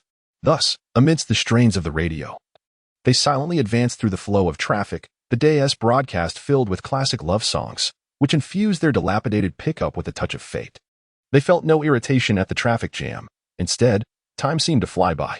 Unbeknownst to them, they arrived at the highway entrance. Zhan noticed a dark-colored Land Rover with pinching plates parked by the roadside, bearing some scuff marks on its rear. He maneuvered the car to a stop behind the Land Rover. The two exchanged yet another glance before stepping out of the vehicle. A young man emerged from the Land Rover, casually attired in shorts and sneakers, his physique similar to Zhan's, his features somewhat reminiscent of Zhan. Though lacking her striking allure, Zhan offered him a smile as a greeting, and the young man responded warmly. Though a flicker of surprise crossed his face upon seeing the two, likely pondering whether they were donned in matching outfits. However, he quickly regained his composure, approached Zhan, shook his hand in gratitude, and handed him a business card. Zhan, too lazy to produce his own tattered card, feigned having forgotten it. The two men proceeded to transfer items from the pickup to the Land Rover, while the motorcycles behind them honked in frustration due to the traffic caused by the two parked vehicles. Without further pleasantries, they exchanged promises to express their gratitude on another occasion, and Zhan waved goodbye to Zhan by the car door before driving off. The occupants of the Land Rover merged onto the highway, and the young driver inquired, "What's the meaning of this? Boyfriend? This guy's not bad looking." Zhan, noticing his sideways glance, pouted and frowned, reminding him, "Wei, watch the road." After he turned back, he offered no reply, his expression shifting back to a smile as he held Zhan's hat, flipping it over to reveal a business card tucked inside. It turned out that several cards had been stored beneath the dashboard of the pickup, and Zhan had taken one while seated in the passenger seat. The atmosphere during their journey felt somewhat ethereal. They did not exchange contact information. Zhan hesitated to speak up, while Zhan was genuinely indifferent to forcing connections. Chapter 38. The frenzy of purchasing lottery tickets. Zhan drove around for a while before heading back, feeling quite pleased with the day's encounters. The introduction to Chen Shun, a girl who captivated him in every conceivable way, left him with a sense of inner conflict and uncertainty. He yearned to pursue beautiful individuals and experiences. Yet he found himself relishing an unconventional freedom that he had established for himself, which he was reluctant to disrupt. Thus, while he admired Chen Shen's beauty, he refrained from taking any initiative. Since their acquaintance was a matter of fate, he decided to wager on that very fate. Should their paths cross again and they feel an attraction for one another, he would gladly abandon his solitary freedom. Conversely, if their connection proved fleeting, he would accept the notion of a destined yet unfulfilled bond, continuing to enjoy his liberty, knowing that ample opportunities awaited him in the pursuit of true love. Let fate determine the outcome. What an excellent excuse for his passivity. Zhan mused, acknowledging his own lack of ambition. He drove directly back to base 168, opting to prepare his own dinner at home. As he contemplated the arrangements for purchasing lottery tickets the following day, he hardly paid attention to the hat and business card left in the car, even discarding Chen Wei's card without a second glance. The next morning, Zhan indulged in a rare late start. After rising at 8 a.m., he jogged along the coast a few times before enjoying breakfast at the seafood street, leisurely returning home to freshen up. By around 9 a.m., he set off in his car, unhurriedly making his way to the county center. He had already drafted plans for the various types of lottery tickets he intended to purchase the previous night. Today was merely about buying them from different shops. The official lottery for this World Cup primarily focused on entertainment, offering a limited selection of types and draws, mainly comprising 6 betting methods across a total of 22 matches. Zhan's main objective for today was to acquire 3 of the 4 tickets for the match outcome bets from the 8 matches. The 4th match would be part of the knockout stage, to be considered later. He planned to invest in 4 tickets for the halftime full-time outcome bets and 5 tickets for the goal bets, as all these were group stage matches, setting an investment standard of $2,000 per ticket. Additionally, he aimed to partake in 4 of the 7 goal bets during the group stage, along with bets for the quarterfinals and semifinals. Apart from participating in the latter stages of the group matches, Zhan intended to place heavier bets in the earlier rounds to secure substantial returns for his upcoming trip to Australia. For him, the difficulty of the quarterfinal and semifinal predictions was minimal, so he decided to place more orders and assess the returns once he returned from Australia. Zhan's strategy was to invest significantly in the draws that were expected to yield results around June 14th. If he were to win a considerable amount, he would need to wait 3 business days before claiming his prize at the Provincial Lottery Management Center. This way, he anticipated reaping his first rewards around June 19th, allowing him to depart around June 20th. Any additional bets for the subsequent predictions could be contemplated upon his return from Australia. Around 9:30, Zhan arrived at a street in the central area of Huyang District, parking by the roadside in front of a relatively large lottery shop. It was still early, and the establishment appeared to have just opened its doors, with very few patrons inside. Zhan requested the owner to provide a lottery ticket form, found a table, and began filling it out while researching information on the computer. The matchups for the first phase of the betting were as follows: Germany versus Costa Rica, Poland versus Ecuador, England versus Paraguay, Trinidad and Tobago versus Sweden, Argentina versus Ivory Coast, Serbia and Montenegro versus the Netherlands, Mexico versus Iran, and Angola versus Portugal. The betting was based on the outcomes of these 8 matches over the course of 90 minutes, including stoppage time, with potential results of win, draw, or loss, 3, 1, 0. Some of these matches seemed relatively predictable. The most striking memory was Poland's unexpected defeat. Zhan was familiar with most of the teams, with the exception of the Trinidad and Tobago versus Sweden match, which he had not closely followed, so he opted for all possible outcomes, 3, 1, 0. For the Serbia and Montenegro versus Netherlands match, he leaned towards the Netherlands, but selected both 0 and 1 to ensure a safer bet. Anticipating that the first phase would attract a considerable number of participants, he estimated that the number of winners would also be substantial, leading to a modest payout for each ticket, at least a few hundred yuan for every bet. Consequently, he decided to place a significant wager, investing over 20,000 yuan. Confident that winning 4,000 to 5,000 tickets was quite feasible. This left the lottery shop owner in a state of astonishment. Typically, a single ticket could be multiplied only between 2 to 99 times.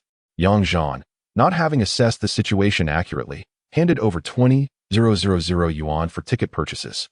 Naturally, the owner was thrilled to have such a substantial customer early in the day. After meticulously verifying the details with Zhan, he began to input the information and printed out about 50 to 60 tickets. Once Zhan confirmed the tickets and counted his money, he hastily exited, eager to avoid lingering under the owner's astonished gaze. As he slipped out of the shop, Zhan felt a twinge of disdain for his impulsive decision. He resolved that moving forward, his expenditures in each store would not exceed 5,000 yuan, lest others perceive him as a gambling addict. Despite this self-deception, he recognized it as merely a process, and he had ample time to relish the joy of spending money for anticipated pleasure. Subsequently, Zhan entered another shop, spending 6,000 yuan on 2 sets of 6-match full-time win-loss bets, and then visited a different store, where he spent 4,000 yuan on 2 sets of 6-match goal bets. By noon, he casually sought a place to dine and, after finishing his meal, drove to the urban area of Pink City, where he visited 2 lottery shops and spent 5,000 yuan each on the quarterfinal and semifinal bets. Initially, he thought he was done, but upon noticing he still had over 10,000 yuan in cash, he decided to continue, ultimately spending the remaining amount on 2 sets of 8-match win-loss bets. Indeed, he had taken out a substantial amount of cash, and the tickets he brought back were equally thick. Fortunately, the shop owners had provided rubber bands to secure the tickets. Otherwise, he would have spent an entire afternoon sorting through them. Zhan is indeed clever. He meticulously notes the redemption dates for each batch of lottery tickets on the envelopes, ensuring that he will not lose track in the future. Spending money brings joy, a delight not exclusive to women. Men, too, can experience a refreshing sense of exhilaration when they indulge generously. Zhan meandered through 6 or 7 shops, each with considerable expenditures that differed from the sensation of depleting funds in a single location. Furthermore, knowing that the money spent is likely to return, and perhaps even in greater amounts, adds to the thrill of the experience. Initially, the car had already reached the Pingsheng area, and Zhan contemplated visiting Brother Chow for some leisure. However, considering the numerous lottery tickets he was carrying made it somewhat inconvenient, he opted to return home, which took him another half an hour to reach his residence at 168. It is prudent to find a secure place to store the batch of lottery tickets, as the redemption process would not occur for over 10 days. The house remains in a rental state, and Zhan has not made significant alterations to the decor or furnishings. The village itself is relatively safe, yet there is always the possibility of a burglary during his absence. With no safe at home, it is worth noting that even if there were one, it would be more vulnerable. If a thief were to break in, the safe would undoubtedly be their first target. Zhan recalls an incident where the safe on the first floor of the operations office was burglarized while 5 individuals were sleeping upstairs, none of whom were aware of the intrusion until the following workday. The large safe, standing at 1.2 meters tall, was toppled by the thief, who used a thick layer of envelopes from the storage room to cushion it, subsequently prying it open with brute force, scattering iron and concrete everywhere without alerting anyone upstairs. Ironically, the safe contained several thousand yuan in reimbursement funds, cleverly tucked among piles of documents by Lu Na. After rummaging through the safe, the thief first removed the documents. Yet not a single cent was found. Ultimately, they resorted to stealing 2 invoice computers from the office below, though these computers were not particularly valuable. Their absence rendered the operations office unable to issue invoices for 2 weeks, forcing Zhan to write a report to the company to secure new machines, while reinforcing all the windows with solid steel. As the owner and the police chief, Ma had limited recourse, as the company had not reported the theft. The minor loss was dismissed as a cautionary tale, and filing a report would likely yield no further results. Zhan contemplated that once the house transfer agreement was finalized, it would be wise to enhance security measures, perhaps by purchasing a small safe placed in a conspicuous location containing several thousand yuan as a contingency fund, thereby avoiding complications should other valuables be stolen. Of course, public safety has improved significantly. In this village, the constant flow of familiar faces greatly diminishes the likelihood of such incidents compared to the operations office. Upon returning home, Zhan surveyed the premises, finding no suitable place to store his belongings. Ultimately, he opted to place them in a plastic bag, haphazardly stuffing it into the kitchen's overhead cabinet, mixing it with bags of star anise and cinnamon. Just as he turned to leave, he reconsidered, retrieving the items, as he remembered that the cleaning lady would be coming by a couple more times, and he would rather not have her stumble upon them. With no other recourse, he reluctantly returned to his room, opened the storage compartment atop his wardrobe, and stuffed the items inside haphazardly. It is hardly surprising that Zhan is feeling a bit anxious. Had it been the 50,000 yuan in cash he received yesterday, he would not have been so perturbed. However, the lottery tickets he possesses certainly hold the potential for a win if fortune smiles upon him. He could stand to gain hundreds of thousands or even millions. For someone like Zhan, who has yet to achieve wealth, it is only natural to harbor such concerns.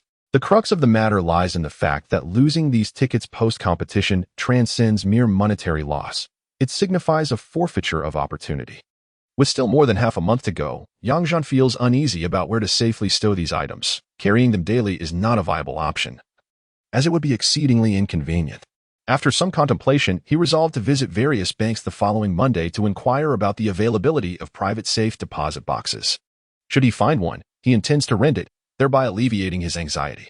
The mindset of a newly affluent individual still clings to him, providing Zhan with a novel sensation, a feeling he may struggle to recapture once he attains greater wealth.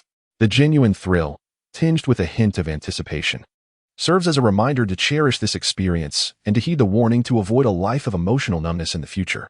Chapter 39. The arrival of the World Cup. Time flies, and it is now June 9th, a Friday. Over the past few days, Zhan has been traversing a bank in Huiyang district, where he discovered the option to rent a private safe deposit box. He has securely stored a bundle of lottery tickets in his rented vault, allowing him to live with a bit more peace of mind. Occasionally, he finds himself bemused by his own impoverished mindset, but he reconciles with it. The joy of a poor man possessing wealth is a pleasure that the affluent cannot fathom. This rather self-deprecating rationale has proven quite effective. Just yesterday, Zhan followed the usual procedures to place an order for 300 tons on behalf of Zhuyi Company, fulfilling this month's performance requirements with the petrochemical company. By this morning, he had completed the settlement of various expenditures and revenues associated with this transaction. There remains a demand of 600 tons for Zhuyi Company this month, which is anticipated to be fulfilled by the end of the month.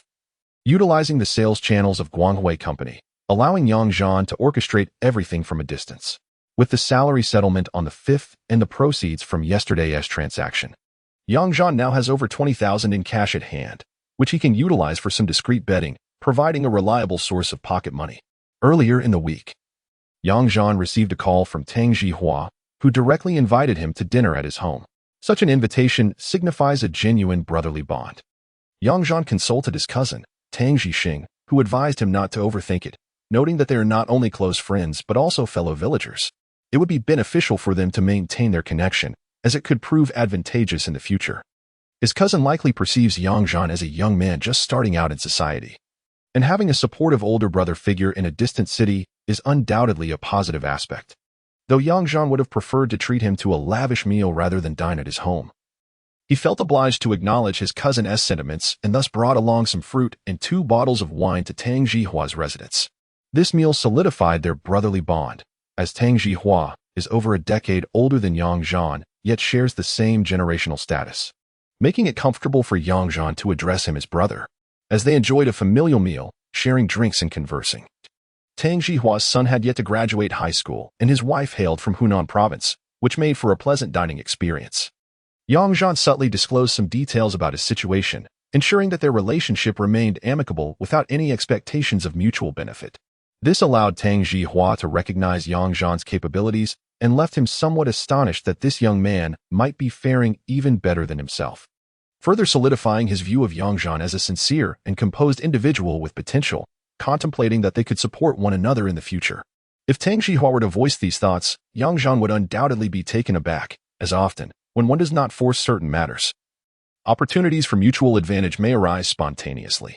In the afternoon, Zhan received several calls from classmates, inviting him to join them in the city for an all-night viewing of the football matches. Yin Feng was also returning to the city and inquired if Zhan would like to accompany him and Wei go for some card games and to watch the matches. Zhan had his own plans and graciously declined all invitations. With a month left until the match, there would be ample opportunities to watch games together. By 3 or 4 o'clock, most of the personnel in the operations department had left, and Zhan also set out on his bicycle, intending to watch the match with Li Qinshan and the others, and perhaps play some basketball in the afternoon. The choice to watch the match with Li Qinshan stemmed from the fact that Wei Ge and Chen Wei could only place bets on the win-draw-loss outcomes, while Li Qinshan offered the option to wager on the total goals scored in each match. Thus, selecting to join Li Qingshan allowed for a broader range of betting options. Tonight, the matches featured Germany versus Costa Rica at midnight and Poland versus Ecuador at 3 in the morning. Zhan decided to watch the first match and then place his bet for the second before returning home to rest. Although the second match was considered an underdog, Zhan had little interest in watching it. Having seen similar matches before, staying on the sidelines felt pointless. Arriving at the Guangwei Company headquarters gas station on his motorcycle, Zhan, now a familiar face there, parked directly in front of Li Qingshan's office. He hopped up the steps and leaned against the wall to secure his bike. With a casual knock, he entered Li Qingshan's office, finding him indulging in tea as usual. Zhan dropped his bag on the sofa. "Brotherly, Kuan," he greeted, letting out a sigh as he slumped into a chair opposite Li Qingshan, smiling as he accepted the tea offered by Kuan and quickly finishing it. Li Qingshan tossed a cigarette in his direction, grinning. "How are you planning to bet tonight? Have you made up your mind? If you have, let Kuan help you register. After that, we can play ball, have dinner, and then head to a room to play cards while watching the match. Tonight, just follow my lead." Zhan took the cigarette, lit it, and after a puff, pulled out 25,000 in cash from his backpack, handing it to Kuan. He exhaled smoke, squinting as his eyes adjusted to the haze. "Brother, I happen to have some cash on hand, so I'll leave it with you to place some small bets beyond the limit." Li Qingshan signaled for Kuan to return the money, chuckling. "It's fine. If you win, I'll give you a higher limit. Don't worry about such trivial amounts." Zhan took the money back into his hands only to return it to Kuan, saying, "You can't say that, brother. You've offered me such favorable conditions. I must adhere to the rules.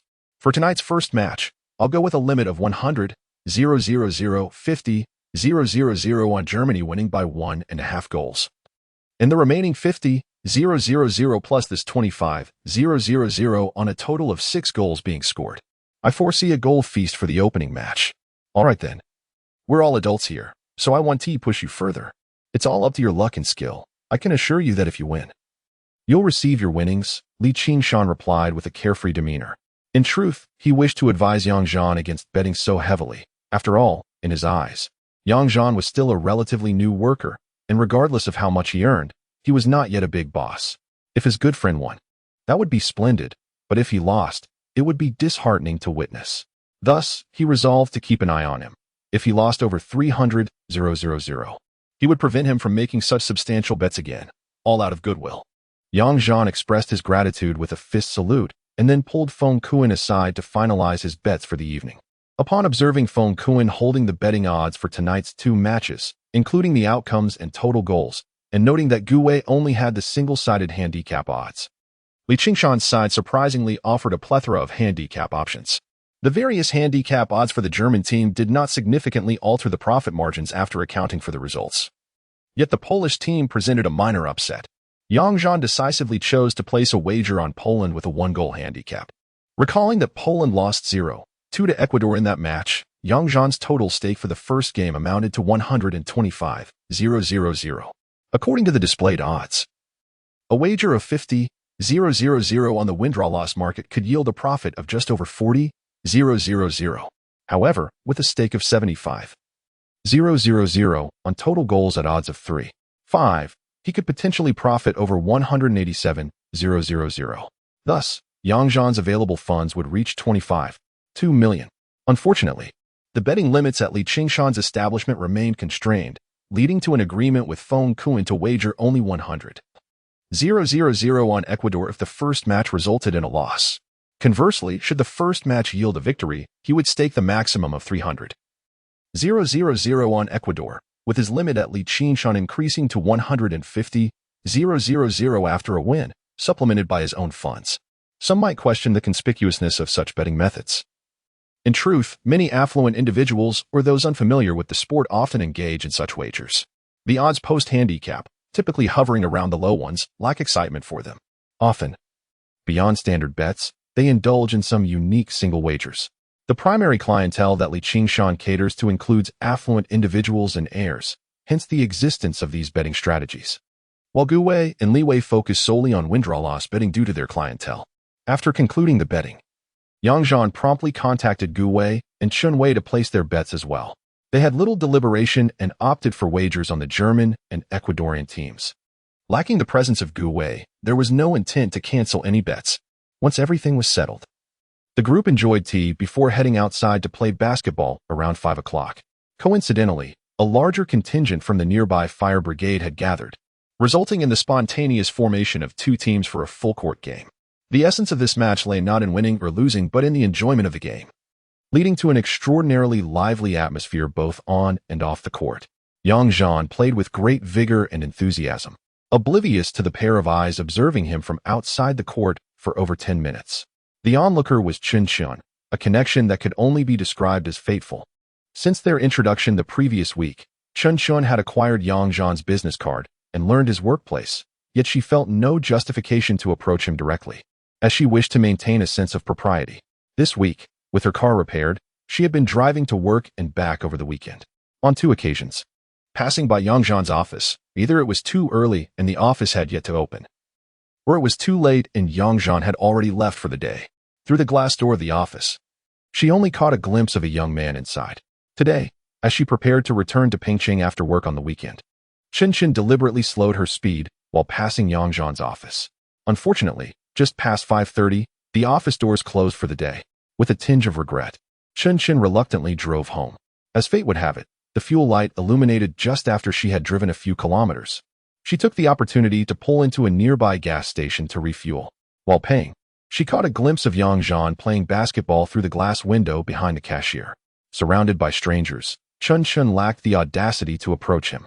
By some strange impulse, she exited the fuel area and parked in a spot beside the office, watching Yang Zhan from a distance as he played. To be honest, her actions were entirely spontaneous, devoid of any ulterior motive. She simply felt compelled to do so. It wasn't until she received a call from home inquiring about her whereabouts that she realized it was already past 6:30. Feeling a bit sheepish, Chen Chen opted not to greet Yang Zhan and drove home directly, perhaps pondering the whimsical nature of fate. A few minutes after Chen Chen's departure, Yang Zhan's game concluded, and he returned to Li Qingshan's office, casually changing his clothes before preparing to head out for dinner. Yang Zhan, not taking his own vehicle, joined Feng Kuan in Li Qingshan's BMW 7 Series, and they made their way to their destination. After a 20-minute drive, they entered a relatively low-key club, where Li Qingshan led the way to an upstairs hall with familiarity. Inside, they found 7 or 8 others already gathered. Yang Zhan recognized 3 of them from previous meals with Li Qingshan. They belonged to the affluent second-generation circle, each hailing from families with established enterprises. In every social grouping, like-minded individuals tend to congregate. Li Qingshan's circle was devoid of foolishness. They were either childhood friends or schoolmates, united by shared temperaments. There was no room for petty rivalries over romantic interests or the banal dramas of the business world. Each individual's family might operate in different industries, and while they could potentially develop familial ties through acquaintances, they steered clear of the theatrics of commercial marriages. It was quite normal for their families to possess wealth in the hundreds of millions, yet they had not reached the scale of a commercial empire. The people of Guangnan province were generally pragmatic. In the reality of life, there were more good people than bad, which was the norm. Chapter 40. Opening night. This establishment likely belongs to Kai Bin's family. The 3 individuals Yang Zhan previously knew were Kai Bin and 2 cousins from the Wang family. The Kai family is engaged in the hotel and catering business, having invested in hotels and dining establishments in several nearby cities, including Huicheng and Pingcheng. In this era, with many establishments catering to the affluent, it is evident that a family capable of running a hotel or club possesses considerable strength. The Wang brothers, named Wang Jizong and Wang Jiyue, are cousins of the same age. Their father had long since divided the family assets, yet both ventured into the manufacturing and processing industry, dabbling in the sales of steel products as well. The brothers are inseparable, having grown up together and accustomed to being side by side. The grand private room in this club was likely arranged by Kai Bin specifically for watching a match with friends. It is furnished with sofas, coffee tables, gaming tables, and dining areas, complemented by an entire wall dedicated to a projection screen. While various services can be provided, gatherings for watching matches typically do not involve additional entertainment. Upon entering, Li Qingshan introduced the other individuals whom Yang Zhan did not recognize, including Zhang Hongchang, whose family owns a shoe factory, Li Min, whose family is in foreign trade clothing, and Li Jianing, whose family operates a wholesale supermarket. There were 2 individuals yet to be introduced, presumed to be followers similar to Feng Kuan. It was evident that Yang Zhan was brought along by Li Qingshan as a junior rather than a mere subordinate. So the others treated him with respect, avoiding any display of superiority. Those who grew up with wealth generally understand the importance of decorum. Those who confront others directly seldom integrate into the same social circles. A large table laden with food and drinks had already been set, and the others began to eat. Kai Bin, as the host, called out, "I told you to come early. We were starving while you were busy playing ball. Feel free to start eating. If you want more, just help yourselves." Li Qishan pulled Yang Zhan to sit down and, while eating, remarked, "You really don't get it, do you? Only after playing basketball do you have the energy to enjoy a proper meal. No offense, but outside of bed, it seems you have no interest in any other sports. You probably wouldn't even recognize what offside or a penalty kick is during the World Cup." The Wang brothers, displeased by this comment, retorted, "Li, don't you have any shame? While it's true you're better than us at basketball, everyone knows who is lacking in football skills. You say we don't know how to play sports? Come on, let us have a few rounds of billiards, and if you win, I'll keep quiet." The banter at the table was lighthearted, filled with jest. It was apparent that Li Qingshan possessed natural leadership qualities, as the group seemed to revolve around him. Yang Zhan relished this gathering, for there was no need to curry favor with anyone. Drinking was voluntary, and this circle of friends never lacked for funds or opportunities to drink. All were around 30, with families of their own.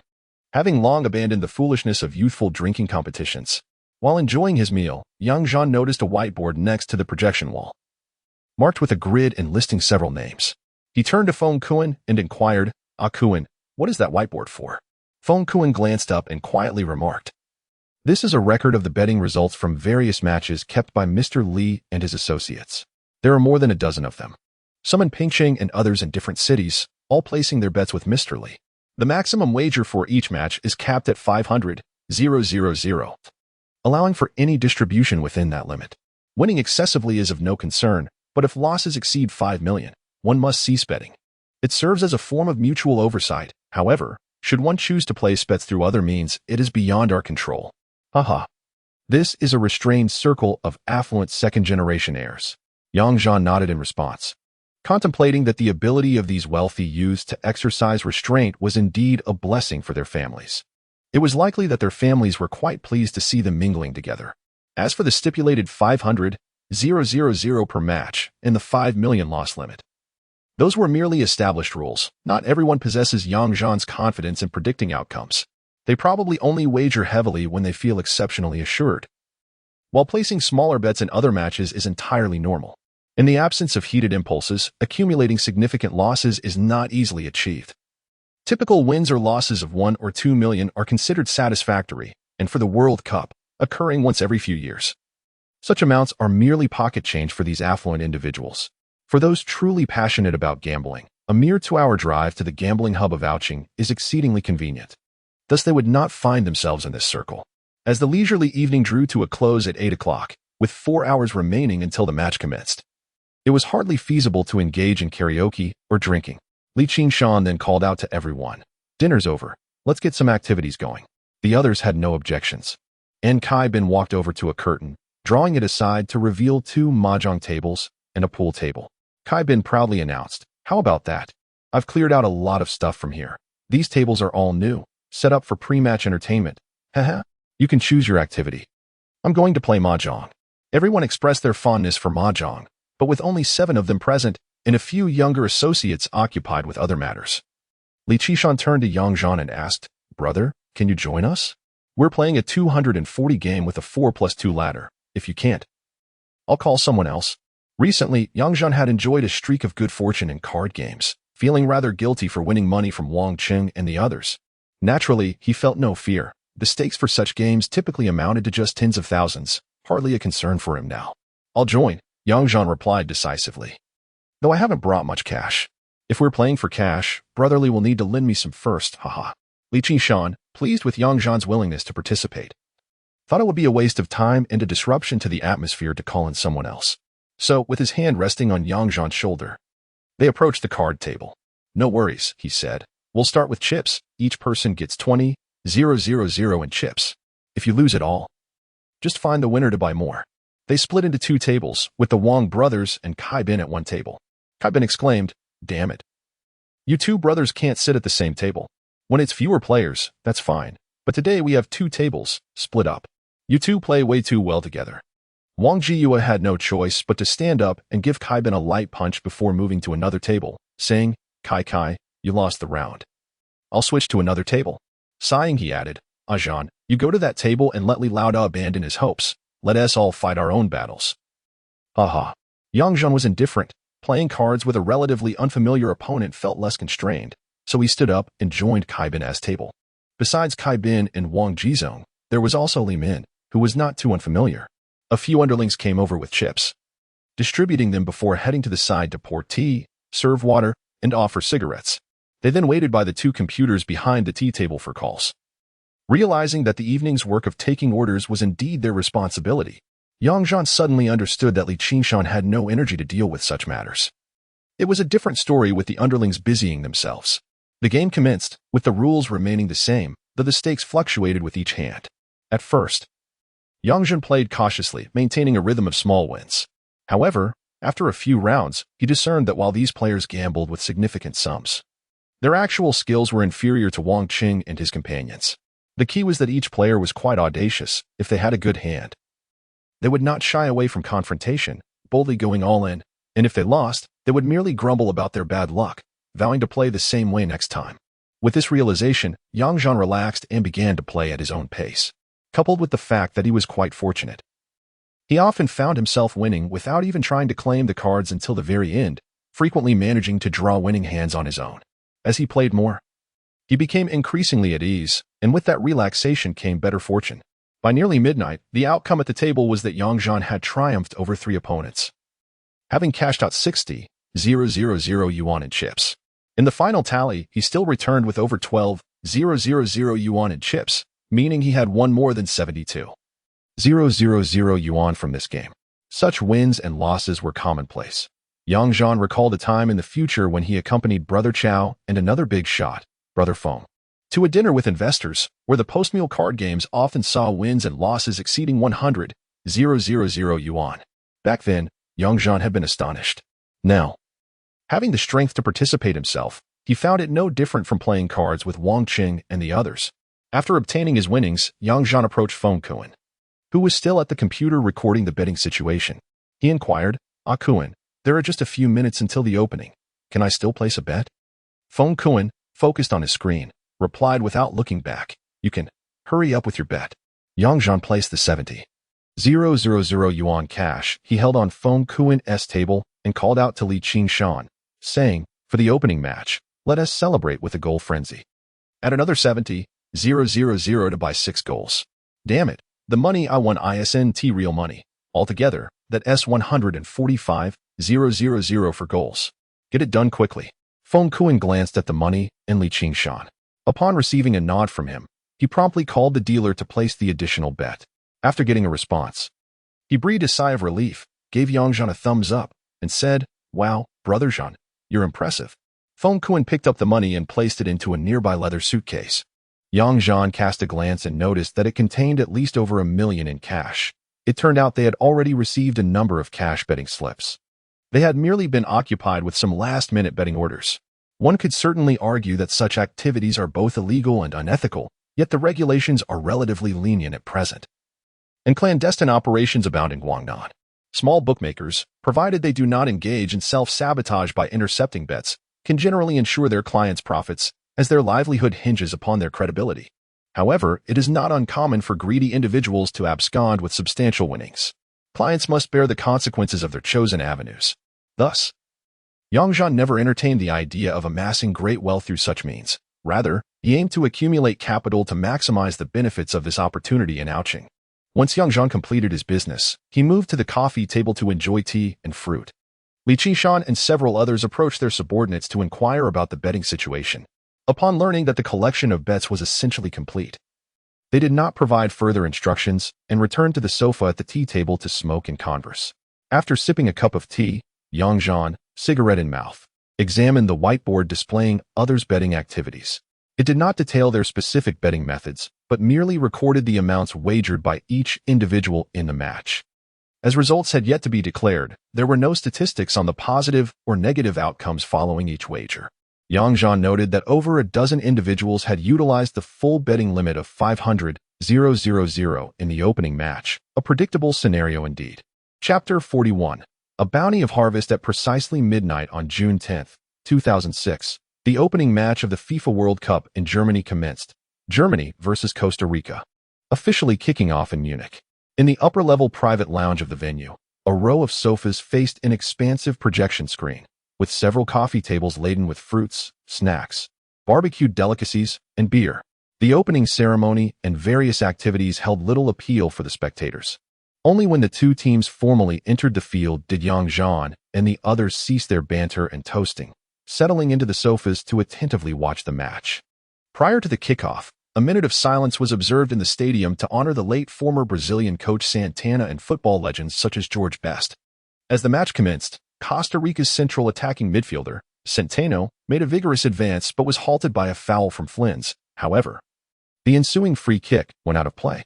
Germany quickly seized control, with Lahm and Schweinsteiger displaying notable vigor on the left flank. In the 3rd minute, Klose attempted a breakthrough on the left side, only to be blocked, while Flins, positioned 28 meters from goal, struck a right-footed shot that soared just above the crossbar. By the 6th minute, Klose fought for possession at the edge of the penalty area. The ball deflected to the left where Lahm, still sporting a protective arm brace, seized it and elegantly maneuvered past Martinez. From the corner of the penalty area, he executed a brilliantly curved shot with the inside of his right foot. Striking the inside of the far post and finding the back of the net, Germany took a dream lead at 1-0. A surge of excitement erupted among the crowd. What a splendid goal. In the 12th minute, Wanchope made a horizontal pass from the right, and Gomez cleverly threaded a direct ball. Friedrich's attempt to evade an offside trap failed, but Wanchope entered the penalty area and, from 15 meters out, calmly slotted a right-footed shot into the lower left corner, equalizing for Costa Rica at 1-1. 17 minutes into the match, Klose restored Germany's lead. Schneider skillfully maneuvered along the right sideline, returning to the near post from near the baseline. Schweinsteiger bypassed a defender and, from 10 meters on the right side of the penalty area, unleashed a right-footed strike. Klose, arriving at the back post, deftly converted with a left-footed volley from just 4 meters out, making it 2-1. In the 88th minute, Schweinsteiger delivered a free kick from the left side, and Flins, positioned 27 meters from goal, executed an exquisite right-footed shot that arced into the upper right corner, extending the score to 4-2. As the final whistle blew, the opening match between Germany and Costa Rica concluded with a scoreline of 4-2, culminating in a total of 6 goals scored by both teams. Regardless of the outcome, the sheer number of goals rendered this a captivating match. After the game, everyone rushed to the restroom, and upon returning, gathered at the whiteboard to tally their winnings and losses, experiencing a mix of jubilation and disappointment. For instance, Li Qishan had wagered on a 500,000 bet for Germany to win with a handicap, netting him approximately 450,000 in profit. While others had various bets on the outcome, the most did not fare as well. Overall, only Kai Bin and Li Jining incurred losses, amounting to a mere 100,000 or so, while the others predominantly enjoyed similar profits. Zhan invested a total of 95,000 in cash for this match, coupled with a credit wager of 100,000, bringing his total investment to 195,000. In terms of returns, he placed a bet of 50,000 on Germany to win with a payout of 45,000 and a total wager of 145,000 at odds of 3.5, yielding an income of 507,500. After deducting his investment of 95,000, his net gain amounted to 412,500. Thus, for this match, Zhan's total winnings with Li Qishan reached 45,750. If we factor in the 95,000 he previously provided to Feng Kuan, should Zhan choose to withdraw now, he could reclaim 552,500. Additionally, Zhan has placed bets of 100,000 each with Chun Wei and Gu Wei, with similar odds, potentially allowing him to recoup another 180,000. This situation highlights the advantages of a reputable platform. Had Zhan relied solely on Gu Wei's platform, his earnings tonight would have been negligible. Of course, only Li Qishan and Feng Kuan are privy to these figures, with Feng Kuan somewhat envious of Zhan, realizing that he has earned significantly more from a single match than he typically does through hard work. While he certainly has an allowance to wager for assisting Li Qingshan, it is limited to 50,000, and he lacks the audacity to invest such a sum in a single match, merely following Li Qingshan's lead with a 20,000 wager, resulting in a meager income of 18,000 from betting alone. As for the remuneration from Li Qingshan, it merely amounts to a few thousand, which he hesitates to include in his calculations. Li Qingshan, having won, approached Yang Zhan with a jovial demeanor, wrapping an arm around his shoulder, and said, "Ah, Zhan, splendidly done. You had this figured out. It seems your luck is truly flourishing tonight. How about this? I have cash on hand. Let me cash out for you in advance. Perhaps you should take a break and play something smaller." His words reflected genuine concern for Yang Zhan. Even if one could earn over 500,000 throughout a World Cup, that sum could suffice for a modest apartment in Pengcheng, making his advice to secure profits and step back exceedingly well-intentioned. Yang Zhan, fully aware of this kindness, felt emboldened by the luck of the evening, reasoning that if he did not capitalize on this fortunate streak, such opportunities would not present themselves regularly. Thus, he confidently draped his arm over Li Qingshan's shoulder and replied with a smile, "Brother, I am immensely grateful for your words. However, the feeling tonight is simply too exhilarating. Having won so much, I am unperturbed by any potential losses. Let us do this. I will take back the 50,000 as pocket money, and for the remaining 500,000, grant me the same allowance for the next match. Let us go for something grand. I am weary of the back and forth with the funds, haha."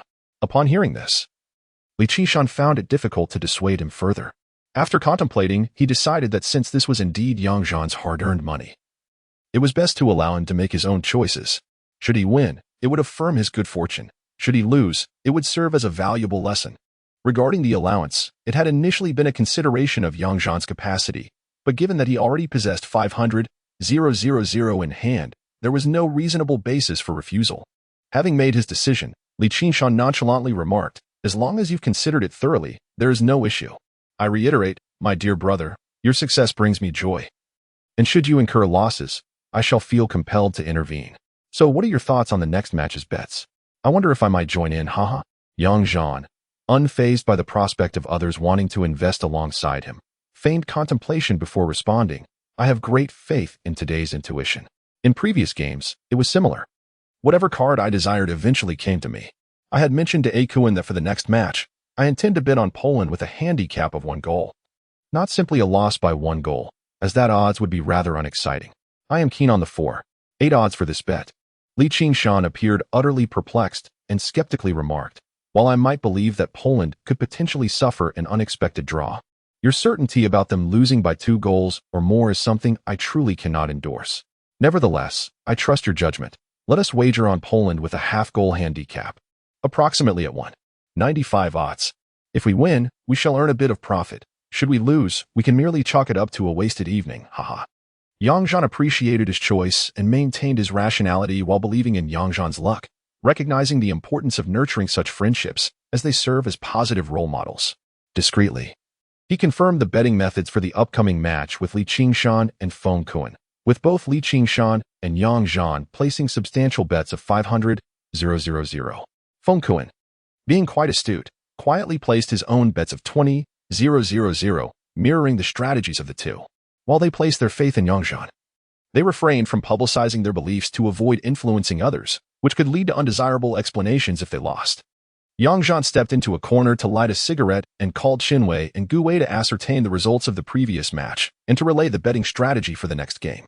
He specifically told Gu Wei, "Brother Wei, trust me on this. Follow my lead in the next match's bets. The Poland team is rife with internal conflicts. Tonight, we are bound to witness an upset. If you are hesitant, feel free to stake half of what I suggest. I am not joking. I will call Brother Feng shortly to have him join me in this bet. It will be foolproof." Not bothering to heed Gu Wei's response, Yang Zhan immediately dialed Yan Feng. Upon connection, he directly inquired, "Brother Feng, did you place any bets with Brother Wei on the last match?" Yan Feng, likely occupied with a game of mahjong and watching the match with friends, only needed to know the outcome, as their pursuit of the World Cup often consisted of watching the game while engaging in their own activities. Yan Feng, somewhat indifferent, chuckled. "Brother Wei mentioned you had a significant win tonight. I'm not very knowledgeable about this. I followed their lead and placed a 2,000 bet, fortunately winning nearly 2 000 back. What a pleasant surprise. Zhan understood that this was merely an excuse for them to gather and enjoy themselves over the month. He wished for them to accompany him to Australia, thus requiring ample trust in these few days. Therefore, he earnestly addressed the phone, "Brother phone, trust me. If Brother Wei is still accepting substantial bets, you should follow my lead and place 100,000. I shan't delve into technical analyses or external circumstances, as you wouldn't comprehend them. I will only advise Brother Wei to wager 50,000. Brother phone, you shall go with me for 100,000, and any losses will be on my account. I must confide in you that I have just won 500,000 in that match. Please keep this information to yourself." Upon hearing this, Yanfeng ceased to smile, allowing someone else to take his place at the card table. He retreated to the restroom, closed the door, and spoke earnestly into the phone. "Is that true? Where did you place your bet? Why, did you not just win over 90,000 here?" Zhan refrained from elaborating on where he had placed his wager, emphasizing instead, "Brother phone, it matters not where I placed my bet. For the next match, I have staked 100,000 here. The stakes are relatively modest, and betting too heavily may lead to complications. I have other avenues as well. Should I win again in the next match, you must assist me in collecting the winnings from Wige tomorrow.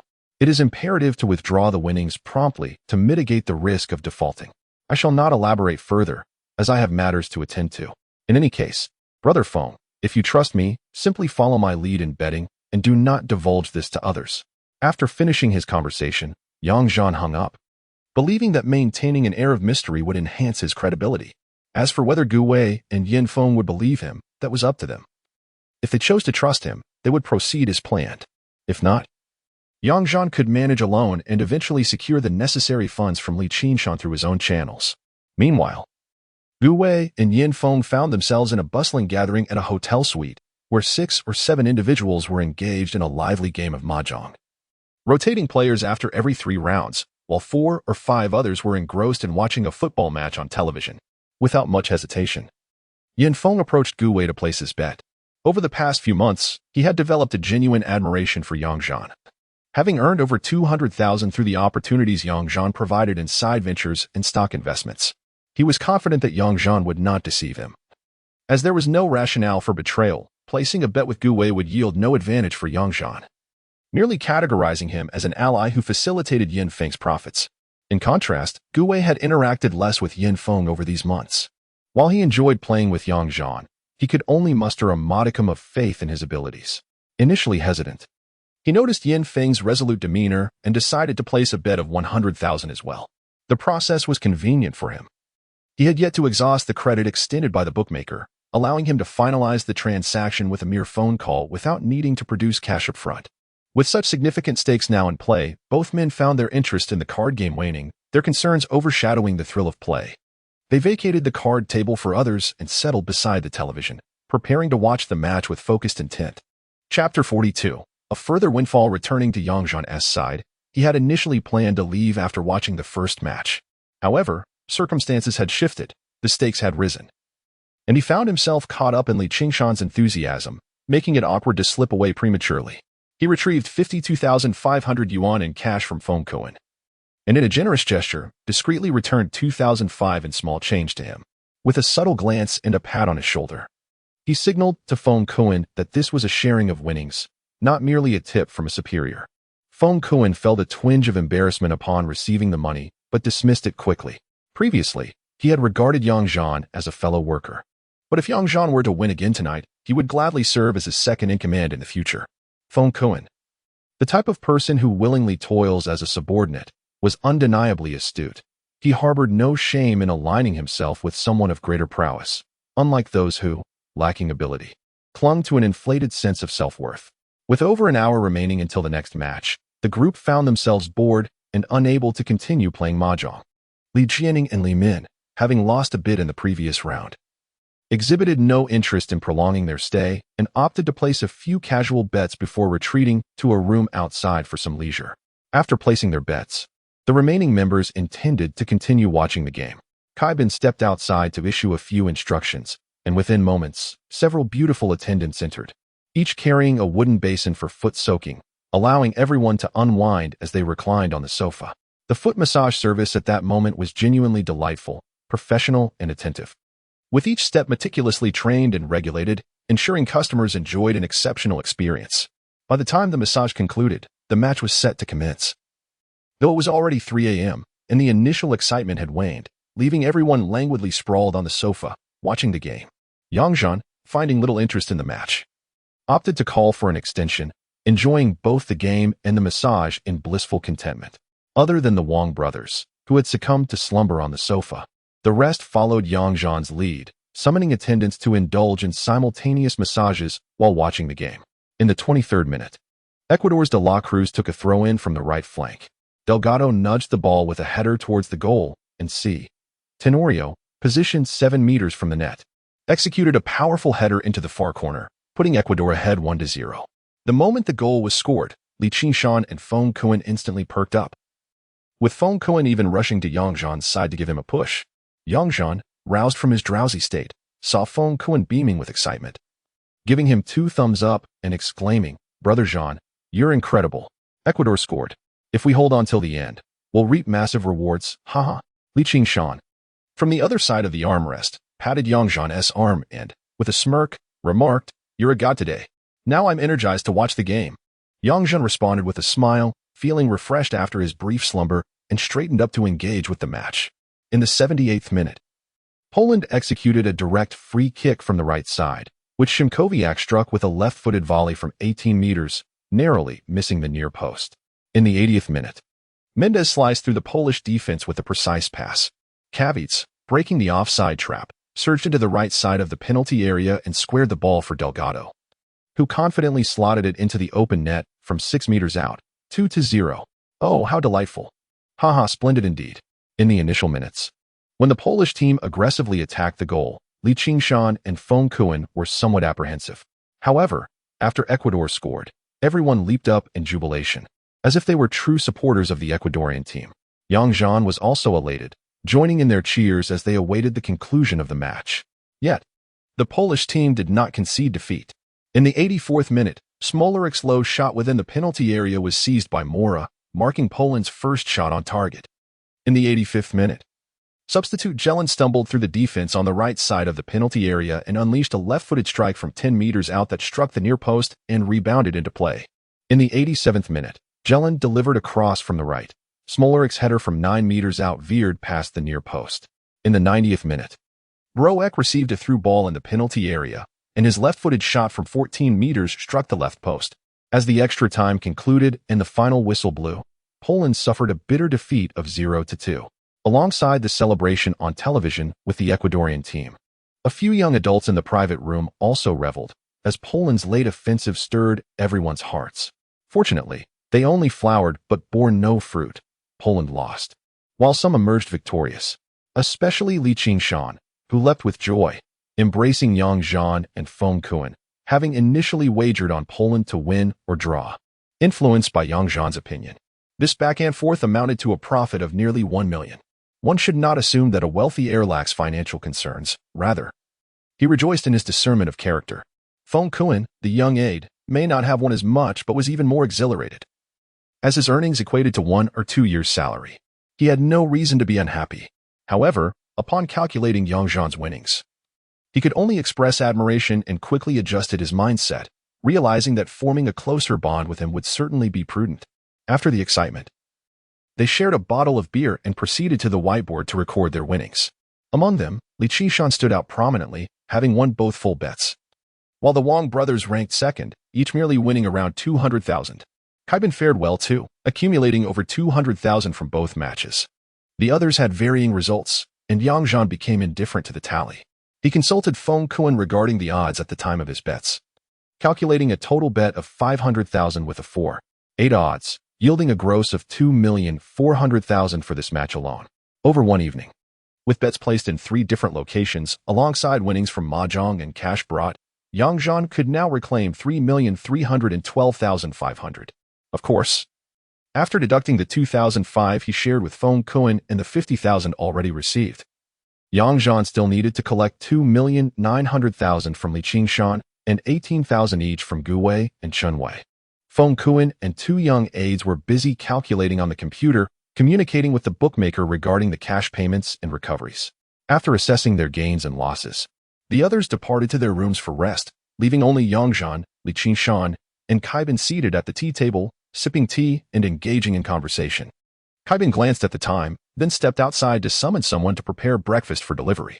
Li Qingshan, holding a teacup in his left hand and a cigarette in his right, smiled at Zhan, saying, Zhan, you've done remarkably well tonight. I just checked. And the rest still too. 9 million. Would you prefer cash, or shall I transfer it to you? Originally, the settlement was scheduled for the afternoon. But since you're here, my brother, I can give it to you directly. Zhan sipped his tea and replied, Tonight's luck has been extraordinary. I played a bit too boldly, and my heart is racing. Brother, please transfer it to me. I doubt I'll place such large bets again. I'll stick to the limit you provided me, haha.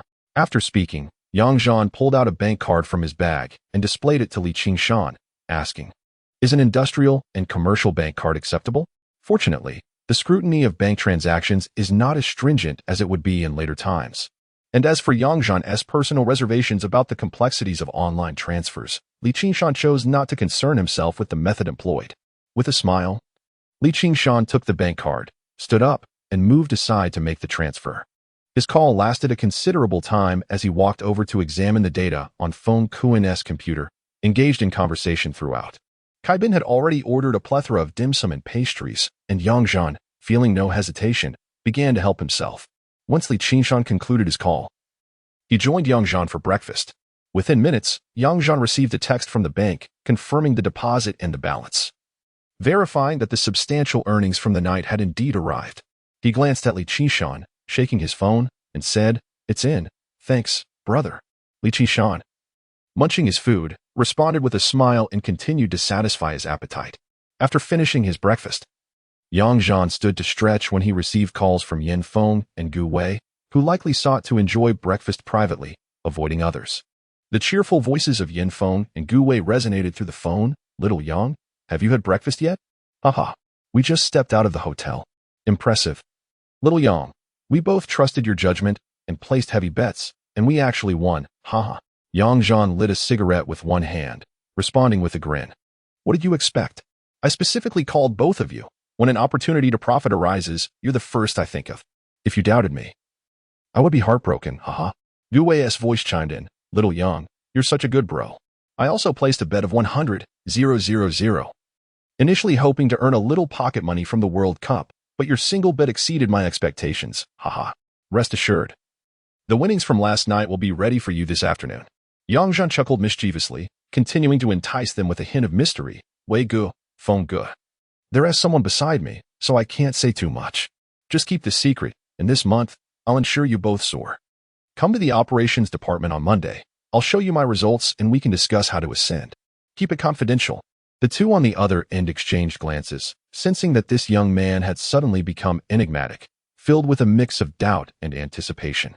Both eager to discover Zhan's clever strategies come Monday. As for the issue of confidentiality, it was no concern for them. They were far from naive enough to boast about their newfound wealth. After hanging up the phone, Zhan pondered for a moment and resolved to expedite the alluring operation. He promptly forwarded the recently received bank transfer information to Yin Feng, adding a message. The foundation for takeoff has already been secured. Ha ha ha. At that moment, Yin Feng and Gu Wei, who were still standing by the roadside with their phones in hand, were momentarily baffled by their recent winnings and Zhan's enticing words. Just then, a text message notification chimed. Yin Feng casually opened the message, and an expression of disbelief appeared on his face. What the hell, he exclaimed, passing the phone to Gu Wei. Gu Wei took the phone and exclaimed, No way, what the hell? Their astonishment was undeniable. Yet they did not suspect Zhan of fabricating a message for their eyes. After all, he had indeed won nearly 200,000 in just one night at their place.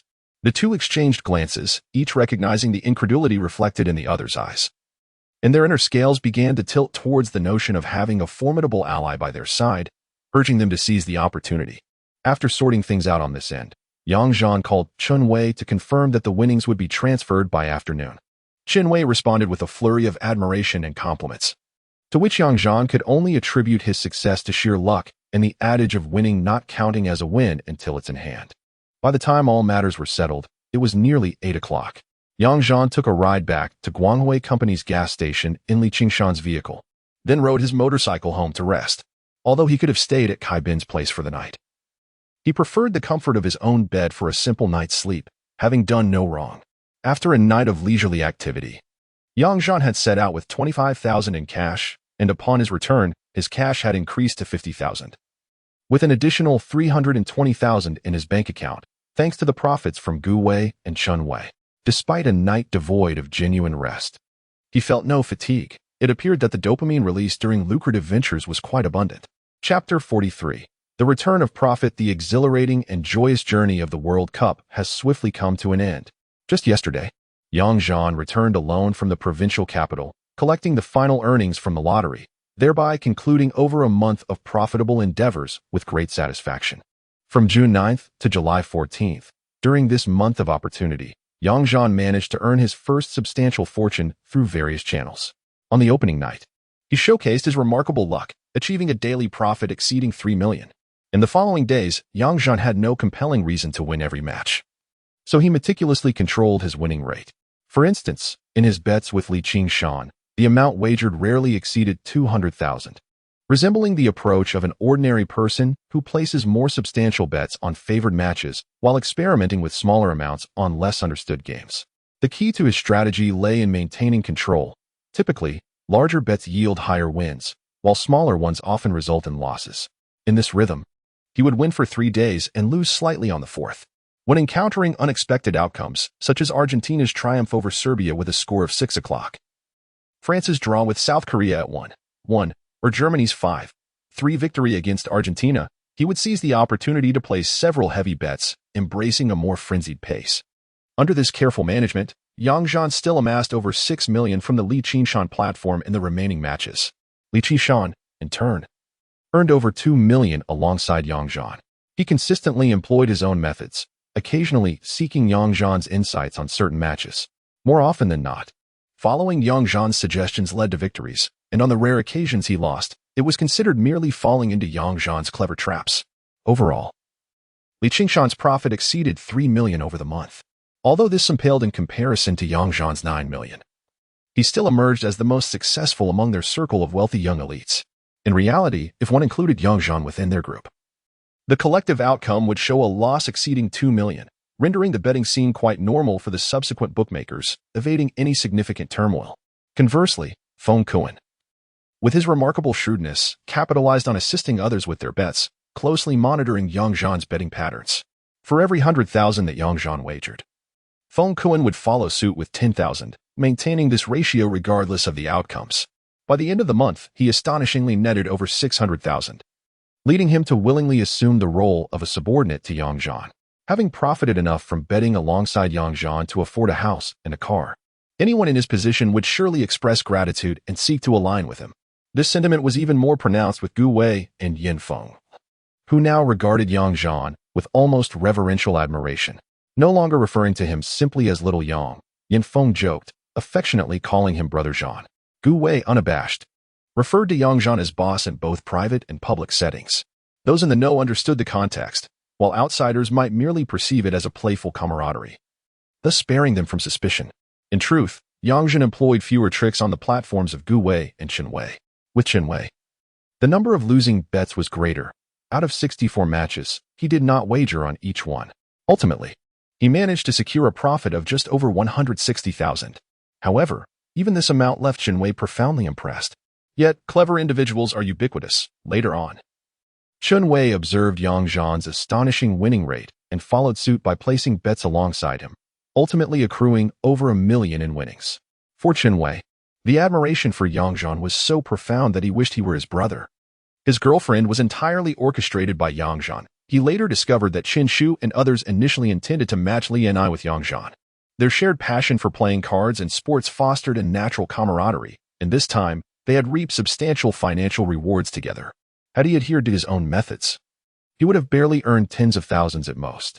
Considering this, it would be a disservice to the common people if he did not acknowledge Zhan as his elder brother. Consequently, he began to devise a plan to express his gratitude to Zhan, but this was a matter for another time. As for Gu Wei, since that evening, a single text from Zhan had left both of them stunned, and they subsequently won a significant sum of money. Reason dictated that staying close to Zhan might indeed lead to fruitful endeavors. Thus, until June 19th, they followed Zhan's betting patterns for every match while maintaining absolute discretion. To demonstrate his prowess, Zhan placed the highest bets through Gu Wei, specifically advising them not to wager excessively to prevent Gu Wei's subsequent bookmakers from incurring heavy losses and withdrawing. Consequently, both of them matched Zhan's stakes, resulting in their wins and losses mirroring his over the subsequent 20 matches. Under Zhan's maintained winning streak, he amassed over 1,500,000 through Gu Wei, while Gu Wei and his companion, having initially placed fewer bets, each profited over 140,000. They believed that if they continued in this manner, earning 2 million by the end of the World Cup was quite feasible. Little did they know, on June 18th, Zhan had specifically invited them to dinner to watch the match, revealing that they would be taking their winnings to Australia to embark on a new venture. Gu Wei and Yin Feng, of course, possessed the necessary permits. However, they underestimated Zhan's plans, believing he had already accumulated considerable wealth locally, unaware that he had grander designs in mind. After a brief deliberation, they agreed, knowing that Zhan, being a newcomer, would likely not have the same connections in Australia and could not possibly be setting a trap for them. Additionally, Zhan's remarkable performance over the past few months easily convinced them to seize the opportunity. Thus, they began to request leave, notify acquaintances, and Gu Wei even relinquished his position at the bank, entrusting a friend with the duties. He hurried home to gather his belongings before joining Zhan for their journey.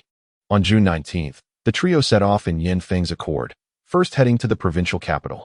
As the results of several football lottery draws prior to the 14th indicated winnings exceeding 100,000, they needed to wait 3 working days to claim their prizes, which had to be collected at the provincial sports lottery center.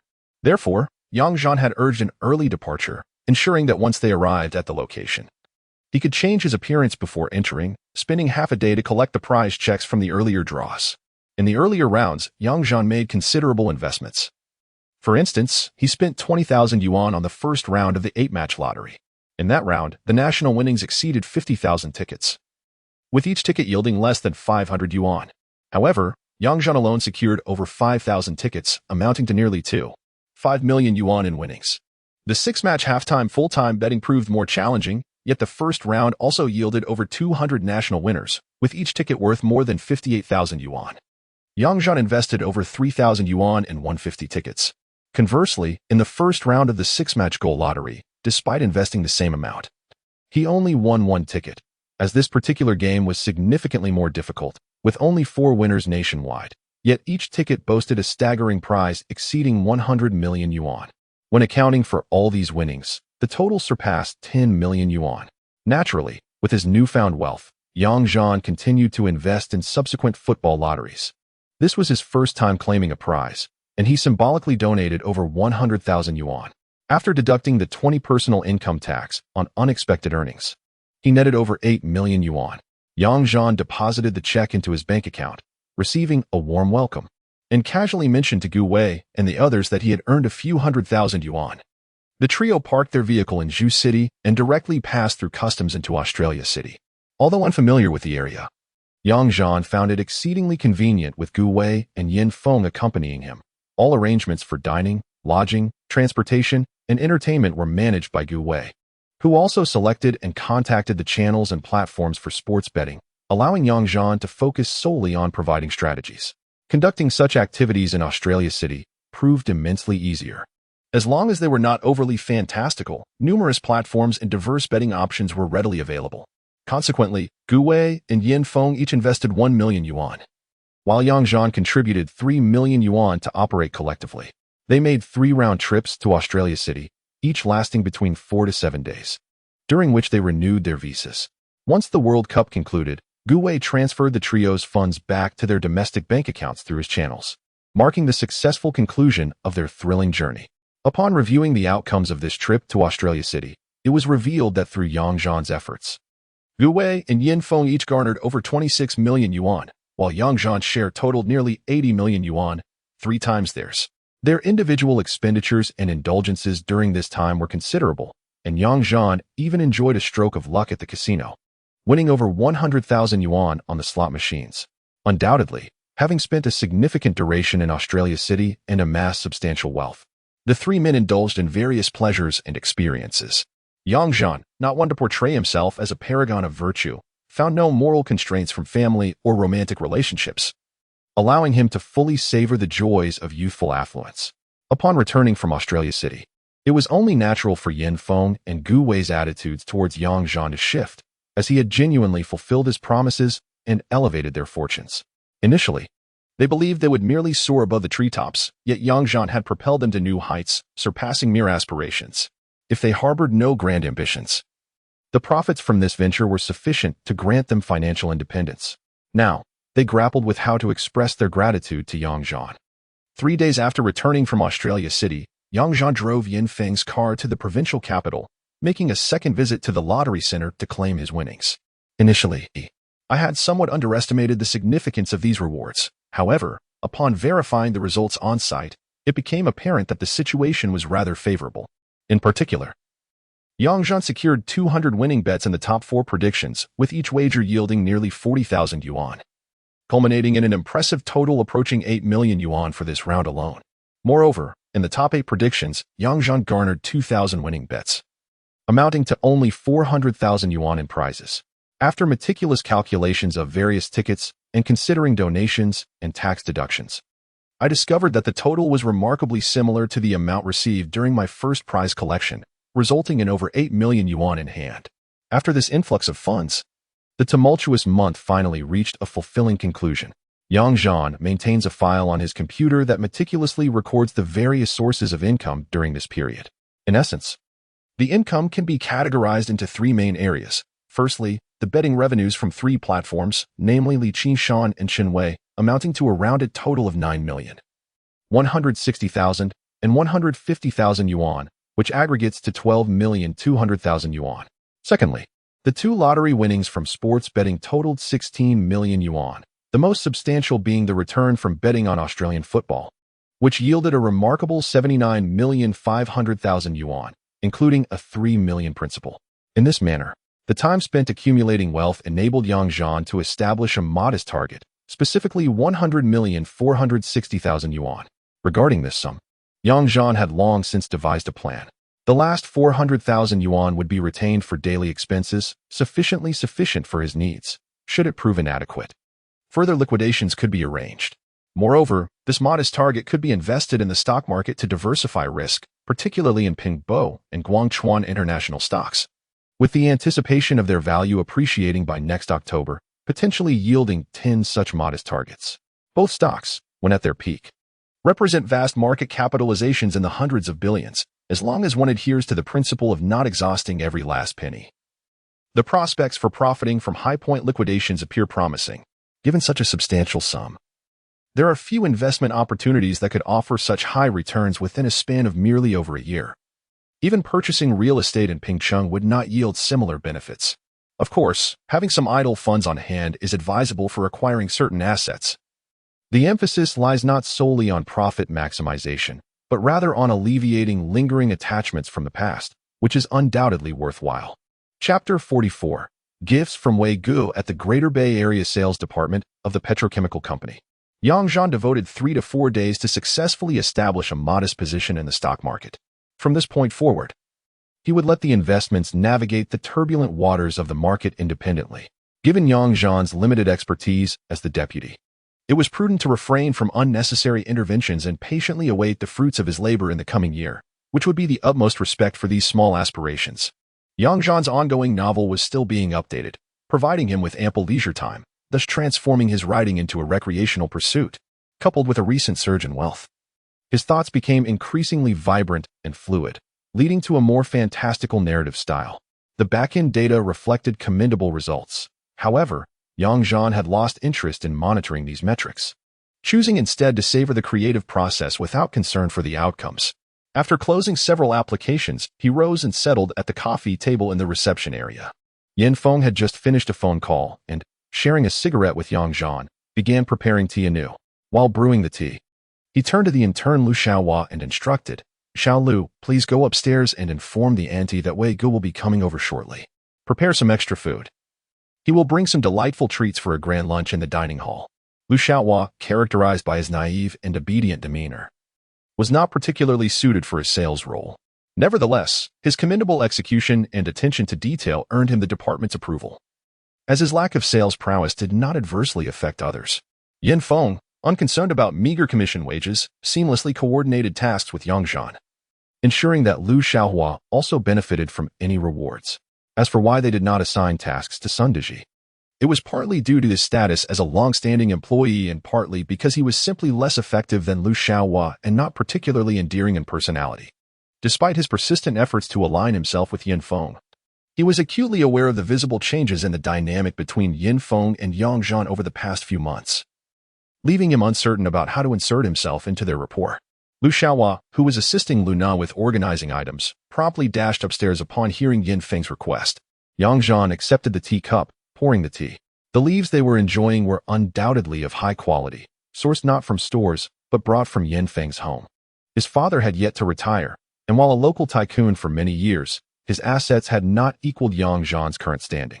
However, the decades of connections in the unique products like tea, tobacco, and liquor were beyond the reach of these newly affluent individuals.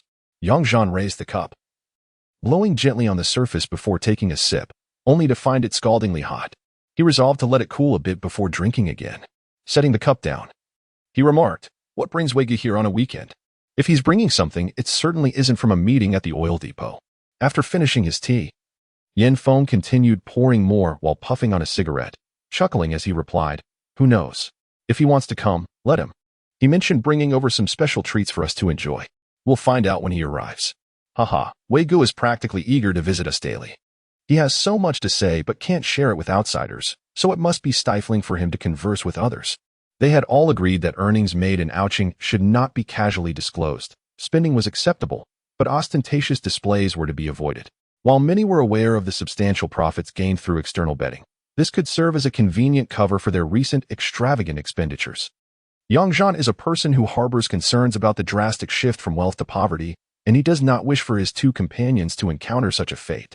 Thus, he has repeatedly emphasized the importance of safeguarding their assets and has solemnly agreed that, apart from their usual card games, they should abstain from any other gambling activities, even going so far as to tear up their visas for trips to Australia.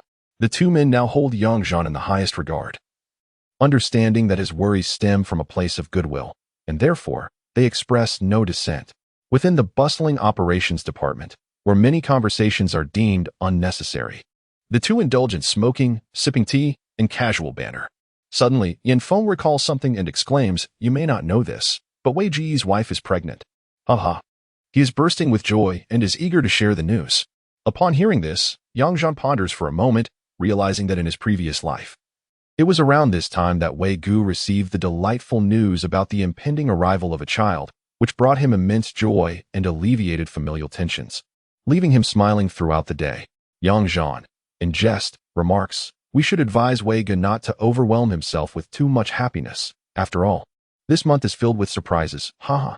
As the two jest about Gu Wei, just a few minutes later, Gu Wei arrives, bringing his recently purchased Buick directly to a halt at the door of the operations department. He steps out and calls inside, come over.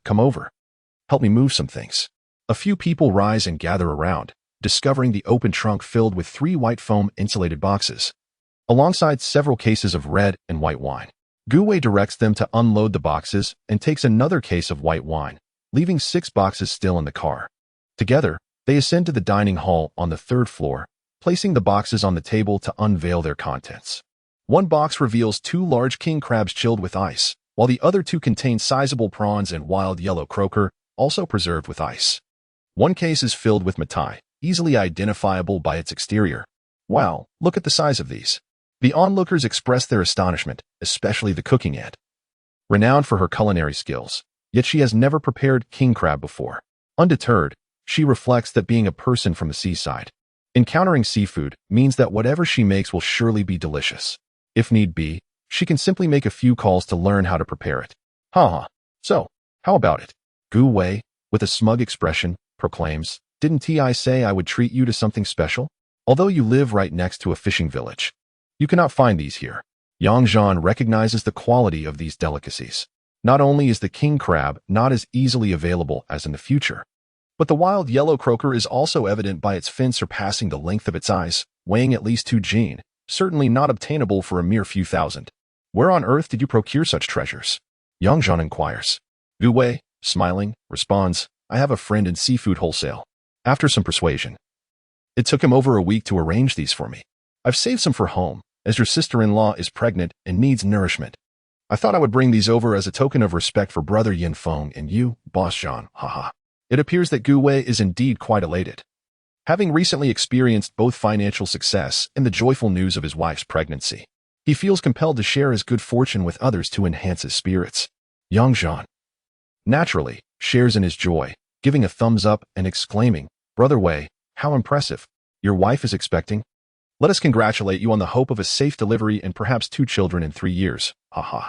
Congratulations, Brother Wei, congratulations. The surrounding individuals sincerely extend their well wishes. With a broad smile, Gu Wei nods appreciatively, responding, Thank you, thank you. He then turns to the aunt, saying, Auntie, this amount prepared for lunch should suffice. Please pack the remainder as it originally was, and add some ice. Turning back to Yang Zhan, he adds, Brother Yang, since you have a large refrigerator at home, we can take these items to your place afterward. Yang Zhan graciously accepts the suggestion with a fist salute. And the others remain silent, aware that their camaraderie has reached a remarkable level of intimacy. Once the aunt has portioned the items and repackaged them, the group carries the boxes back to the car. After exchanging greetings, Gu Wei leads Yang Zhan and Yin Feng into the vehicle, setting off towards Yang Zhan's residence at 168, intending to utilize the aunt's cooking time to store the items in Yang Zhan's refrigerator, preventing them from being heated by the sun in the car. Upon entering the vehicle, Yang Zhan notices a long foam box in the back seat and inquires, What is this? With a chuckle, Gu Wei replies, It's a large Spanish mackerel. I was too lazy to bring it upstairs to fillet. Usually, when I'm feeling lazy, I simply slice it and fry it up. I thought I'd help you fill your fridge, haha. Yang Zhan, appreciating the gesture, has no objections, as he has a spacious freezer in his house that remains unused. He surmises it was likely purchased by the landlord for his son to store seafood. This thought reminds Yang Zhan to contact his landlord, Lao Lu, in a few days to discuss purchasing the property, and to make some adjustments according to his preferences when finances allow, ensuring he can live in greater comfort. As Gu Wei starts the car, he turns to Yang Zhan and adds, There are also several boxes of wine in the trunk for you, including both red and white. I have connections, so if you ever need anything, just let me know. Yang Zhan expresses his gratitude. Thank you, Brother Wei. Red wine is always nice to have, and I could certainly stock up on some Maotai. Even if I don't drink it myself, it can serve as a financial asset in the future. Unintentionally, Yang Zhan reveals a bit more than he intended, though the other two in the car seem oblivious to his implication. Yin Feng interjects, saying, How much can Maotai really appreciate? Many people don't even prefer it anymore. I have several boxes at my hometown that have been sitting for over a decade. I can bring you a couple of boxes next time I visit. Gu Wei concurs. Maotai is still less expensive than the nearby red wines. If you're considering storing wine, I can help you acquire a place in Huiqing to store a couple of truckloads of it without any issues. It seems that both of them are exhibiting a level of extravagance surpassing Yang Zhan's. He can only respond, Gentlemen, I seldom drink. But storing some wine is indeed a form of investment. Do you believe that this wine, priced at only 300 to 400 per bottle, could easily soar to 2,000 or 3,000 in the future? This is merely the price of a new vintage. If one were to store it for a decade or so, the returns would surpass the meager interest earned from a bank deposit or investment products.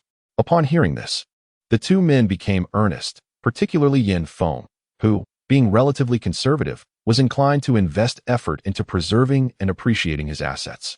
He turned to Yang Zhan and said, Brother Zhan, although we've made a considerable profit this time, holding it merely to earn bank interest feels somewhat wasteful. Are there any investment avenues available? Wei-Ge and I await your guidance. Indeed, boss. A ride on the horse requires a further push, Gu Wei cheekily chimed in. With no choice but to oblige, Yang Zhan feigned contemplation before responding. There are indeed numerous methods. For instance, as I previously mentioned, purchasing some Matai to store away. However, the appreciation in value takes time. An investment of around 1 million should suffice. Alternatively, one could acquire properties in Pengcheng, particularly in prime locations with good school districts. If you purchase a property without residing in it, renting it out is advisable, ideally financing the purchase through a mortgage so that the rental income offsets the monthly payments. Currently, loan rates and discounts are still favorable. Utilizing loans provides leverage. Do not fear owing money to the bank. Presently, property prices in central Pengcheng are still below 10,000. Given the city's development pace and population influx, It is entirely plausible for prices to rise to 60 to 100,000 within a decade. His words, however, were laden with ambiguity.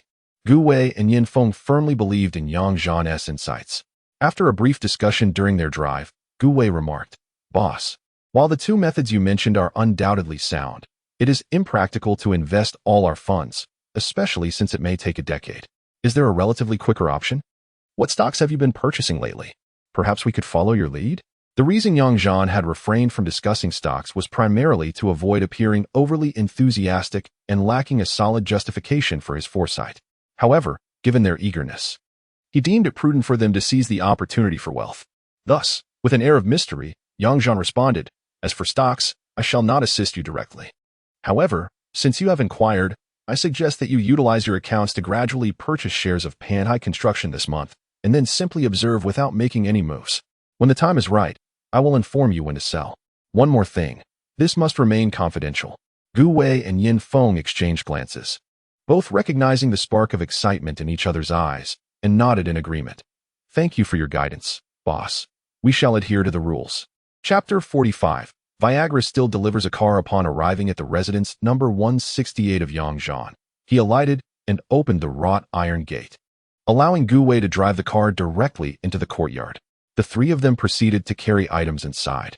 With Yang Zhan speaking his mind, you could indeed consider establishing a seaside villa like mine for future vacations. Enhancing the house in Huiqing is feasible, but there is no need to acquire multiple properties. Yin Feng, while transporting items, responded, "This place is quite comfortable. Previously, I thought merely having a place to stay was sufficient. If you're suggesting this, Brother Zhan, I might as well build one here too. It would be delightful to bring my wife over to live together, haha." Gu Wei, listening intently, nodded in agreement. "Oh, I hadn't considered that. Brother Feng, since you've been here longer, you must help me with the building too. Once my wife has the baby, we can send her along with my in-laws to stay here for the confinement. It's much more pleasant than being cooped up in an apartment." Seeing their enthusiasm, Yang Zhan chuckled. "Now that sounds intriguing. We shall be neighbors in the future, haha." After moving the items inside, the seafood was placed in the freezer. Yang Zhan promptly powered it on, placing the foam boxes within and opening their lids. Reassured by the presence of ice that the contents would remain intact during the initial cooling period, the wine was stacked in the study on the third floor. It was a pity that the seaside house lacked a basement, making the creation of a wine cellar a challenging endeavor. Once everything was stored, the trio drove back. While driving, Gu Wei remarked, "Boss, let us head to Pingqing tomorrow. I want to exchange for a larger vehicle and get you one as well. I'm a person of clear likes and dislikes. Having struck it rich, it's imperative that I express my gratitude. Brother Zhan, give me a chance. I know you have more wealth, but you must procure your own. Nonetheless, I'm determined to get you a car." Before Yang Zhan could respond, Yin Feng interjected, "That is only right. Brother Zhan has been leading us to profits these past months. I've been saying we should do something to show our appreciation. Every time I think of what we haven't accomplished, Brother Zhan has already helped us earn even more. This time, no holding back. Wei Gu provides the car, and I'll provide the house. Your wealth won't serve you well if you don't have your own home. We'll help you break that barrier, haha." Hearing their words, Yang Zhan was undoubtedly pleased. It wasn't a matter of wealth. With his current capabilities, acquiring a car or a house was a trivial task. What mattered was their willingness to reciprocate and show concern, making their interactions all the more enjoyable. After all, Yang Zhan was not pursuing the path of a domineering CEO. Having a few intimate friends in his ordinary life was far more significant to him. "All right then," Yang Zhan replied with a hearty laugh. "I'll choose the car and the house. You two will cover the costs in full, haha." With laughter and joy, they returned to the operations department, just in time for dinner. Coincidentally, Lao Kong and Lin Gu had also returned, and everyone closed the shop before heading upstairs to dine together. Today, Annie was quite impressive. The table was adorned with 8 dishes and a soup, particularly the large yellow croaker and king crab, which were undeniably eye-catching. However, for Lu Xiaohua, a newcomer from the inland, the allure of the steamed wild yellow croaker could not compete with that of the king crab. With Auntie, 9 of us gathered around the table for a meal. The afternoon was relatively uneventful, aside from Brother Lin, who was driving, and 2 women who abstained from alcohol. The others indulged in a few bottles of Maotai liquor. Seafood paired with white wine is a delightful combination. Even though they were unaware of the notion that beer with seafood could lead to gout, the meal was filled with merriment. With 6 individuals consuming 2 bottles of white wine, Aside from the novice Liu Xiaohua, feeling slightly dizzy, the rest were unaffected. Among friends, drinking was merely a means of celebration, thus there was no culture of coercion in drinking, which was a significant improvement compared to the customs of Yang Zhan's hometown. After the meal, those who had been drinking descended downstairs to enjoy tea and conversation, creating a lively atmosphere in the operations department. Sun Deji was the most adept at brewing tea, so he took charge at the tea table. Brother Lin, the eldest, had secured a steady income by contracting to deliver oil with his fuel truck, making him amiable towards everyone in the department, conveniently sitting beside Yang Zhan. Observing Yang Zhan's left hand adorned with a rather conspicuous watch while he smoked, Brother Lin took Yang Zhan's hand to examine the watch. Expressing a hint of envy, Zhan, this watch is quite striking. It must be expensive, right? Yang Zhan chuckled, removing the watch to show him, shaking his head. Not expensive, it's just aesthetically pleasing. He had purchased it in Australia, a matte black tactical sports watch. The last time he saw Qin Shun wear a beautiful one, he decided to buy one for himself when he stumbled upon it in Australia, costing only a few thousand yuan. Yang Zhan maintained a principle of appropriate taste in attire and accessories. Mid-range or slightly upscale sufficed for him. Although he could afford brands like Richard Mille and Patek Philippe, he believed flaunting them could come off as pretentious, which he found distasteful. Suddenly, he thought of Qin Shun, whose impression from their first meeting lingered vividly in his mind. Beautiful people and moments are always unforgettable. He contemplated finding an opportunity to see her again. As he had ample free time, his current mindset being to observe rather than take action, the tea was brewed, providing a refreshing palate cleanser. Lao Kong, who does not smoke, sipped his tea and remarked with a smile, "The seafood Wei Gu brought today is fantastic. Wei Gu, please find time next week to come over again. I wish to treat everyone to a nice meal. While it may not match today's feast, it is a gesture of appreciation, especially to Zhan, who helped me earn several tens of thousands from betting on football. This month, the company is reforming its vehicle usage policy. And this money is just enough for me to acquire a company-handled Great Wall pickup truck, which has only traveled 20,000 kilometers. Fenggu and Zhan. You are also eligible to secure one for business purposes. It turns out that the operations department's Toyota pickup is nearing its service life, and the company treats this vehicle similarly to others acquired in the same batch. The provincial company has initiated a reform regarding business vehicles, intending to reduce the allocation of drivers across various branches. All business vehicles will be sold at a modest price to eligible employees, who will subsequently minimize expenses related to vehicle maintenance and fuel, receiving all reimbursements in the form of commuting allowances. Initially, in Yang Zhan's department, only Lao Kong and Yin Feng were qualified to purchase vehicles and receive subsidies. In due course, both indeed acquired second-hand Great Wall pickups that the company had disposed of. Lao Kong utilized his vehicle for personal use, while Yin Feng's vehicle mostly remained at the department, seldom driven, ultimately becoming Yang Zhan's personal transport. Now, Yang Zhan is also eligible to purchase such a vehicle, yet he is disinclined to engage in this matter, deeming it unnecessary and indifferent to the meager subsidy.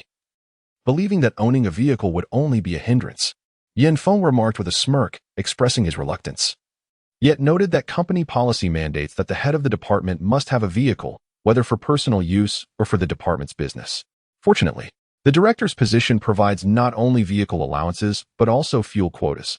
Otherwise, one wonders which director would willingly lend their personal vehicle to other sales personnel for business endeavors. Yang Zhan chuckled, stating he would refrain from purchasing a vehicle and instead rely on Yin Feng's generosity for trips to construction sites, laughing heartily. The recent changes have not gone unnoticed by those present. No one at the tea table would presume that Yang Zhan's remarks stemmed from an inability to afford a vehicle. Sun Detsitsi, upon overhearing, felt a twinge of envy, wishing Yang Zhan would acquire a vehicle and lend it to him. Yet he knew he lacked the standing to voice such a desire. Yang Zhan contemplated obtaining a vehicle for himself the following day, as the old Toyota would soon be reclaimed, making personal transport more convenient. With this thought, he happened to glance at Gu Wei, who was also looking his way. They exchanged knowing smiles, a silent understanding between them. The afternoon passed in casual conversation, and one by one, the tea drinkers departed for their obligations. By around 4 o'clock, Gu Wei and Yin Feng drove back to Huiqing, having arranged to return the next day to pick up Yang Zhan. Gu Wei planned to drive his old Buick back to give to his father-in-law, while Yin Feng, who had previously been discreet and rarely drove, now enjoyed cruising in his Accord and had no intention of changing vehicles. The following day, their means of transportation would still be Yinfeng's escort, as he probably just needed to go home and discuss matters with his family tonight. By 5 o'clock, Yang Zhan found himself alone in the department. Even Lu Xiaohua had left for a class reunion, accompanying Lin Gu's vehicle to Huiqing. Yang Zhan realized it had been a long time since he had stayed in the department until the official end of the workday. Today, he decided to experience the privileges of remaining personnel, waiting until the end of the workday before heading home. After an afternoon of tea, his mouth felt numb. So he took it upon himself to tidy the office, engaging in labor to cultivate his mind and body, suppressing the restless urge of newfound affluence. Ultimately, he exhibited the composure of a mature individual, preventing any semblance of the folly reminiscent of Kong Yiji, remaining vigilant and reflective, which he considered a commendable quality. After completing the cleaning, he noticed only a few minutes remained until quitting time and chose not to rush. Lighting a cigarette, he reclined on the sofa, allowing his thoughts to wander. Suddenly, the sound of a car horn echoed outside, prompting Yang Zhan to sit up straight and peer out. He saw a figure alight from a pickup truck parked at the entrance, none other than Fuyu, standing by the car door. Fuyu did not enter, but instead beckoned Yang Zhan to come out. As Yang Zhan stepped outside and approached him, he offered a cigarette with a smile, saying, "What brings you here, brother? Come in and sit down."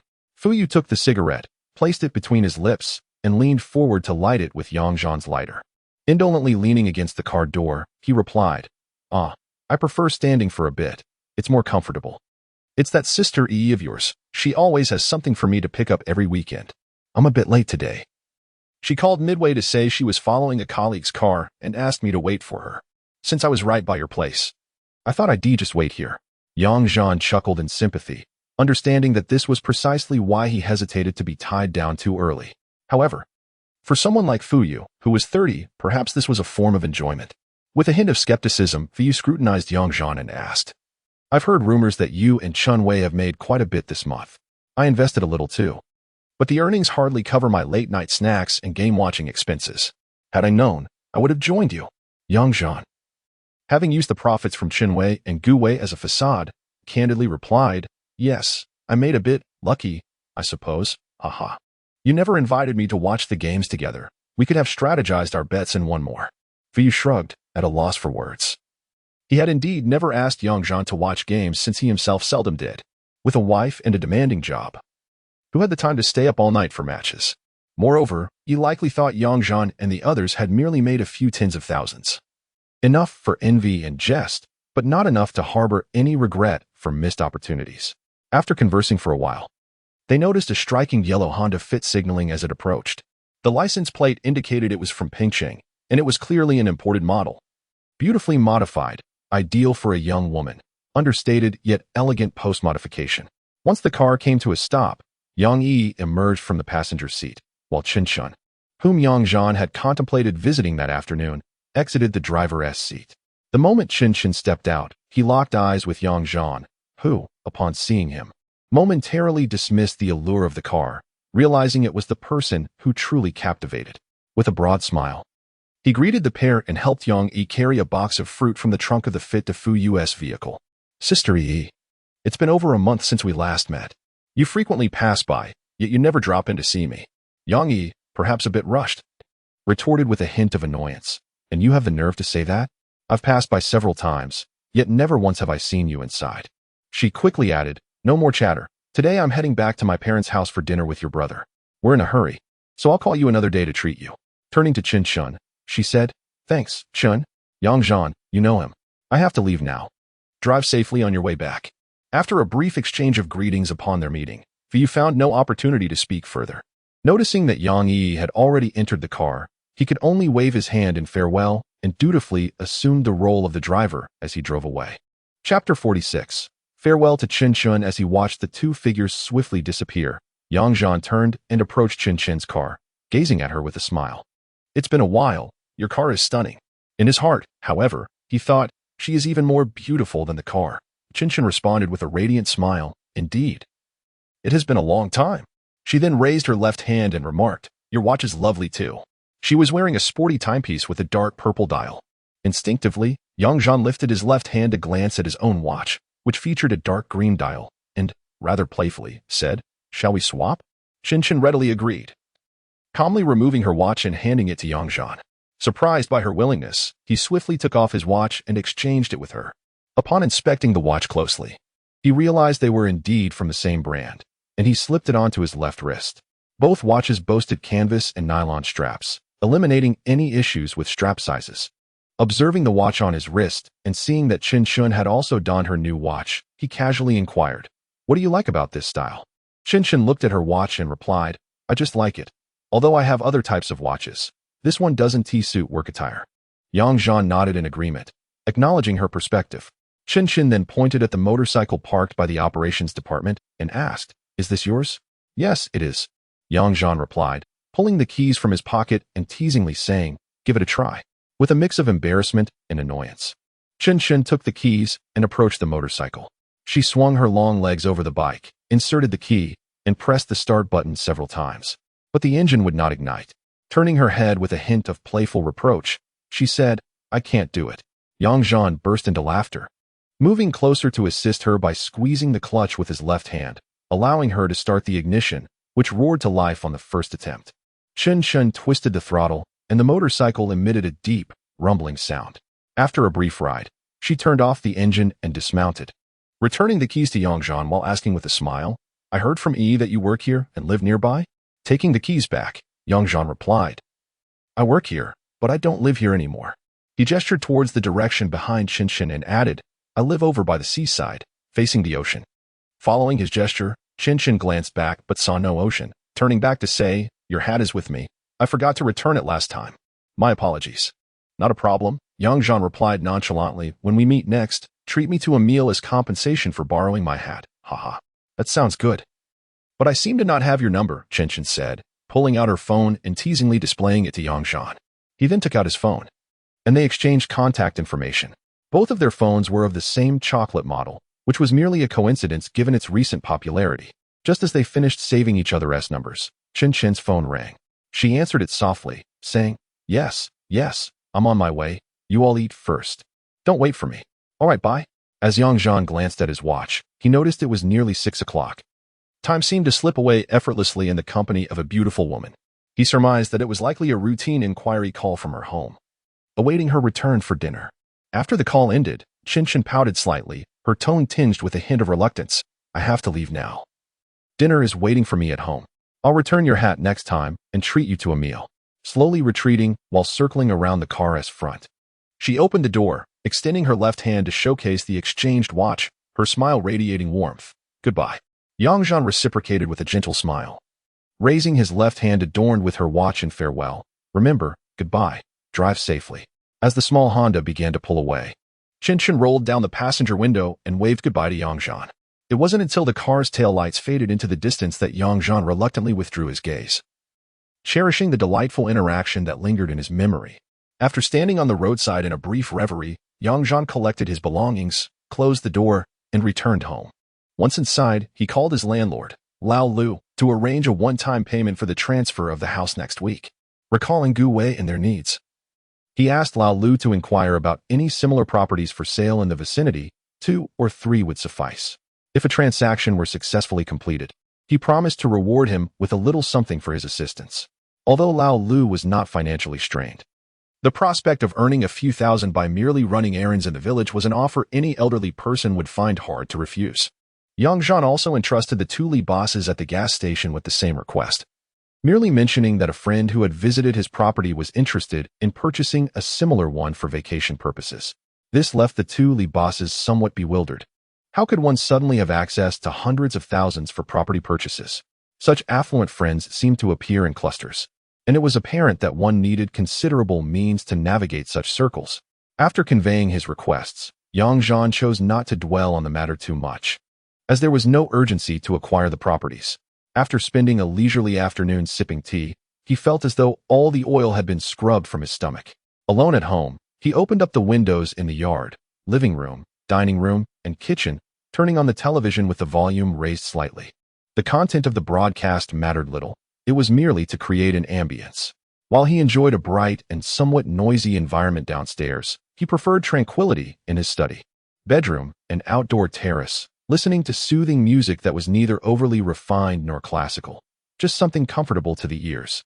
It was Yang Zhan's habit to change into comfortable attire upon returning home. In this weather, he favored wearing loose shorts and a lightweight t-shirt, complemented by a pair of flip-flops, which made him feel utterly relaxed. He had long contemplated what to have for dinner alone tonight. Ascending to the kitchen, he uncorked a bottle of red wine to aerate, while the refrigerator brimmed with a variety of imported steaks, lamb chops, and assorted meats that he had meticulously procured from a large shopping center. The freezer also held a bounty of seafood gifted by Wei Guo.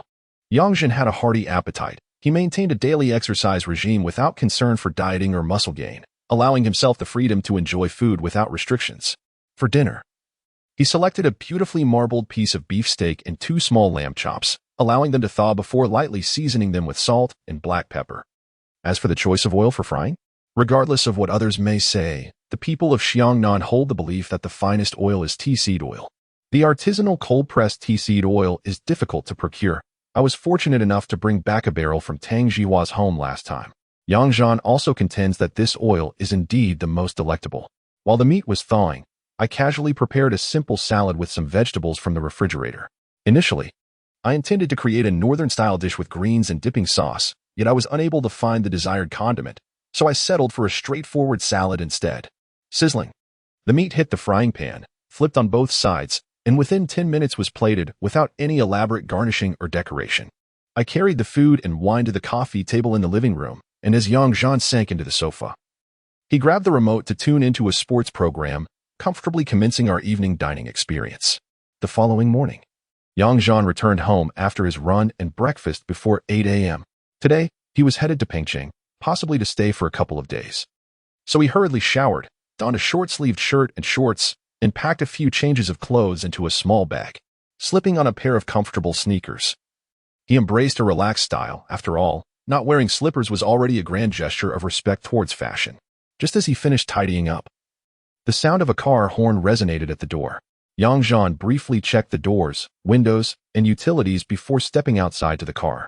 As he settled into the back seat, Gu Wei tossed him a cigarette, which he caught after a couple of fumbles, choosing not to light it just yet. Adjusting his posture, he inquired, "Why are you here so early? Didn't T.U. all wake up around 6? Yin Feng, driving, teased. Wei Gu is thinking of getting a new car, so he couldn't sleep a wink, nearly knocking on my door at 5 this morning. Haha. Gu Wei shrugged it off, taking a drag and flicking the ash out the window, responding, "Gentlemen, it's only 8 o'clock. The highway isn't fully open yet, and it'll take us at least an hour and a half to get there. If we leave later, we won't arrive until noon. What's the rush for noon? It's not like we're going to a car show. Surely they'll still attend to us at the dealership, haha." Gu Wei continued, "Buying a car is straightforward. As long as there's a vehicle available, I can drive it back tomorrow and register it.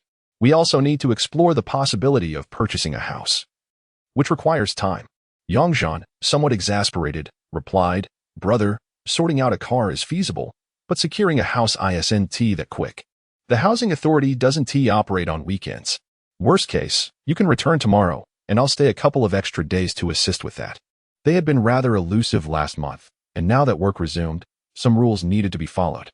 Yang Zhan had no intention of luring them into an extended stay in Pengcheng, as he wished to meet up with classmates privately, all seasoned drivers.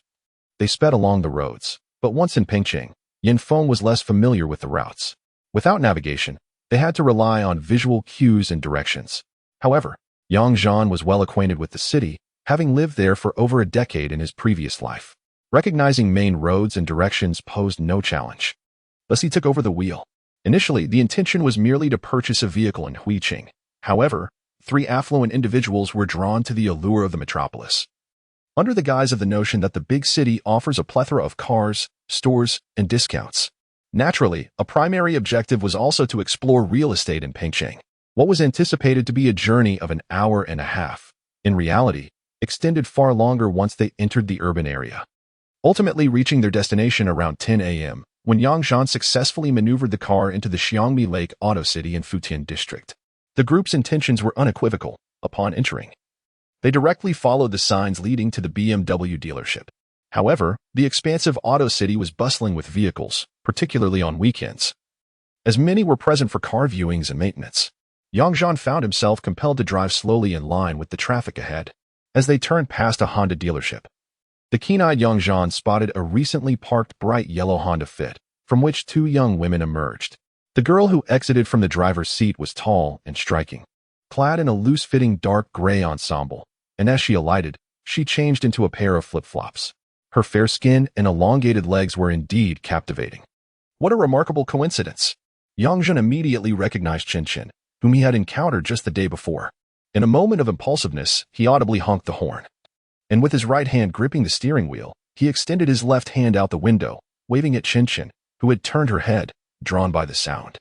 Qinshin was visiting the car dealership at the behest of a classmate, who was equally enamored with the vehicle, prompting Qinshin to accompany her. Having just parked and changed her footwear, she was naturally attracted by the honking from a few meters behind and turned to investigate, only to see a man in a black sedan smiling and waving at her. Upon recognizing him, her expression transformed from neutral to one of delight. Her face illuminated with a bright smile as she waved back. With vehicles lining up behind him and having passed the entrance of the Honda dealership, Zhan could not stop to converse. Instead, he gestured as if making a phone call and loudly declared, "I'm heading to the BMW dealership. Let us connect by phone." Qinshin heard his words and nodded in cheerful affirmation, replying, "Okay." Chapter 47. An unexpected encounter at the auto show. Hey, what's happening? A brown-haired girl stepping down from the car waved her hand in front of Qinshin, her curiosity evident. The car has already turned the corner and disappeared. And you're still lost in thought, haha? Startled by the sudden movement, Qinshin snapped back to reality, feeling a bit embarrassed but still wearing a cheerful expression. Oh, it's nothing. I just ran into a friend. It feels quite serendipitous. Could it be a contrived coincidence? That car must have followed us in. The brown-haired girl remarked with a knowing look. Rolling her eyes in mild exasperation, Qinshin closed the car door and gently pushed the girl toward the store. Wang Zishan. Let us go. I still have things to attend to after I help you finish looking at cars. Oh. Not explaining is just a cover-up. You've piqued my curiosity, Qinshin. Will you confess, or must I pry it out of you? Wang Zishan continued to tease as she turned her head to maintain her inquisitive demeanor. With a resigned sigh, Qinshin provided a brief explanation. It's a friend from work at Auto. I saw him last night on my way back home. Today, you brought me to the auto show. And we coincidentally ran into each other. Isn't that a twist of fate? He had others with him in the car, likely accompanying someone to look at cars. Wang Zishan's curiosity intensified. Wow, could it truly be destiny at play? Is Qinshin finally making a move? After 2 decades of restraint, encountering the one just a few months into her job?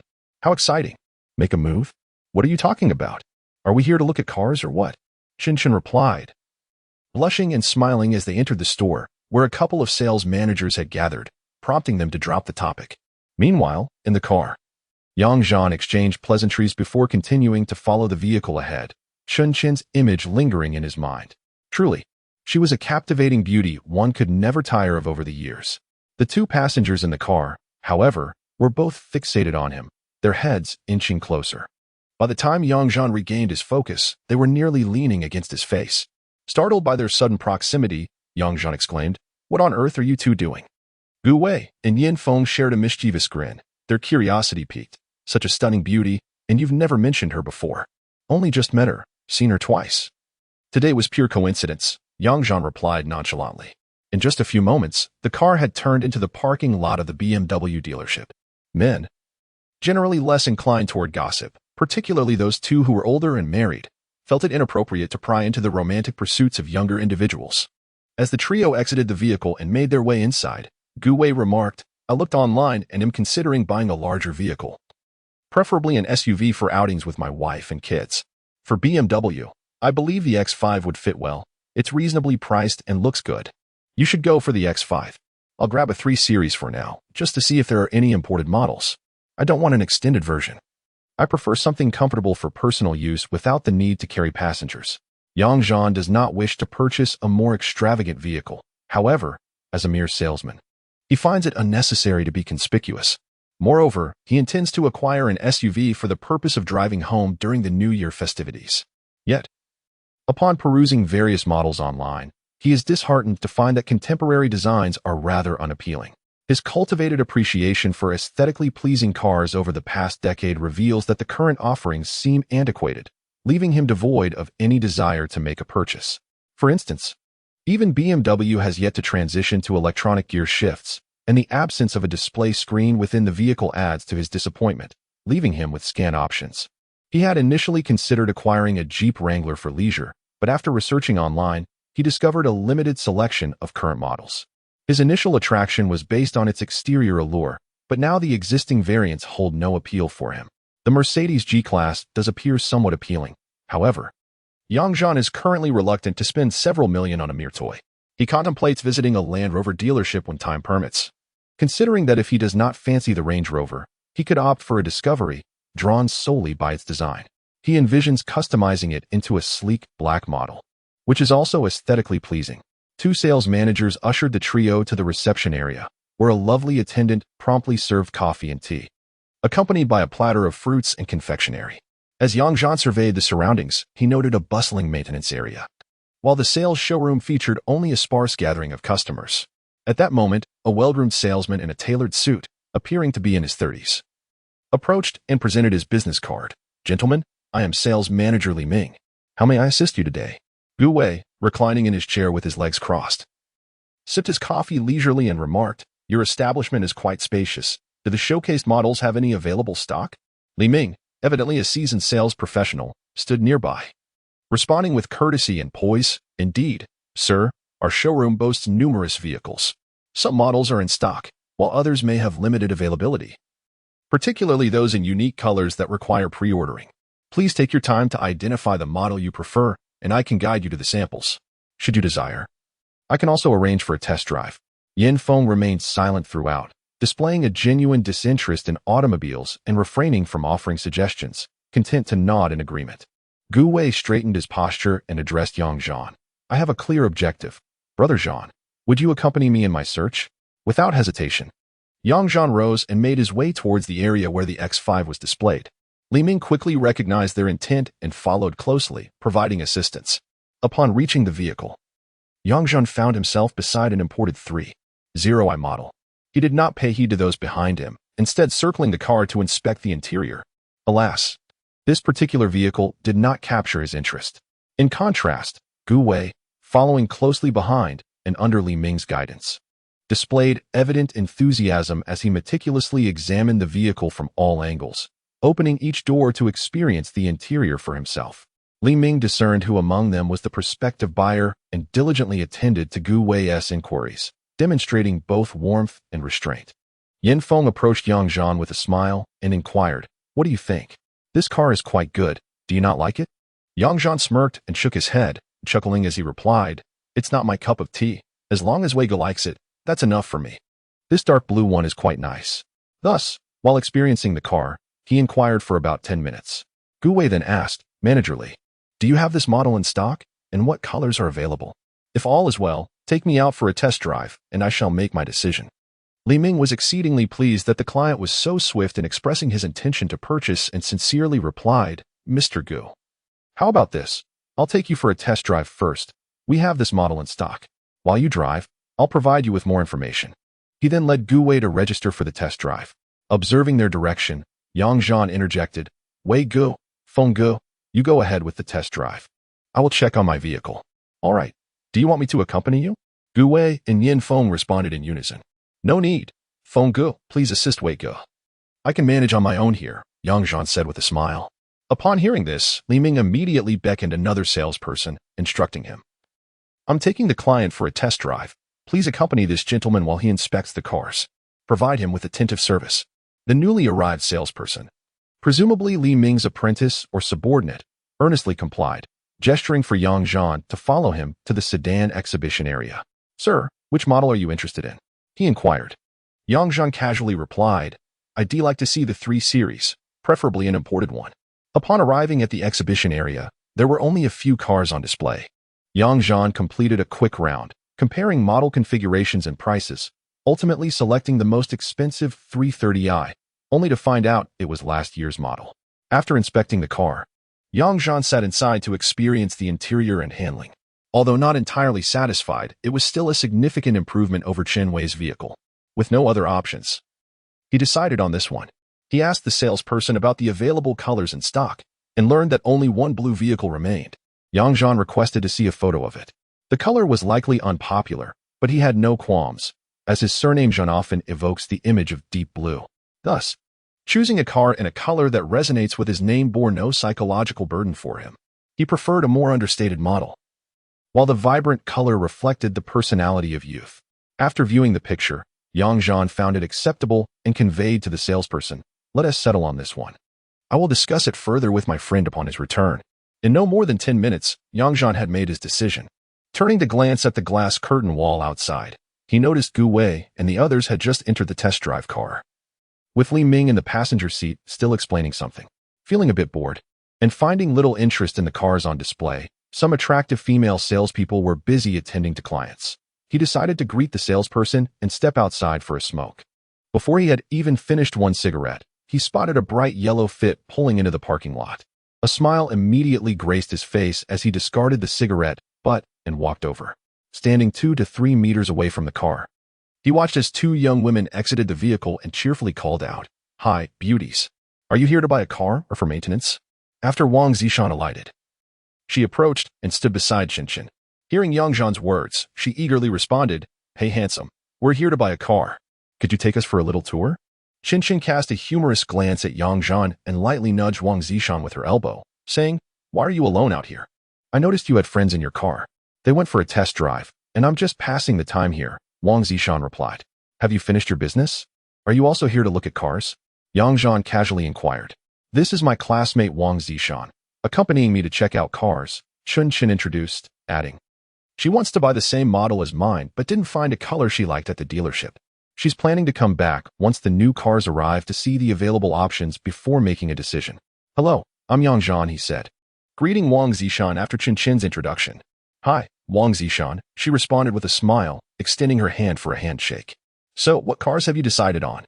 Zhan replied with a grin, "A 3 Series and an X5. I'll place the order once my friend returns. By the way, Qinshan, where did you customize your car? Do you have any recommendations? The factory model is a bit unappealing, haha." Qinshan was slightly taken aback, wondering if Zhan was the one purchasing a vehicle. She asked, "Are you buying a car?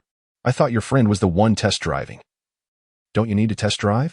"Haha, my friends are test driving the X5, but I'm just getting a 3 Series. I saw one available, so I'll order it. Once I bought the car, I'll have plenty of time to drive it. No need for a test drive." Zhan answered with a smile. Qinshan understood. "Oh, I thought you were just accompanying a friend to look at cars. My car was customized at my second brother's shop. He the one you met last time. He runs a car modification shop with some friends. If you're interested, I can take you there." The two continued to discuss this topic for several minutes without any sign of stopping. Hey, I'm still here. Have you two made plans? I can leave if needed." Wang Zishan interjected playfully. Qinshan gently nudged her again, glancing at the time. It was still before 11 a.m. With friends on both sides engaged in meals or private conversations, she suggested, "Yesterday, I promised to treat you to a meal. Are you going back today? How about we all have dinner together tonight?" Zhan had initially intended to go out alone to meet classmates that evening, but with the prospect of dining with lovely company, he decided to postpone his plans. "I'll be here for a couple of days for business, so I'll be waiting for your call this afternoon." Haha. Qinshan nodded with a smile, saying, "All right, I'll contact you later. Your friend should be back. So we want to keep you. We'll take our leave now." She gestured towards the 4S dealership. Zhan turned to see that Gu Wei and others were watching from inside through the glass and waved, indicating he was making room. "Okay, see you tonight. Goodbye, handsome."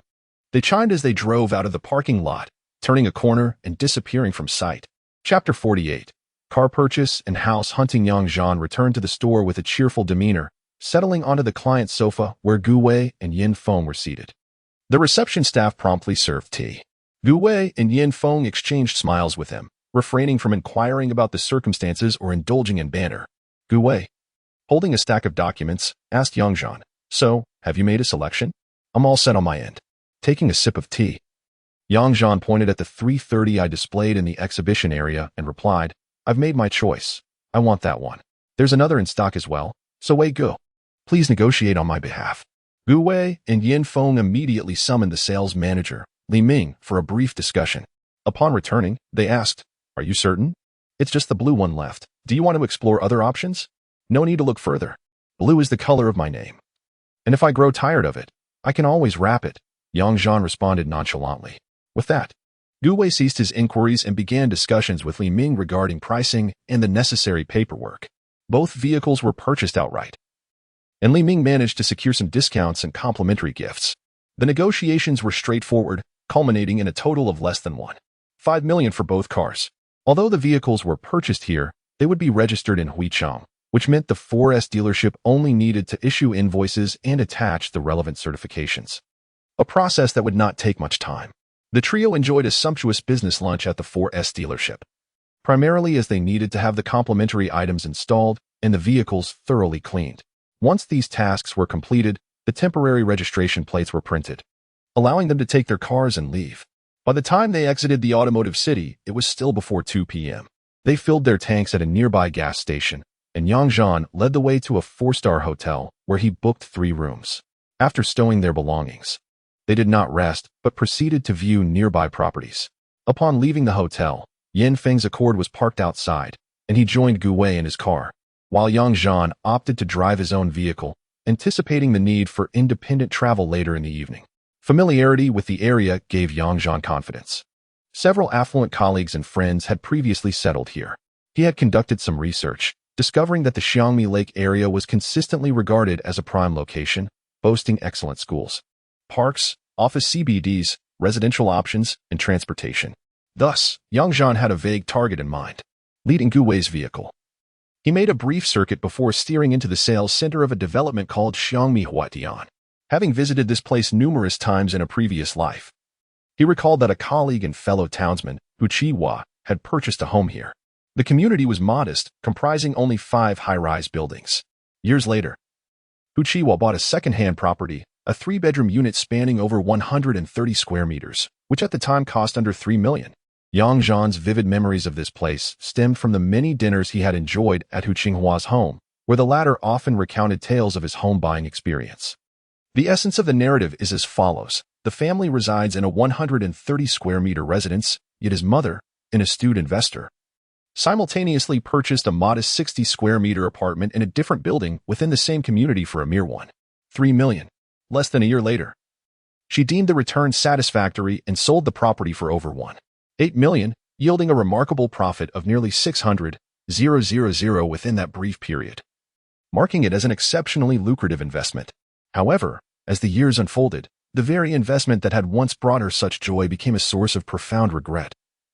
As the listing price of that small apartment soared to over $7 million, amidst a market where properties were selling rapidly, the community's prime location, coupled with its prestigious educational opportunities and exceptional property management, significantly enhanced its appreciation potential. Zhan later learned that after Hu Qinghua's daughter graduated from middle school, he sold the residence he lived in at a market peak, reaping over several million in cash, thus achieving a modest form of financial freedom. Upon arriving at the sales center, the trio was warmly welcomed by a sales manager. They began by examining the model of the development, which highlighted the property's location and surrounding environment, along with detailed descriptions of the various unit configurations and their price ranges. Zhan had previously visited but was not well versed in the specific layouts available in this community.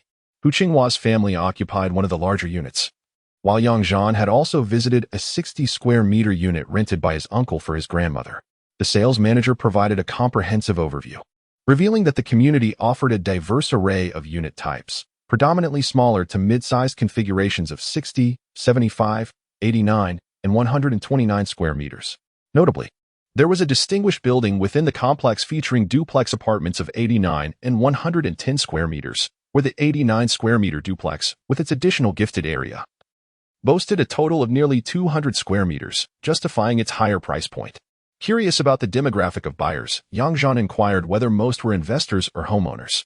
The sales manager enthusiastically explained that since the recent opening of the sales, and given that the units were ready for immediate occupancy, a majority of buyers were seeking improved living conditions, especially due to the area's excellent school district, which made the properties highly attractive for investment and rental. Thus, under the guidance of the sales manager, the group explored the model and visual aids, admired the architectural scale models, and enjoyed tea. Lacking a specific objective, they ventured into the model units to observe various interior designs. Upon reaching the duplex apartments, Zhan felt a surge of interest.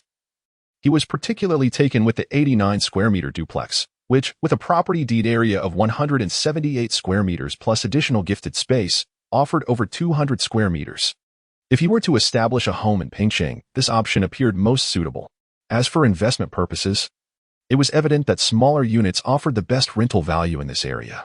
Thus, Yang Zhan resolved to invest in several small apartments alongside Gu Wei and their companions.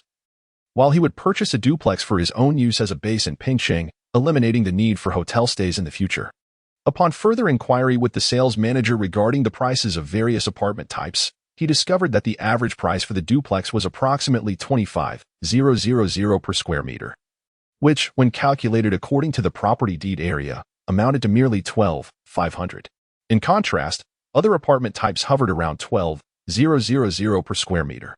Yang Zhan recalled that the property prices in the inner regions of Pingcheng had not yet reached 10,000 per square meter this year, indicating that this particular development was considerably above the average market price.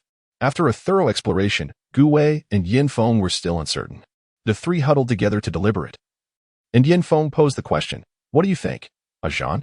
This property seems rather expensive. Should we consider looking at others?" Yang Zhan, feeling averse to further searches despite being aware of several developments with even higher price increases, many of which were luxury properties that would prove difficult to rent out, decided it was best to focus on this one. If necessary, they could always return next year when their financial targets had expanded. He instructed the sales manager to hold on a moment and leaned closer to his companions, asserting, "There is no need to look elsewhere. This community is exceptional.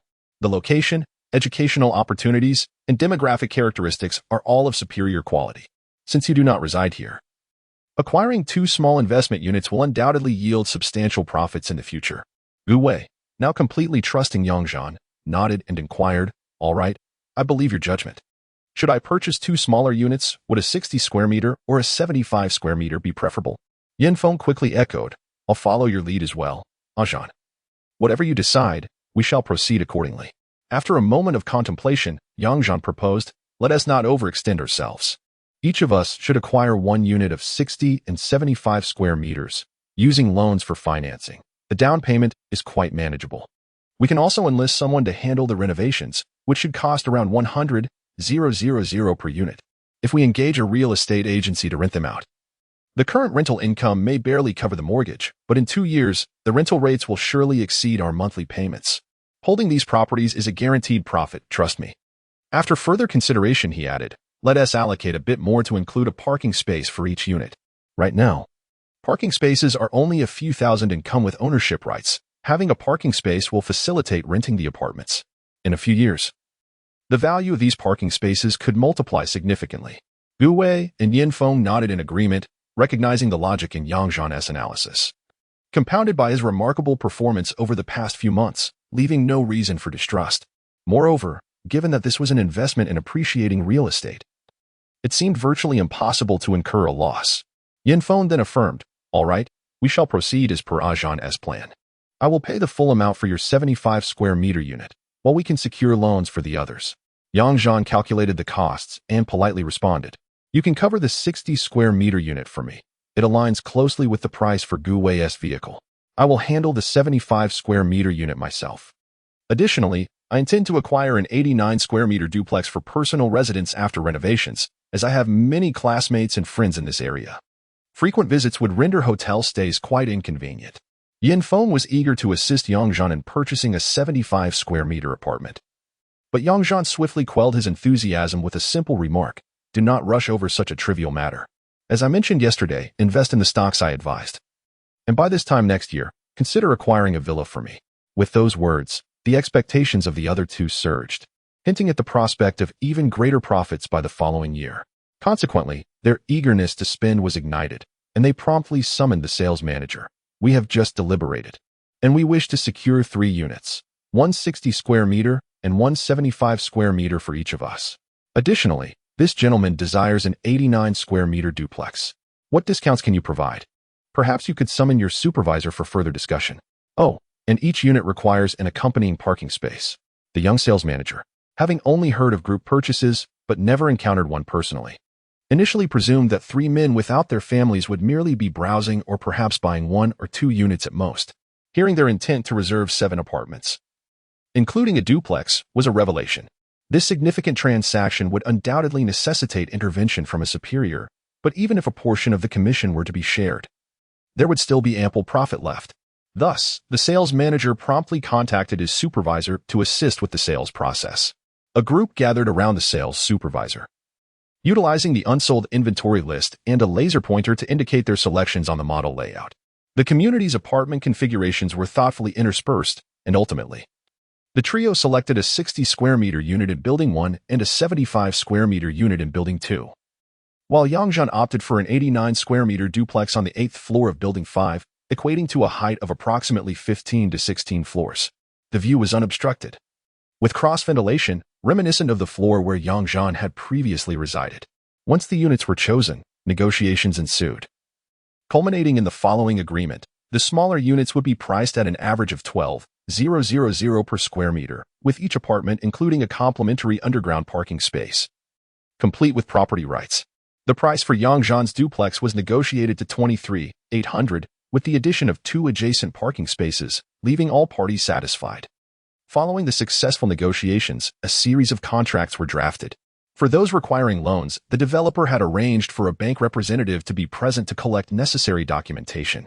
At this stage, local residency or social security was not a prerequisite for purchasing property, as it would take another 2 years for prices to soar. Zhan recalled that a senior from his previous workplace was affiliated with a prominent bank, having financed the construction of a community with an internal pricing index of just 600 per square meter, strategically located. Yet, many employees still deemed that price exorbitant when they received their allocations. Regarding the required proofs of income for the loan application, Zhan and his companions simply presented their premium bank cards, allowing for a balanced inquiry and receipt generation as verification. The minutiae would be managed by the developer's sales team. As long as the bank approved the application, authenticity was secondary. Currently, favorable policies on mortgage rates, including reductions from the benchmark rate, presented a remarkable opportunity. By the time all contracts were finalized, it was nearly 6 o'clock. Although the payments had been made, immediate possession was not possible, as loan approval and the transfer of property rights through the housing authority would require time. Fortunately, it is a brand new property, making the administrative processes relatively convenient. Thus, we agreed to complete all formalities within 7 working days, at which point the 3 of us will reconvene to hand over and collect the keys. However, to accommodate the client, the developer has graciously consented to allow a visit tomorrow for them to inspect the property and discuss renovation matters. Chapter 49. The first appointment at 6 o'clock. Numerous details were still being discussed. After Zhan completed the contract signing and payment, he felt no desire to linger any longer. Gu Wei and Yin Feng had made dinner plans with their friends in Pingcheng, and Zhan had promised Qinshin not to keep the girl waiting.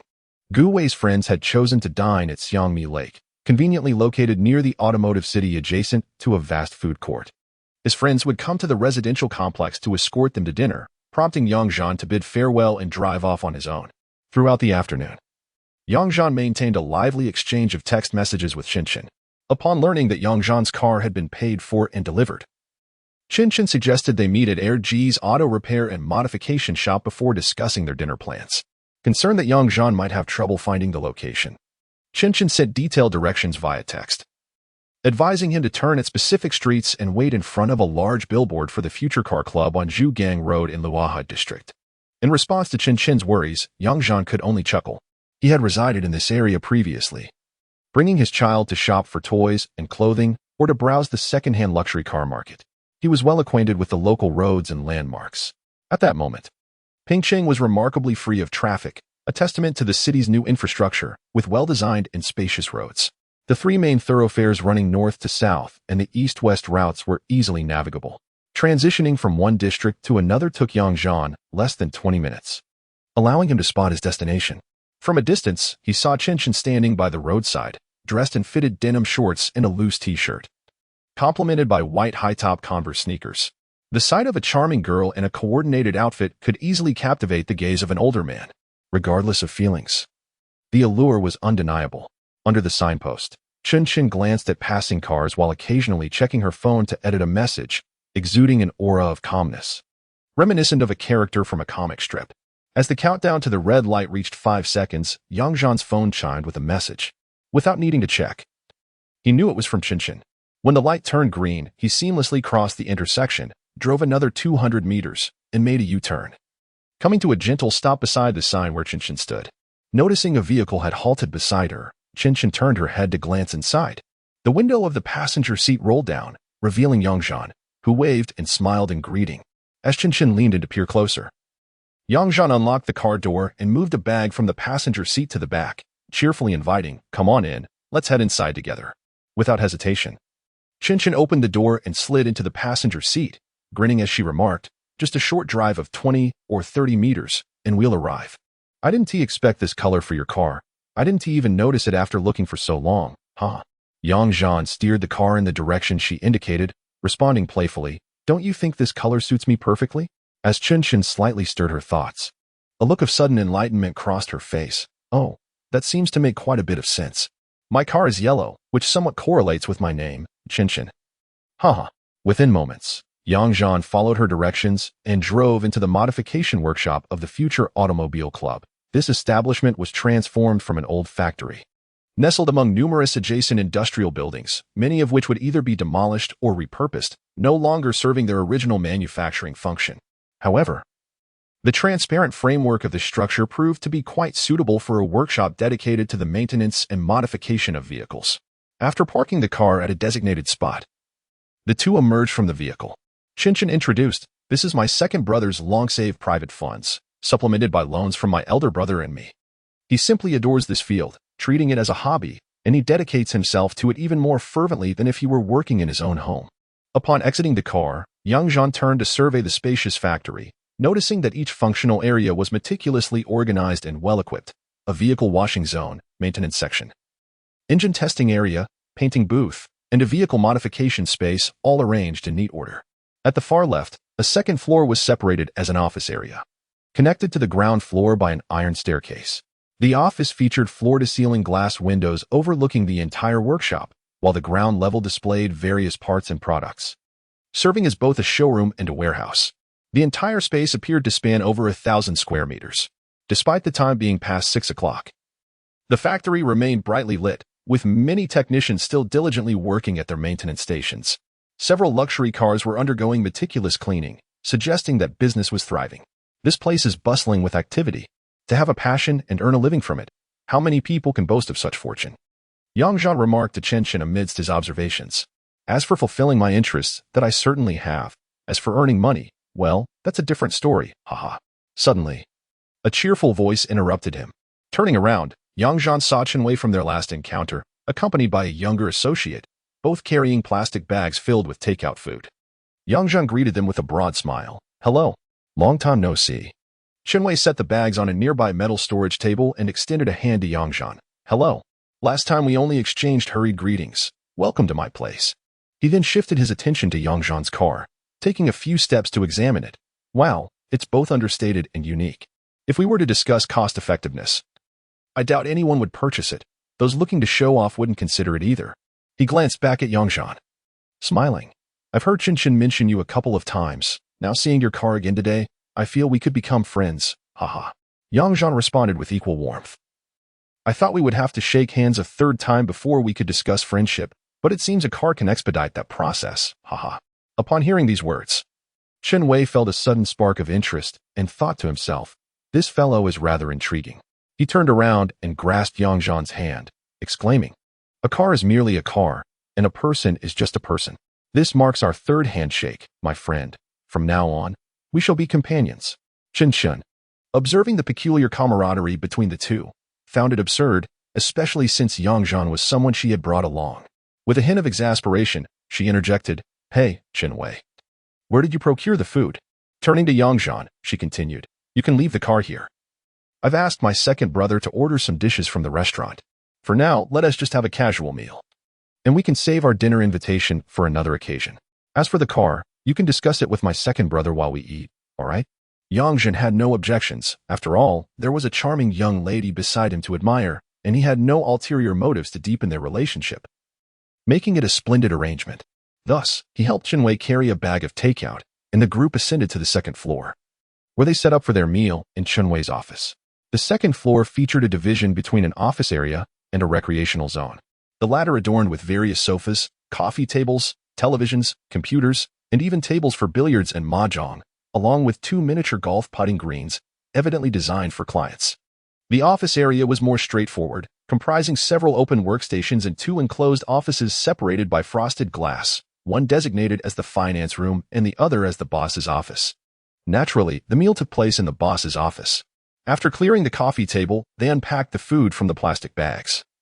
Arranging an array of dishes on the surface, for meat dishes, one vegetable, a few containers of soup, and 7 or 8 skewers of barbecue filled the available space. Chen-wei retrieved a few cans of beer from the refrigerator, and everyone, including Chen-chen, opened a can each and began to drink. Chen-wei portioned out the utensils, raised his beer, and clinked glasses with Yang Zhan, saying, "Cheers, my friend. It matters not where we dine, as long as we find joy in it." With that, he took a hearty sip of his beer and led the way in indulging in the feast. Yang Zhan, feeling entirely at ease, displayed no signs of awkwardness or hesitation as they enjoyed their meal, drank, and engaged in light-hearted conversation. Throughout the meal, Chen-chen did not refer to Chen-wei by his full name as she often did, perhaps influenced by her upbringing, proving to be quite demure and hospitable at the table. Particularly while enjoying the skewers, she adeptly and naturally assisted in passing them around, discarding sticks of vegetables like leeks, and offering napkins or pouring tea, all with a practiced ease. She attended to not only Chen-wei and Yang Zhan but also ensured that Chen-wei's younger companions were well taken care of, making the atmosphere thoroughly pleasant for everyone. After over an hour of feasting and imbibing, both sides had gleaned a general understanding of one another's circumstances, with little left to conceal. Perhaps Chen-wei had a subtle intent to probe deeper, while Yang Zhan was equally curious about the intriguing Chen-chen. Wondering what circumstances led such a beautiful girl to work in such a competitive environment despite her family's apparent affluence. Yang Zhan is certain to first deny the fact that he is a second-generation wealthy individual, explaining his current situation. He is a graduate with a bachelor's degree, employed in a respectable position at a state-owned enterprise in sales, while also indulging in writing novels, playing basketball, fishing, and making friends in his spare time. To date, he possesses both a car and a house, all of which he has earned through his own diligent efforts. Essentially, he embodies the archetype of a potential and ambitious young man, yet he is indifferent to promotions and salary increases, aspiring instead to cultivate friendships, leisure, wealth, and personal interests as his life's goals. Chen-wei, however, is perplexed, questioning how it is possible for someone in a legitimate sales position at a state-owned enterprise, combined with a hobby of writing novels, to achieve such a carefree lifestyle with both a car and a house just 2 years after graduation. The car alone, purchased outright, costs at least 600,000, and with the house and other expenses, he muses that if Yang Zhan were indeed a second-generation affluent individual, he would not have managed to accumulate such wealth without significant financial assistance from his father.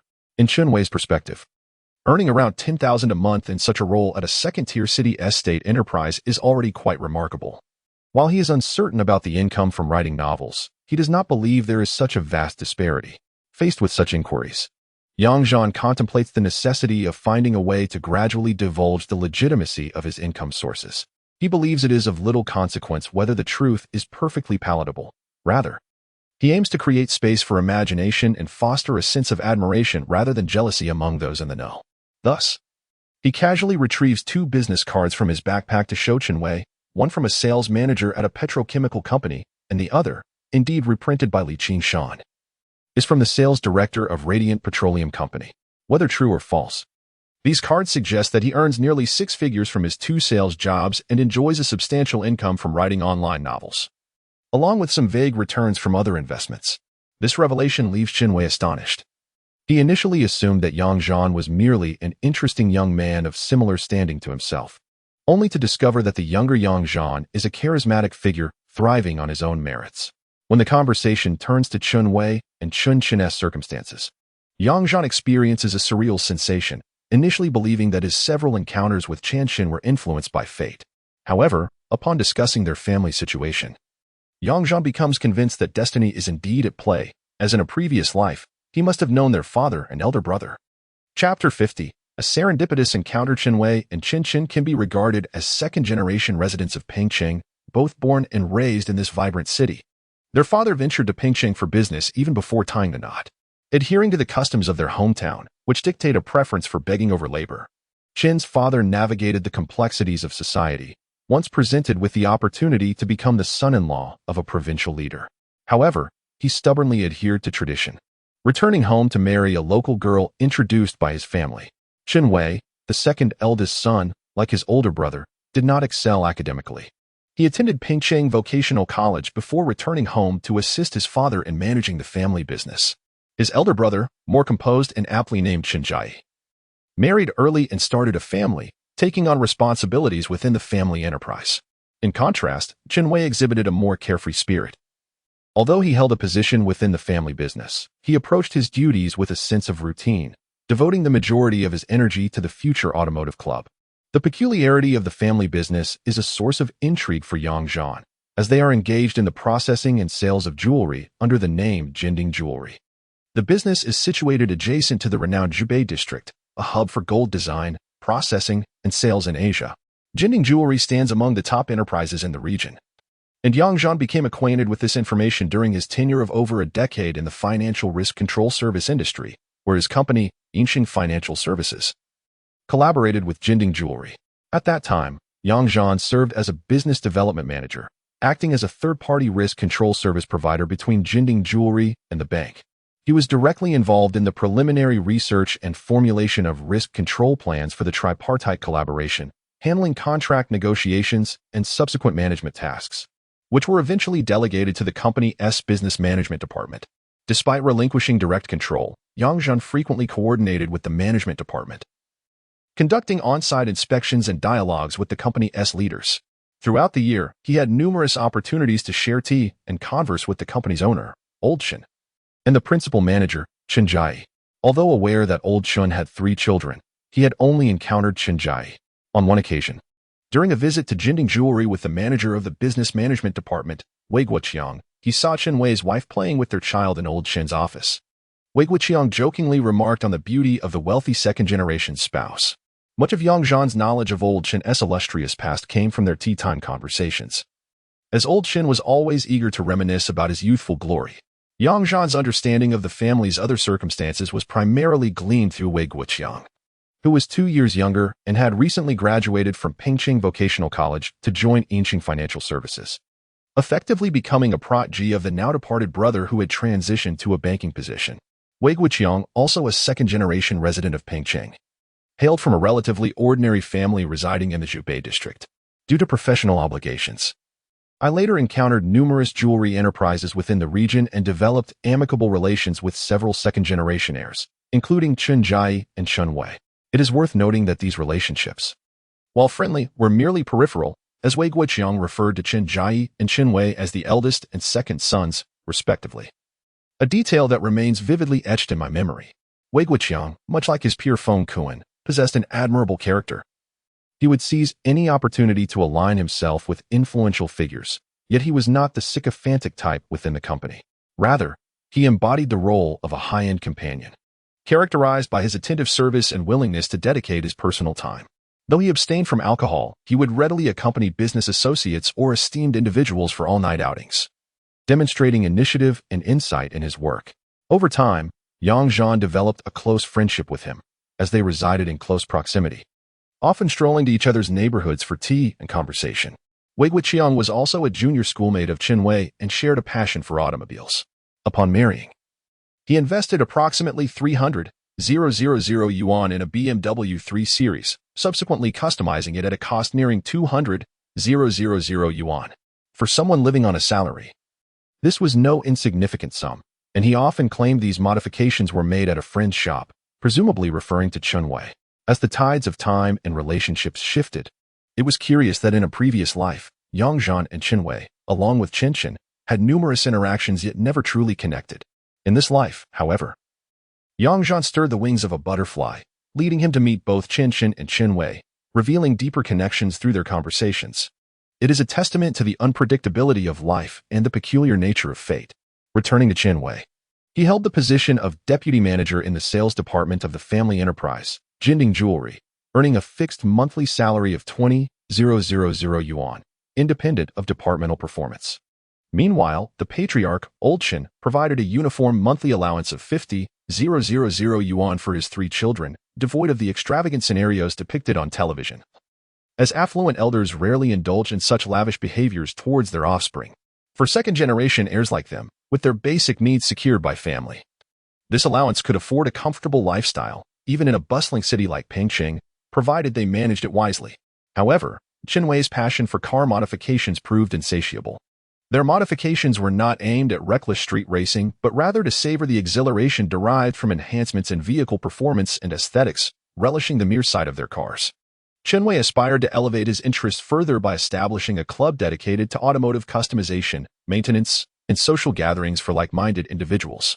Lacking sufficient funds to initiate such an endeavor, he meticulously planned for several years, ultimately launching the club at the beginning of this year. This venture undoubtedly received the backing of Old Qin, as the current premises were previously acquired by him and now serve as an investment provided for his son's use at no cost.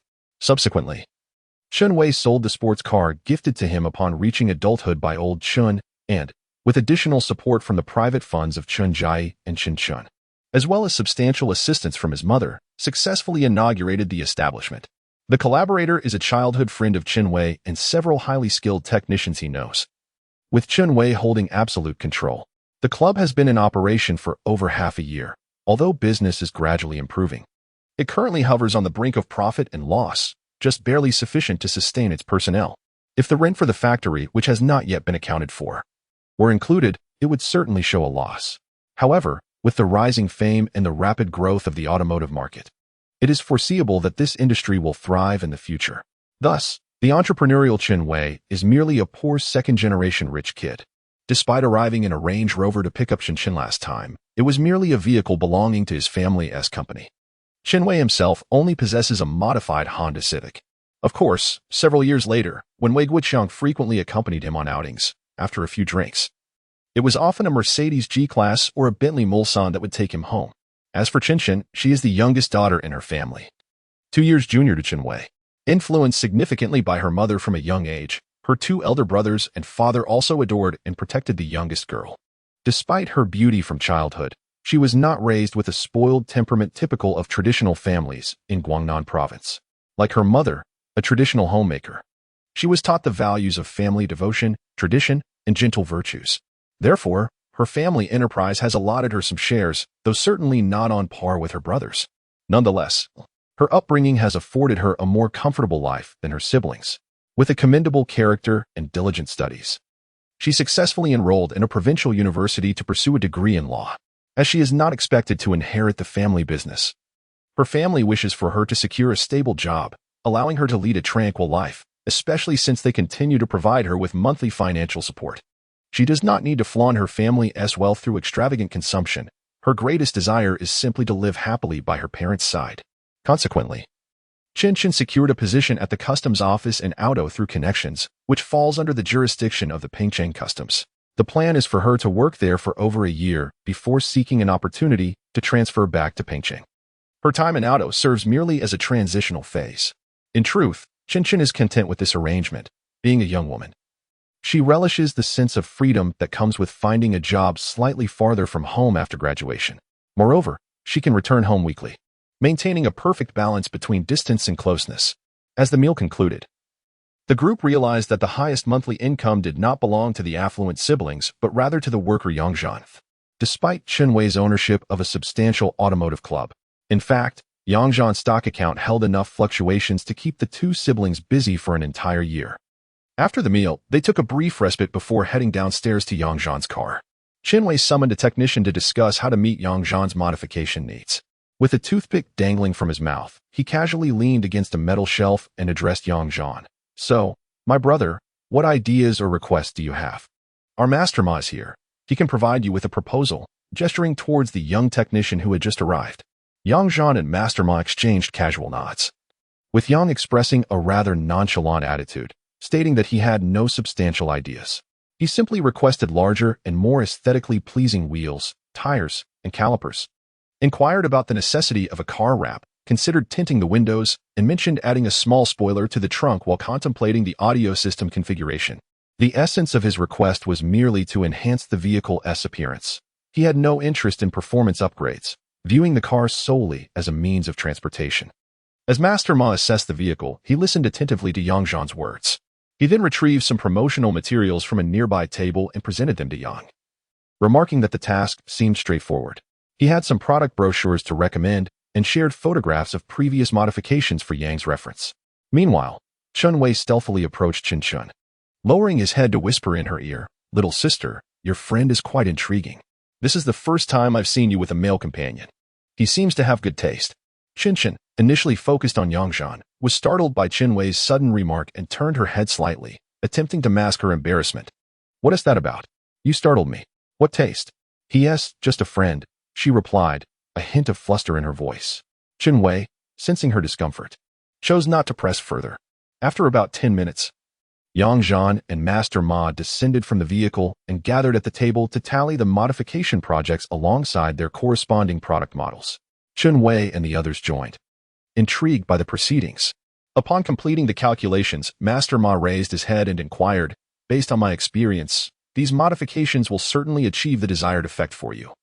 Boss Yang, you need not worry about quality or technical aspects. We have multiple supply channels for parts, ensuring no delays. We anticipate delivery in approximately 3 days, primarily to allow for the car wrap and tinting to set properly. The estimated cost will be around 70,000. Do you have any objections?" Yang Zhan, after considering the proposal, expressed no concerns. He was aware that the audio system and car wrap were expensive, but nothing was beyond his expectations. "No problem. As long as the quality is assured, let us proceed."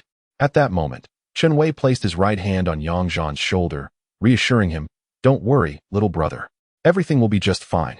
Master Ma, please ensure that the main components used by my brother are settled at factory prices. We're all family here. So make sure the brothers put in extra effort." "Understood, Mr. Chen. This is our livelihood. How could we not put in our utmost effort?" Master Ma responded with a smile. Chapter 51. Equity Cooperation. Once the modification project was confirmed, Master Ma filled out several forms. After Yang Zhan signed one for himself, he handed a car key to Master Ma, and thus the matter was essentially settled. Chen Wei approached, placing a hand on Yang Zhan's shoulder, and said, "Come, my friend, let me show you my club. I would appreciate any insights or suggestions you might have. I am navigating this venture based on my own ideas, and when I meet good friends, I seek their counsel. I trust your vision and perspective. Would you help me out?" It was still shy of 9 o'clock, and given the awkward timing, it would be inappropriate to invite his sister out for a private conversation in front of Chen Wei.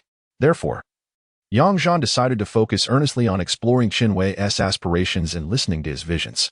Although Yang Zhan was not well versed in this industry, he had a modicum of interest. He may not have experienced everything firsthand, but he had observed enough to engage in conversation. Chen Wei guided Yang Zhan through a tour, articulating his dreams. "I am not looking to establish a mere repair shop or car wash.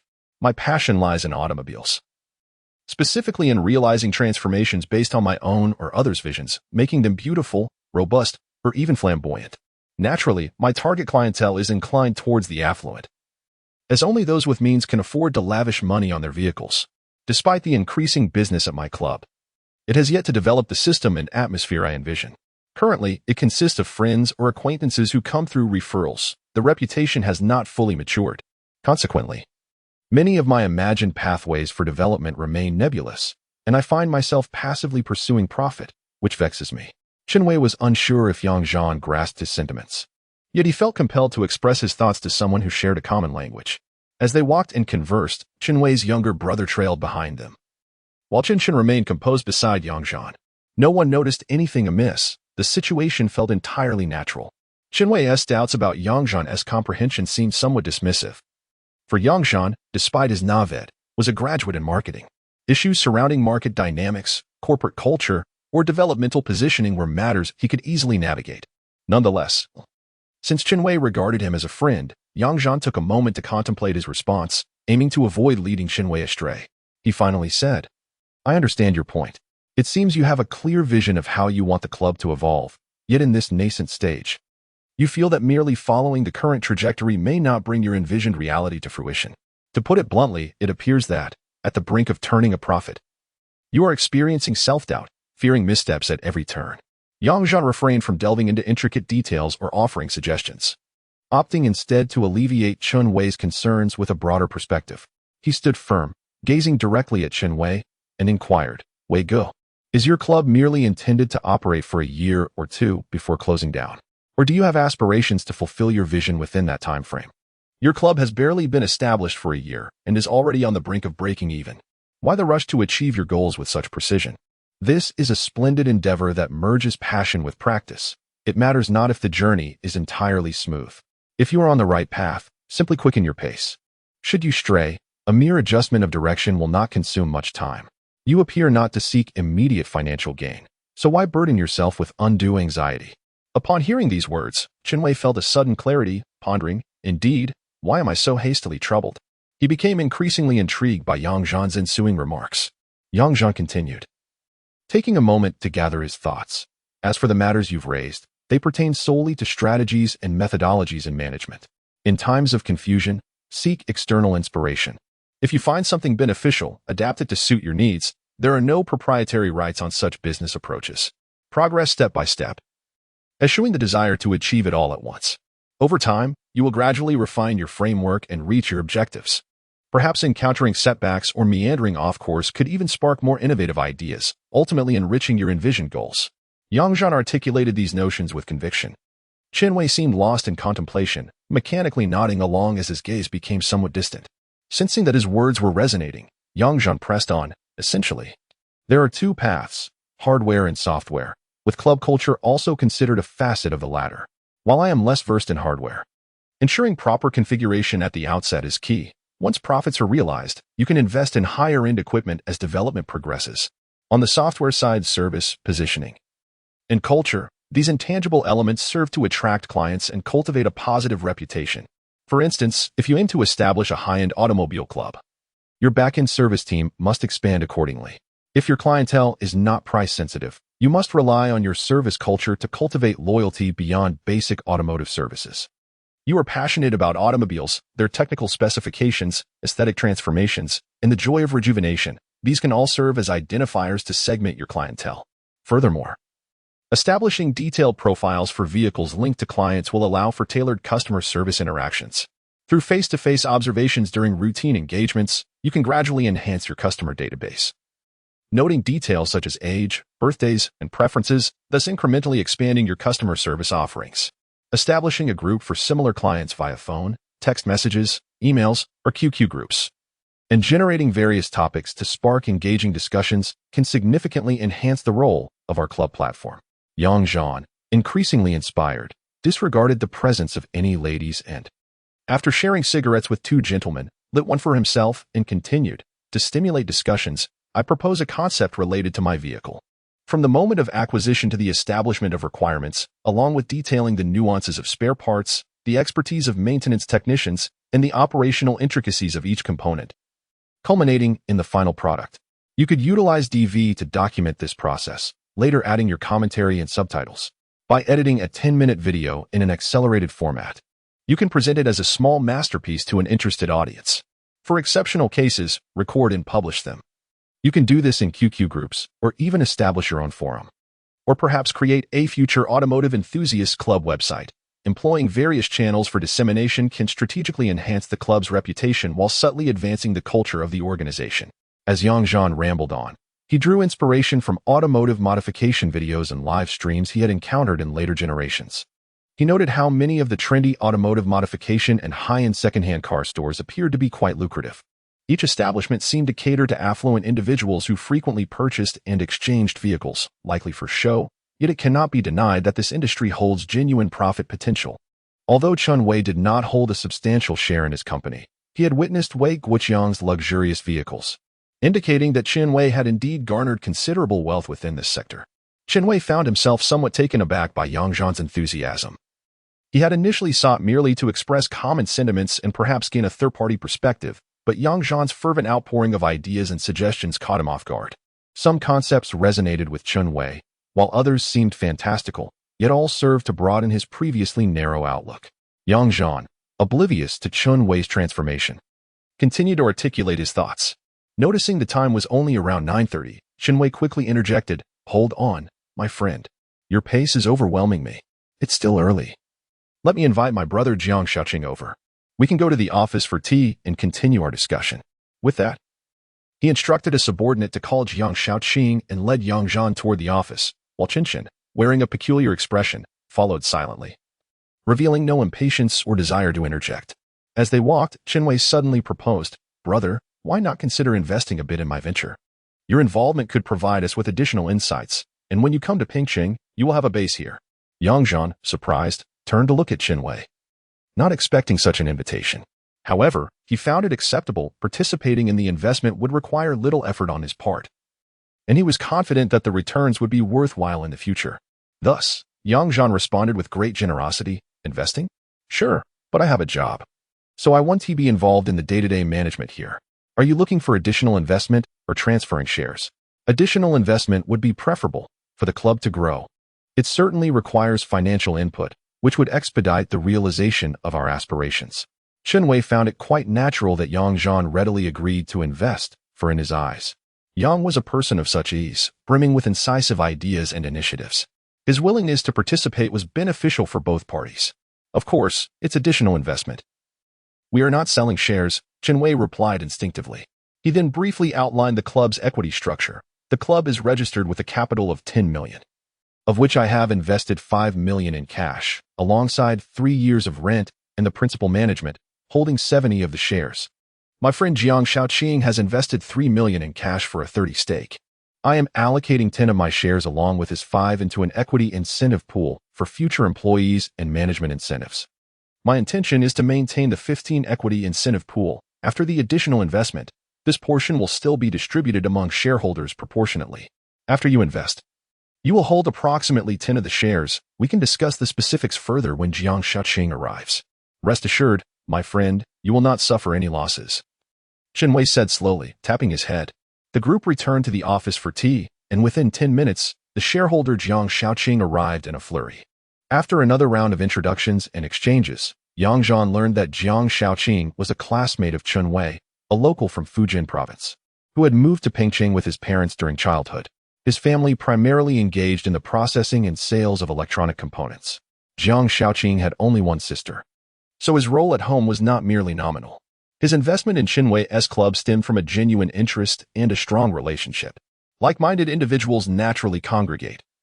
Within half an hour, the three had finalized Yang Zhan's investment plan. The club's registered capital would increase from 10 million to 11 million, with Yang Zhan investing 1 million in cash for a 10 stake.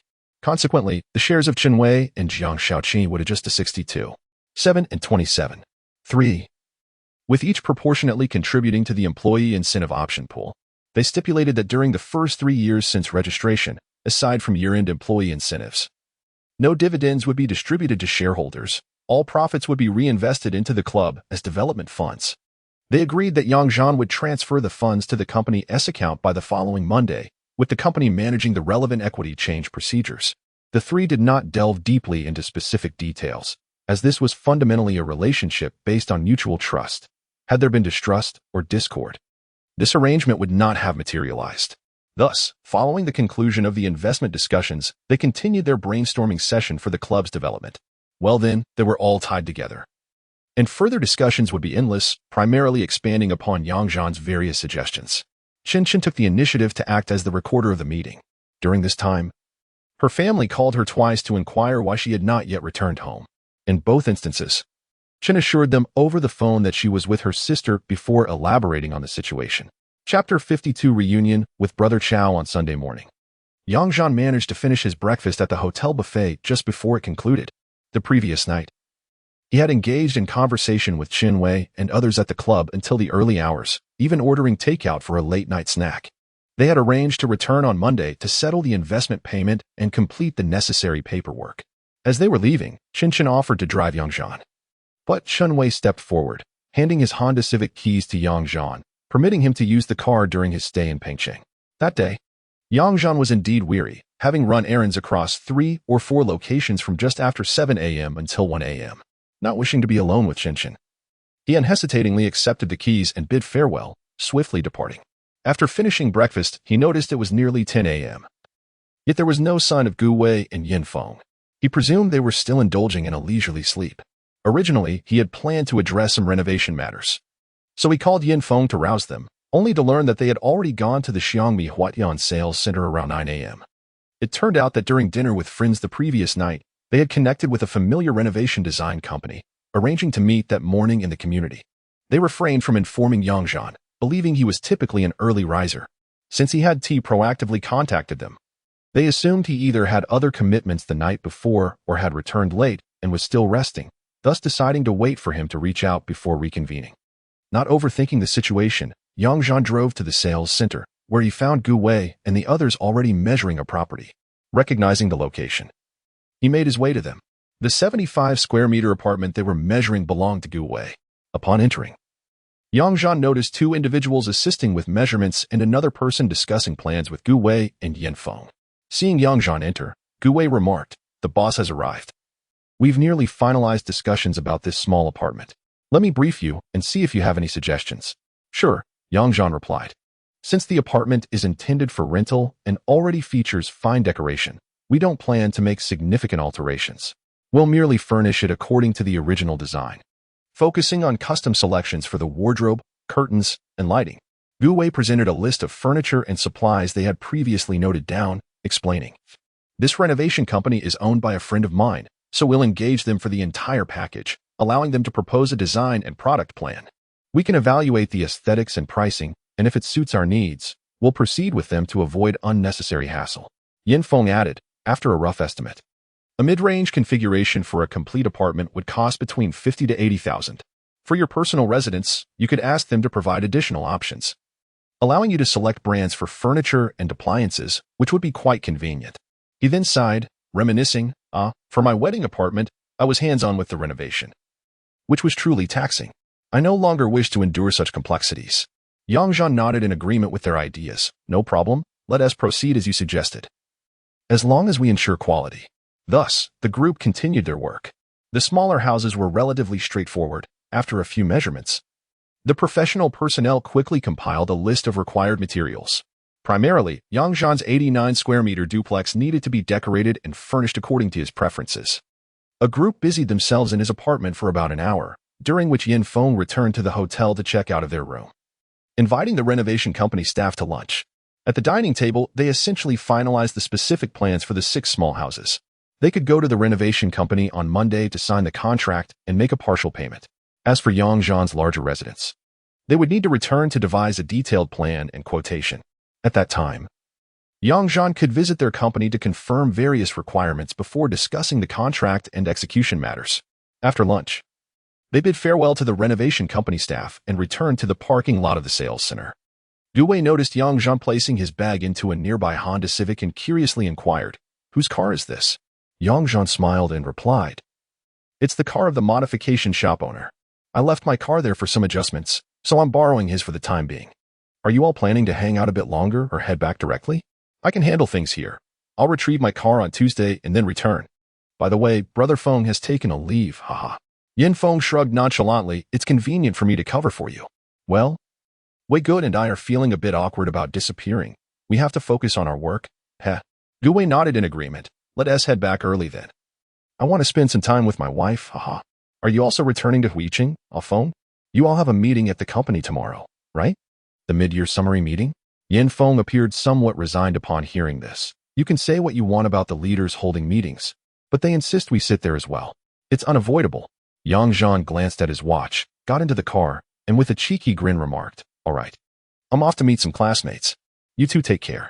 With that, he waved and drove off. Driving Qinwei's car was quite a pleasure after the modifications. It offered an astonishing experience in both aesthetics and performance. Moreover, it was a manual transmission, which provided a greater thrill for an experienced driver like Zhan, who was accustomed to keeping his right hand on the gear stick, surpassing even his new BMW in terms of enjoyment. As Zhan approached a traffic light, he remembered he ought to call Brother Chao to ascertain his location. The call connected swiftly. Chao, report your position. I've arrived in Pengcheng, coming to find you." "Over. Where the heck are you? Should I come pick you up?" "You couldn't have come at a better time. Our company just relocated this weekend from LH to NS, and we're still organizing the dormitory." Jiang Qichao seemed to respond while preoccupied with tasks. Upon hearing that Brother Chao's company had moved, Zhan immediately knew the way, having previously worked there until its closure, and thus redirected his route toward the NS dormitory of Brother Chao's company. Zhan wore a smile, reminiscing about the vibrant days of his youth spent in the very places where he once fought alongside his comrades. However, he felt it necessary to inform Brother Chao of his whereabouts. Otherwise, it would seem rather nonsensical to arrive unannounced. Just report the address, regardless of where I am. I'm driving, he stated. Jiang Qichao chuckled. All right, you're impressive. It's 191, Taoyuan Road, XX Bank Building, Dormitory Block 1, Room 301. If you can find your way here within half an hour, I'll call you brother. With a mischievous smile, Zhan hung up and accelerated through the intersection, heading west along the expressway. The two districts were adjacent, with a mere 10 kilometers separating them in a direct line, and the expressway was devoid of traffic lights. In approximately 15 minutes, Zhan arrived at the building's parking lot, deftly parking beside their dormitory. He grabbed his backpack, turned off the engine, and stepped out, surveying the familiar surroundings. This is where he had spent many glorious years of his youth carefree, enjoying the simple pleasures of life. Among his colleagues, aside from a few elderly leaders, everyone was of the same generation, journeying together from singlehood to marriage and parenthood, from living in dormitories to purchasing homes. They had witnessed the company grow from an annual revenue of 500,000 to 50 million, only to be shuttered by the major stakeholders. Zhan harbored a mix of affection and resentment towards this company. His fondness stemmed from the fact that this modest enterprise had provided him with a foothold in the bustling city for many years. In contrast, his disdain was fueled by the leadership's complacency. Countless opportunities for transformation were thwarted by their deference to the upper management's wishes. The company was inherently flawed, incapable of offering its employees a secure retirement. Regaining his composure, Zhan made his way to the small convenience store at the back, purchasing several bottles of chilled beverages and a pack of cigarettes. Carrying his items, he ascended to the door of room 301. The building had yet to install security doors, allowing guests direct access to the dormitory entrances. It seemed that the occupants were still tidying up, as the door was slightly ajar. Zhan pushed the door open and stepped inside. Upon entry, he spotted a robust young man in shorts and flip-flops, his back turned as he mopped the floor. Recognizing him instantly as Brother Chow, Zhan playfully kicked him in the rear, laughing, Chow's surprise. Are you shocked? Unexpected, right? Jiang Qichao, startled by the kick, spun around. His initial irritation morphed into joy upon seeing Zhan. With one hand on the mop, he exclaimed, Wow, you really made it here so quickly. After a moment of astonished appraisal, he added, It's only been a little over 6 months since we last met, and you've changed quite a bit. As he noticed the items in Zhan's hands, he eagerly approached, snatching them away. Oh, you remembered to bring gifts. I truly must reevaluate you after 3 days apart. With a grin, Jiang Qichao took a bottle of drink from the bag and handed it to Zhan, also retrieving a pack of cigarettes and tossing a pack to him. At that moment, 4 others emerged from the 2 larger rooms, all clad similarly in shorts and tank tops, evidently engaged in cleaning. Jiang Qichao distributed the drinks and cigarettes to each of them without discrimination.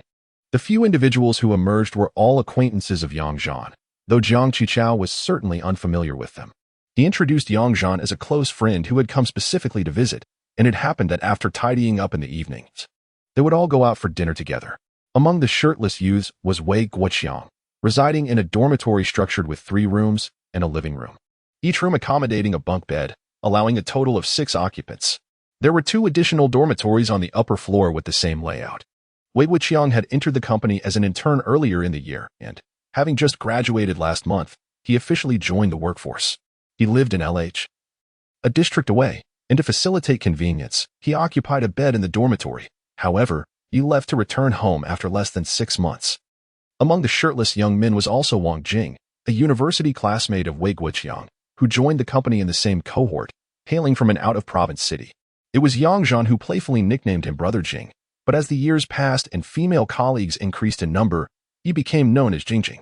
This led to a rather amusing incident when he was driving his superior, who, while on a phone call, instructed him to turn, saying, Jingjing, turn in here, causing the person on the other end to mistakenly believe the leader was accompanied by a little secretary. Consequently, he contemplated changing his name, and a decade later, just before his marriage, he indeed altered his name to Wang Kaiqing. The other 2 individuals were Yiqing and Wu Fangzhou. Yiqing was recruited alongside Jiang Qichao from their previous company. He was tall, slender, and possessed considerable talent, embodying the type who believed, if I deem it correct, the leader should refrain from issuing arbitrary directives. After the year's end, he assisted the company in launching new projects and a branch in the provincial capital, subsequently establishing himself in Guangqing. 2 years later, when a business risk arose in the branch for which Yiqing was accountable, he decided to resign. He was later directly recruited into the trade financing department of the provincial branch of the bank serving the company, where his expertise became a point of influence. Wu Fangzhong was a short, stout individual, and over the years, his relationship with Yang Zhan became a complex mix of good and bad. However, before Yang Zhan's rebirth, they found common ground as kindred spirits, and their bond deepened, with Yang Zhan often stopping by for drinks when passing Wu Fangzhong's home. Yet, the current Wu Fangzhong was less endearing, as he was known as the brother of the company as president, a title that came with its own implications, especially considering the debt the president owed to Wu Fangzhong's mother. This connection afforded him considerable favoritism within the company. It must be noted that despite Wu Fangzhong's mere vocational college education, he exhibited decent communication and operational skills. However, he often carried an air of superiority within the company. Consequently, though he experienced rapid promotions among his peers, few were inclined to associate with him. Wu Fangzhong was inherently a duplicitous character. If one maintained a good rapport with him, he could indeed offer substantial assistance in times of need. Yet, his behavior in the company's microcosm was overtly sycophantic, adhering diligently to the president's commands while disregarding the vice president's instructions. It wasn't until he matured and encountered various challenges that he began to improve significantly. Chapter 53. Reminiscing the past, Yang Zhan felt a surge of emotion within, yet maintained a facade of casual unfamiliarity, akin to that of newly acquainted strangers. He surveyed the familiar dormitory. Despite its age, it possessed a commendable layout that, with a touch of renovation, could serve as a splendid living space. The dwelling spanned approximately 100 square meters, featuring a spacious living room with a well-ventilated north-south orientation. To the south lay a grand balcony, adorned with traditional square steel railings for security, while the northern side housed a kitchen and a utility balcony, both secured with protective grills. Upon entering, there was a small guest room, and at the far end, two slightly larger rooms faced each other, having been utilized solely as a dormitory. The premises retained a rudimentary aesthetic of cement flooring and whitewashed walls, illuminated by long fluorescent tubes, not particularly attractive, yet undeniably functional. After indulging in a cigarette, the group engaged in final cleaning tasks. Yang Zhan chose to refrain from interruption or assistance, instead retreating to Jiang Qichao's room to pass the time online. As the clock approached 3, the group reconvened in Qichao's room. With tasks completed, they inquired about dinner plans and potential activities for the evening. Among them, Yiqing and Jiang Qichao took the lead. Both had been recruited as core members of the company through introductions and were a year or two older than their peers. They had assumed managerial positions upon joining, earning significantly higher salaries of over 5,000 monthly. Moreover, they demonstrated a commendable sense of camaraderie, often treating their colleagues to meals. After a few minutes of discussion, they remained uncertain about nearby dining options, as they had recently relocated and were unfamiliar with the local offerings. Observing their indecision, Yang Zhan could no longer contain himself and interjected. "Stop the idle chatter. I know a fantastic place that serves Hunan cuisine. A friend took me there once. It's a local delicacy from Baoqing, with authentic flavors and private rooms for card games. You locals can handle the spice, and the owner can whip up additional local dishes to suit your tastes." Without hesitation, Yang Zhan made the reservation. Rising with his backpack in hand, he urged the others. "Enough pondering, follow me. I know several great spots around here. Qichao, I've been here for a couple of days, and aside from my errands, I've been enjoying your company. Let us explore the local culinary scene together." The others quickly donned their clothes and gathered their belongings. Jiang Qichao, somewhat skeptical, remarked, "Are you sure, Zhan? How could you be so familiar with this area?" Yang Zhan found no need to elaborate. The more he explained, the more he felt the need to conceal. Sometimes, a touch of mystery dissuades inquiry. Since the others were not previously acquainted with him, they had no basis for speculation. "Enough of your doubts. There is much you don't know about me. Just follow my lead. By the way, did anyone else join you? I noticed someone visiting your dorm earlier. If so, let us invite them along." As they reached the door, Yang Zhan turned to Jiang Qichao and asked, "By the way, do you have a car? I only have one vehicle, and the destination is about 700 or 800 meters away. I'll cover the bill tonight as a token of gratitude for your hospitality." "Oh, and have you managed to get that kidney stone removed yet?" Jiang Qichao, upon hearing Yang Zhan's words, felt an urge to reprimand him. After all, he was the host, and it was unreasonable for Yang Zhan to expect him to host a meal. Just as he was about to retort, the group had already descended the stairs and arrived at the parking lot. Yang Zhan produced his car keys, unlocking the door with a beep. The taillights of the beautifully modified Civic flashed momentarily. Being young and seasoned drivers, they could tell at a glance that this was not an ordinary Civic belonging to a mere novice. Jiang Qichao swallowed his words, realizing that Yang Zhan had evidently come into some fortune recently. Analyzing his demeanor and attire, it was clear that someone lacking in wealth would not exude such confidence and ease. The transformation in Yang Zhan was striking compared to the person he once knew. Nevertheless, a brother remains a brother. The candidness of his remarks was certainly not intended to show off. If his friend had become affluent, he could simply be happy for him. There was no need for overthinking. Jiang Qichao quickly adjusted his mindset, snatching the car keys from Yang Zhan's hand and exclaiming, "Wow, is this your car? I didn't hear you mention any recent windfall. Let me take it for a spin." Yang Zhan chuckled and replied, "This belongs to a friend. We're just swapping cars for a bit. In a couple of days, my own car will be ready to blow your mind. Haha." The others gathered around to admire the vehicle, especially Wei Guoqiang, whose admiration was evident as he caressed the trunk. Jiang Qichao took his seat in the driver's position and started the engine, gently revving the throttle, producing a thunderous roar that echoed as exhaust fumes dispersed. Oh my! This is exhilarating. The others, still somewhat naive, had seldom encountered such a professionally modified car. Yiqing approached and pulled Jiang Qichao from the driver's seat, eager to experience the enhanced vehicle himself. Subsequently, everyone took turns sitting in the driver's seat, eager to grasp the sensation of the meticulously modified machine. Yang Zhan remained indifferent. If it were his former self, he would likely have shared the same curiosity and behavior. As Yang Zhan and Jiang Qichao stood beside the car, lighting a cigarette and waiting, the smoke curled up into the air. By the time they finished their cigarette, the others were still engrossed in their admiration. Yi Cheng and Wei Guoqiang were particularly captivated, engaged in lively conversation from inside the car. Just then, two more individuals descended from the building, one of whom Yang Zhan recognized. The shorter one was Qin Xiaowu, the top talent from a small company, a renowned graduate from a prestigious institution in the province. His skills in academics, work, and writing were undoubtedly top tier within the company. He had entered through connections with the former chairman and, possessing both capability and influence, had risen quickly through the ranks. However, he was merely a youthful, somewhat impulsive newcomer to the workforce, willing to assist others but unrelenting with frontline staff who made mistakes. The tall individual with a round face was Chun Shengwei, a straightforward and loyal man, a graduate from a sports university. He had been recruited through social channels. While he performed adequately, he had a penchant for gambling and had an uncle running a study abroad agency in Pengcheng, through whom he had long desired to work overseas, though his aspirations had yet to be fulfilled.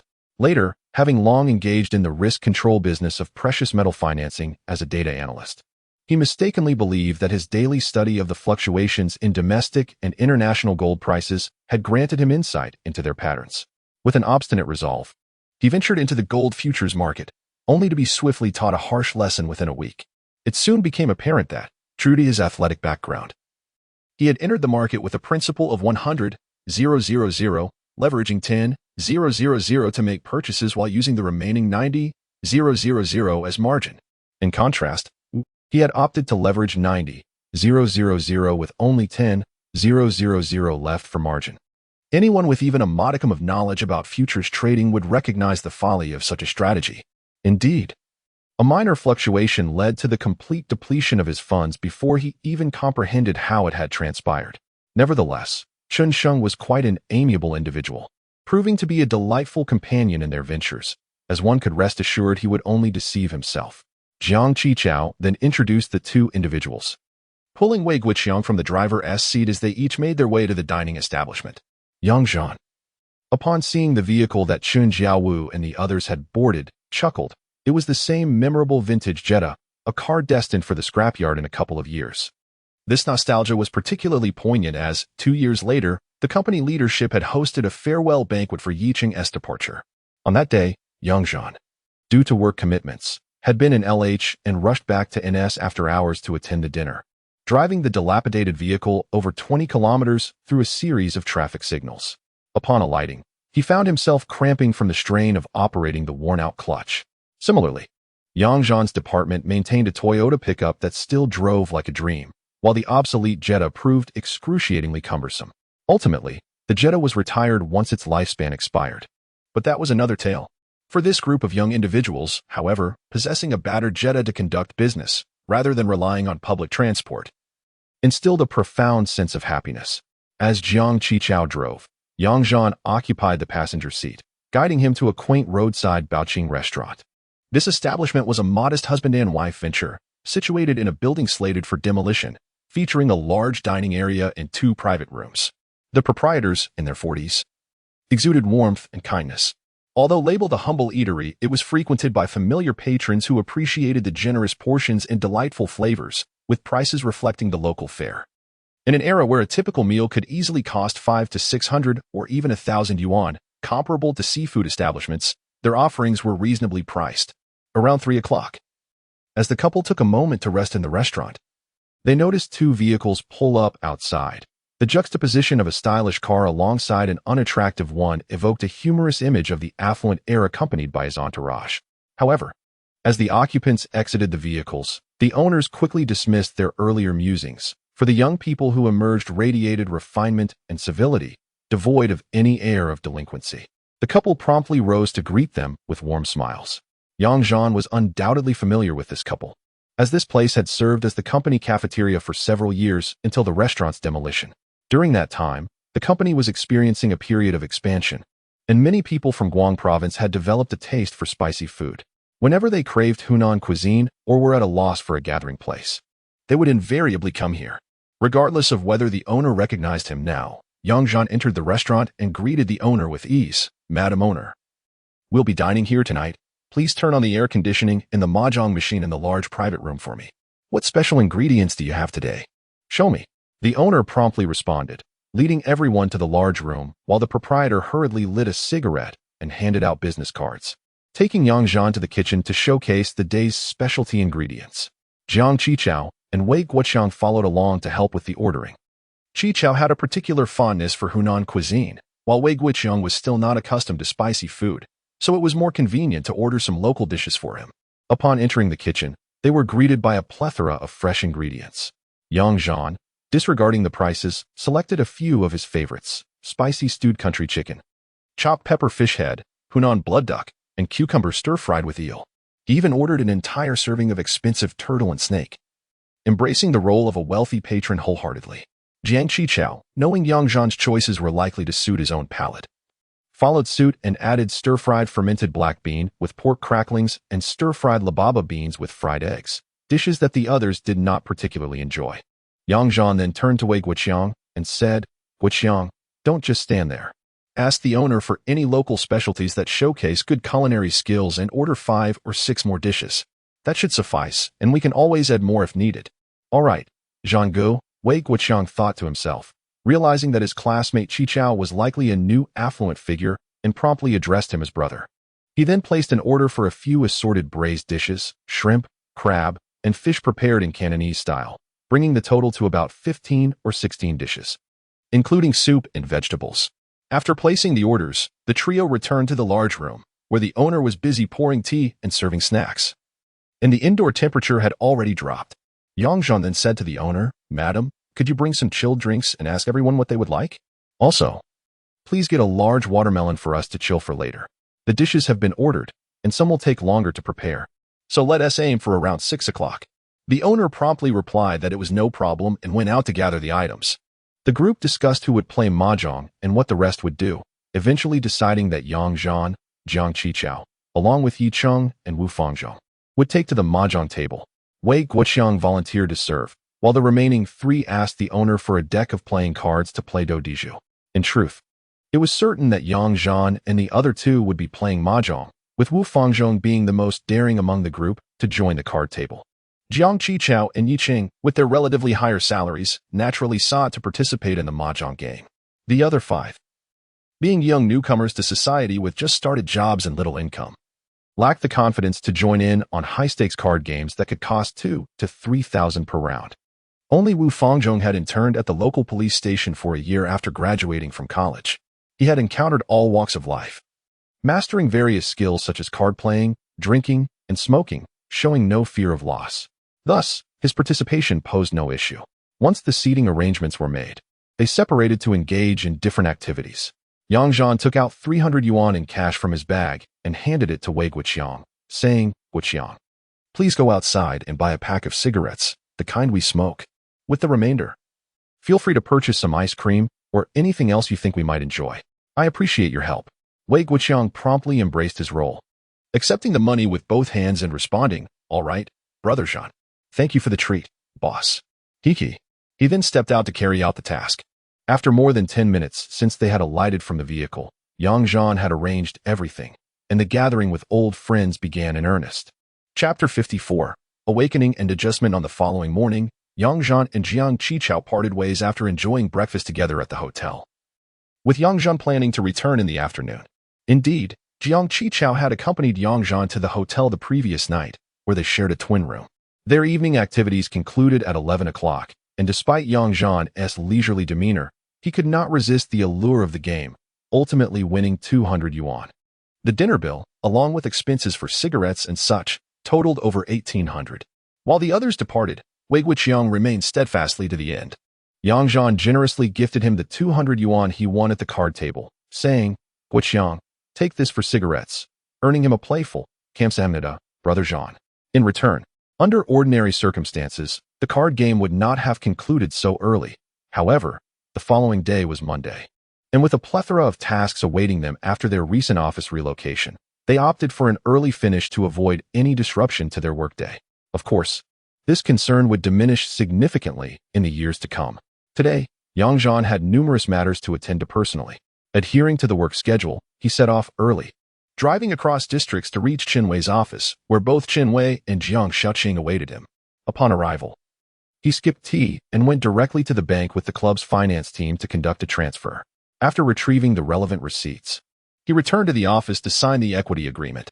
Once everything was finalized, the club's administration would handle the subsequent changes in registered capital and business registration.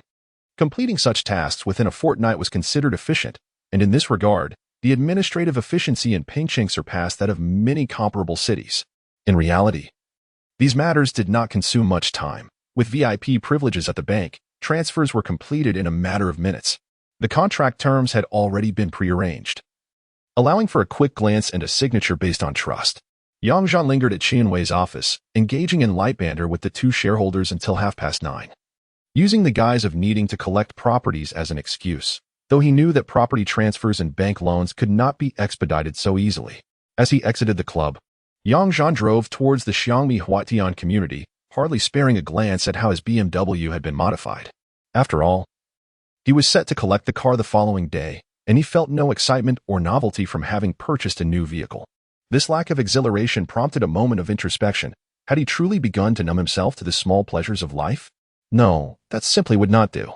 The small satisfactions of life should not be treated with indifference. With this thought, Yang Zhan unconsciously eased his speed, reflecting that one should not regard monumental events in an ordinary person's life as mere trifles. As for the car, he resolved to savor the steps and processes involved in the real estate transactions, especially considering he was managing 6 or 7 properties simultaneously, an experience that most ordinary individuals might never encounter in their lifetime. Yang Zhan decided to approach these matters with the seriousness they deserved. After all, cultivating a disinterest in acquiring planes and yachts would indeed be a sorrowful state of existence. Yang Zhan felt a sense of relief in retaining his ability for self-reflection. Within a span of just over a month, he had transformed from a modest individual to one of considerable wealth, and he was certain that more money would follow. However, this newfound affluence had inadvertently dulled his appreciation for many aspects of life, whether it was the act of spending or the feigned nonchalance in his interactions with others. Such behaviors revealed an emerging attitude of condescension towards life, which was not the persona Yang Zhan aspired to embody. As he slowly drove, a sudden awakening of his thoughts filled him with gratitude. He rolled down all the windows to let the warm sea breeze of the coastal road envelop him, lit a cigarette, and rested his left hand against the window, flicking the ash into the wind. Upon finishing the cigarette, Yang Zhan felt as if he had rediscovered his original self. To hell with the wealthy. I shall return to being a carefree worker, he mused. With a bit of money and leisure, he could savor the simple pleasures of life, experiencing the joys and sorrows of the mundane. What bliss that would be. With these realizations, Yang Zhan felt a sense of lightness wash over him, as the previously cultivated indifference towards life dissipated in an instant. Life operates in such a manner. If one cannot comprehend it, they continue down a path they despise, whereas understanding brings liberation akin to breaking free from shackles, a most delightful sensation. He tossed the cigarette, but out the window, dismissing the constraints of civilized driving. There was no need for young people in society to adhere to such elevated moral standards. He switched on the car radio, tuning into the traffic channel and amplifying the volume.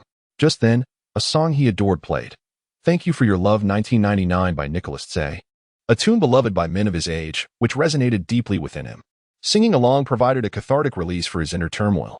The car accelerated, and Zhan finally began to relish the thrill of driving his modified vehicle. His thoughts raced in circles, yet in reality, he had not wasted much time. Before 10 o'clock, he parked within the community. He first sought out the sales manager to finalize the necessary signatures and cooperate as required. The real estate developer assured him that they would urge the bank to expedite the process, promising that everything would be settled within the week, allowing him to collect the keys over the weekend. Furthermore, the 60-square-meter fully paid apartment would soon have its property certificate issued directly to Zhan. The community featured a well-organized separation of pedestrians and vehicles, with an extensive underground parking facility. Zhan asked the sales manager to guide him to the underground garage to select his designated parking space that came with the apartment. Having been on the market for several months, many homeowners had already chosen their spots, and some had even renovated and moved into their homes. Thus, securing a prime location among the 8 linked parking spaces proved challenging. Ultimately, he selected 8 back-to-back spaces, centrally located on the first underground level, corresponding to their respective properties. These spaces were considered complementary with the purchase of the apartment and would not be included in the mortgage calculations, ensuring that their property certificates would be processed simultaneously and handed over to Zhan. The matters at hand were concluded in just over an hour. Throughout the process of signing the agreement and selecting parking spaces, Zhan discarded his former indifferent attitude, diligently engaging with the sales manager to comprehend various procedures and timelines. He meticulously chose the parking spaces, carefully comparing options to ensure his rights were upheld and to secure a superior property experience. It must be said, relinquishing the detached perspective of a mere observer and wholeheartedly experiencing the nuances of life, with a touch of graceful superiority, is far more fulfilling than maintaining an aloof demeanor that distances one from the essence of human experience. To illustrate, in the past, while lacking self-reflection, I would accept the allocation of 8 parking spaces dictated by the developer, irrespective of whether they were strategically chosen to please major clients or randomly assigned. It mattered little to me. I looked down upon such trivialities. However, with newfound introspection, I took the initiative to advocate for myself, engage in negotiations, and select the most advantageous options available. The transition from indifference to empathy has brought forth a joy and satisfaction that cannot be derived from mere material gains. As Zhan exited the community, he felt a genuine elation that surpassed even the thrill of acquiring 3 properties, a vehicle, and shares in a company just 2 days prior. It is evident that one must remain grounded. Otherwise, in the pursuit of lofty aspirations, one may lose sight of oneself. In a playful gesture, Zhan made a sign of the cross before reciting a silent prayer, Namo Amitabha, may blessings abound. With a light heart, he drove to the scheduled meeting with the renovation company. After a brief journey, he arrived at the reception area of the design firm, situated in a nondescript building.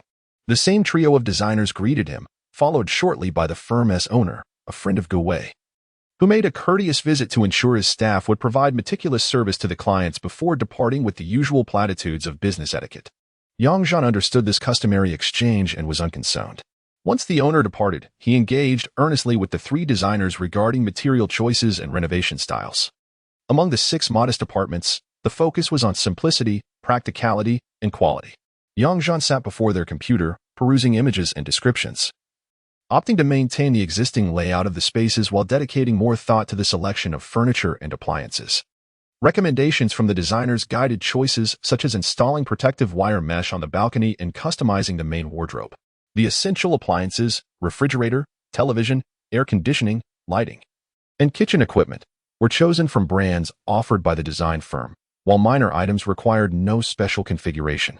The 2 apartment types bore similar arrangements, with slight variations in items like curtains or projects charged by area. Ultimately, after confirming the selection of categories, the designers generated a cost estimate on their computer, averaging around 60,000 yuan per apartment, including a design service fee of approximately 5,000 yuan per unit. This fell within a mid-range budget.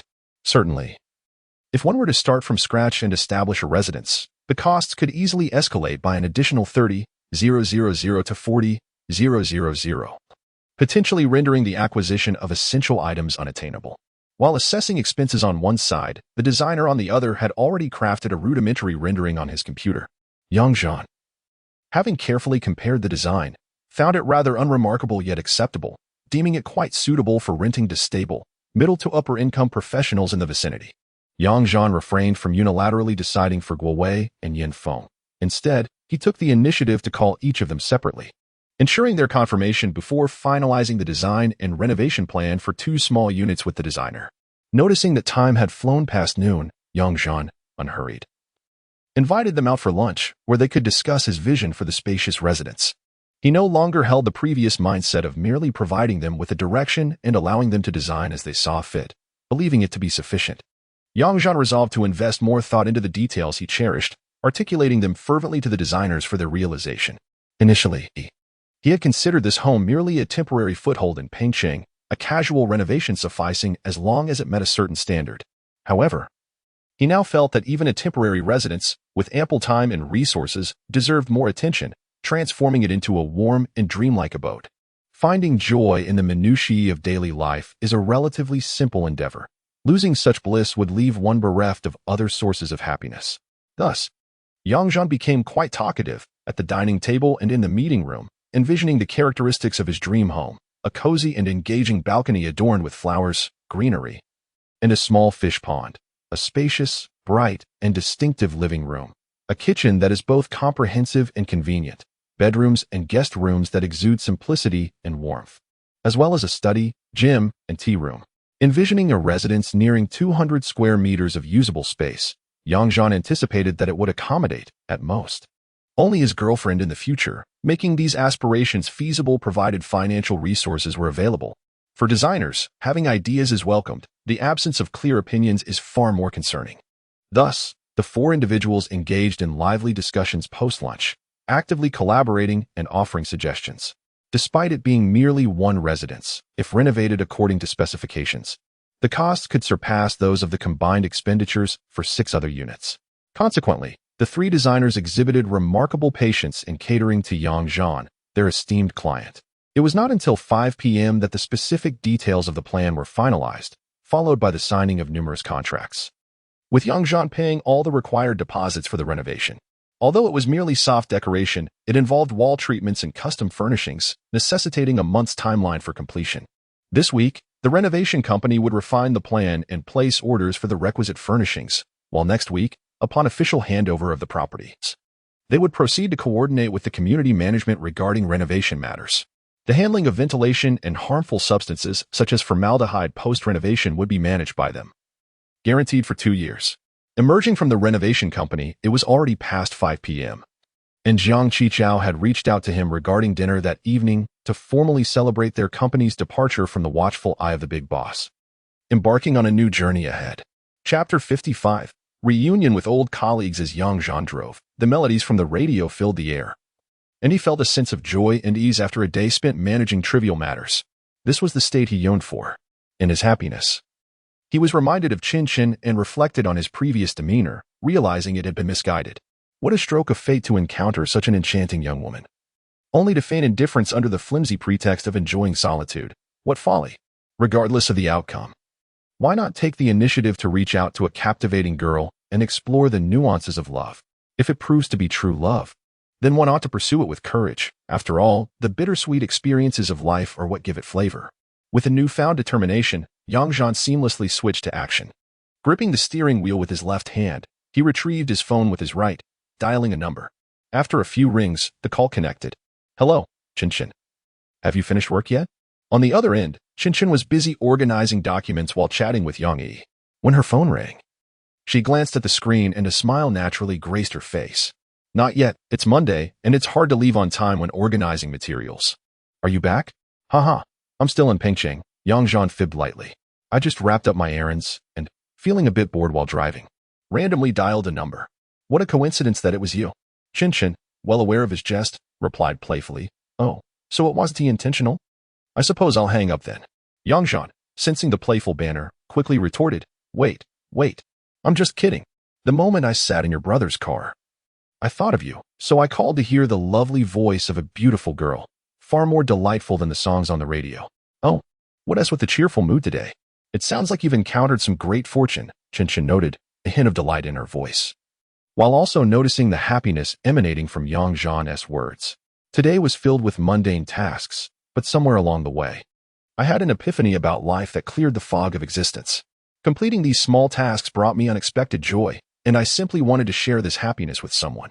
By the way, do you stay in the dorm after work? Yang Zhan naturally shared his transformation. Chen, buoyed by Yang Zhan's revelation, felt an increasing sense of joy. She responded candidly, yes, I haven't been here long and am still getting acquainted. After work, I cook for myself, then walk in the courtyard while listening to music. I prefer not to eat in the cafeteria at night, so I often prepare simple porridge or a meal of fruits and vegetables. Mostly, I just surf the internet in my dorm. So boring. Yang Zhan laughed heartily, envisioning a beautiful girl confined to the courtyard. I'm quite the opposite. When I lived in the dormitory at the operations department, I always had colleagues to keep me company. Now that I'm in my own home, it's much quieter. In a couple of days, I shall return home. I invite you to dine at my residence. A friend recently gifted me a bounty of seafood, which still remains in my refrigerator. We could also take a leisurely stroll along the seaside near my home, a far more pleasant experience than wandering around your office courtyard.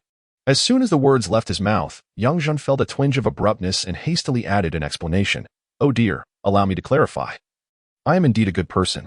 My invitation carries no ulterior motives. He paused, realizing the absurdity of his own explanation. Not that I need to clarify, it's just. Ha ha ha, no one suspects you of ill intentions. Chen was initially delighted by Yang Zhan's invitation, but his awkward justifications only added to her amusement. Yang Zhan felt a wave of frustration. Why did he feel the need to explain himself? His intentions were pure, and the more he rambled, the more he seemed to divert the topic. Even as he drove, the embarrassment made his cheeks flush, prompting him to light a cigarette to ease the awkwardness. Regardless of the embarrassment or joy, conversing with Chen made time fly. By the time he hung up the phone, Yang Zhan had already parked his car beneath the building where Gu and his colleagues worked. He found a spot beside their dormitory, surprisingly. The parking lot still had available spaces, a rarity that would be unimaginable in a few years. Deciding to turn off the engine, he exited the vehicle and leaned against the hood, smoking while he awaited their arrival. The office building stood at a modest 18 stories, with two 6-story stairwell annexes behind it. From the second floor's midpoint, one unit was suspended and connected to the main structure. Built in the early 1990s, it was once quite grand, but now it seemed increasingly out of sync with modernity. The entire edifice was primarily occupied and managed by the superior levels of Insheng Financial Company, with the property management being handled by an upper echelon. Thus, Insheng had the opportunity to lease a quarter floor for office use at a remarkably low rate, with plans to expand to half a floor in subsequent years, though no further developments were anticipated. The lower 4 floors of the building were utilized by the local branch of a bank, while the upper floors, aside from the property management and Insheng, were predominantly occupied by the bank's credit card department. Yang Zhan recalled that in recent years, there had been an insurance company and a mango office sharing a floor. During the end of the workday, both elevators were quite congested, with an estimated gender ratio of about 3:7 among those entering and exiting the building. Thus, during idle moments, observing the professional women navigating the elevators offered a pleasant distraction. Before 5:30 p.m., Yang Zhan spotted Wei Guoqiang and Chen Jiawu emerging from the elevator. Upon seeing Yang Zhan smoking, they approached with smiles to greet him. "Zhang, are you joining us for dinner tonight?" Yang Zhan nodded in acknowledgement. Aware that Chen Jiawu did not smoke, he tossed a cigarette to Wei Guoqiang. "I've completed my errands and intended to seek some leisure with you. Gu mentioned your gathering and encouraged me to join. So here I am, not one to shy away." Wei Guoqiang caught the cigarette and lit it, his expression brightening as he exclaimed, "What is there to hesitate about? We warmly welcome Zhan Ji's presence." "Huh, we're heading to the same place where you took us last night. As we're unfamiliar with this area, an uncomplicated company dinner will suffice." "Did you both arrive early to drive?" Yang Zhan inquired, feigning confusion. "It's fine. There are only about a dozen people working at the office, and the leaders all have their own cars. Just a couple of them need guidance." As the conversation lingered, the employees of Insheng Company began to emerge from the elevator, likely eager to leave before the end of the workday to avoid waiting for the lift. The idiosyncrasies of a small company. Once free from the watchful eyes of the shareholders, the advantages of liberty become apparent. A throng exited the elevator, making their way toward Wei Guoqiang. Yang Zhan felt a momentary daze upon seeing so many familiar faces. Jiang Qichao accompanied 3 company leaders to introduce them to Yang Zhan. At this juncture, the leaders, all in their 40s, were still approachable and amiable, embodying the spirit of camaraderie. After the introductions, each leader shook Yang Zhan's hand, remarking on his youth and potential. The parking lot was bustling, making it inconvenient for pleasantries, so everyone quickly found their vehicles and set off to Baoping Restaurant. The owner and his wife, having received a prior reservation, promptly approached to greet them as the 4 or 5 cars arrived at the entrance. They ushered nearly 20 people into 2 private dining rooms, removing the partition between them, thus transforming the spaces into a large double-table banquet hall, providing tea and adjusting the air conditioning without hesitation. The owner's wife, accompanied by a server, busily poured tea and offered water, while Wei Guoqiang led the company's assistant, Yang, to the kitchen to place the order. It must be said, while he may not possess many other skills, Yang, the assistant, was undoubtedly the expert in hospitality and the pursuit of pleasure within the company. Therefore, regardless of the status of the guests, if Yang was in charge of arrangements, the worst outcome would not incite dissatisfaction. A few minutes later, Yang had selected a well-portioned and reasonably priced menu, coordinating with the owner to have the dishes served at 6:30, as several frontline managers were en route from other locations, and they would wait for their arrival before commencing the meal. With over an hour to spare, it was impractical to sit idly. So 2 mahjong tables were set up in the private room. The 3 leaders, Lei, Vice President Kong, and Assistant Yang, along with Zhang, the company's safety officer, occupied 1 table. These 4 were the original partners who had established this small company, and due to the generational gap, no one was willing to play cards with them at that moment. The other table retained the same youthful ensemble from the previous night, as the stakes were dauntingly high for these young individuals. 2 tables, 2 groups of people. The company personnel surrounding Yang Zhan outnumbered those at the leaders' table. Apart from Qin Xiaowu, who attended to the 2 female colleagues at the leaders' table, others either dispersed to watch television or gathered around Yang Zhan's table. Wei Guoqiang, being straightforward, settled into a chair behind Yang Zhan to observe the game, frequently refilling tea and offering cigarettes. His demeanor was devoid of any obsequiousness. To an outsider, it might simply appear that the 2 shared a close friendship. In Yang Zhan's heart, he silently commended his comrade Guoqiang, vowing to look after him whenever the opportunity arose.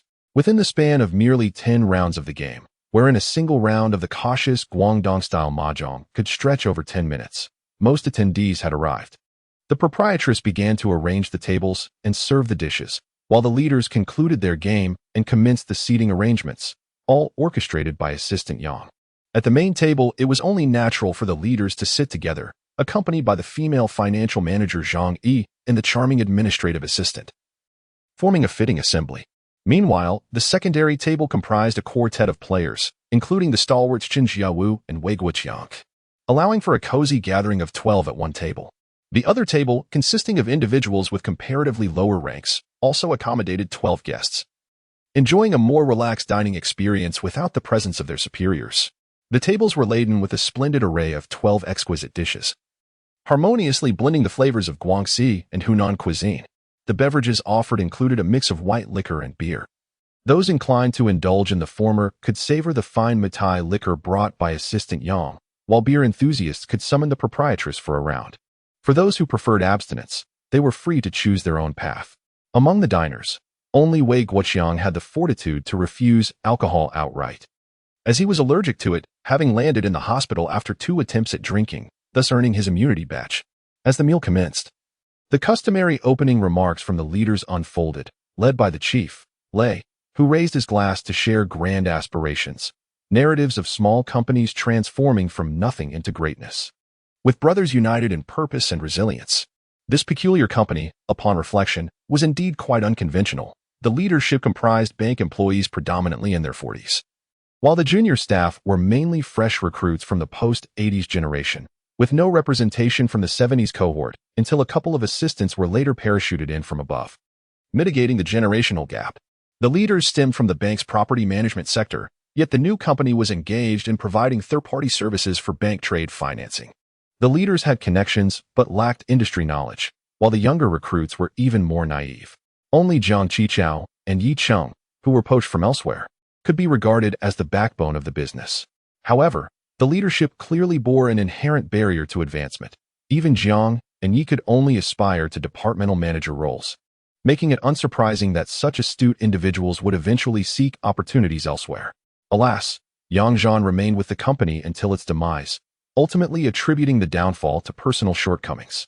Despite this, he harbored a sense of nostalgia and affection for the company and his colleagues, having spent over a decade together.